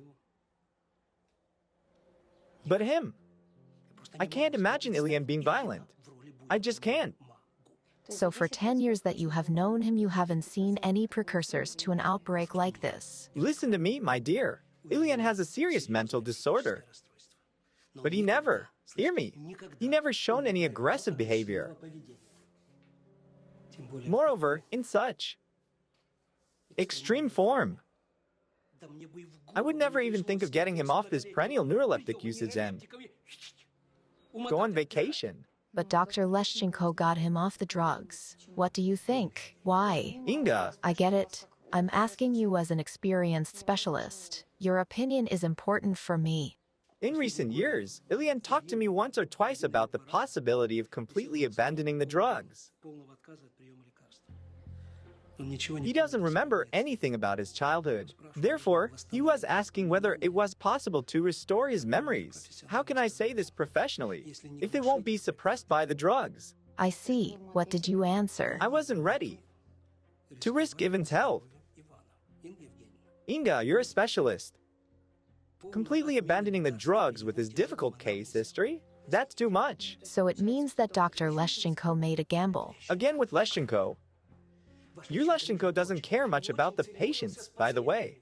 And in Ilian's case, I'm sure that you was interested in the experiment alone. Leshchenko. Honey, your Leshchenko is one of those young experts that are considered to be very progressive, but in reality, he's meddling, I told him. You're meddling with the patient's brain like a first-year student with a Broadcliffe. I beg your pardon, Inga. It's all right. It's all right. And what did your progressive colleague say to you? Really? Do you think he was insulted? Like how he did. He started laughing like. And then he said, "It might be so, but I'll train this way." Do you realize what he said? Do you? For him, mentally ill are nothing more than lab samples.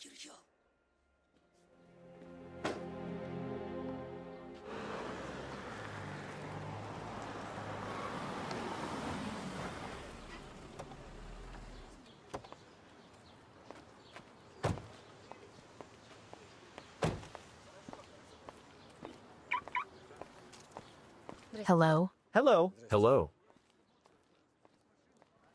What? I minded my own business. Vanya's a quiet guy. Even if he was unfortunate, he was thrown out of the dormitory just as he was fired. And it's hard for me to sweep the yard on my own, especially when there's a lot of snow or leaves. So, I made a deal with him. He never refused. He swept and cleaned snow. He helped with repairs. He helped people carry things, like a longshoreman. Okay, Vanya's a good guy. I got that.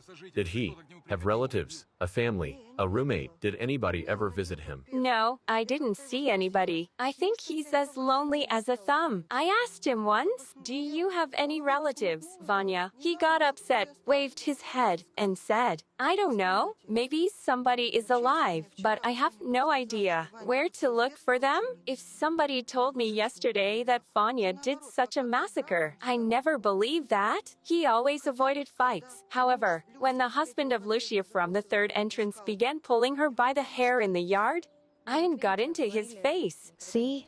You said he never fought. Well, helped a woman. When they got separated, Vanya was shaking, and his eyes were weird. What do you mean by weird? Angry? Not angry. Sick. Bullied? Scared or something? It's as he knew that he would get hurt, but he couldn't avoid standing up for her. Shall we go inside? Thank you.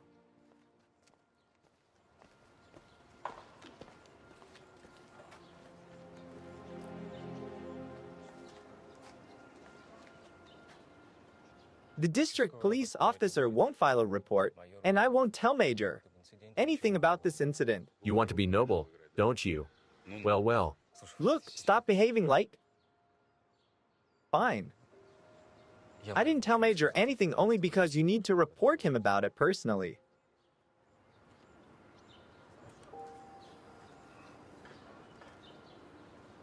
All right, I'll wait for Major at the firm.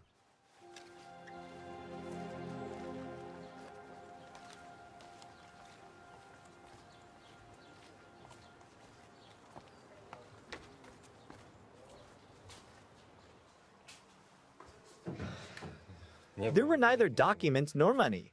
The phone was lying discharged here, and the road bag was empty. It doesn't look like he lived here at all. Not a single personal belonging.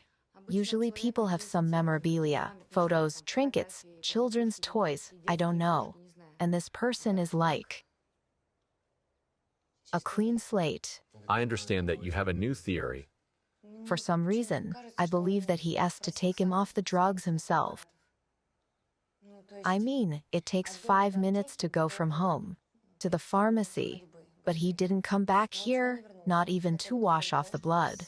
Why did he risk everything? I don't understand. Do you see how these people are living? It's a nightmare. Pasha, we're listening. You're on the loudspeaker. No need to ask, Herr Major. I'm not sensitive, but the story is very sad indeed. Okay. In '86, the truckers picked up a boy. From the testimony, he was walking along the highway alone, dirty and ragged. What did the boy say? Where were his parents? Or someone? Was he lost? The thing is, he didn't say anything at all. Literally nothing. He was as silent as a fish. The drivers brought him to the cops, and they sent him to the orphanage. Were his parents or relatives found? Nope. I checked. He wasn't in the missing children reports. Where did Ivan Ilyin come from? Then, he was registered in the orphanage under that name. They had to come up with some name for him. So, they gave him that name and determined his approximate age, 8 years. The boy didn't say anything in the end. No. He was silent for almost a year, and when he started talking, he couldn't remember anything. As for the state of the child, numerous healed scars on his body, memory loss, psychic trauma. Looks like he was a victim of constant abuse. Tried to find anything, phone calls, friends from the previous job, or from the orphanage. Don't try to teach me, Herr Major. It has already been done. Inga, what will you say? Did I do well? Spider, you're great. You did well. You're the best. Did you have a chat? We did.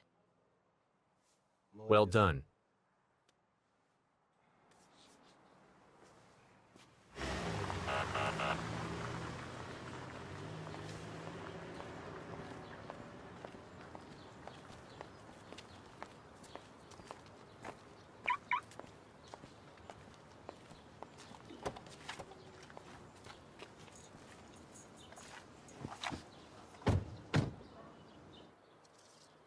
You know what? Knock it off, you don't care, and Pasha thinks that you're sincere. What do you mean? I mean the flirt.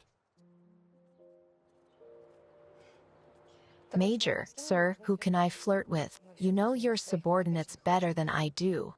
Can you avoid that at work? Huh. Or is it customary to flirt with everybody? At the FBI Academy. You're so funny when you're jealous. What jealousy? Right. Come on.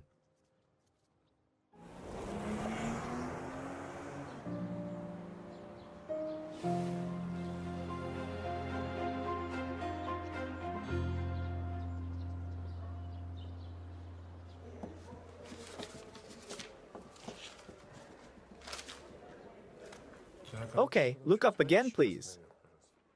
Okay, don't raise your head. Okay. Well, Sergey, your prognosis is great. I'll prescribe you a couple of medicines. Now, Doc, can we skip the pills? Because I saw people going nuts from them. do you mean your current case? Yes. Yes. You shouldn't worry about that. Your case is completely different.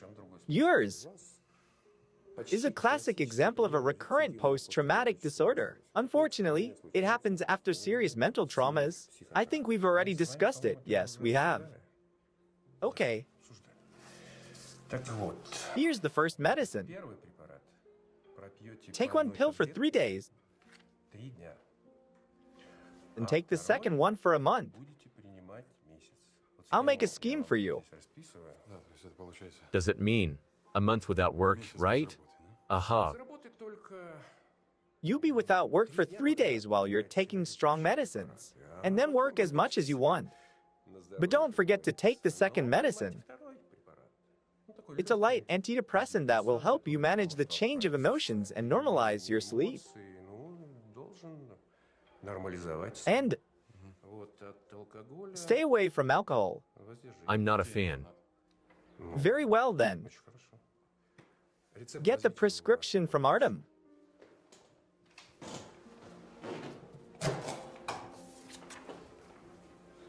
Diazepam.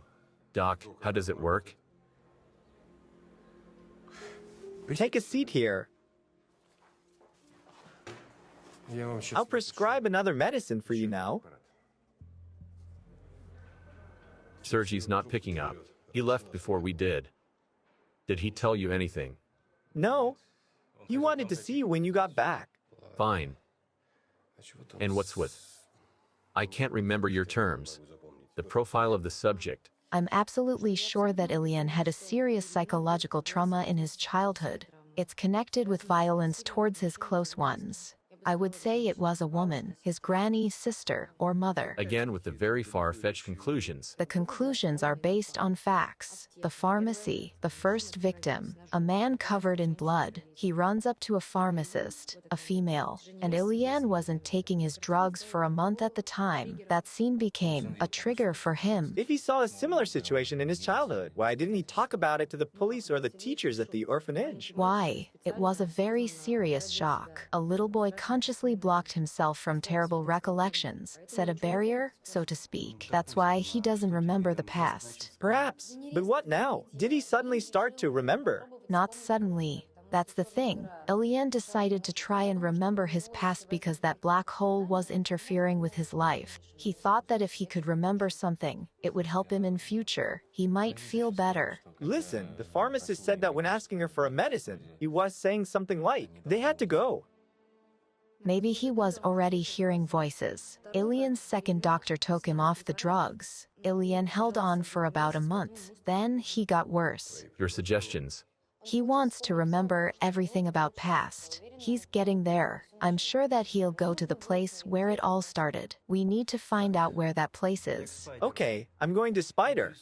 We're looking for killings, murder attempts, accidents, and missing people in the area where Ilian was found. In 86, right? Yes. First of all, we're interested in young women. Summer of 86.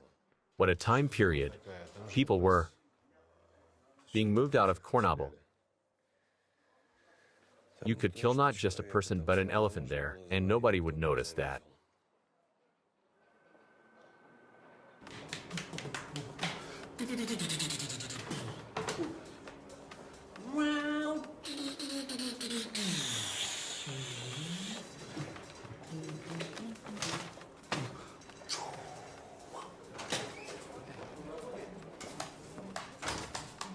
Pavlik.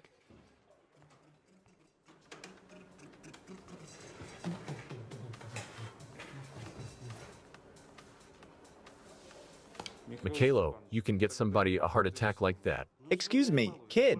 You're getting too comfortable here. Did you dig up anything on Ilian? I've sent everything to Major's email. Well, Well, it's the deadest of all the dead ends that I've dug up. fine.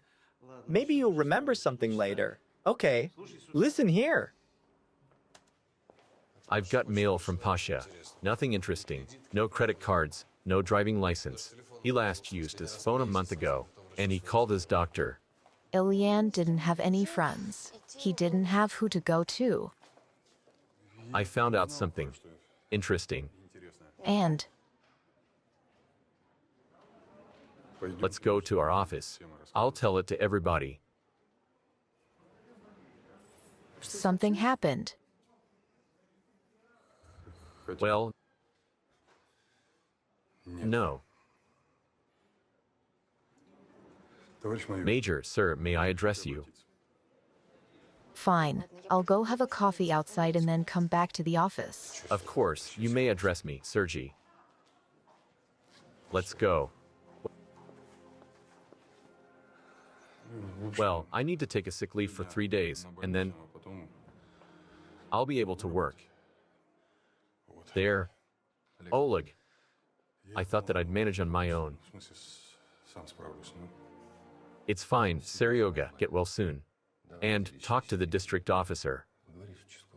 Of course, I understand. I'll apologize to him for his understanding. I get it. Anyway, Sergey. Yeah, didn't you forget something? Oh.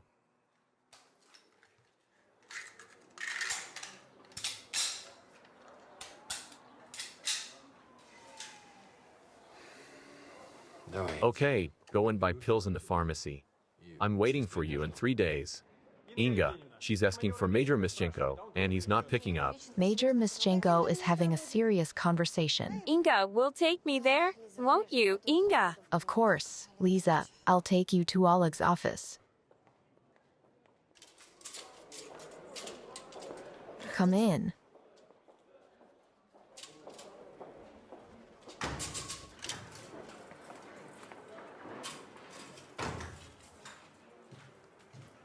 So what happened?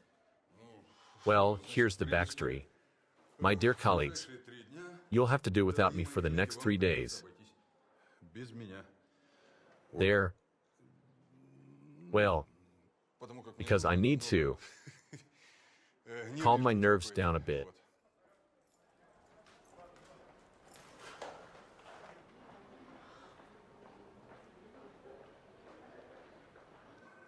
You're all smart. You must have noticed that I began to lose it a little bit. So, the good doctor prescribed me some medicines so that I'll become calm at once. There, I need to take them only for 3 days. Because if I take them for half a year, I'll become raving mad. It reminds me of our friend Ilyan, so. Right? Well, it's my turn then. I found out an interesting story about Vadim Mikashev, his wife Tamara, and son Anatoly from the town of Kornobyl. They were getting evacuated after Kornobyl went boom. Why are you sitting there? We're leaving in the morning, and you still haven't packed. And why are you looking at me, you drunk? Shut your mouth. Father of the family, Vadim Mikashev, earlier convicted for a murder in a drunken fight, was the first to leave for the new place of residence. From his words, he did that to see the new place and then to call his wife and child there. Cut the long story short. Did they come there or not? Wait. When his wife and child didn't come at the scheduled time, Yakashev began to call his neighbors and friends. But it turned out that nobody saw either his wife or the child. Of course, he filed a statement to the police. However, neither his wife nor child were ever found. And our boy, who later became known as Vanya Ilyan, was found close to Lindsay 10 days later. How do you like the story? I don't understand one thing. Why did nobody connect the found boy with the missing one? Didn't they even try to check it? Why? They very much did. How did they miss it? Was it because of the mess during the evacuation? Yes. Investigation drew a conclusion that Tamara simply ran away. She used the evacuation and the ongoing mess, took her child with her, and escaped from the violent husband. The boy was found by highway that's quite far from Kornobyl. The police were looking for Talia and his mother in Kornobyl proper or somewhere close, or at the new place of residence. That's why nobody found anything. So it means that Mr. Yakshev killed his wife while wasted and staged it as his family's disappearance, right? Yakashev not just killed his wife in his son's presence, maybe would kill his son too, but he managed to escape. It makes the story with Ilyan's mental trauma and his blocked memories very logical. Again, Ilyan never got into fights, but he defended a woman that was being beaten by a drunk husband. So Ilyan's looking for Yakashev now, right? Yes, he started to remember. I think he will go to the end. It means that we need to find Yakashev before Ilyan finds him to avoid another dead body, right?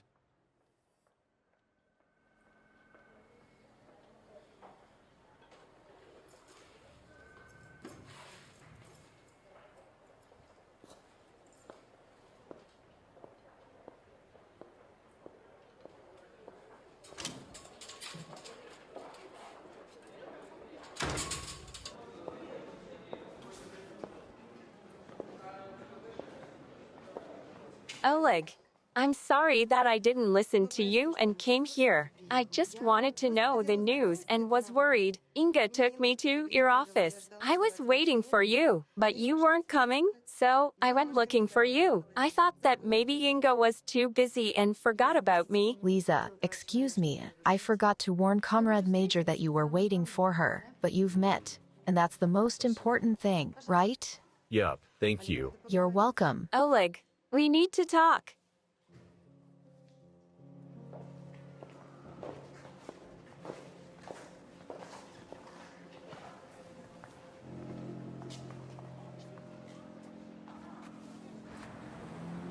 Didn't I explain it enough?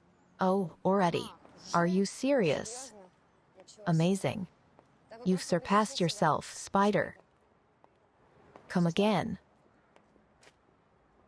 At the same address? Fine. I'll check the mail now. Thanks a lot. Did I tell you already that you're the best? Bye-bye.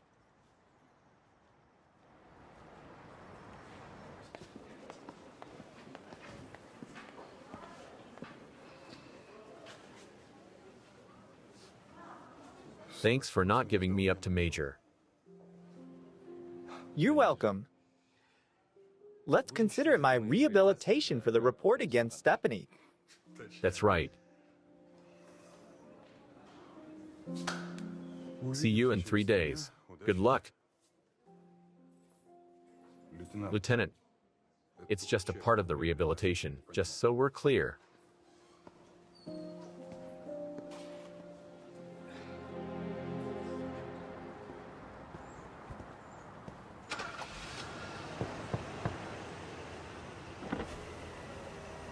Where are we heading? I want to check an idea. Okay.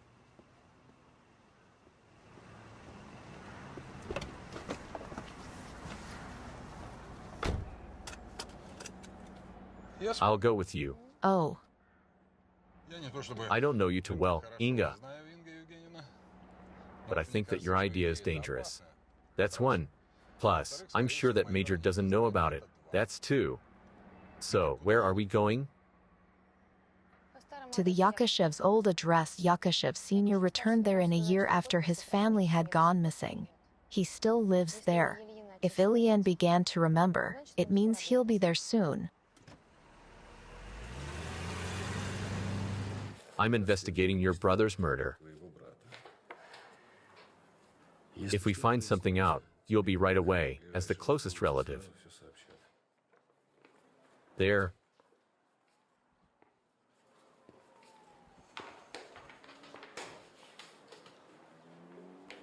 Oh, your beard has turned gray. Tranquility is the old man's milk and all that. We can't have anything between us. Are you sure? Absolutely sure. Yup. And I think we used to be so good together. Let bygones be bygones. You have somebody.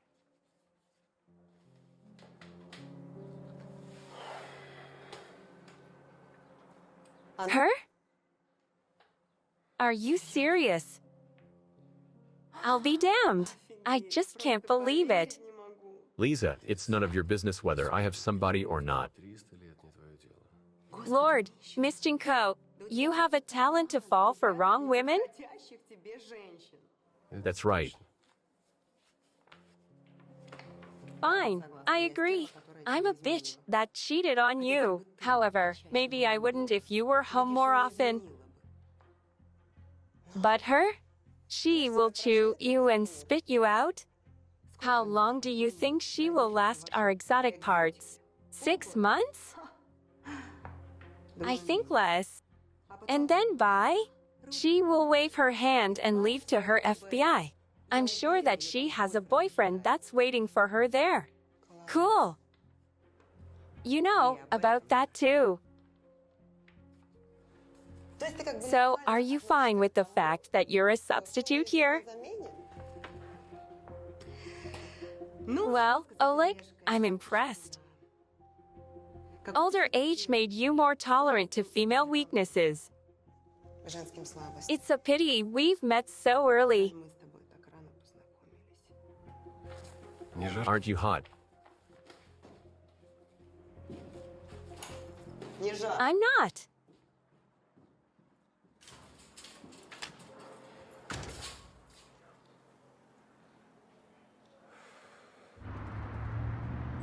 Where are you going? Calm down. Everything is under control. You shouldn't be angry with Major. I'm not blind. I can see that. After that poor Lisa appeared, you're hissing at her like a cat. You know what, Captain Spock? This idea could have appeared only in your head. That I'm jealous of Miskenko and Lisa. I didn't say that you were jealous or worried. I just asked you to cool down, to breathe, not to hiss, to stop being mad. Everything will be all right. Let's just be silent. The subscriber can't be reached at the moment. What kind of nonsense is that? She couldn't switch her phone off. Or maybe she could. And where the hell are you? How did you dare to let her go alone? Where is she? What did you do to her? Princess and Shpak are close to Chernobyl now. The Yakashevs used to live at 12 Lagova Street. Move it.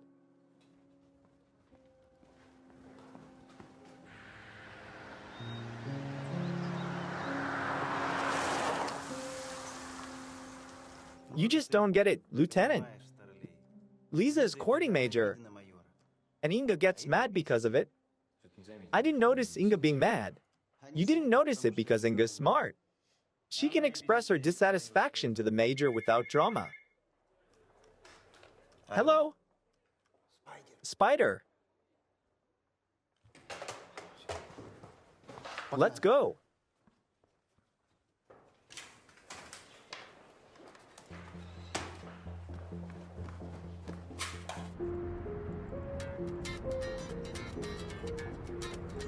God damn it.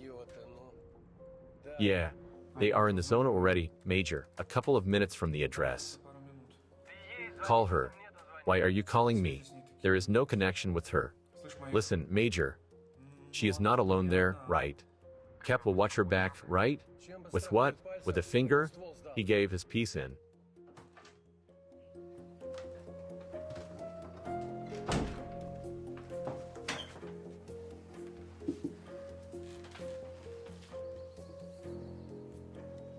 I need to ask you one question, Dad. Ask away. If you need to.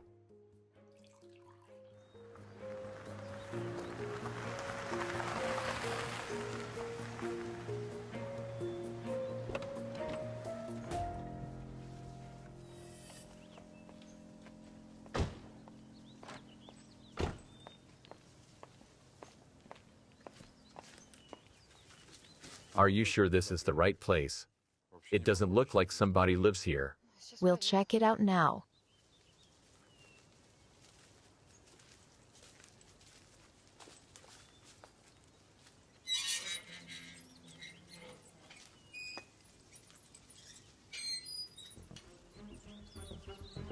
How far am I from that place?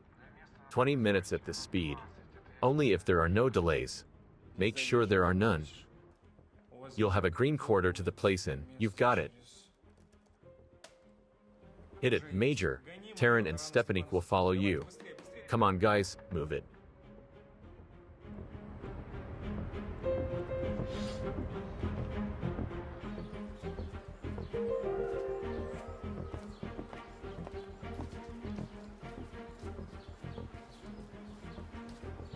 "12 Lagoa Street." Damn.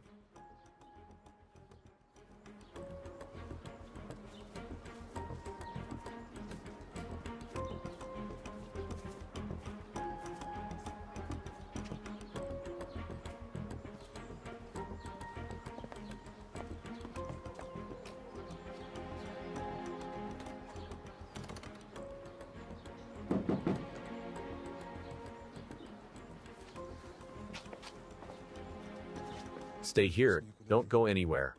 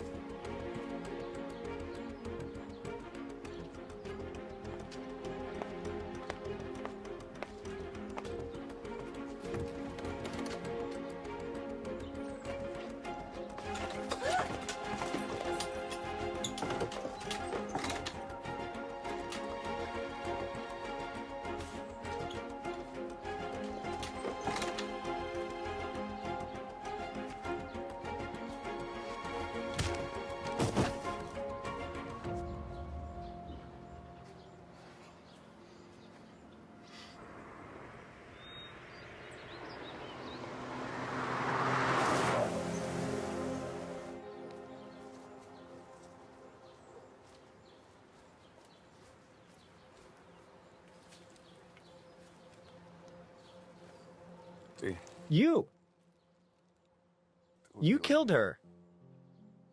I remember. I remembered everything. Who did I kill, Sonny? Mom, you stabbed her with a knife. She screamed at you. You stabbed her again.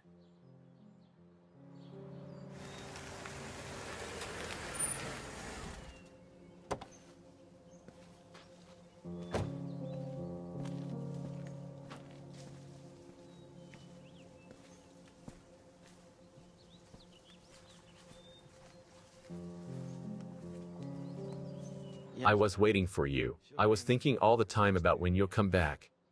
Answer him. Your son need to hear the answers to his questions. Then everybody will get better.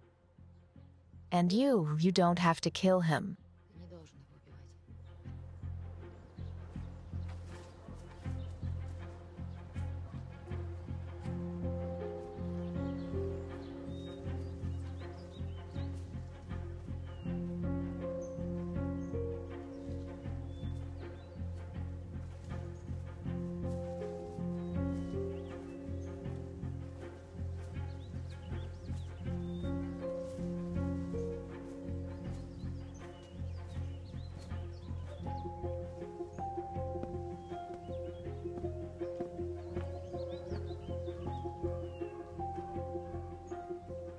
Why did you come here? We came here to help you. Because you need to talk and figure everything out. He'll go to jail for killing his wife. And you'll get better. But with time.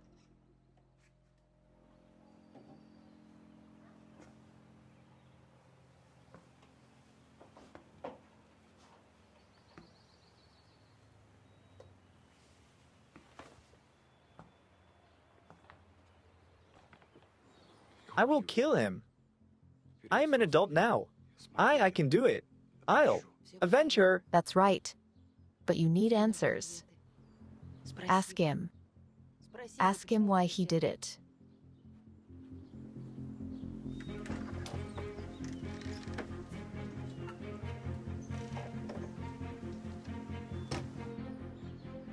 Why did you kill her? Who? Mom, you were beating her. You were beating her constantly. And then... Son, you're just sick. Why did you come back here? This is my home. No. You like being here. Here, you remember abusing your son and beating your wife. You couldn't satisfy her anymore, but you only felt like a male when beating her up, right?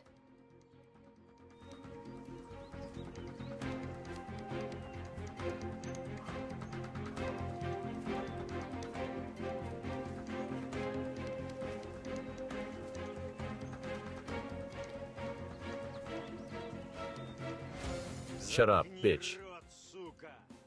All women are bitches. And Tamara was a cunt too. She got what she deserved. No, no, no.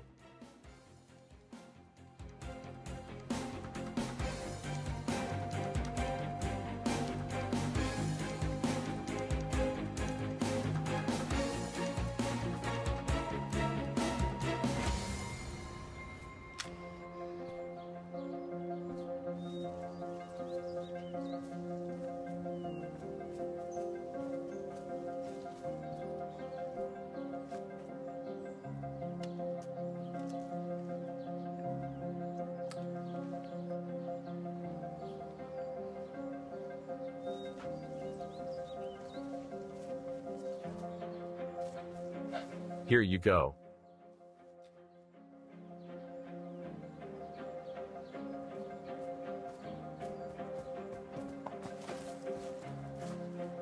Hands. That's it.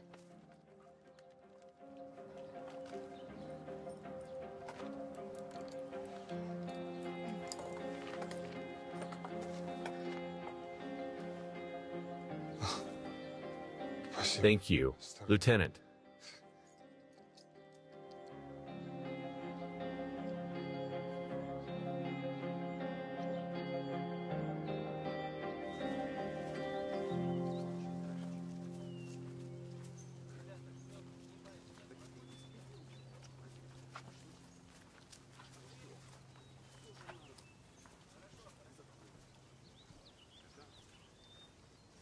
How are you?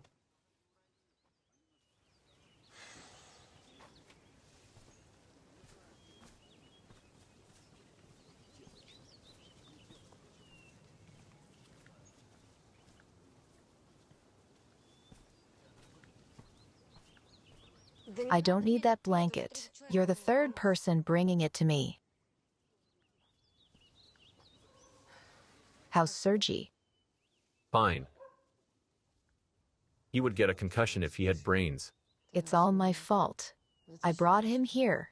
If you didn't bring him here, then Alien would kill Yakashev. Ilyan is a deeply unfortunate and sick person. That's why he'll go to a loony bin and not to jail. Why didn't you tell me where you were going? Because it's my personal business. Besides, you were busy.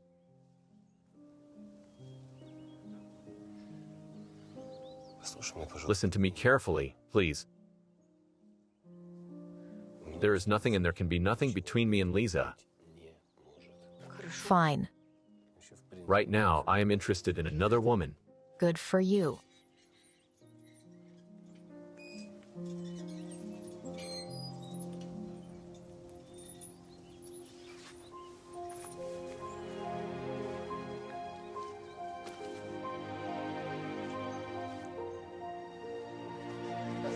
So we.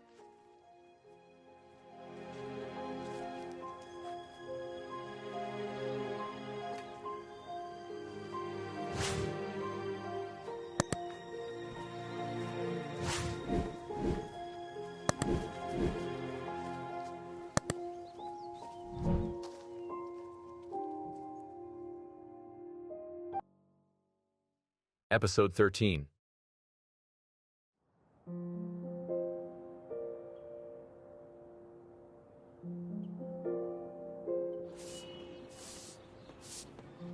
What a day. Claudia. What is going on in the international arena? Claudia?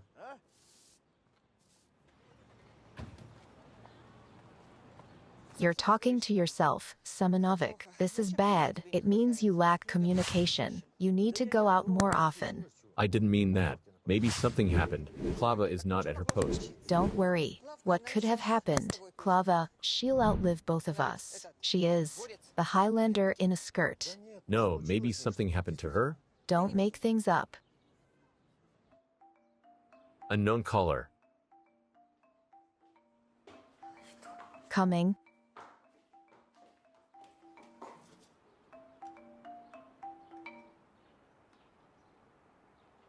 Yeah?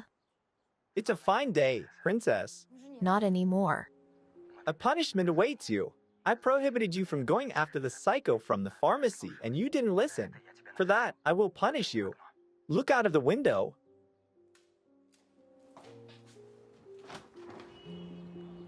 It's a riddle. What is missing from the yard, and what shouldn't be there? What did you do to Auntie Klava? Me? Nothing. You did all of it. What does that mean? You took it out on an innocent old lady for my crime. Looks like you have problems with logic, don't you think? I don't think so. It's obvious. You want to punish me, but you hurt a person who doesn't like me, to put it mildly. Well, I should have taught her a lesson just for that. But this time, my intention was different. Yes, the old lady didn't do anything bad to you. But today, she'll die. Because of you.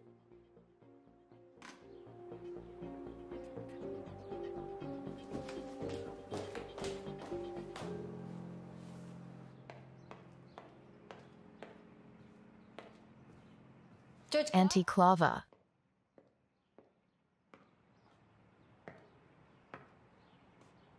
Auntie Klava. What happened? Hello? Good afternoon. Are you a friend or a relative? I'm her neighbor, Inga Stefan. I'll go with her. Stefan? Why are you so surprised about what her state then?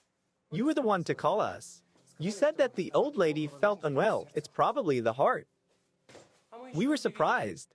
The door was open. She was lying here alone. There was nobody here. Was the door open? It's weird. Why? So you didn't call us? No, it wasn't me. Can you explain what happened to her? Looks like a hypertonic crisis. The heart rate is too high. In her age, it might lead to a heart attack, you know? In any case, we will hospitalize her. So, does she have any relatives? Yes, she has a son, but as far as I know, they are estranged. She needs to be checked for toxins. It might be poisoning. You said that you were sure that it wasn't a suicide attempt. I guessed. The lady is old. She doesn't go to the store that often. She could eat something out of date, and that could provoke. Yes, you're right. So, will you go with us? Yes, I will. Fine. We're waiting for you then.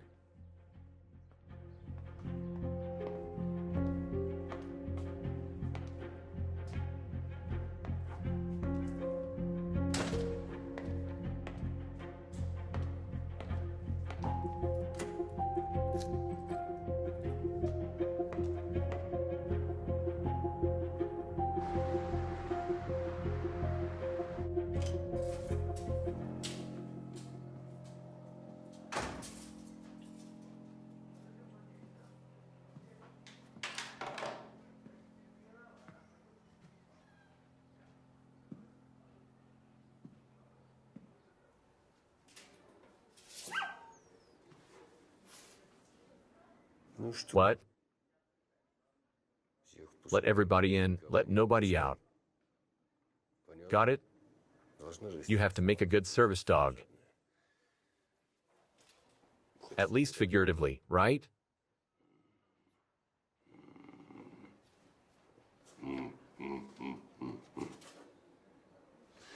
Although you understand only the eat command for now, right? Right? That's it.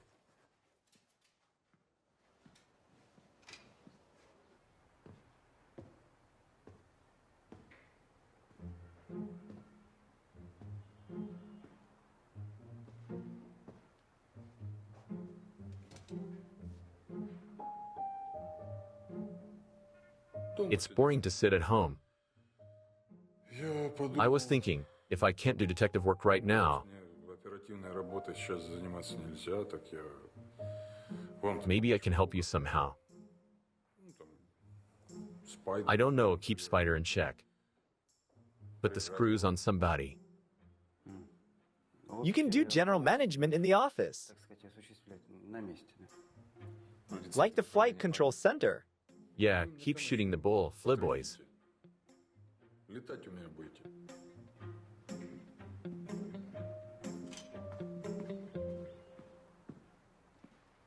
Did Inga come in?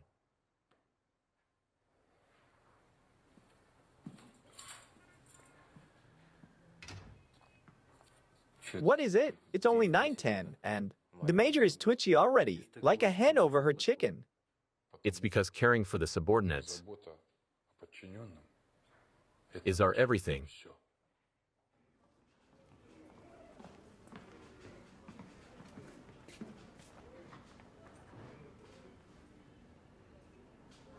Claudia Vasilets.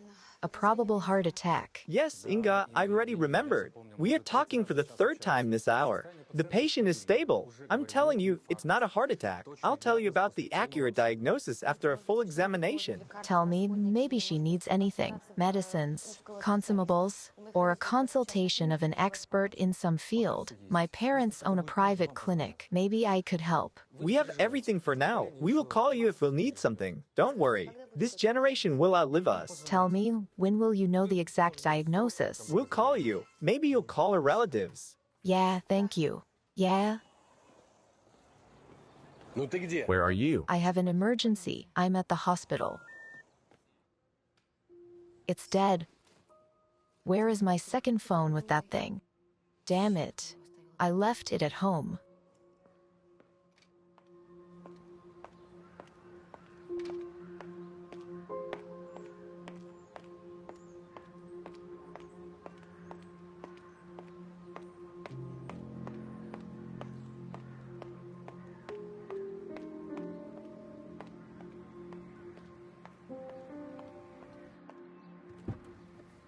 I beg your pardon. May I use your phone? Yeah, I guess. Thank you. Where to? Let's go. I'll tell you later. Let's go, then.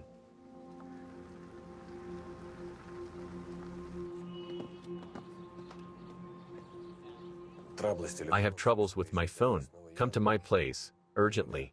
It's Yan again. Inga, you have troubles with your head.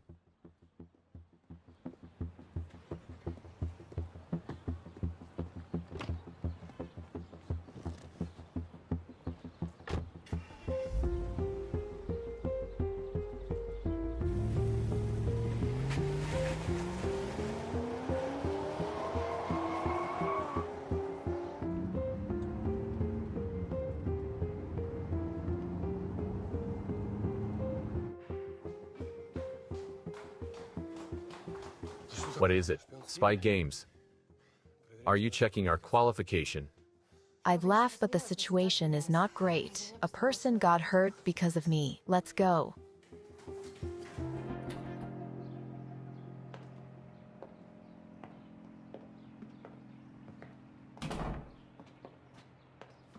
Double trespassing, Inga. With a break-in.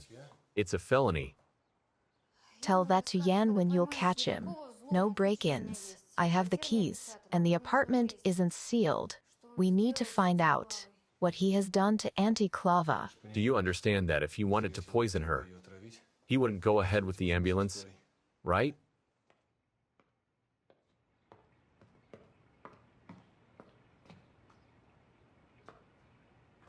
Auntie Clava settled in well. A great, comfy sofa for watching the news. And she played her son for a good TV. Auntie Clava is quite the gossip. She knows everything about everybody in our neighborhood and our house, and she's interested in local and international news. Aha. So what are we looking for? I think that he wanted to poison her, so we need to check the freshly opened food. I don't know, sweets, cookies, fruits, maybe some drinks, juice, alcohol, anything. Aha. I don't get it. Why it was anti-Klava. I can get why Radishny. He was saying all that filth about me on his broadcasts. He was punished for that. But Auntie Klava, harmless old lady. Yes, she loved to gossip and said things about me, but I never cared about that, you know. Well, you need to understand why he chose her. Because she is neither your friend nor enemy, just a person that constantly catches your eye. And if something happens to her, you'll feel guilty for sure. Therefore, he is trying to get to me via my inner circle. He knows how important it is for me, and that it might unsettle me. He won't be able to do that. Okay, if we won't find anything here, then let it be so. Wait.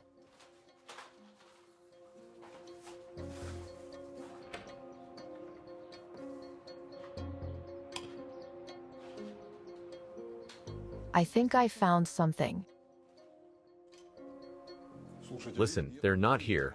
Neither Inga nor Major. Only his dogs roaming around the office, and that's it.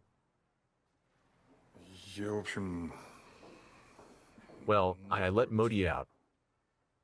How? Accidentally. I opened the door and she ran out. I will go and look for her before Major's here, right? Maybe Major and Inga went to the brass or something. No. I've already been to Spida at the reception. Both won't pick the phones up. Maybe they... They what? Do you think they planned a romantic date at the workplace? Come on. Maybe. They're having a serious talk. What if something happened? Look, Major was looking for Inga in the morning, and now he disappeared himself. What if this thief, Inga's psycho, we didn't hear from him for a long time? Yeah, for a long time. Just for a couple of days. Besides, that's not a fact. I mean that Inga's secretive and doesn't want to involve us. Maybe she didn't tell us something. Listen, go to hell, you two. I hope they do have a romantic date. Who's got a date? Well, you and Inga. Sergey. Anyway, that asshole turned up again. Who did? Who did? Yan. That's who.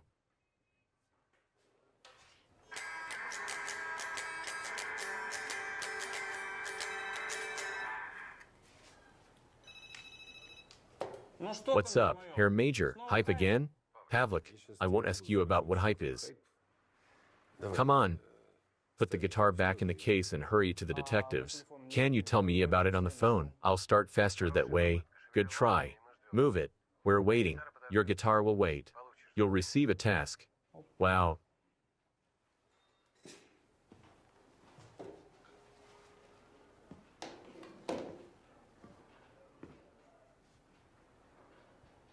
Did he put a camera here or something? You know I'll check it, Herr Major. If I find it, you'll get such a payback. Hello. Hello? Well, we have another call from Yan. To Inga. And my gizmo didn't work again. Damn, how does Yan do it? I'm a genius. But I'd go to his workshop. Don't be upset. I didn't switch the gizmo on, but I recorded the whole conversation. After we finish, I'll send it to you for analysis. Guys, I'd like to continue if you finished exchanging niceties. Okay, de jure. Don't have a case. Except for Yan's calls, we have no proof that Mrs. Claudia Vasilets, born 38, was deliberately poisoned. According to the doctor, she had a hypertonic crisis that led to a heart attack. At her age, it's a usual thing. He's good. He's good. I meant that Yan. He's always good. I wish I could go to his workshop too. But, de facto, we do have a case. Inga and I studied the crime scene. I mean, we examined the apartment of the victim. I don't get it. Did you and Inga go to the victim's apartment without a warrant?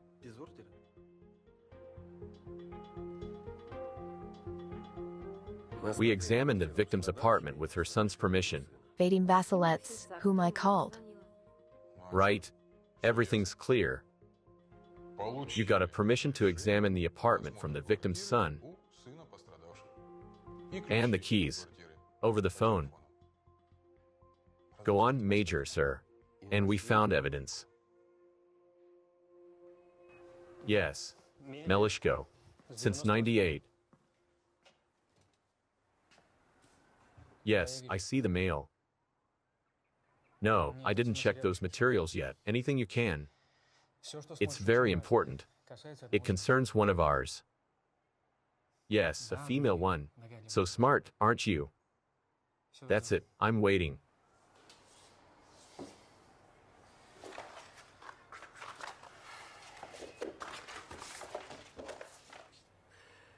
Anyway, is the task clear? Major, you're a master of curveballs. How can I trace a box of chocolates? How? You go and trace it. In the box, there is a paper with a stamp of the Social Security. Go there, take the senior lieutenant with you, and talk to the local aunties and the ladies from the Social Security, like a fairy tale. They love young and handsome guys. Why me? Because you're young and handsome. Why not?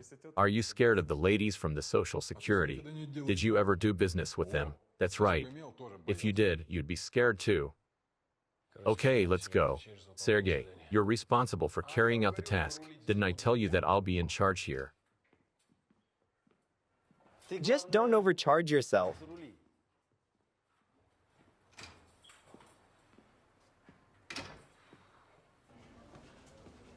Why are we in such a hurry? We have things to do. Look, Oleg. Yes. You gave tasks to everybody. Did you ignore me or something? Misha, question the witnesses. It's your favorite. Start with the veterans. What veterans, Major? When did you last see a veteran? I mean a real one, not a fake one at the parade. Start with the war children.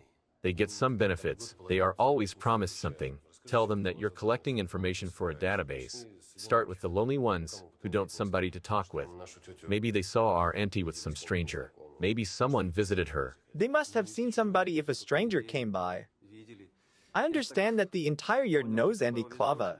And all the neighbors. Have no doubts, Captain. Auntie Klava can even gossip with Grandpa Fima from the third entrance. He is a veteran, and he went deaf back in '44, but she's fine with that. The grandpa is the luckiest one. Let's go. Oh, Inga, how's the grandma, really? She will live. The doctors said that the ambulance was called right on time. What a creep. I mean that yen. He was right on the dot. He's very good. Shpak is right. Do you want to go to his workshop? No, I'll try to meet with him without a queue. And maybe we'll give the guy last rites prematurely, yeah.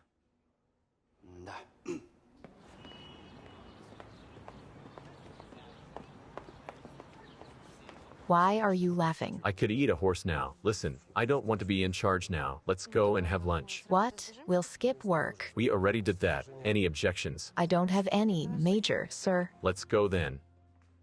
Hey, youngsters. Why are you so sour? Stepanik. Are you working on the ladies from the Social Security again?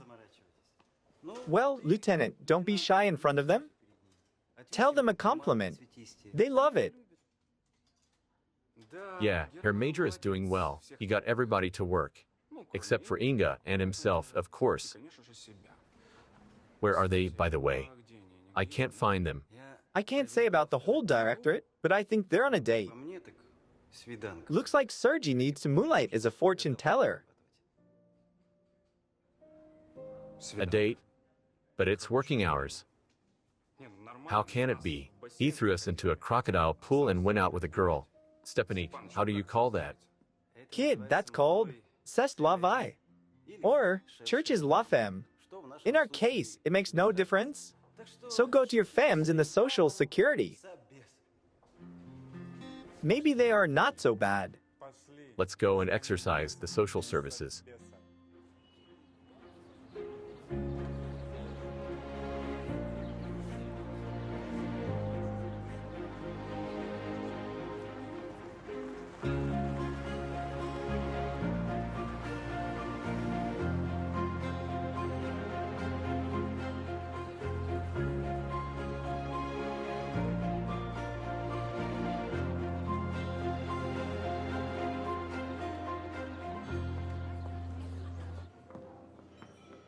Hello. Where can we have a seat? Come in. This table is free.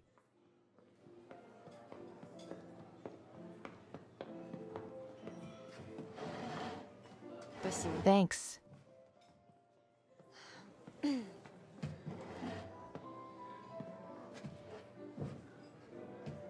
Shall we go all in? I think we can do without. Without casualties. Yes.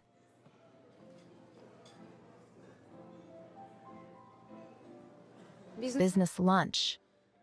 Let it be a business lunch. Maybe I'll be able to take you out somewhere on the weekend.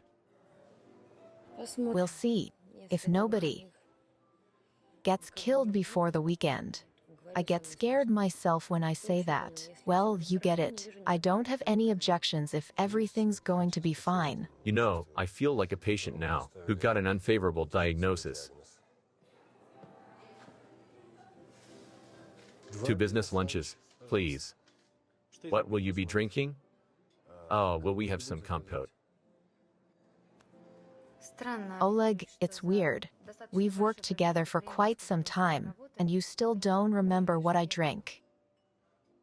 Double espresso without milk or sugar with tall foam. And a double compote. If anything, I'll drink it. And that's it. Amazing. You're good at small details. Yes. You even know that I take it without milk or sugar. I guess that's professional. Very professional. Yeah, very professional. 1 second.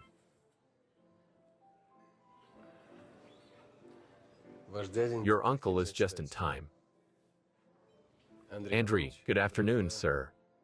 No, I'm close by. I'll be back at the directorate soon. If you're close by, then be back not soon but right now, Major. I have a meeting at the ministry in an hour, and we need to talk. I'm waiting for you.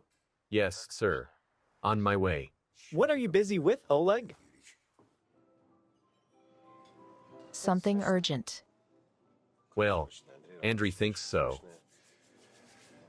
Shame we couldn't have lunch together. I hope it's not the last time. It's not. Thanks for the business lunch. And I'll try to live up to your hopes. And eat both portions.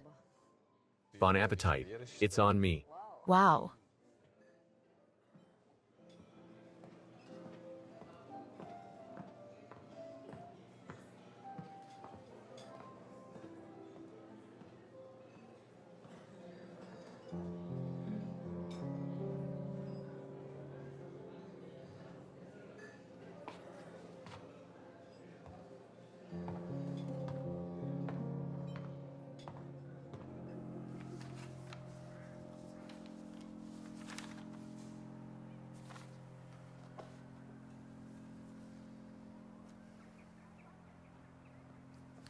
Mr. Morgan, they're ready for you.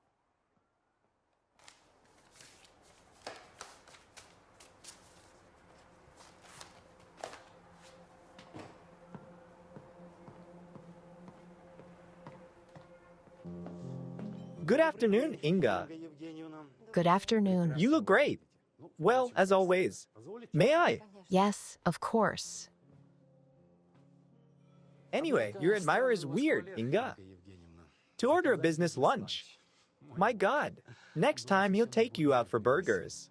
Besides, he left his lady alone. You know, it's not up to you to judge. I beg your pardon, you didn't introduce yourself. Do we know each other? Of course. Who do I think I am?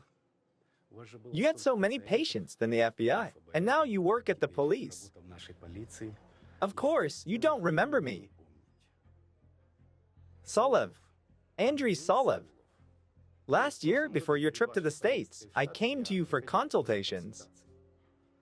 I had some disagreements with my second wife, you know? Significant age gap.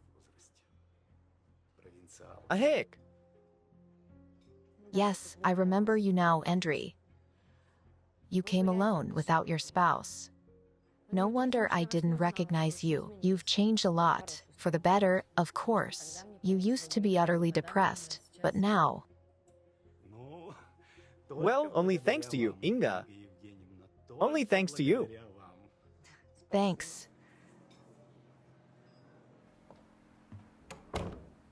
May I, Andri? Yes. Come in, have a seat. There are two issues. Very important. We badly need to resolve them. Let's start from the first one. It's selfish. In the literal sense. When will you finally give my secretary the list of food for Matilda, as you promised long ago? Because she is eating everything and feels unwell then. I wish you could see your face. What movie it was in? It's ineffable, said the dog looking at a baobab. You have the same ineffable expression, Oleg. I'll give the full list to Svetlana in the late afternoon. Will that be all why you called me in so urgently for, Andri? No, it was a joke. A bad one. Let's get down to business. When will I see the Inga Psycho's case materials? Do you need a special invitation? I have no words to express my gratitude. Inga, after your consultations, I realized that a real high-class psychotherapist really does miracles. Can you remind me the gist of your issue? As far as I remember, you've only been a couple of consultations. Yes, only two. Imagine, I understood everything after just two conversations. Inga, you've made me a happy person. I started living a full family life. When I turned to you, my skank, I beg your pardon. My second wife was behaving just like a skank. But now she is just perfect. She does housework, keeps the house in order, has sex with me at my first whim. And what sex it is. She even started talking about kids. She did. Not like before. Right. How would she be cheating with a tummy? But now, everything's different. I explained the party policies to her, using fingers. It's really simple, honey. I have a crapload of evidence about how you were cheating. If you keep showing off, I'll throw you out into your crapville with no panties on.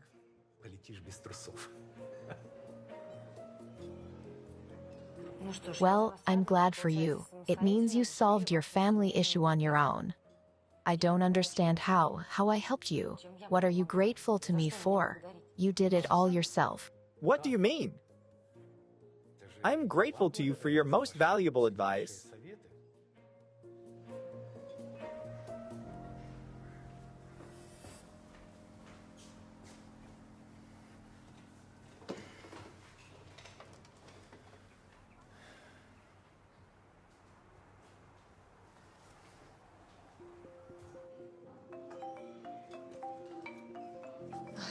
I'm sorry. Yeah. It's not the best time to talk. Can I call you back? Yes, Shtifi, I'll be waiting. Mr. Solov, I couldn't recommend any of that to you. Really? It seemed to me that I could see again after your consultations. It's impossible. Any family psychologist could not recommend you this way of solving your family issues. Yes, but it works right. I don't know. Let it be your own know-how. I'll give you some advice. Change the way you talk to your wife. It won't end well otherwise. I'm serious. And now I need to go. I'm late for work. Yes, I understand. You're a busy person. I'm so glad that we met. Maybe we'll meet again sometime, when you'll have the time. We'll hang out, talk, have a drink. It's so pleasant to have the company of a smart and beautiful woman. Thanks, but I don't lead a private practice now. But we could meet as good friends. I mean, I wanted to say that we may become friends. I have a big flaw. I am very picky while making friends. Goodbye. Have a nice day.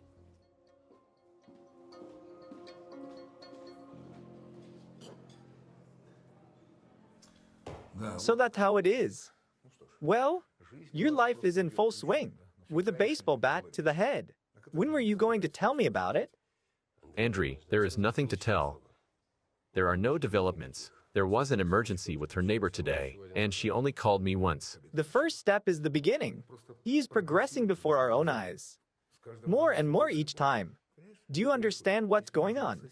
If he got to the neighbor already. Yes, his obsession progresses. I think he'll dare to meet with Inga soon. Don't worry, nothing will happen to her. I'll be able to protect her. Fine. Go back to work, Major, and report to me about everything. Yes, sir. Where were you, by the way? I'm sorry. Where were you when I called you in? I was having lunch. Inga and I went out to have lunch. Oh, and how often do you have lunches with consultant, Stefan? Major? Today it was the first time, but I'm definitely planning to repeat my offer. In the nearest future.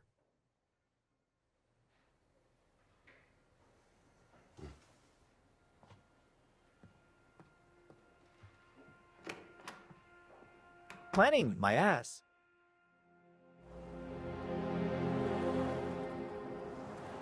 Yeah, hi. I'm sorry, I couldn't talk. Any news? Why is there no video connection? Because I was at lunch, and now I'm late for work. Talk to me, don't leave me hanging. Do you remember about agreement? It's an exchange. You'll tell me what's going on and I'll tell you what I found. And I really don't like what I found. Yeah, I remember our agreement, but I really don't have the time now. I do, Steffi. I'm having a coffee break. Call me later if you're busy. Talk. Dan, please tell it to me now. Did something else happen to you? Do you remember praising my intuition? So yeah, my intuition tells me that you're in deep shit. Okay, Steffi, listen. The Melishko family left for the USA in August of '98. They settled in California, to be exact. Before you ask me, yes, they could afford it. During your turbulent '90s, is that how you call it over there? Gennady Melishko was able to amass no less than a couple of millions of dollars and managed to smartly move his assets out of the country. What about children? It's a very weird story. This family is full of weird stories. Their elder son, Alexander, age 16, died a couple of months before moving stateside. Suicide. He threw himself off the staircase. Younger, Dmitro, age 13, went to the States with his parents. That's where another shady story begins. Right on arrival, the boy's parents, how do you say it, got rid of him. Until he was 21, Dmitro, now Damon Melishko, stayed in the closed therapeutic boarding school for troubled teens. Do you know what it is, Steffi? Yes, it's a milder counterpart of a juvenile prison. Simply put, an alternative for jail. Exactly. However, Damon must have been an outstanding guy, because after leaving that establishment in '06, he enrolled and brilliantly graduated the Department of Princeton. Yes, Steffi, that Princeton, your alma mater. Did I count it all correctly? A part of Damon's stay coincides with your studies there, right? Go on. I'm almost done. The only thing left is a loud and shady end of Melishko family. In June 2011, Damon and his parents went out to sea in their personal yacht. There was no crew on board.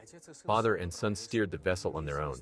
It's unknown what exactly happened there, but the yacht exploded. As you may guess, there were no witnesses left.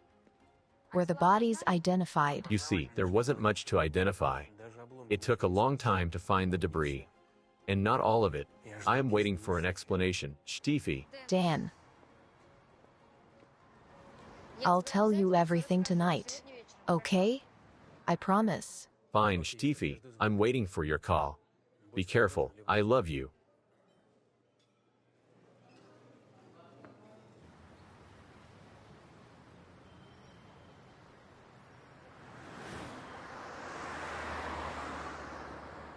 Auntie Clava. You're funny, young man. Everybody in the neighborhood knows her. I believe she lived here before the current house was built. The people are joking that the house was built around Auntie Clava's bench. It's funny. So she is a local site, isn't she? Seems like she's held in high regard here.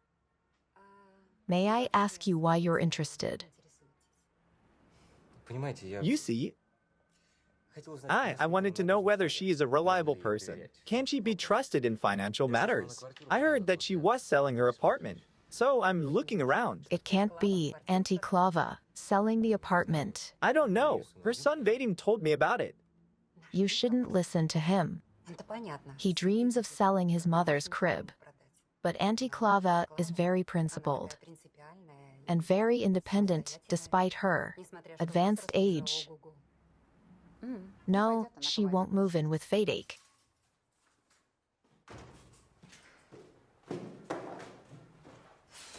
What a nasty day.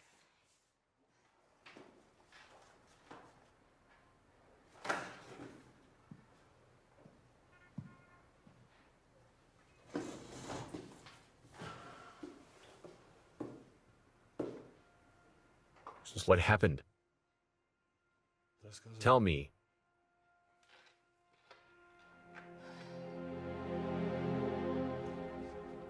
Do you know, I thought that people respect her here. I came to her yard yesterday, and I was told that she was sent a box of chocolates from the Social Security, like to an honorary resident. So funny. Who told you that? People in the yard. We, to Auntie Clava, a box of chocolates. No, it must be a joke. The girls will die of laughter when I tell them about it. We'd rather send her some arsenic. Come on. Yep, she caused us so much trouble. But it looks like you're in vice.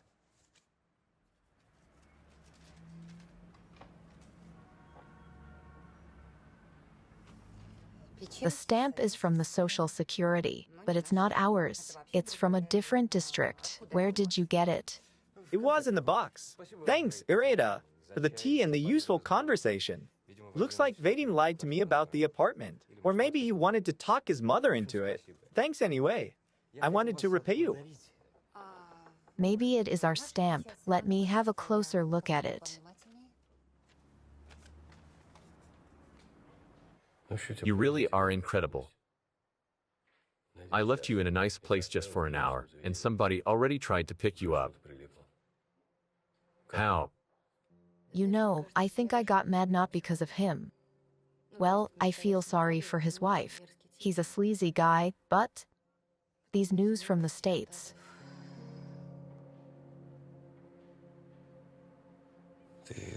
Look, when you decide to wreck your nerves next time, remember that you have a real reason for that. You have a great way of supporting people. It works though. Yeah, Mom. Hello. Is everything all right? Mom and Dad are fine, Princess. I'm watching over them. But we need to have a serious conversation about you, Princess. Talk to me then. There's too much garbage around you. Like that pig in the restaurant. However, that's not a problem.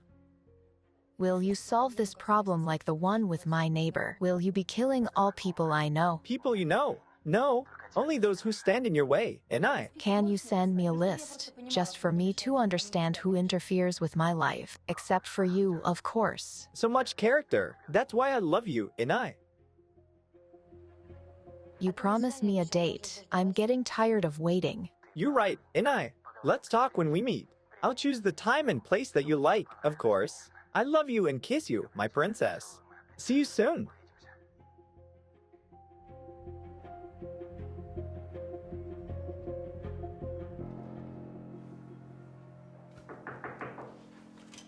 Come in, come in. All the data from the Social Security is at Spiders. He has already started to work. Well done. Yes.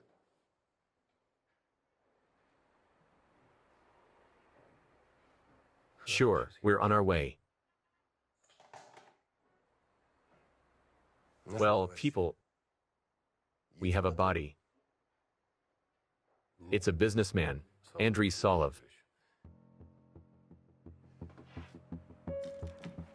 They say it's suicide.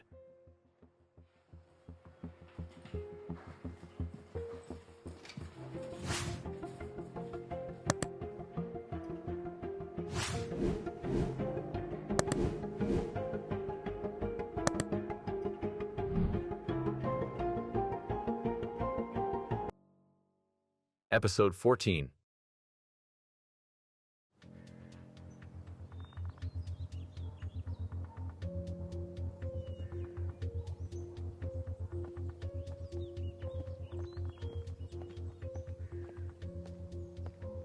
Do you have something interesting?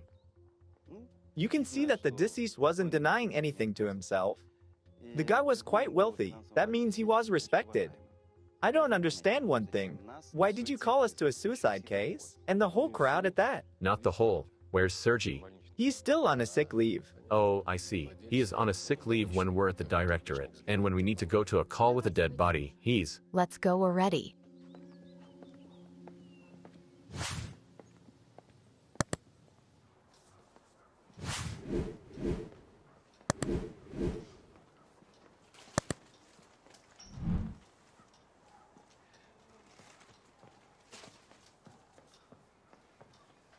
Well, is it a suicide? As far as I can say before the autopsy, it is. Aha. Not a single note.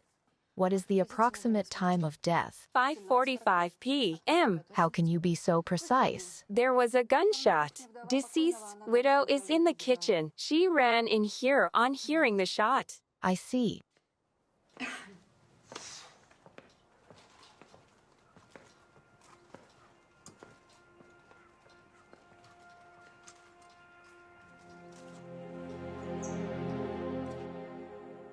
Laelia, get it together. We have police in the house. Hello. Hello. Hello? Major Mischenko, Directorate General of the Police. Our consultant on grave crimes, Inga Stefan. I'm Tina. Mr. Solov's secretary. Okay.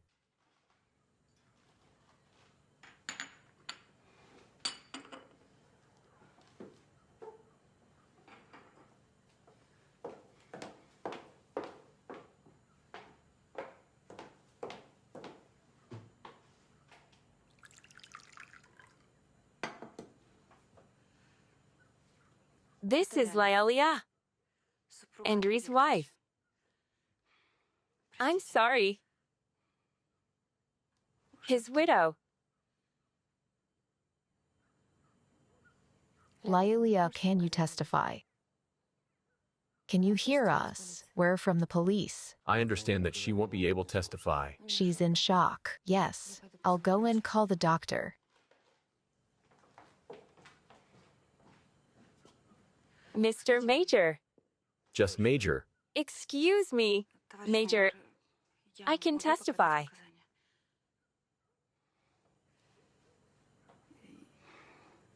I was with Laelia when Andrew fired a shot.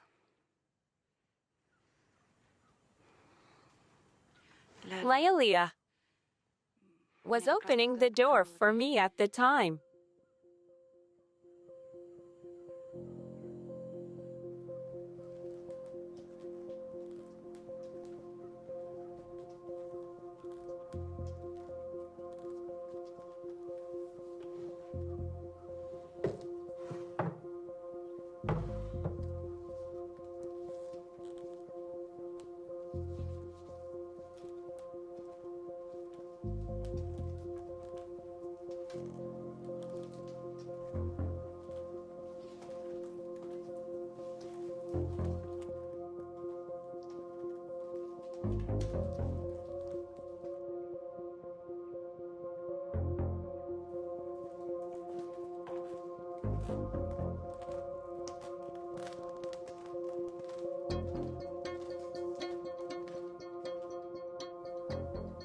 Well, Dasha, is something wrong? I have no idea, Mikhailo, but something is definitely wrong. Do you have doubts that it was a suicide? I don't to waste my breath now. The autopsy will tell. Okay. What is it? Was something broken? Where? It was found there, under the deceased's armchair. If something was broken, it could be done only there. There is a stain there as if something was wiped. The floor is a bit shiny. Smells like whiskey. Who wiped it? And why? I have no idea. Something is definitely amiss there. It's too clean, Misha. Too clean. There. Andrew needed some papers from the office, and I brought them. And you're sure that you entered the house and heard a gunshot right away, and it was exactly at 5:45. Absolutely. Andrew highly values being on time. Valued.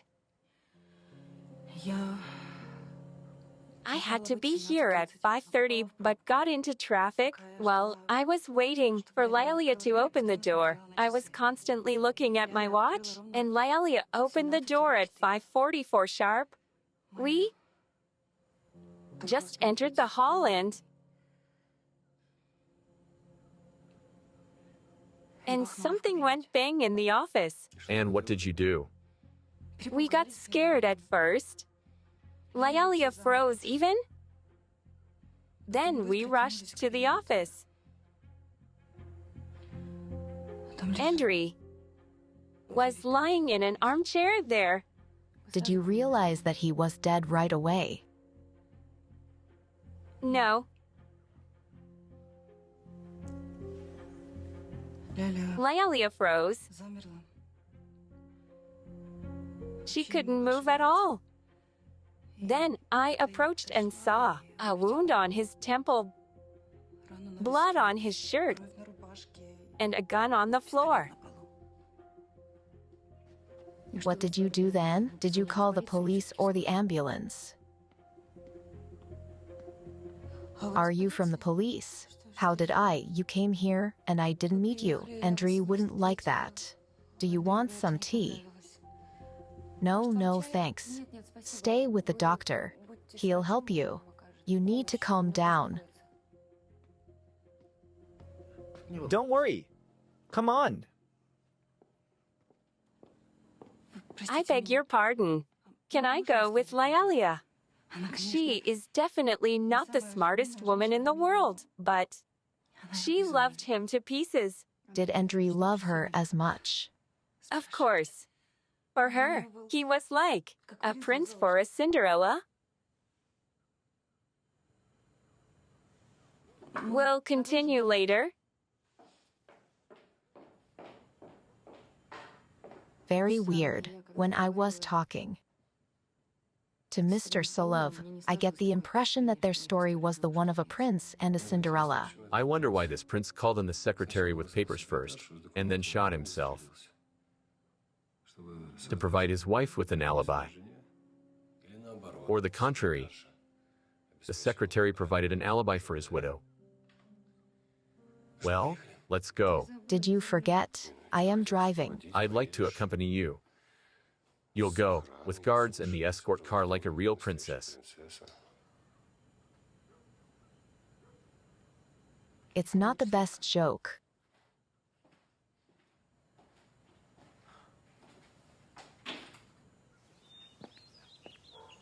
Q. Well, it's not a suicide. There's no need for an autopsy. I did Mr. Solov's autopsy on the first day we've met. Our individual had a huge number of complexes. He found a victim in his wife and was compensating his suppressed wishes on her. So, I think that she killed him. Lialia. Can we hand the case over to the court? Wait. Solov overdid it somewhere. He said something rude or overreacted. It became the last straw. But the secretary turned out to be faster, smarter, and slyer. I think we need to wait until morning and think it over. I'll go to the pool in the meantime. I deserve it. Sure, and...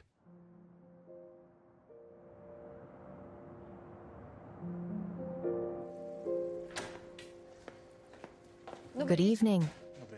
Good evening, a night swim, as usual. Yes, Lyosha.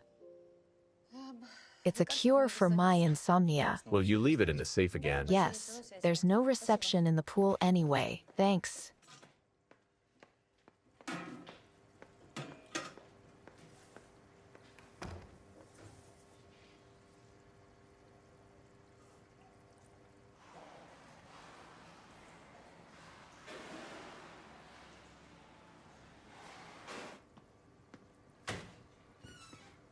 We're closed. It's 22:20. Come tomorrow at 8. Damn it. It is indeed late. Your timing sucks, man. I'm saying, your timing is bad.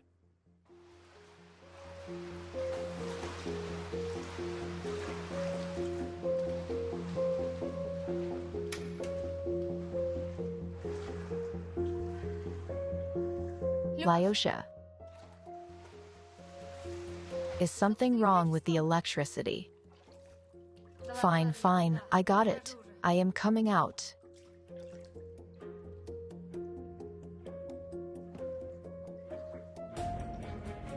You can swim some more, princess.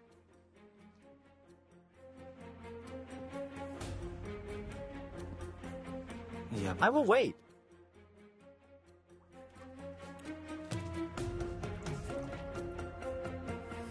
Thanks for arranging our date so fast.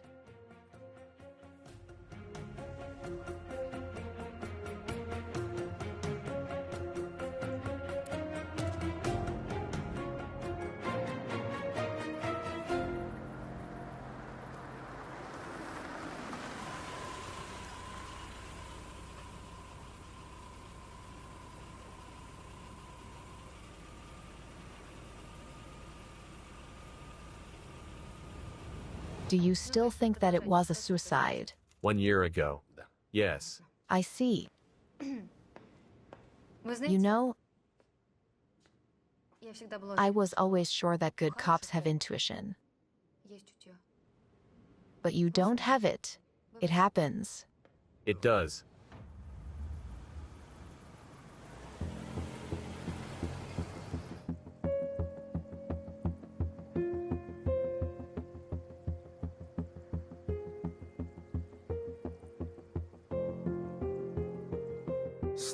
You worry about the wrong things again, princess. And your guard will just sleep for a bit. We have a more important topic to discuss. Isn't it common to tell each other about ourselves on the first date? Is it our first date? What about the Snow White at the Lyceum? Yes. It was an important moment. That was when I realized that you were my princess. However, it wouldn't call our first meeting a date. Fine, if it's our first date.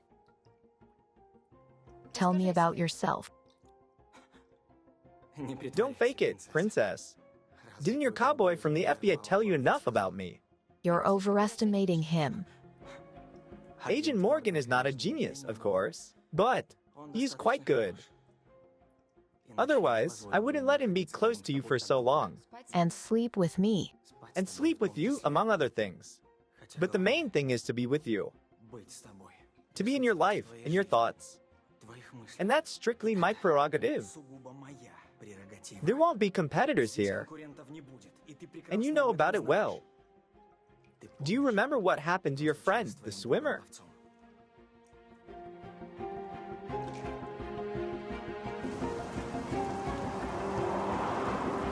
Urgently. Send an operative group to the sports club at the 12 Stasenko Street, and an ambulance too. I'm already on my way.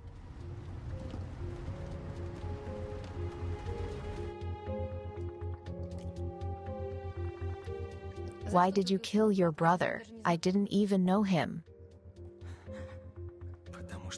Because he dared to laugh at my love. Shit, bro. So, you're in love.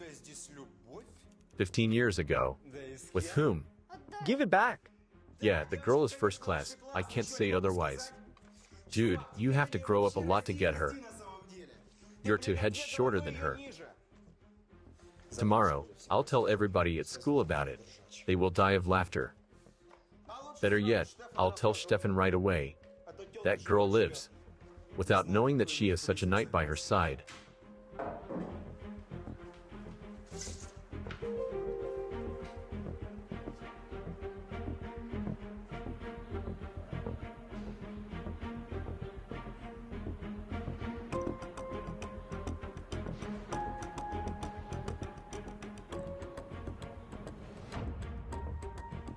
Fine, and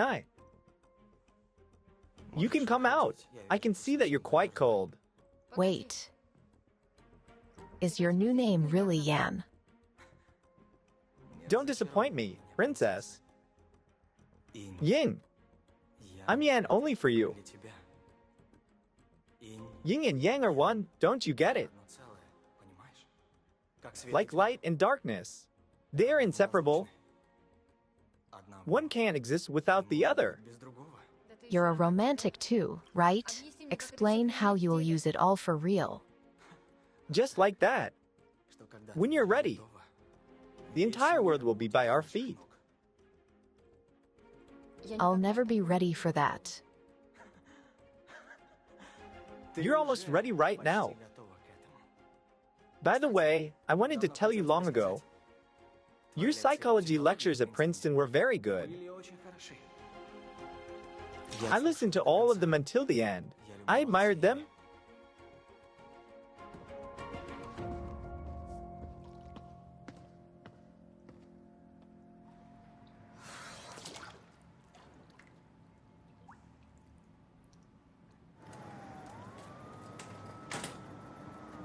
Yes, of course. We'll do everything we can. Goodbye. Good luck.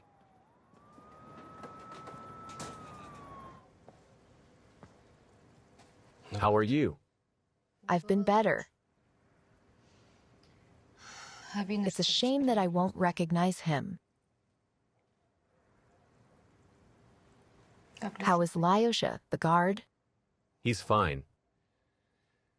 Came to his senses, called himself an ambulance, and then fell asleep again. Hefty dude. Let's go, I'll take you home.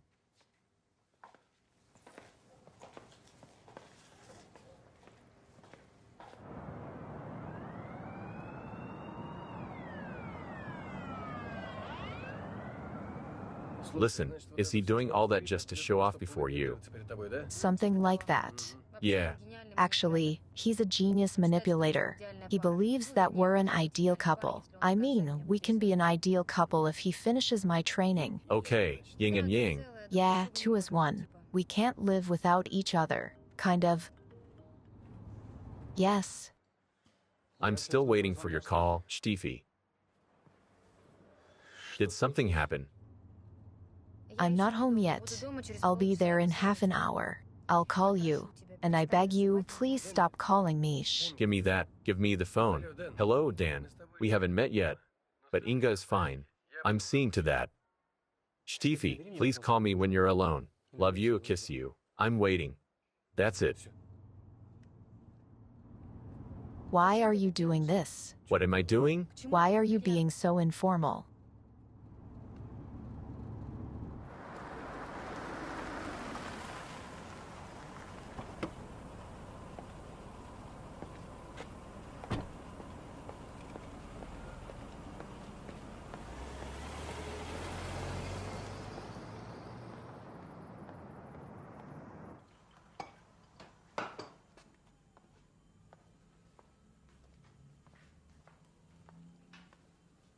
That's it.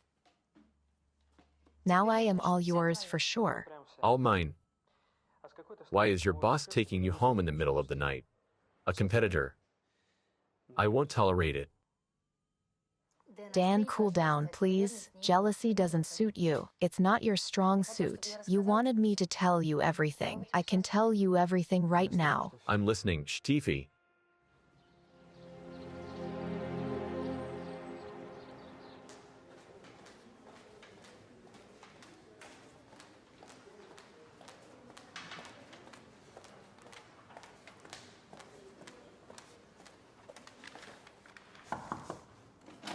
Yeah. Come in. Auntie Clava. Oh. Inga. Hello. Hello. Hello, honey. This is for you. Vitamins? Oh, thanks. Sit down. Sit down. Girls, this is the Inga that I told you about. She saved my life. Stop it, Auntie Clava. Anybody would do the same. If a person is unwell, anyone will help, right? Right? Yes. Well, not everybody would do that. It wasn't me, it was the doctors. You practically pulled me up from the grave. Nope. The doctors told me everything. They said, if your neighbor wasn't so fast, we'd be giving you last rites, Granny. Thank God everything turned out fine. How are you feeling? Fine. The doctor said they might discharge me today. Great. I'm only talking about myself. Tell me, oh, are you? Come on. Well, Hello, Sergi. Hi, how are you? Well, I can't do detective work. Listen, if there's something to do there, I'm always ready. Look, Sergi, we got recordings from the CCTV at the sports club. Check them out. Okay, what am I looking for? Jan's shown up again. I don't believe in miracles, but he might surface somewhere. Yes, sir. He's normal. They're bullshitting us. it definitely wasn't a suicide.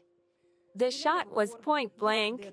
There are burn marks, but fewer than there should be, and there are no traces of gunpowder on his hands. Something else? Something else? Well, there's the angle of the bullet that entered the skull. To fire in this way, Solov would have to twist his hand in a very unnatural manner. I got it. Thanks. We'll go now. Thanks. By the way, the criminalists are at a loss too. Well, my head's off again. Well done. You were right about the murder. Widow's motive is obvious. But what about Lialia's alibi? It's still there. I'm thinking of criminal conspiracy. With the secretary. I don't think that the motive is that unambiguous, but the conspiracy. One moment. How can I help the most beautiful employee of the police? I need a biography of an Olga Solova, age 27. Are we looking for something in particular? When and how that Cinderella met Prince Solov. It's 3 clicks worth of work. I'll call you in 5 minutes. Specifically you, Inga. Thank you. He will call you.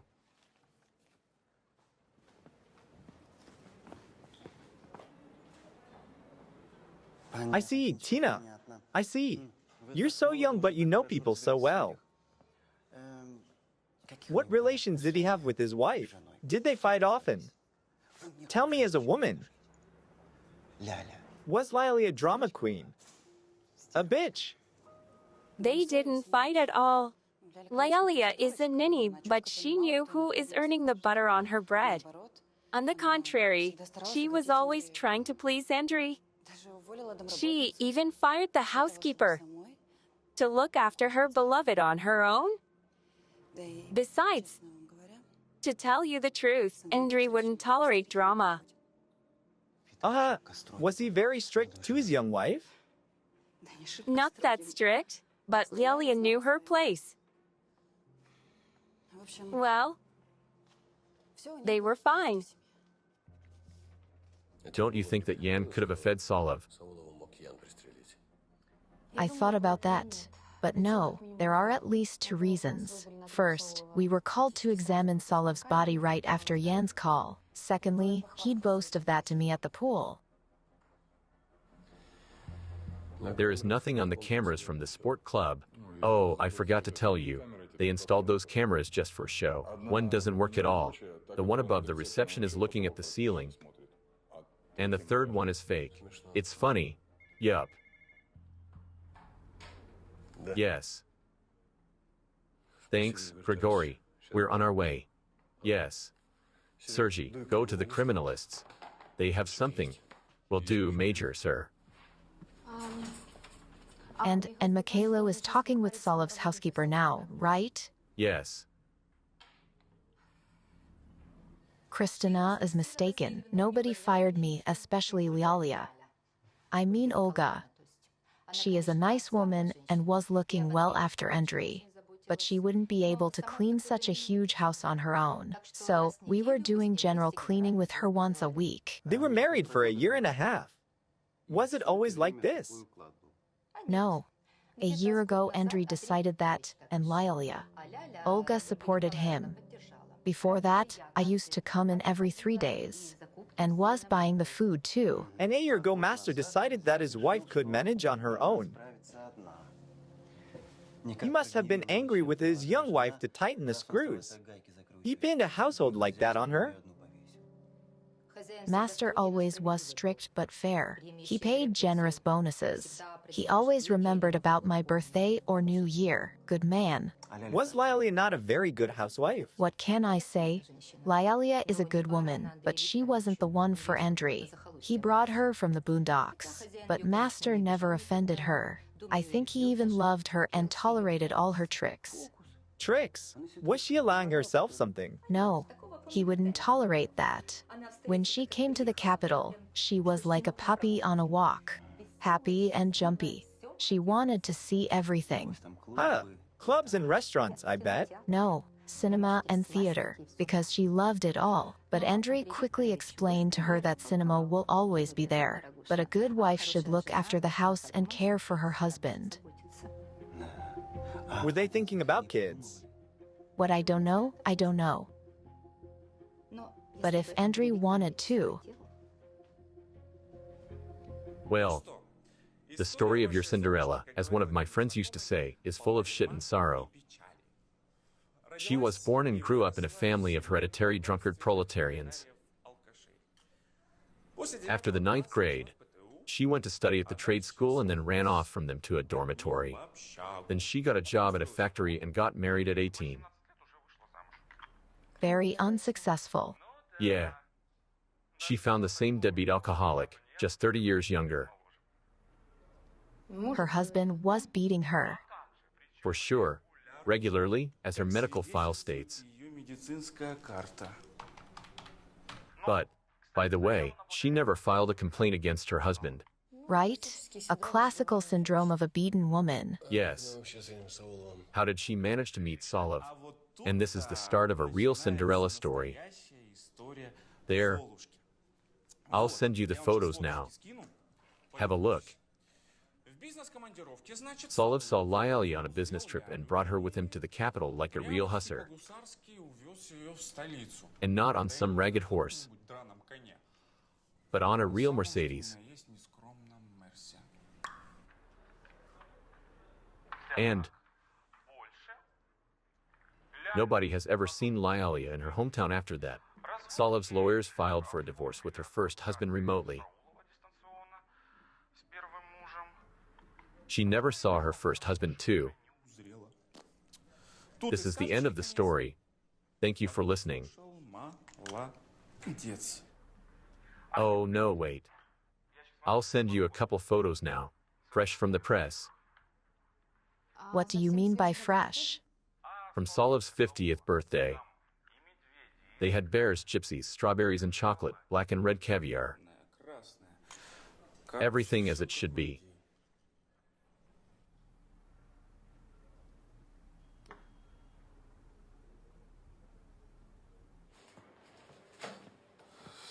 So it's not a suicide, right, Doc? It's not, Captain. Come on. They tried to place Solov's fingers on the gun, but they did a bad job. He couldn't hold the gun that way. And what about those small shards? They come from a broken glass. We found it in a bin in the hall. Looks like somebody tried to collect the shards but missed some of them. They didn't have enough time. What was in the glass? Expensive whiskey. There was a wipe stain by the table too.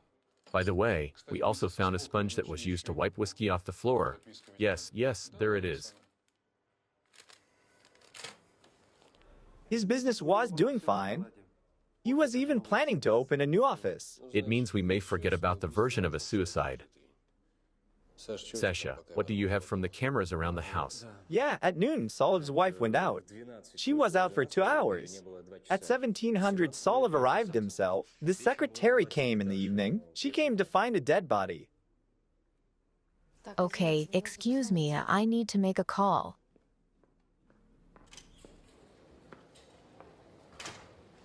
Spider, yeah, please check Lyalia's medical file again. I'm interested in everything. Pregnancies, abortions, miscarriages, and the last visit to the gynecologist. Yup, I'm on it. Uh-huh. Thanks, I'm waiting. Anyway, we have two suspects. It's the widow and the secretary. Inga thinks that the widow shot him. I think that there was a criminal conspiracy between the widow and the secretary. I get the widow. She will inherit all the money. But what will secretary get? The secretary could come too early and see Lyalia standing over the body. And then either Lyalia could strike a deal with Tina or Tina could strike a deal with Lyalia.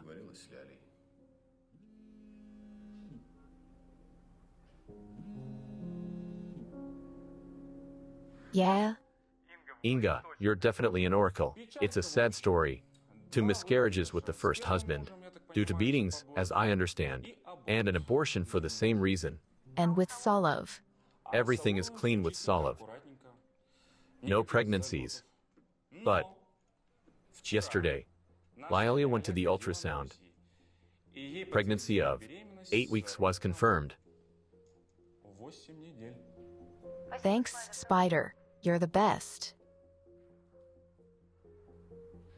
Well, Inga, do you have something to tell us? Now, yes. The puzzle is complete now. Solov was definitely killed by Lyalia. The motive here isn't the money, but domestic violence. A person can be violated not only physically. Moral tortures are no less painful. And you can't document them. Then why didn't she just pack her things and leave him? She just had nowhere to go. That's it.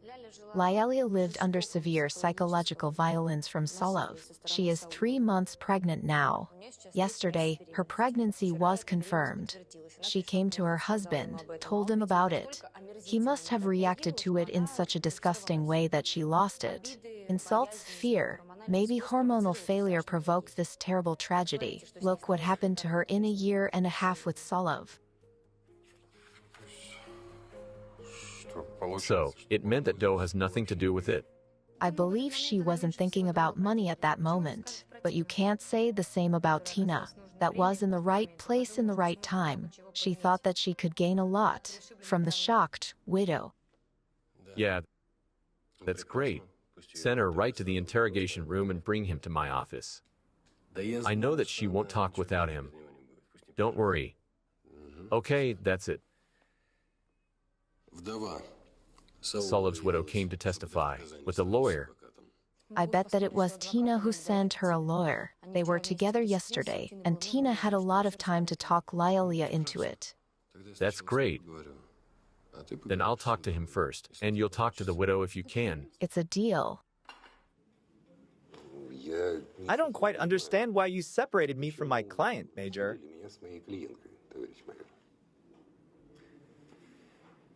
I wanted to know the conditions of Mr. Solov's will. He had one, didn't he? A month ago, I drafted a testament for Andriy. He didn't have one before. Why did he decide to do it? Arguments with his wife. They were planning a baby. I even thought that Lily might be pregnant already if Andriy decided to. He called it having an insurance. To cut the long story short, all his fortune goes to the child after coming of age.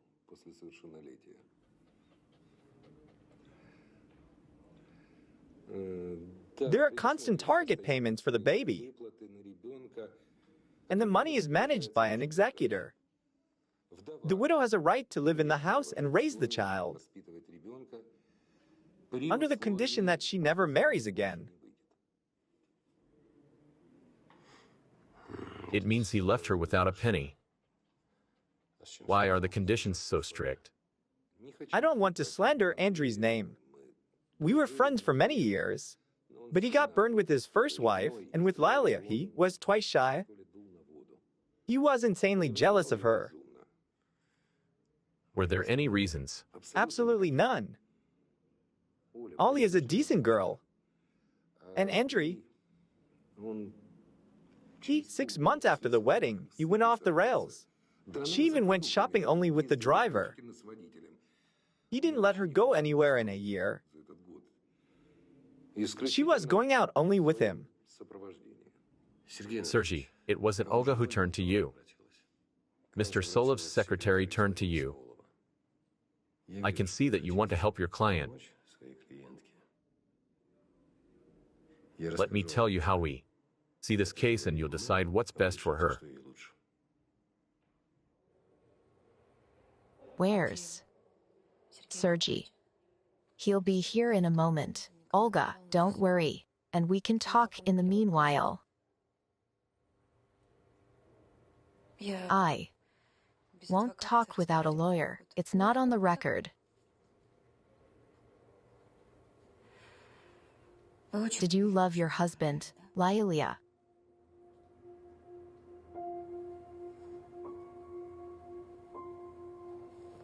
Very much. Andrei was. He was so kind. He did so much for me. He gave me everything. He saved me. Saved you from what? From your first husband's abuse. I really wasn't worthy of Andrei. Who he is, and who am I? But he tolerated it all. Tolerated what?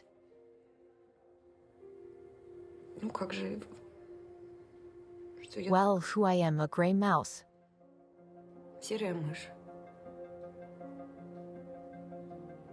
I don't know how to behave myself. It was a shame for him to go out with me. I was always doing everything wrong around the house. And even in bed, I was a plank. Calm down. You can't worry. You get it? You wanted to have a child so bad. Yesterday, your pregnancy was confirmed. Of course, you were happy. How did you tell your husband about it when he came back home? I brought him whiskey, as intended. He goes to the office, and I follow him with a tray. And I told him there. How did he react? He said that he wanted a DNA test, that I was a whore and that he wasn't sure that the baby was his.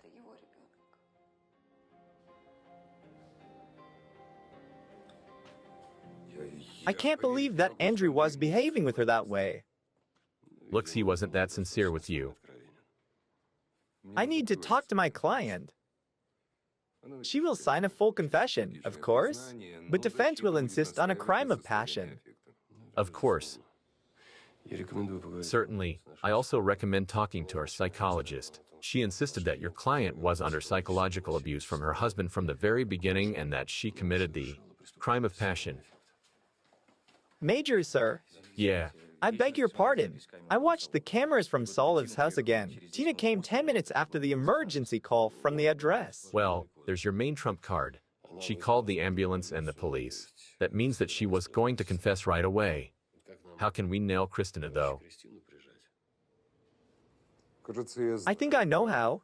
If my friend Andrew didn't lie to me, of course.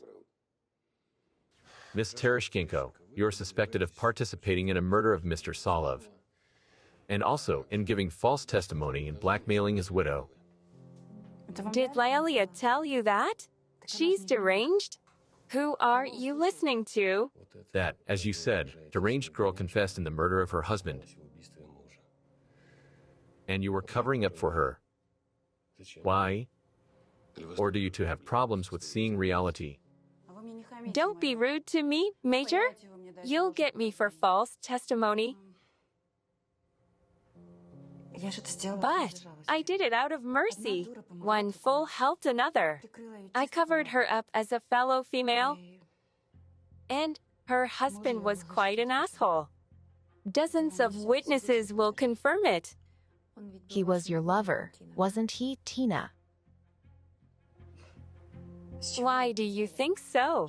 Is every secretary her boss's lover? Not right away and not obligatory, but in your case, it's evident. Besides, you even look like her. She looks like me. Secondly, Solov wasn't a very picky man. He courted every skirt he could reach. Thirdly, even now it's hard for you to hide your dislike for Lialia.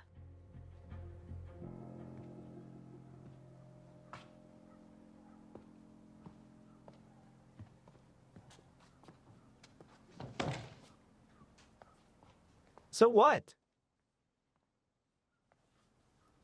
Well, oh.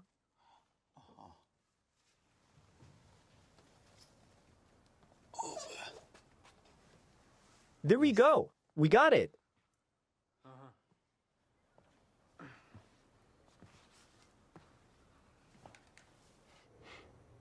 Dumb bitch. Why do they call her Lialia?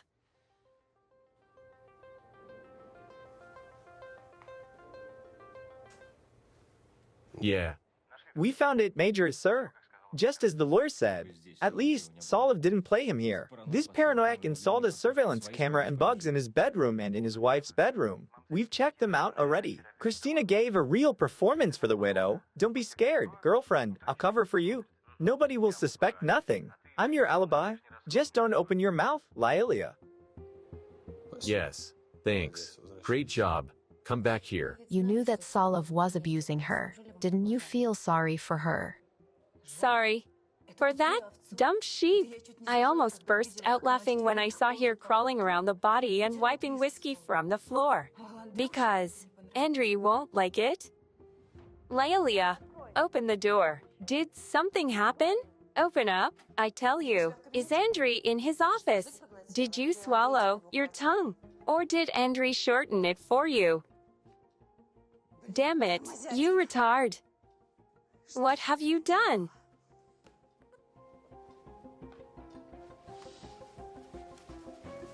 Listen to me.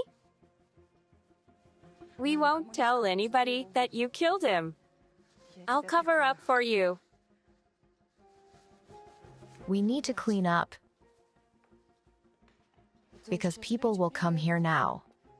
The house is a mess. You're such a bad housewife.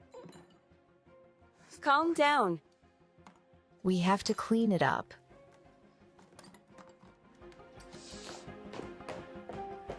We have to clean it up, everything.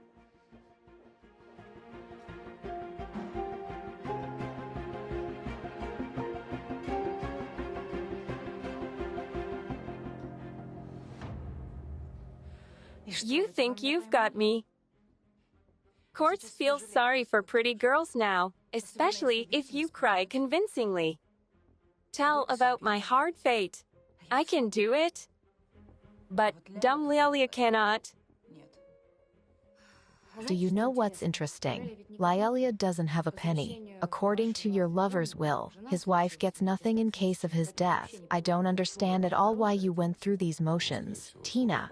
Most likely she'll get a suspended sentence because she's pregnant, plus the heat of passion, plus her full confession, and you'll go to jail. Besides, Lialia has got a very good lawyer that you found for her, by the way, and I think Olga is not just a client for him. Therefore, he'll tell her sad story very convincingly in court. In living color, I'd say.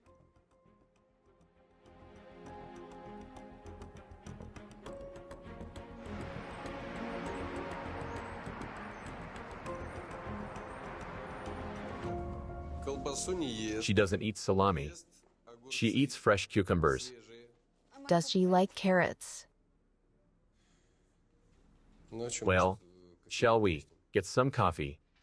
Sure. Do we have business? Why do you think that we need to have business? We can just talk about animals, and not only animals.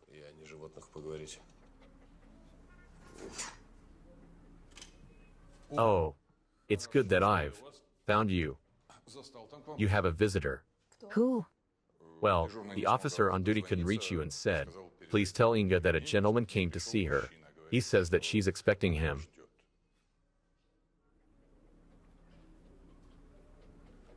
Nonsense. I'm not expecting anybody, but I was going to leave anyway. Thanks, Captain. Have a nice day. Bye.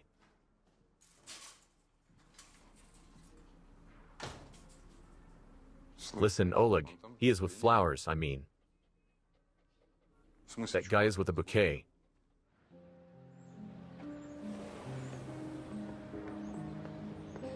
I'm so glad to see you, Stiefy. I've missed you so much. Hello?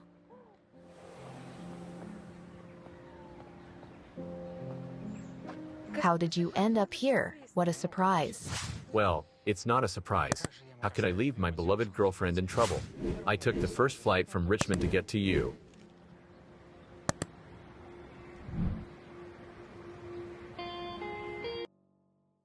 Episode 15.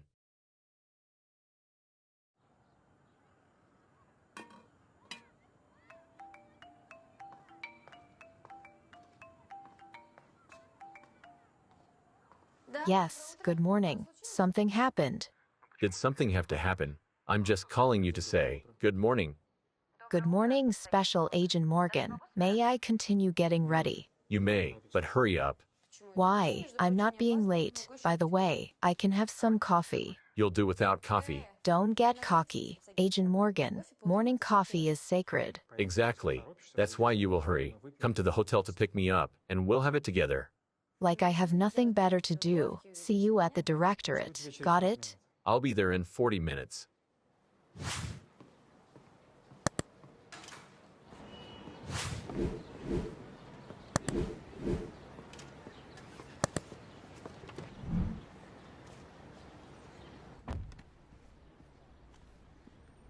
Will we get there in 15 minutes? We will. Another boss dropped in on me. Pick me up, drive me back. And they say there's no male chauvinism in the States. Simpletons. Oh.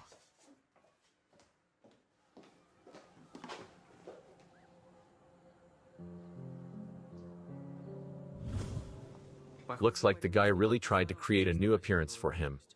No, he would have spent a lot of money. Serious plastic surgery, a complete package of documents, huge financial transfers, complete secrecy, and so on and so forth. Too bad. His assets are totally fine. Maleshko Sr. had serious money on his offshore accounts. As you see, we're working. Maleshko is guilty of federal crimes. He did 3 murders stateside, the parents and the John Doe that he left behind of himself. We will find him. It's a question of time. By the way, about the time, I think you need to get back to the USA before we find him or determine his new identity. It's out of the question. It's out of the question, Dan. Maleshko is going to finish his job here. One way or another. That's right, one way or another. This option doesn't suit us. We'll finish this game on our own terms. And the states are better suited for this. And if you want to catch him, how do you say it here? With live bait. With live bait, then do it there. Let's be objective. The Bureau is a much better racket than the local police.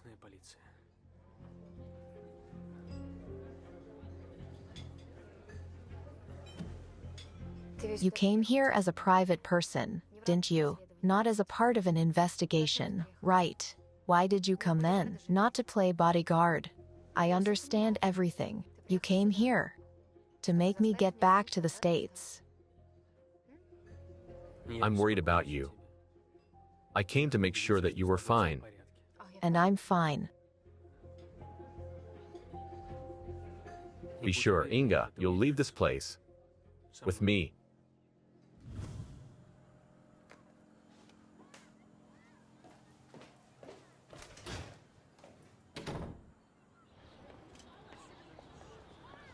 Have a great day, Inga. Somebody's waiting for you. Thanks. Have a nice day.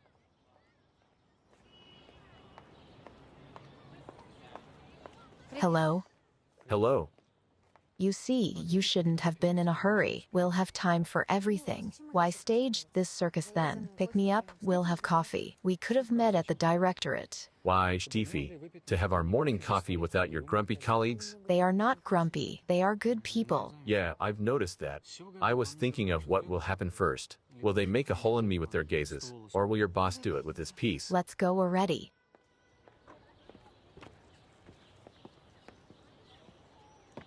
I'm so glad for you, Inga.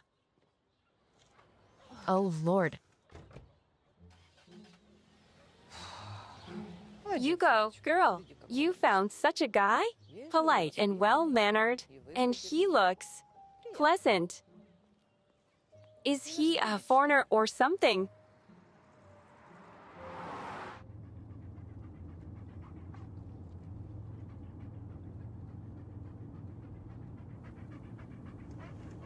Tell me as a woman, Motia. What do you want in your life? What do you want to have?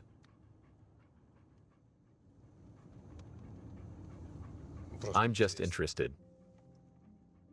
How could I leave my beloved girlfriend in trouble? I took the first flight from Richmond to get to you. You're under my protection now, lady. Will you introduce us?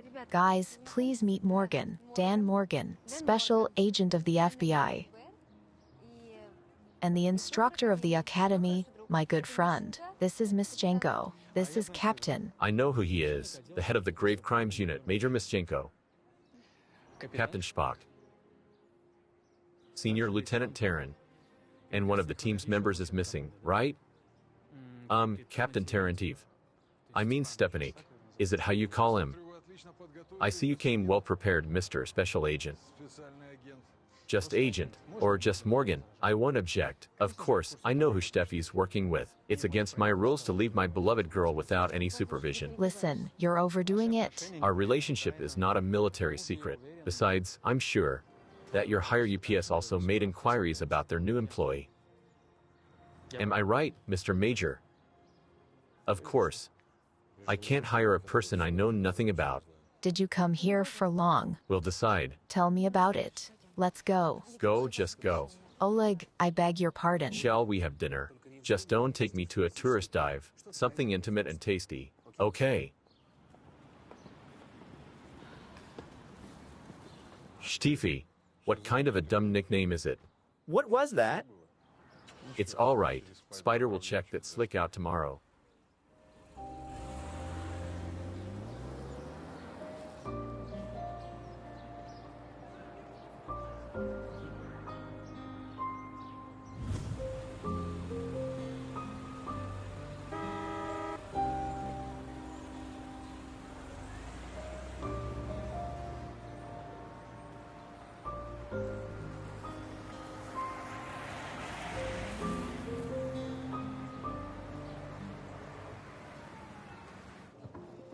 Let me repeat myself if you didn't get me yesterday. I am not back to the States now, and yes, I don't agree that I'll be safer there. These are your emotions talking, and I want you to switch your head on.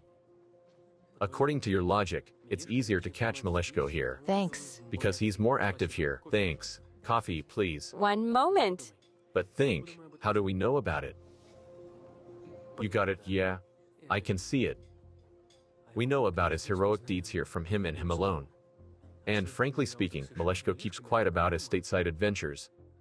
However, it doesn't mean that he is less active there. Really, if you go to the States now, he will follow you.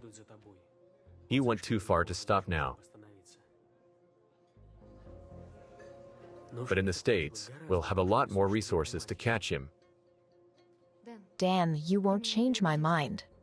I told you everything. The story started here 20 years ago, and it needs to end here too. Maybe I'll have more luck with your uncle. If you have troubles with the self-preservation instinct, then he, while not having his own kids, has no problems with the basic parental instinct. I beg your pardon. Hello? Good morning, Inga. I want to remind you that the workday at the Directorate General of the Police starts at 9 a.m., regardless of where and how the employees spent their evening. Major, sir, good morning. Excuse me. 1 second. The clock shows 8:53. I'll be there in 5 minutes. Copy that. The question is off then. I'm sorry, Oleg, are you outside now? The noise is very familiar. I just didn't see your car at the parking lot and thought that something has happened to you. I'm fine, thanks.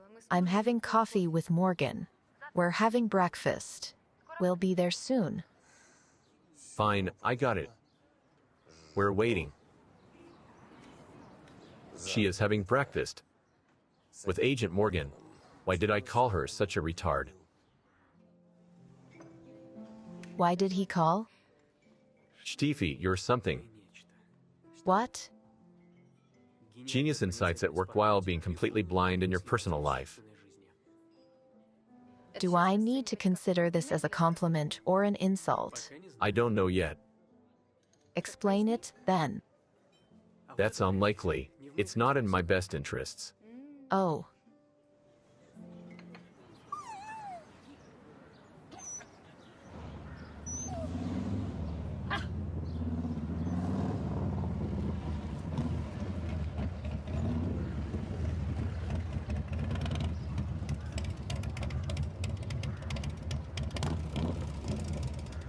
Come here. Come here. Don't be afraid. This is Pasha. This is Pasha. You scared my dog. Let her get used to that. Salute, Herr Major. Hello. Well, look. A task bright and early in the morning. Yesterday, we received new information from the S about Maleshko, aka Yan. I see. He nicely staged his death back in 11. However, he started with another thing. He began with his brother and then he whacked his parents. Later, he withdrew a huge amount of money from his old man's account. Find out how much, why, and what for. Does it mean that he committed his first murder when he was 13? Looks like it. Damn, what a creep. Are you talking about Yan? Yup, yes. You're wrong here. Judging from Inga's words, his brother that he pushed from the stairs wasn't his first. It was Inga's friend, the swimmer that he drowned. He killed him a month before his brother. But yes, that bastard grew up early. Listen, Misha, did you talk to Andy Klava's neighbors? Maybe they noticed something, or saw a stranger with her. Listen, is there a competition for the most beautiful couple among the employees of police? Somebody for the ad, like, join our ranks. I don't know the guy, but I'd vote for him. Herr Major, is that? Yeah, agent called him. Morgan. Good morning. Morning. Morning. Have you come to us for long? FBI Special Agent Dan Morgan? We didn't expect to see you here. Nice to meet you in person, Spider. Hacking the server of the National Bank at 17 is really impressive. Police did a wise thing by letting a hacker of such level become their consultant. We do the same at the Bureau. I get it that you called for reinforcement from the FBI, Inga.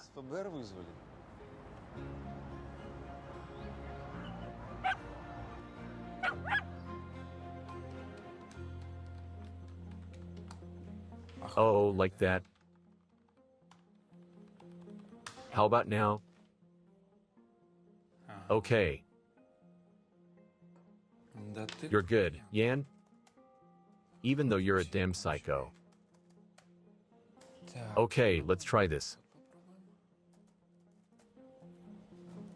Son of a bitch. Okay. You want to compete with me? Don't you? How about this? Was he discharged? He has to come in today. Have a seat over here. Fine. We'll work something out. We'll be there in 2 hours. Salute. I'm at your workplace at last, Stiefy. It's not your style, of course. But you're right. How do you say it? Why make a nest in a place where you have no plans of staying? Don't project your experience on me. Dan, I'm fine with everything here. You didn't expect me to put frills on the curtains, did you? If I saw frills here, I'd definitely think that you were replaced. All in all, everything's fine, my Stiefy. Dan. Sorry for interfering with your work, Major, sir. We'll try to keep quiet.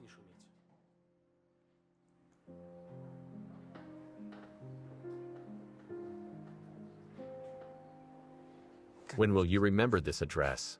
Look over here. What damn colleagues? You didn't see their tender meeting yesterday. Colleagues, if you'll be meeting colleagues like that, you may have kids afterwards.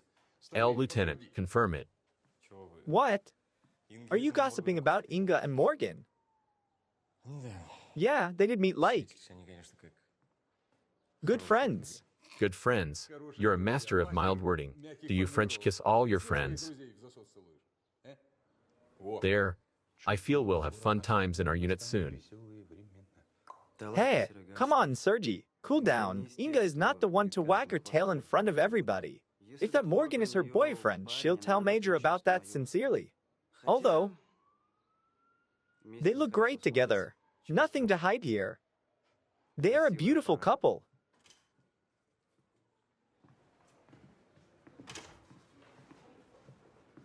Why are you running like cockroaches?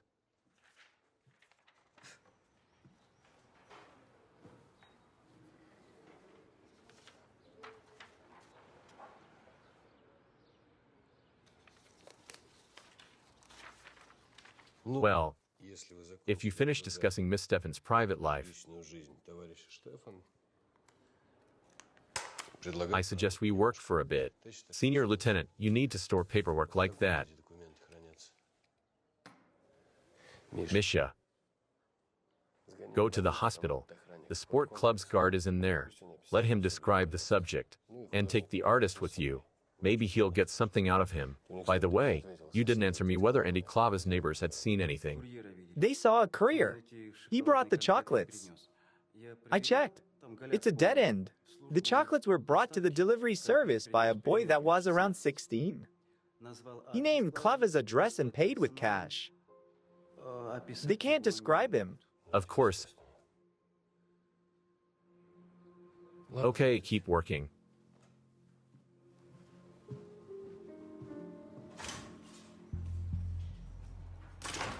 Yeah.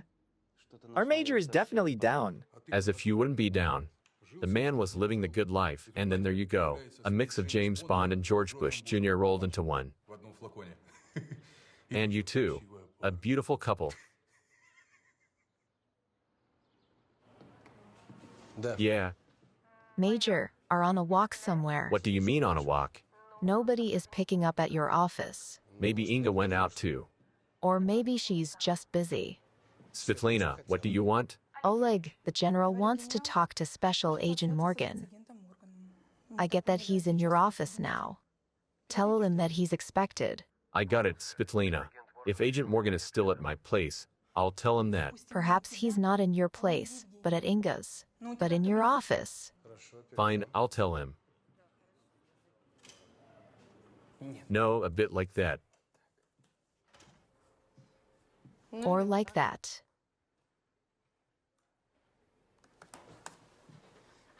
It's not bad either, but...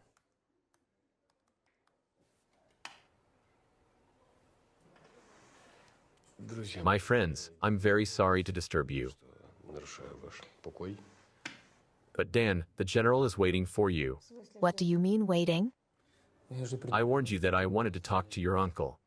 And you know that I always do what I promise. Dan, I beg you. Yeah. I'll walk you there. No, I will. I am going to Pavlik anyway. You're not against it. Not at all. Stay seated.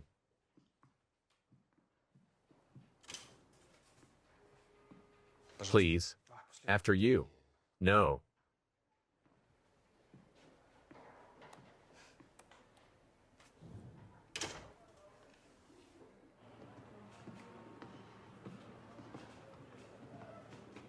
Stop right there, you incredible. Why are you talking in rhymes? Did you take too many pills? Relax, genius, you're not my type. Have you seen that FBI agent? Well, come on, talk to me. Just don't tell me that you haven't checked him already. What should I tell you? Dan Morgan, 34, martial arts instructor at the FBI Academy. That track record, awards, merits. All in all, he is a cool dude. Very cool dude. What's between him and Inga? They were dating when she studied there. At that academy. Then, she moved here. That was it. Why are you looking at me like that? How do I know what's between them now? I sent all info on Morgan to Major as soon as Inga came to work here. Wait. Do you want to say that Major knew about that Morgan from the very beginning? This is what I'm talking about. Can you imagine, Cap? Morgan knows everything about my heroics. I mean, as a hacker. He is an unbelievably cool guy. He's from the FBI, but he respects Spider. The FBI. Just think about it. You need to carry me in your arms. Fine.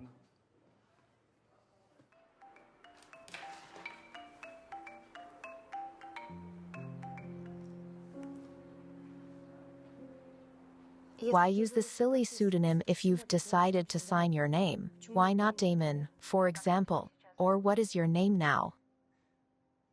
Because for you, I am Yan. And you're an I for me. Yin and Yang. As one, you remember. Yes, of course. One can't exist without the other. Not a very good concept in my opinion. But let's get down to business. Yes, you're right. Let's get to it. I want to ask for your advice. Wow. Are you asking for my advice? Why, all of a sudden, before, you used to make all decisions without me, and now, did you get interested in what I think about all of this? It's time to work on your knights, princess, because there are too many of them now. And they are starting to get in our way. Check the email.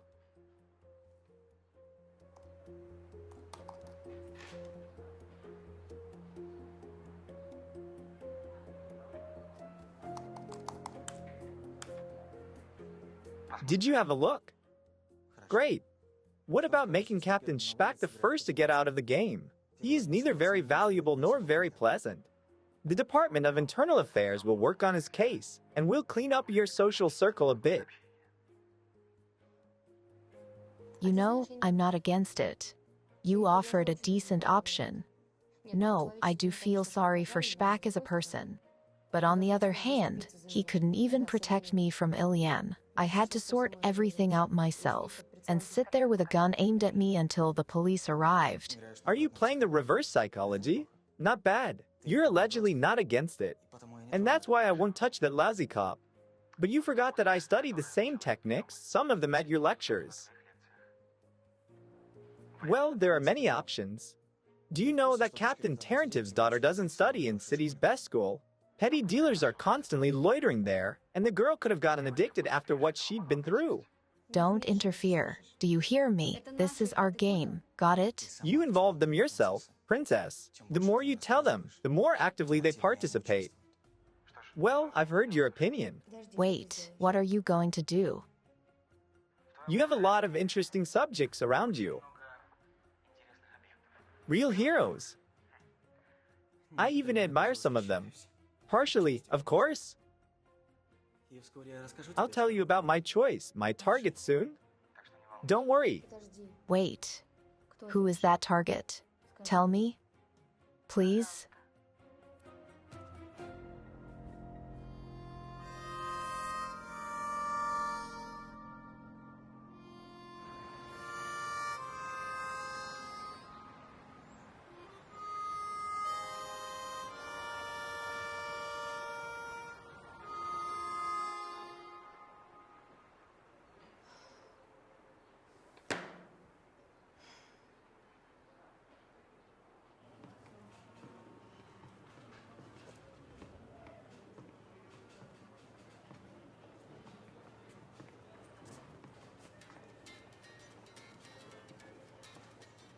Stiefy, incoming call. Your ex. My present. Why did you come here at all? Isn't that obvious?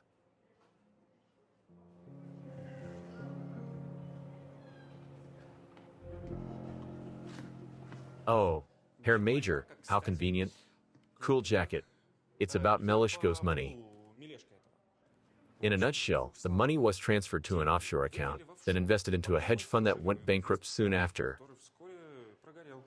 That's it. Bankrupt. Money is gone. A dead end. Yeah. I don't think that it's that simple.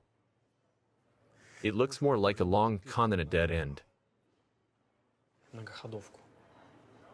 But there is no time to explain now. The general is waiting later. Yeah, Inga's got good taste. The FBI. This is such a high level. Unlike. Okay, fine. I'll go work on Grandma Clava's sweets. I have to do a lot of work. Go. General, sir, a special agent of the FBI, Dan Morgan, is here to see you. Invite him in, Svitlana. Come in, please. Very nice to meet you. Special Agent Morgan. I heard a lot of good things about you from your higher UPS. The director highly values the employees of the academy. He does the same with the graduates. Let's finish with niceties at this high point and get down to business. I agree, Major General, sir. This is how the situation looks right now from my point of view.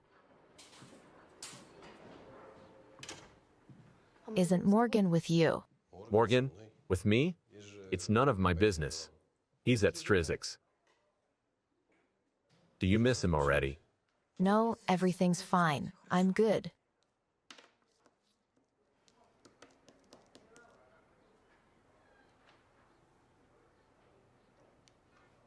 Did something happen?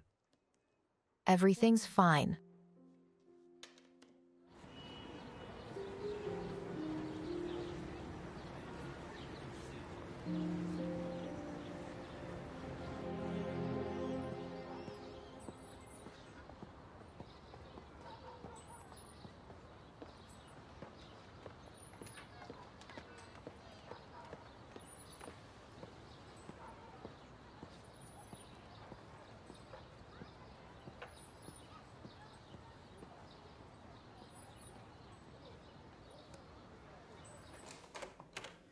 Hi. Everything stays on the table. Who is it?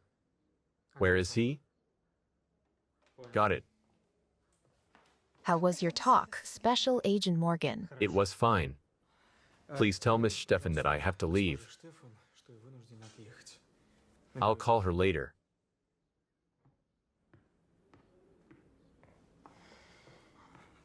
Stefan. Am I her secretary now? City Clinic.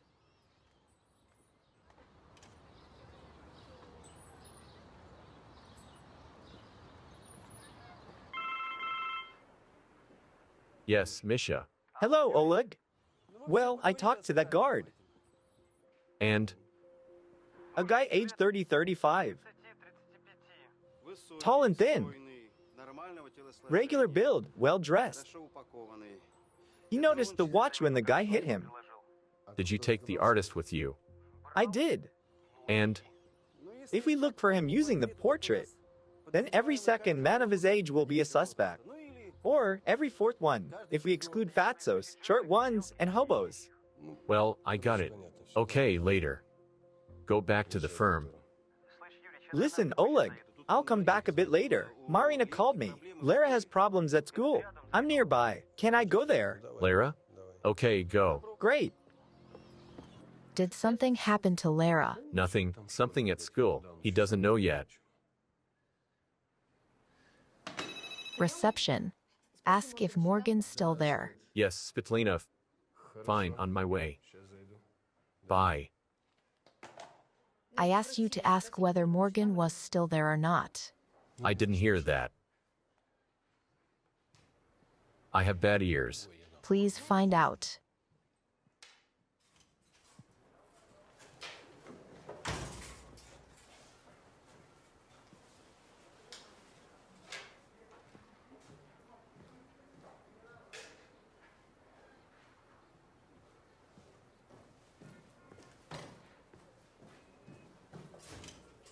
I'm telling you, I'll call later. That's it. I wanted to discuss one topic with you. Agent Morgan came up with an interesting idea. I need to hear your opinion. Andriy, Pasha found something about the sweets that were used to poison the neighbor. Go. It can wait. The topic is under investigation, so it's not very urgent. Great. Pasha, what do you want? I was at the general's. Oh, I've traced your chocolates. And here, the sweets turned out to be not so simple. They are golden. Exclusive. How do you say that? Very expensive. It means they are sold only by 5 shops of our city. This particular batch got only to 3 of them. Anything about the buyer? Nothing much. In the first shop, the terminal stopped working at the time we're interested in. In the second one, those Luddites don't accept cards. Can you imagine? Such a fancy shop, but they only accept cash. In the third, I didn't find a single suspicious transaction. Give me the printouts of all transactions.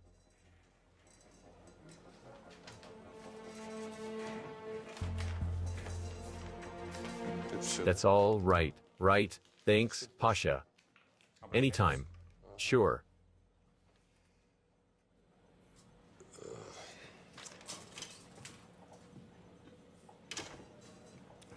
Brass.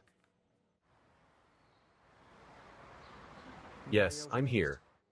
To the right from the entrance. Wait.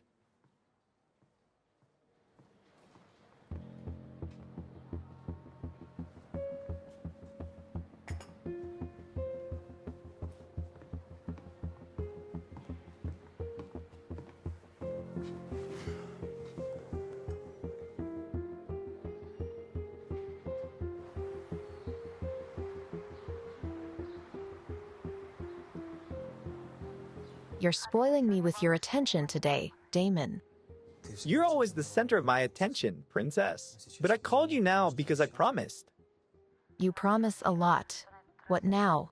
You know what I mean. I promised to inform you about my decision. Well, I made my choice. The target is chosen. It's gonna be the one who irritates me the most. Don't get upset, princess. Listen, let's keep it between us. I won't tell them anything else. It's too late, princess. Maybe next time if you behave.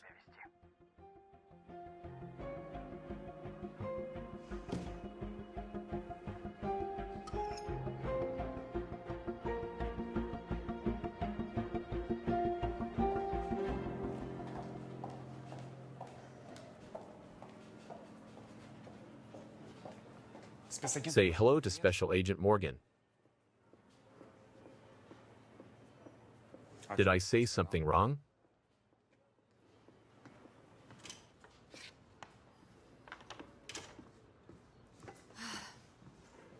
Well, what's up? How's Lara? Did you go to her school? I did. She almost got into a fight with her friend, and they won't tell why. Stepanik, you're like a small child. Why may girls usually fight? They couldn't share a boy. Fine, I'll talk to her later. What is it? I'm interested. Did you see the general? Is Morgan still there? How do I know? I'm not his nanny. He may get offended if we babysit him too much.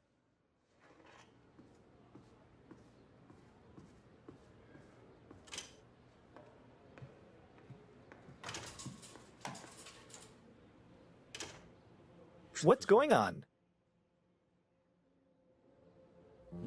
Shtifi. Incoming call.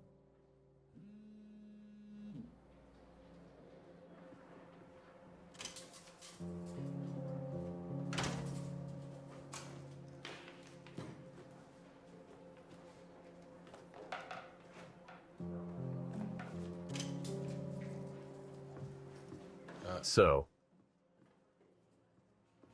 what just happened?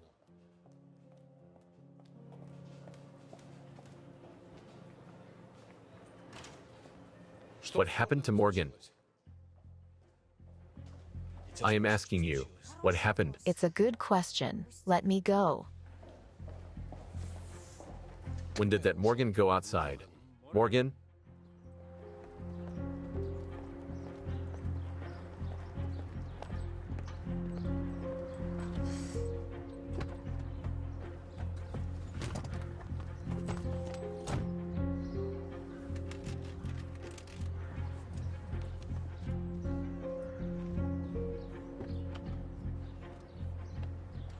Let's go. Do you know where? To the hotel at first.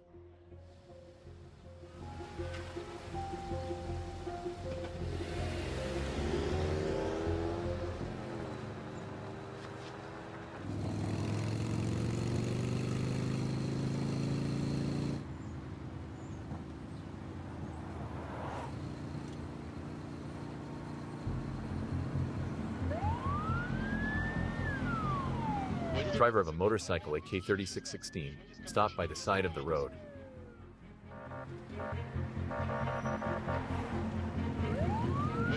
Driver of a motorcycle AK-3616, stop immediately.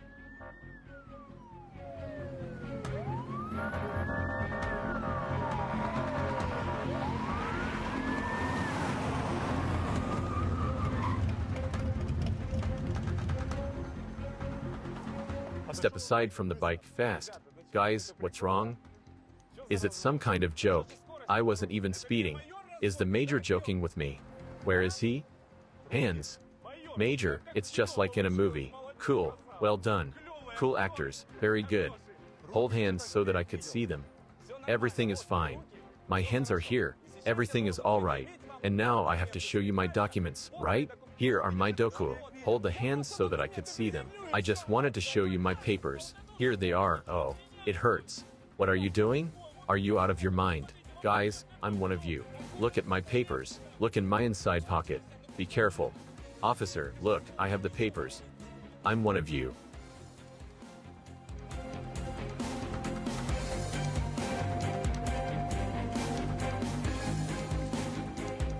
Dan.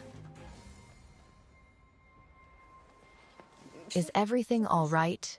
What happened, Stiefy? I have 100 missed calls from you. Are you okay? I was worried for you. Dan, why weren't you picking up? Are you a baby or something? I was at the meeting. I couldn't talk. Explain it to her now. And I didn't expect it from you at all. Inga, you could have explained it right away to at least one of us. Then, you wouldn't have to shiver over that phone. I wasn't shivering over my phone. Look, your boss is right. Well, you've hit it off, didn't you? You two are against me now, right? Where did this come from? Stiefy, looks like you're basically a consolidating factor for me and Major. Okay, that's it. Let's stop the debrief for today. It's clear that the bastard will try to kill us.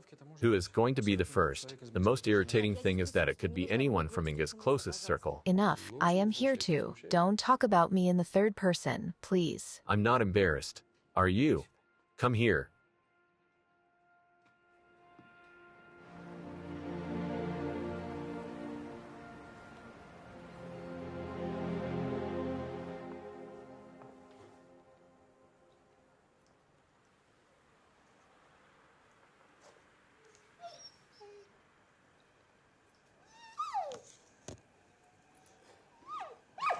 The tomatoes are. I am listening. Who am I talking to? Who am I talking to? Who are you calling, mister? Don't hang up. He will confirm it. Herr Major, this is Spider. Tell them that it's you. Yes, this is me, Major Mischenko, head of the Grave Crimes Unit. Who am I talking to? Officer on duty of the Obdesnyansky District's Precinct. Lieutenant Filiuk. Major, sir, do you have a Pavel Yeramenko working for you? Yes, he works with us. What happened?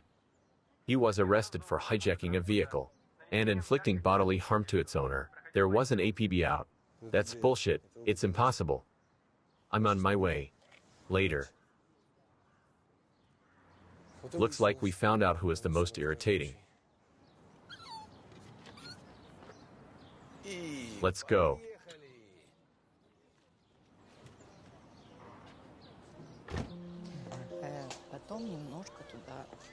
And some red cayenne pepper. Yes. Good morning. Good morning. Good morning. Thanks for the interesting conversation, Klavdia. It was very interesting, and I received a lot of useful information. You gave a good day, honey, and be vigilant. Sure. Have a nice day. Inga, Inga. Don't lose him.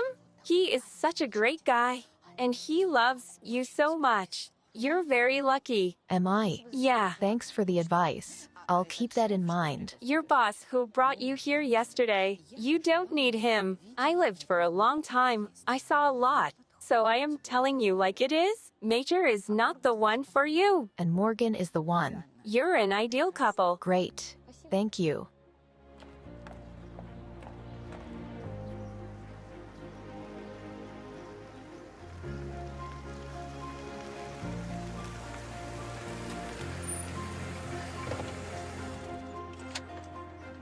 You didn't have to be so charming with Auntie Clava.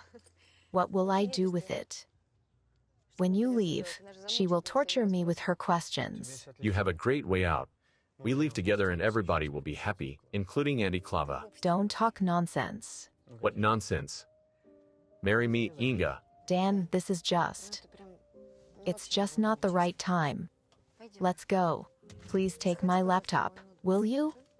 Sure.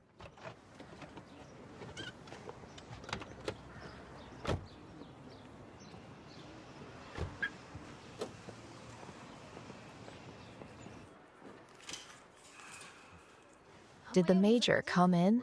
He went to get Spider out of the slammer. Spider was arrested in his neighborhood for stealing a bike and beating the owner up. And that idiot doesn't carry a passport or a driver's license or any other papers with him, except our ID. The local police decided that he counterfeited that ID. Major was told only in the morning. They'll be back soon. Yeah, thanks, I got it. Well, officers, I believe something is being kept secret from us. We'll ask for explanations when Major comes. I don't want to poke my nose into other people's affairs, Major, but still. Judging from the trick with the false APB, your unit is under fire from someone very serious. Do you know who he is? I do. We're working on it. Good luck, Major. My gut tells me that you'll need it in the nearest future.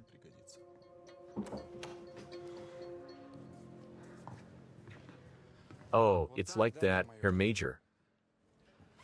For all my merits, you left me chilling in the slammer for the entire night. Great. Pasha, why are you so nervous? You know well what are cool. How do you call each other? It guys. Okay. Thank you. Thanks. You're in a serious game, Major. I wouldn't want to be in your shoes.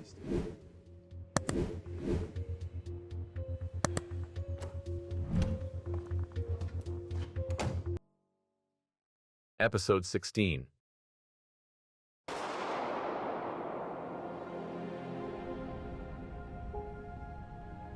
They say that your entire life flashes before your eyes when you're dying. I'm 36. Maybe I'm too young. Maybe everything would turn out different if I didn't meet her. But I have no regrets. It was my choice.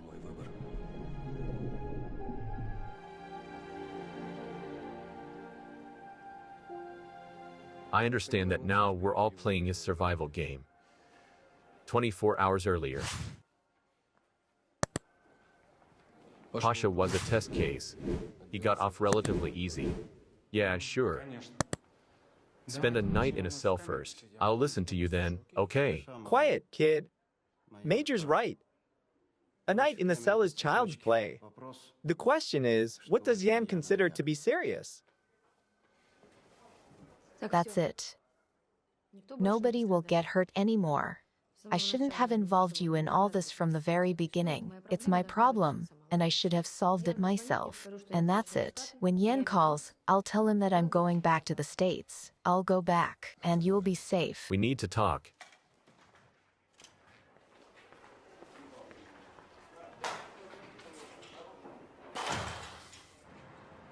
You were going to finish it all here. I did.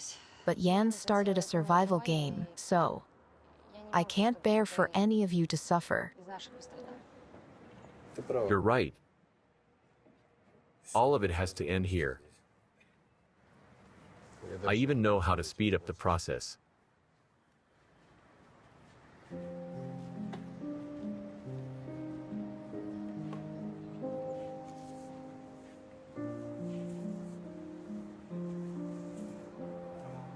Have you gone crazy?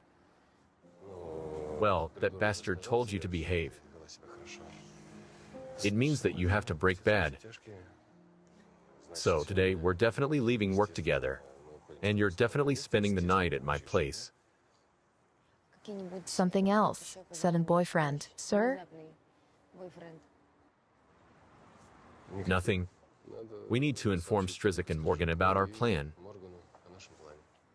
About your plan. It's an idiotic plan.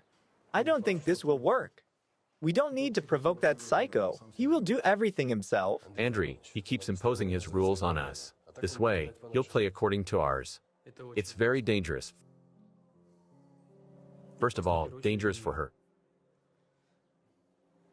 Plus, it's unknown how long will we wait for his reaction. The reaction will come very fast, because we're dealing with a person with a god complex. He sees himself as a master of fates, and he sees me as his creation. He wasted too much time to infiltrate my life. Now he wants to establish himself in it. He wants to dominate and to control me. His imagination is running so wild that he simply won't be able to calm down now. Disobedience coupled with unfaithfulness can enrage Yan, and then he'll lose his usual cool and common sense.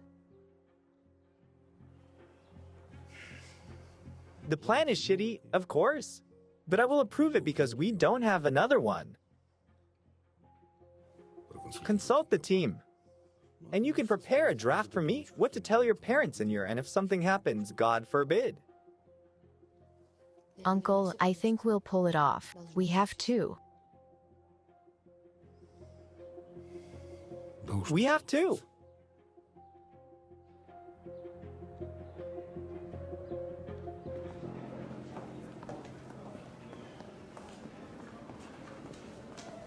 Yesterday, I proposed to Inga. Oh. And what did she say? Nothing for now. But you understand that nothing means the proposal is being considered.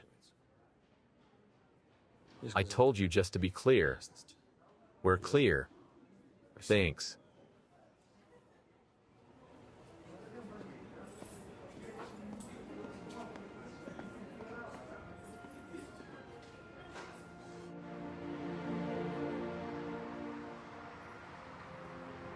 It's a gloomy story. I warned you that you won't have a nice conversation with me. Wrong anamnesis.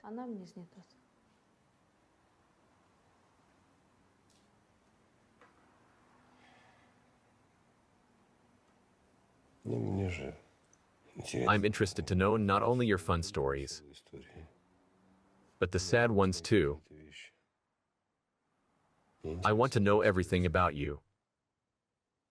If you haven't understood it yet.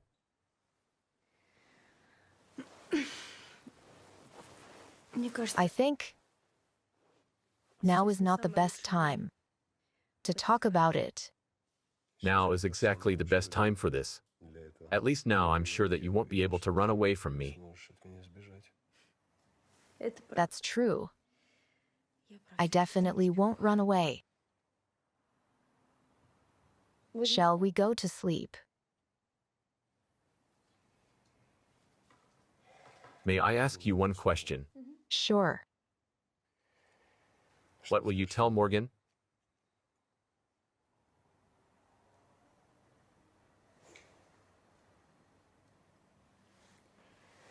I'll tell him I'm in trouble. Big trouble.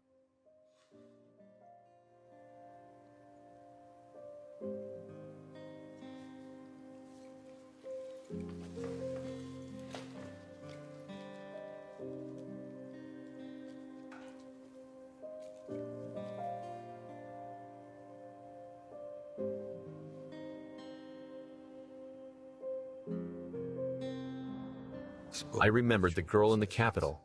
Funny sparks in her eyes. I fell in love due to spring in April. With her, for the second time, we drove around the house. Everything's calm, nothing and nobody suspicious. Copy that, continue the surveillance. Don't forget to go around the block. Copy that. Yeah, Major got lucky. To play love with a beautiful woman. Are you an idiot, Captain? He's not playing.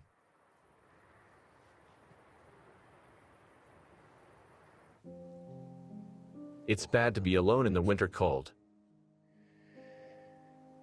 It's disgustingly boring in the melting heat. But it turned out that it's much worse. To be alone in the spring. It's Spalikov.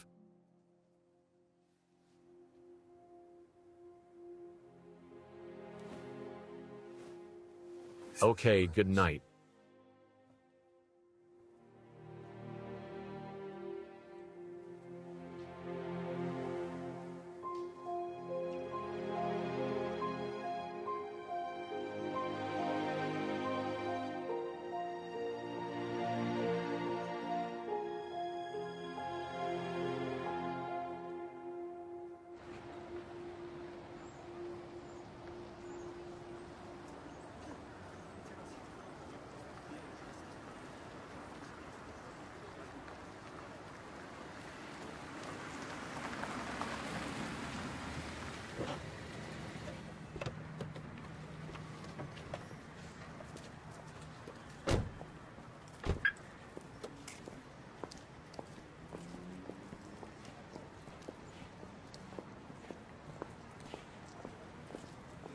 Why are you so sleepy? Have you been talking until the morning? Or did you both have insomnia?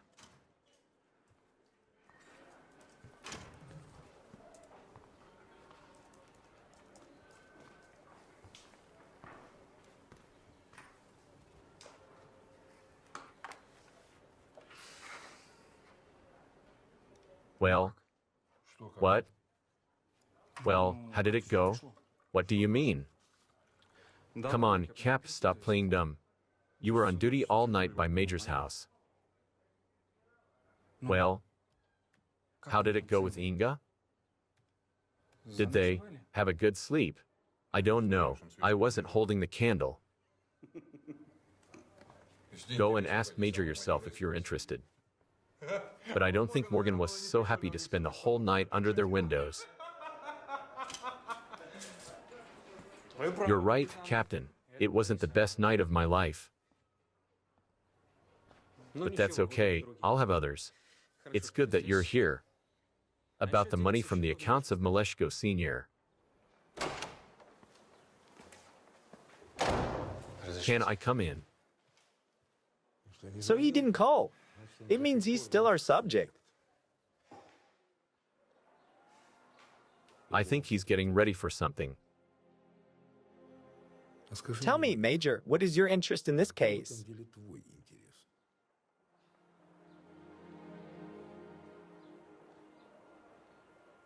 I love Inga. And I want to get her rid of the creep that's interfering with her life. Did you talk to her about this? She knows about my feelings, but she asked to postpone this conversation until the case is solved.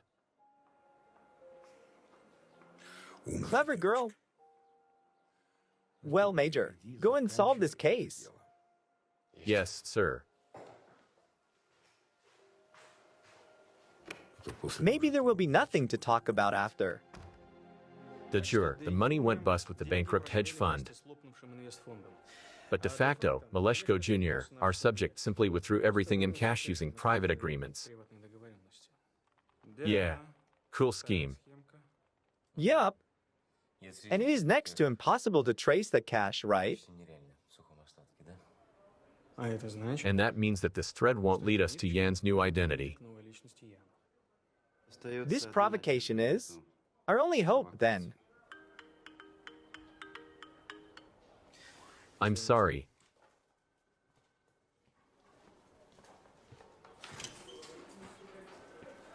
Looks like Morgan is very good. Yeah, Major got unlucky with the competitor. Solid guy, no doubt about it. I wonder what Inga thinks of it. She thinks about polygamy. Listen, let's make a bet. Why not? Just between us, to relieve some stress.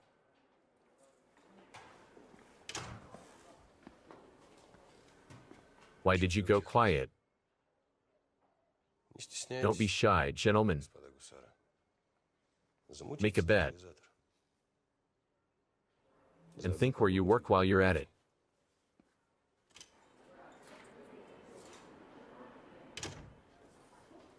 Why did he come here? Stop it, Sergi. Everybody forgets why they're going somewhere when you run your mouth.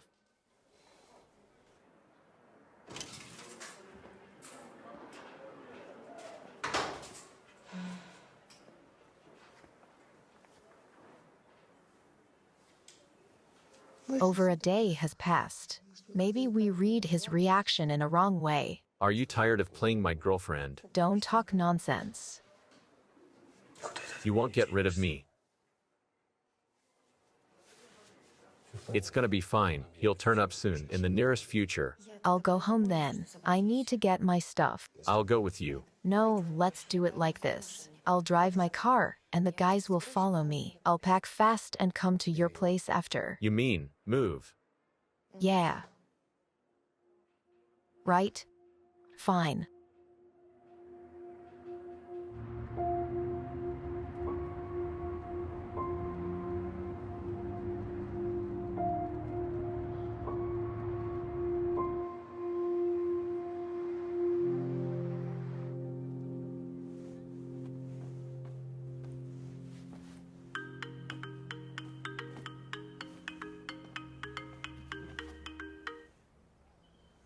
Hello? I'm extremely disappointed. But this time you'll learn your lesson. You're a spoiled girl, and you jumped into Morgan's bed at Quantico and then found that cop here. Did you completely forget your poor fiancé? Jerry, of course, was a loser. But still, he loved you. And he put his life on the line for you. Do you want to know how much he loved you? I'll tell you. Were you surprised when you found out that Jerry had insured his life in your favor? Of course.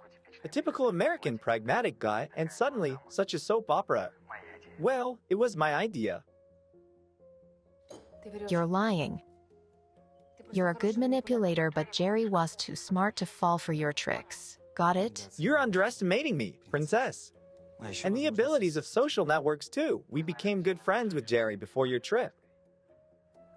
And he couldn't come up with an idea of how to impress her. Straight to the heart. You know. So I pitched an idea to him. You're right. He said. Such a melodramatic gesture. She'll get mad. You got mad, right, princess? Tell me, did you get mad?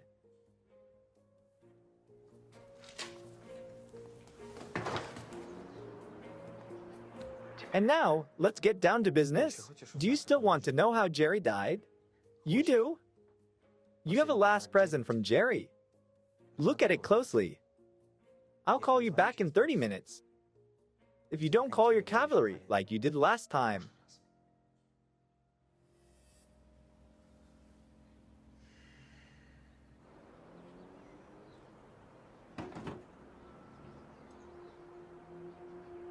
The last present from Jerry. They found it in the catacombs. This is Jerry's. American writer died in the catacombs.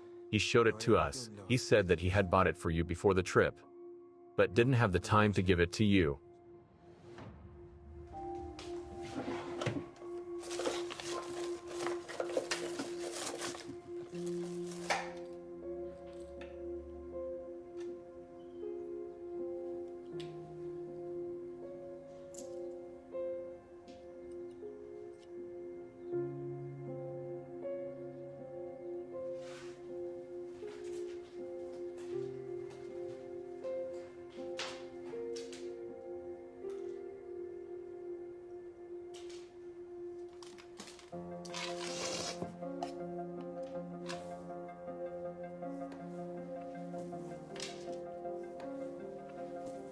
May 14th. It's a week after Jerry gone missing.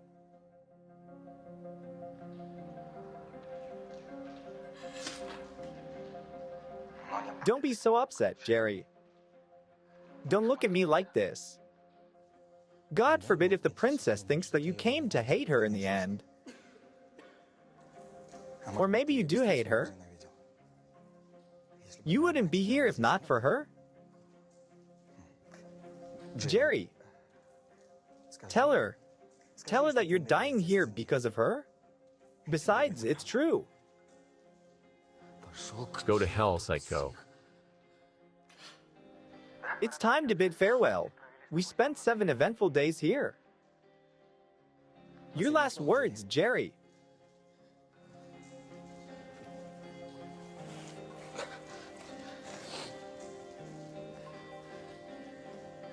Keep on living, Inga. You're strong. You can do it.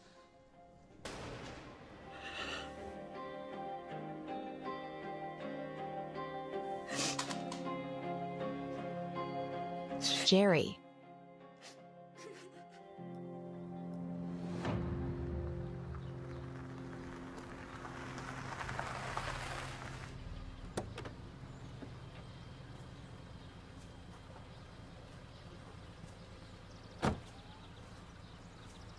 So, this was my school. Aha. I studied here, and the theater club was there. I was going there too. In spring, we had PE lessons here. And in that building, there is a pool where I was swimming. Nothing changed at all. So your friend drowned there? Your classmate? Yes. I decided to go into psychology because of it. I was a wild child until high school. My parents wanted me to go into medicine, but I didn't care. I was only interested in theater and swimming. Igor had it all figured out. He knew what he wanted and a promising swimmer. I don't get it. A swimmer drowned. Yeah, everybody was thinking how it could have happened. He was healthy and talented. But in the end, they said that it was an accident. He was training at night, overdid it, had cramps. Then, they proposed a version about possible suicide. A suicide. It's weird. From what I heard, you was a successful and healthy guy. Yes. Then they had a version that I drove him to it. Unhappy love. It wasn't true. What happened next? Then, my parents started to hear rumors. They were worried for me, so they sent me to our relatives in another city for the summer. I thought about it a lot over there, of course. Even if it wasn't because of me. If this is a suicide, then why did he do it? Why didn't I notice anything? Why didn't I stop him? So I was blaming myself for that. At some point I decided that it wouldn't happen in my life again, and I went into psychology. To help people. But don't let anybody close. Not to get hurt. Yeah. I graduated from school, and I secretly chose a university abroad before that. And I left. You can say that I fled from my relatives. You're very strong, Inga. But you won't be alone anymore. You have me now. Jerry. Your parents are with you too. It's all you. You made me return to my family. You made me see this situation from a different angle. I'm very grateful to you.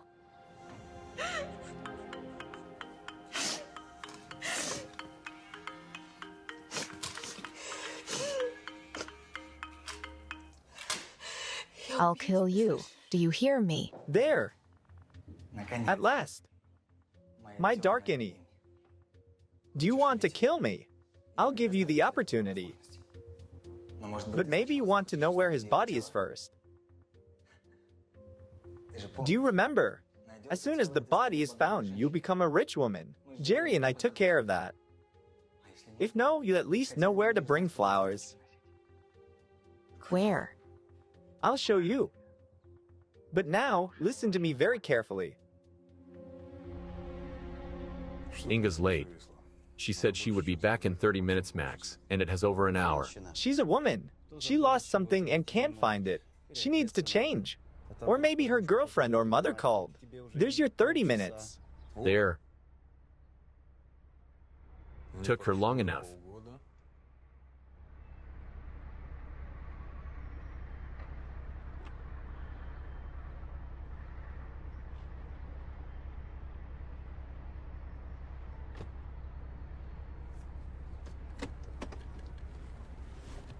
Inga is in a hurry to get to Major. She didn't even buckle up, and that's her thing. She's getting used to our reality.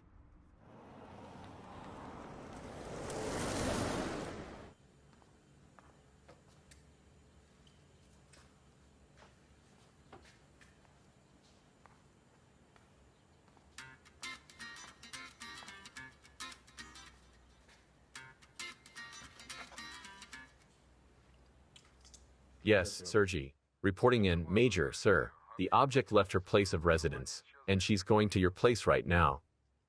Okay. Call me as soon as you find something out. Later.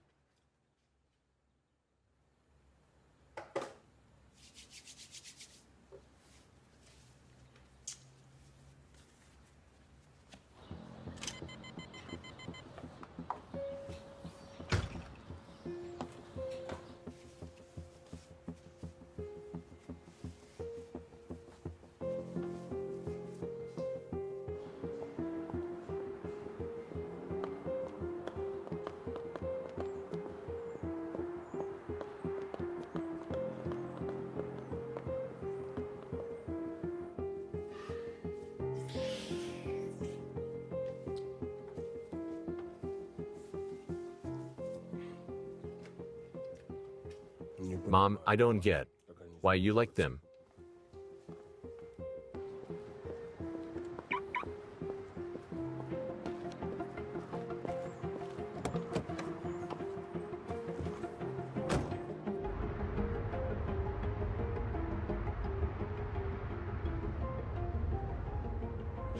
She's not in a hurry. Slow down even. She must be having girlish doubts.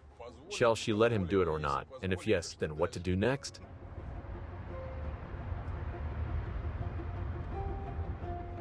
Is she always such an exemplary driver? Are you joking? She was really punching it when we were going to Chernobyl. I thought we won't get there in one piece. And now she's collecting all the traffic lights.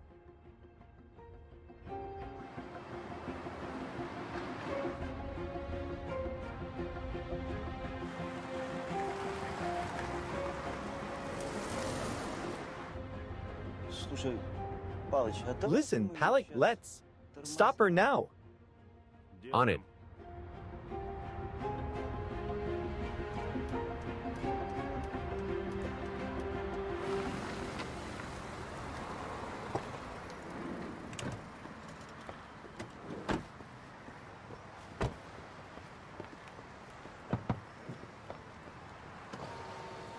Police, show us your papers, please. What happened? I just did a favor to a person. Where is the car's owner? I have no idea. I guess she's at her lover's. Just as planned. Stephanie, call the major fast. Tell him to go to Inga's home. You talk to me.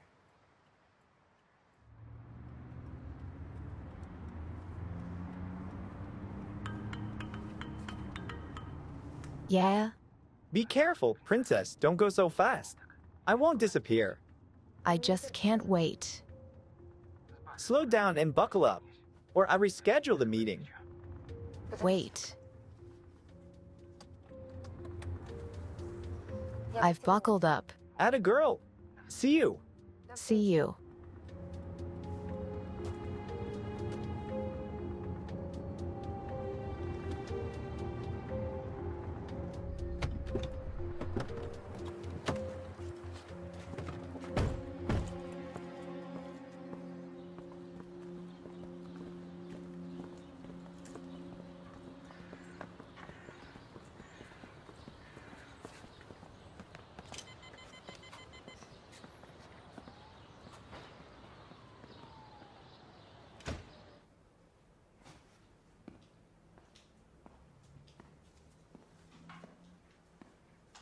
The girl received $300 for taking Inga's car and driving it to confuse a detective whom her jealous husband had allegedly hired to tail her. Did she see Inga? Inga opened the door for her, gave her the car keys, a trench, and her bag. She showed her our car from the window.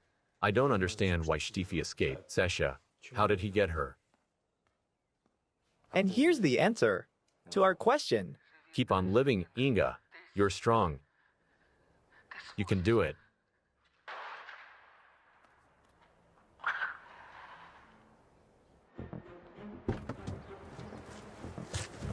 Talk. I found her. She is going over 100 towards the water reservoir. Lead me. I am doing it already. Both you and the guys.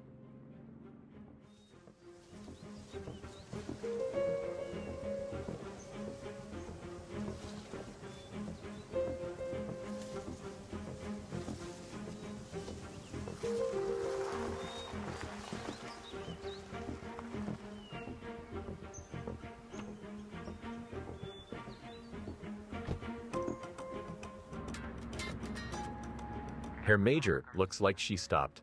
How long? 7 minutes.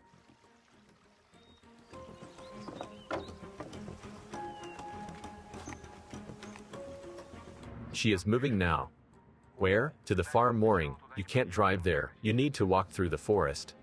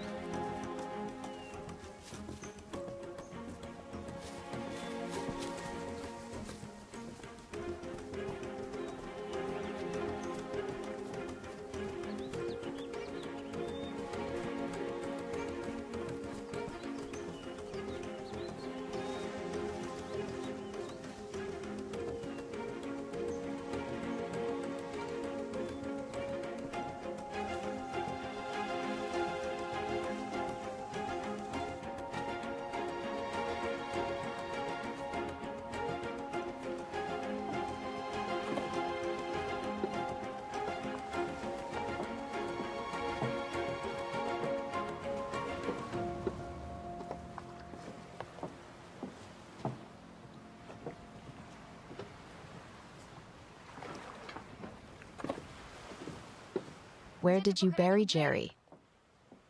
Hello. I'm glad that we could finally meet properly. Show me your face. Fine. No more masks.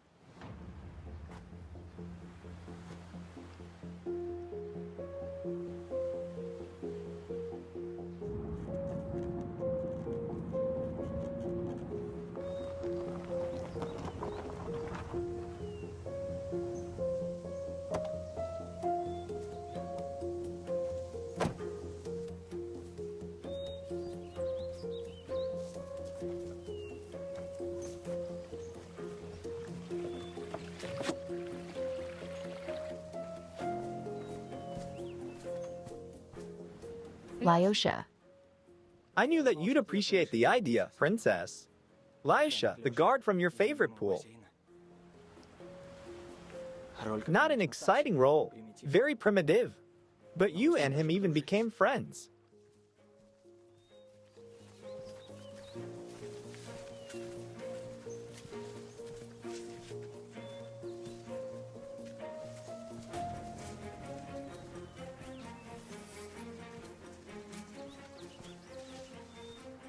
You're just a psycho. And all your ideas are complete shit. But I don't care about all that. Where did you bury Jerry? Somewhere here. You will have to forget about Jerry, Princess. The same goes for the insurance. Unfortunately, I really didn't have the time to bury that loser. Where's his body? I have no idea. Maybe it rotted somewhere if the rats didn't devour it.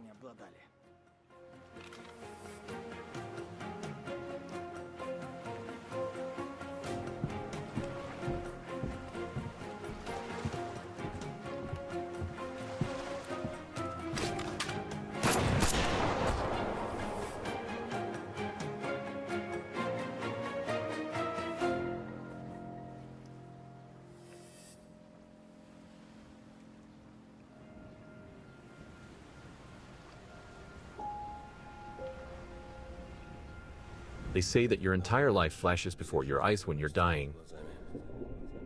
I'm 36. Maybe I'm too young. Oleg, maybe everything would turn out different if I didn't meet her. But I have no regrets. It was my choice.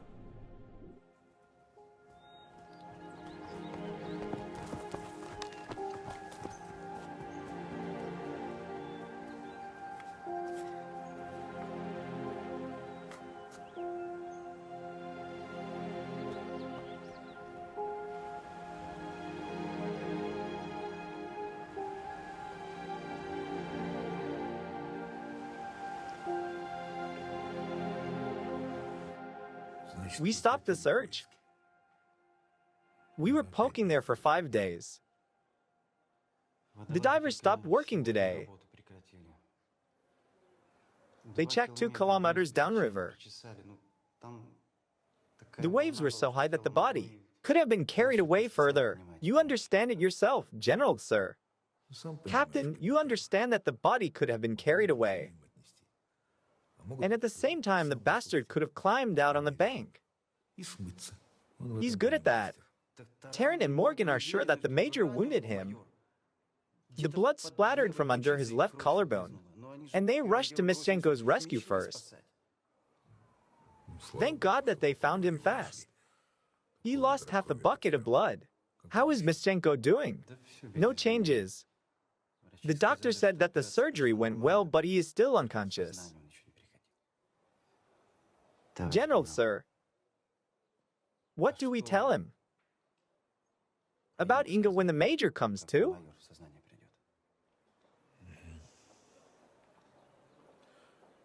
Tell him that she is fine too.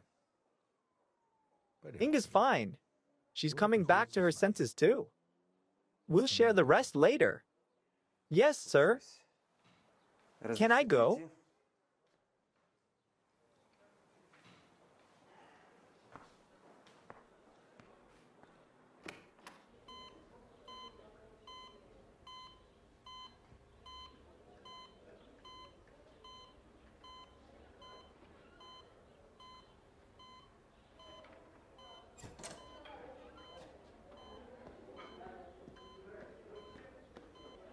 Hello. Hello, hello? We were passing by and decided to come in and see how you're doing. No need to justify yourselves. Sergey, you and your guys pass by us every day. It's all like always. Lyudmila, Yeah? when your son comes to his senses, please tell him that we won't wait for him for long. We'll find a new boss. Really? Really. We won't even look for one. I'll make a great boss. Plus, the epaulets.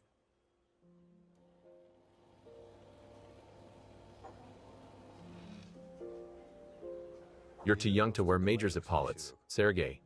It's too early. Well, how did it all go? Did you screw up? Just a little bit, Major. Inga is fine too. Everything's fine. Honestly, not a scratch. She's resting too now. I mean, emotionally. Get out immediately. You're not letting him breathe. Sorry, sorry. Everybody, get out of here. Thanks for coming. Did you come back to your senses? Great. The main task is to stand up, but you need to sleep for now. Everything is fine. Don't worry. Thanks. Thanks a lot. Please. What? Do I have to sleep again? Yes, you have to sleep. It's an order. Did Inga come? I don't know. Maybe she did. Okay. Mom, I'm hungry. Great. Sleep, and I'll bring you something. Do you see what I have? That's it.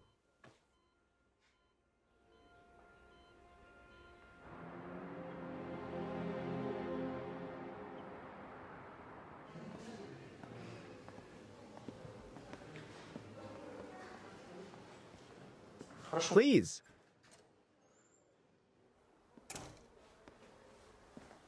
Hello. Hello. I won't ask about your health. Good. I'm fine. How is Inga? She's going to the States with me. For her own safety. Because Yan's body wasn't found in the end. It means she. Fine, I see. No, we simply hit her while we were looking for his body. She's refusing to leave. Because of you.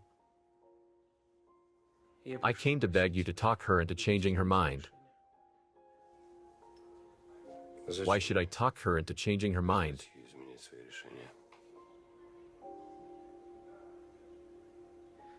Do you love her? I do. I love her too. But her life is the most important thing. Listen. If Inga's choice depended on me, I'd do anything for her safety.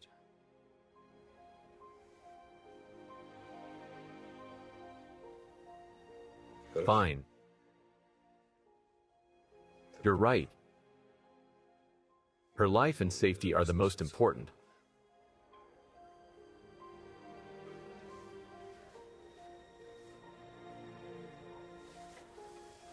Get well, Major. I am sorry, I really am. Despite the circumstances, I'm glad we met. You're a great cop. Likewise.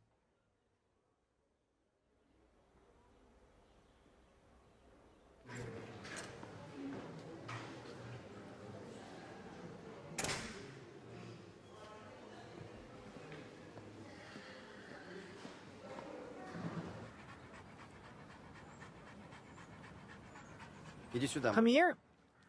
Modia, Matilda, come to me, quick. Come on.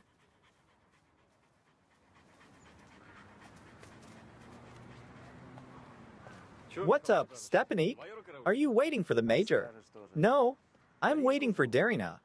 She promised to bake a cake by Major's return.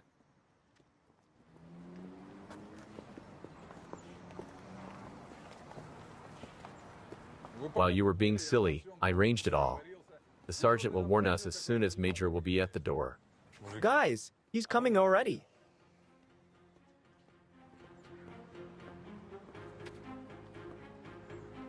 He's looking for Inga's car. Looks like Inga kept her promise. I think she did the right thing. Major and the general understood it the right way, like they had a choice. Time will tell whether it was right or not.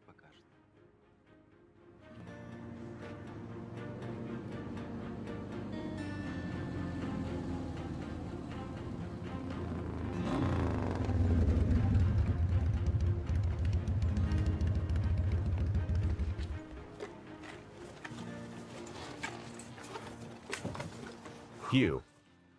I am on time. Herr Major, I was looking forward to seeing you. Without you, the unit may die of boredom. This is for you. Look at him. We've been here for an hour, and that punk jumped him as soon as he came. Major, sir.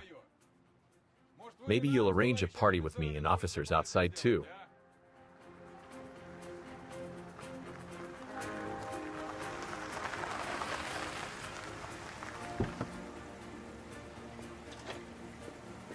Hello, everybody.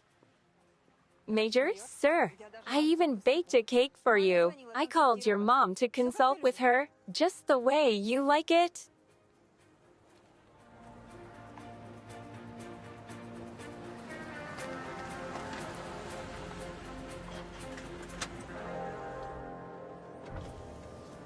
We'll go and cut the cake in the meanwhile. Have some coffee in the fresh air. Kid, come here. Come on, I'll show you boredom. Come here.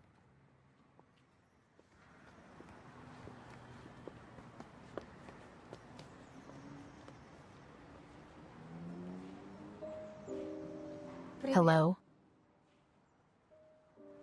Hello. How do you like the firm after your long absence? By the way, the coffee shop was renovated. I can show it to you. I'm happy that everything is fine. And everybody is at their places. You could warn me that you will come here earlier. Did you see how happy everybody was?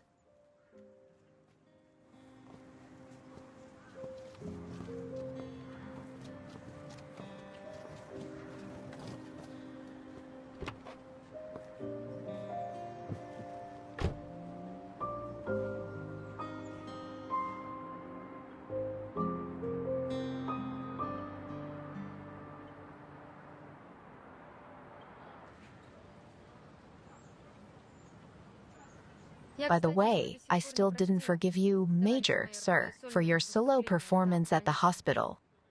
You should have gotten into acting. I did. Yeah? Yeah.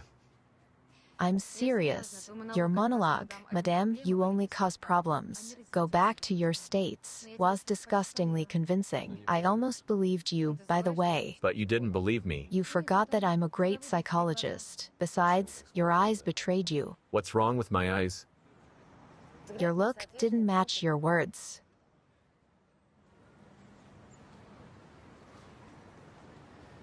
But I talked you into staying. Nobody talked me into it. It was my decision. I wanted you to stay.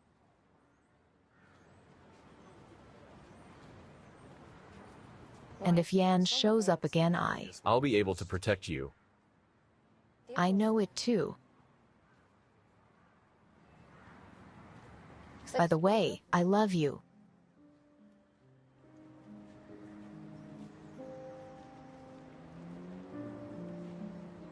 I love you too. I think. You think? Something like that.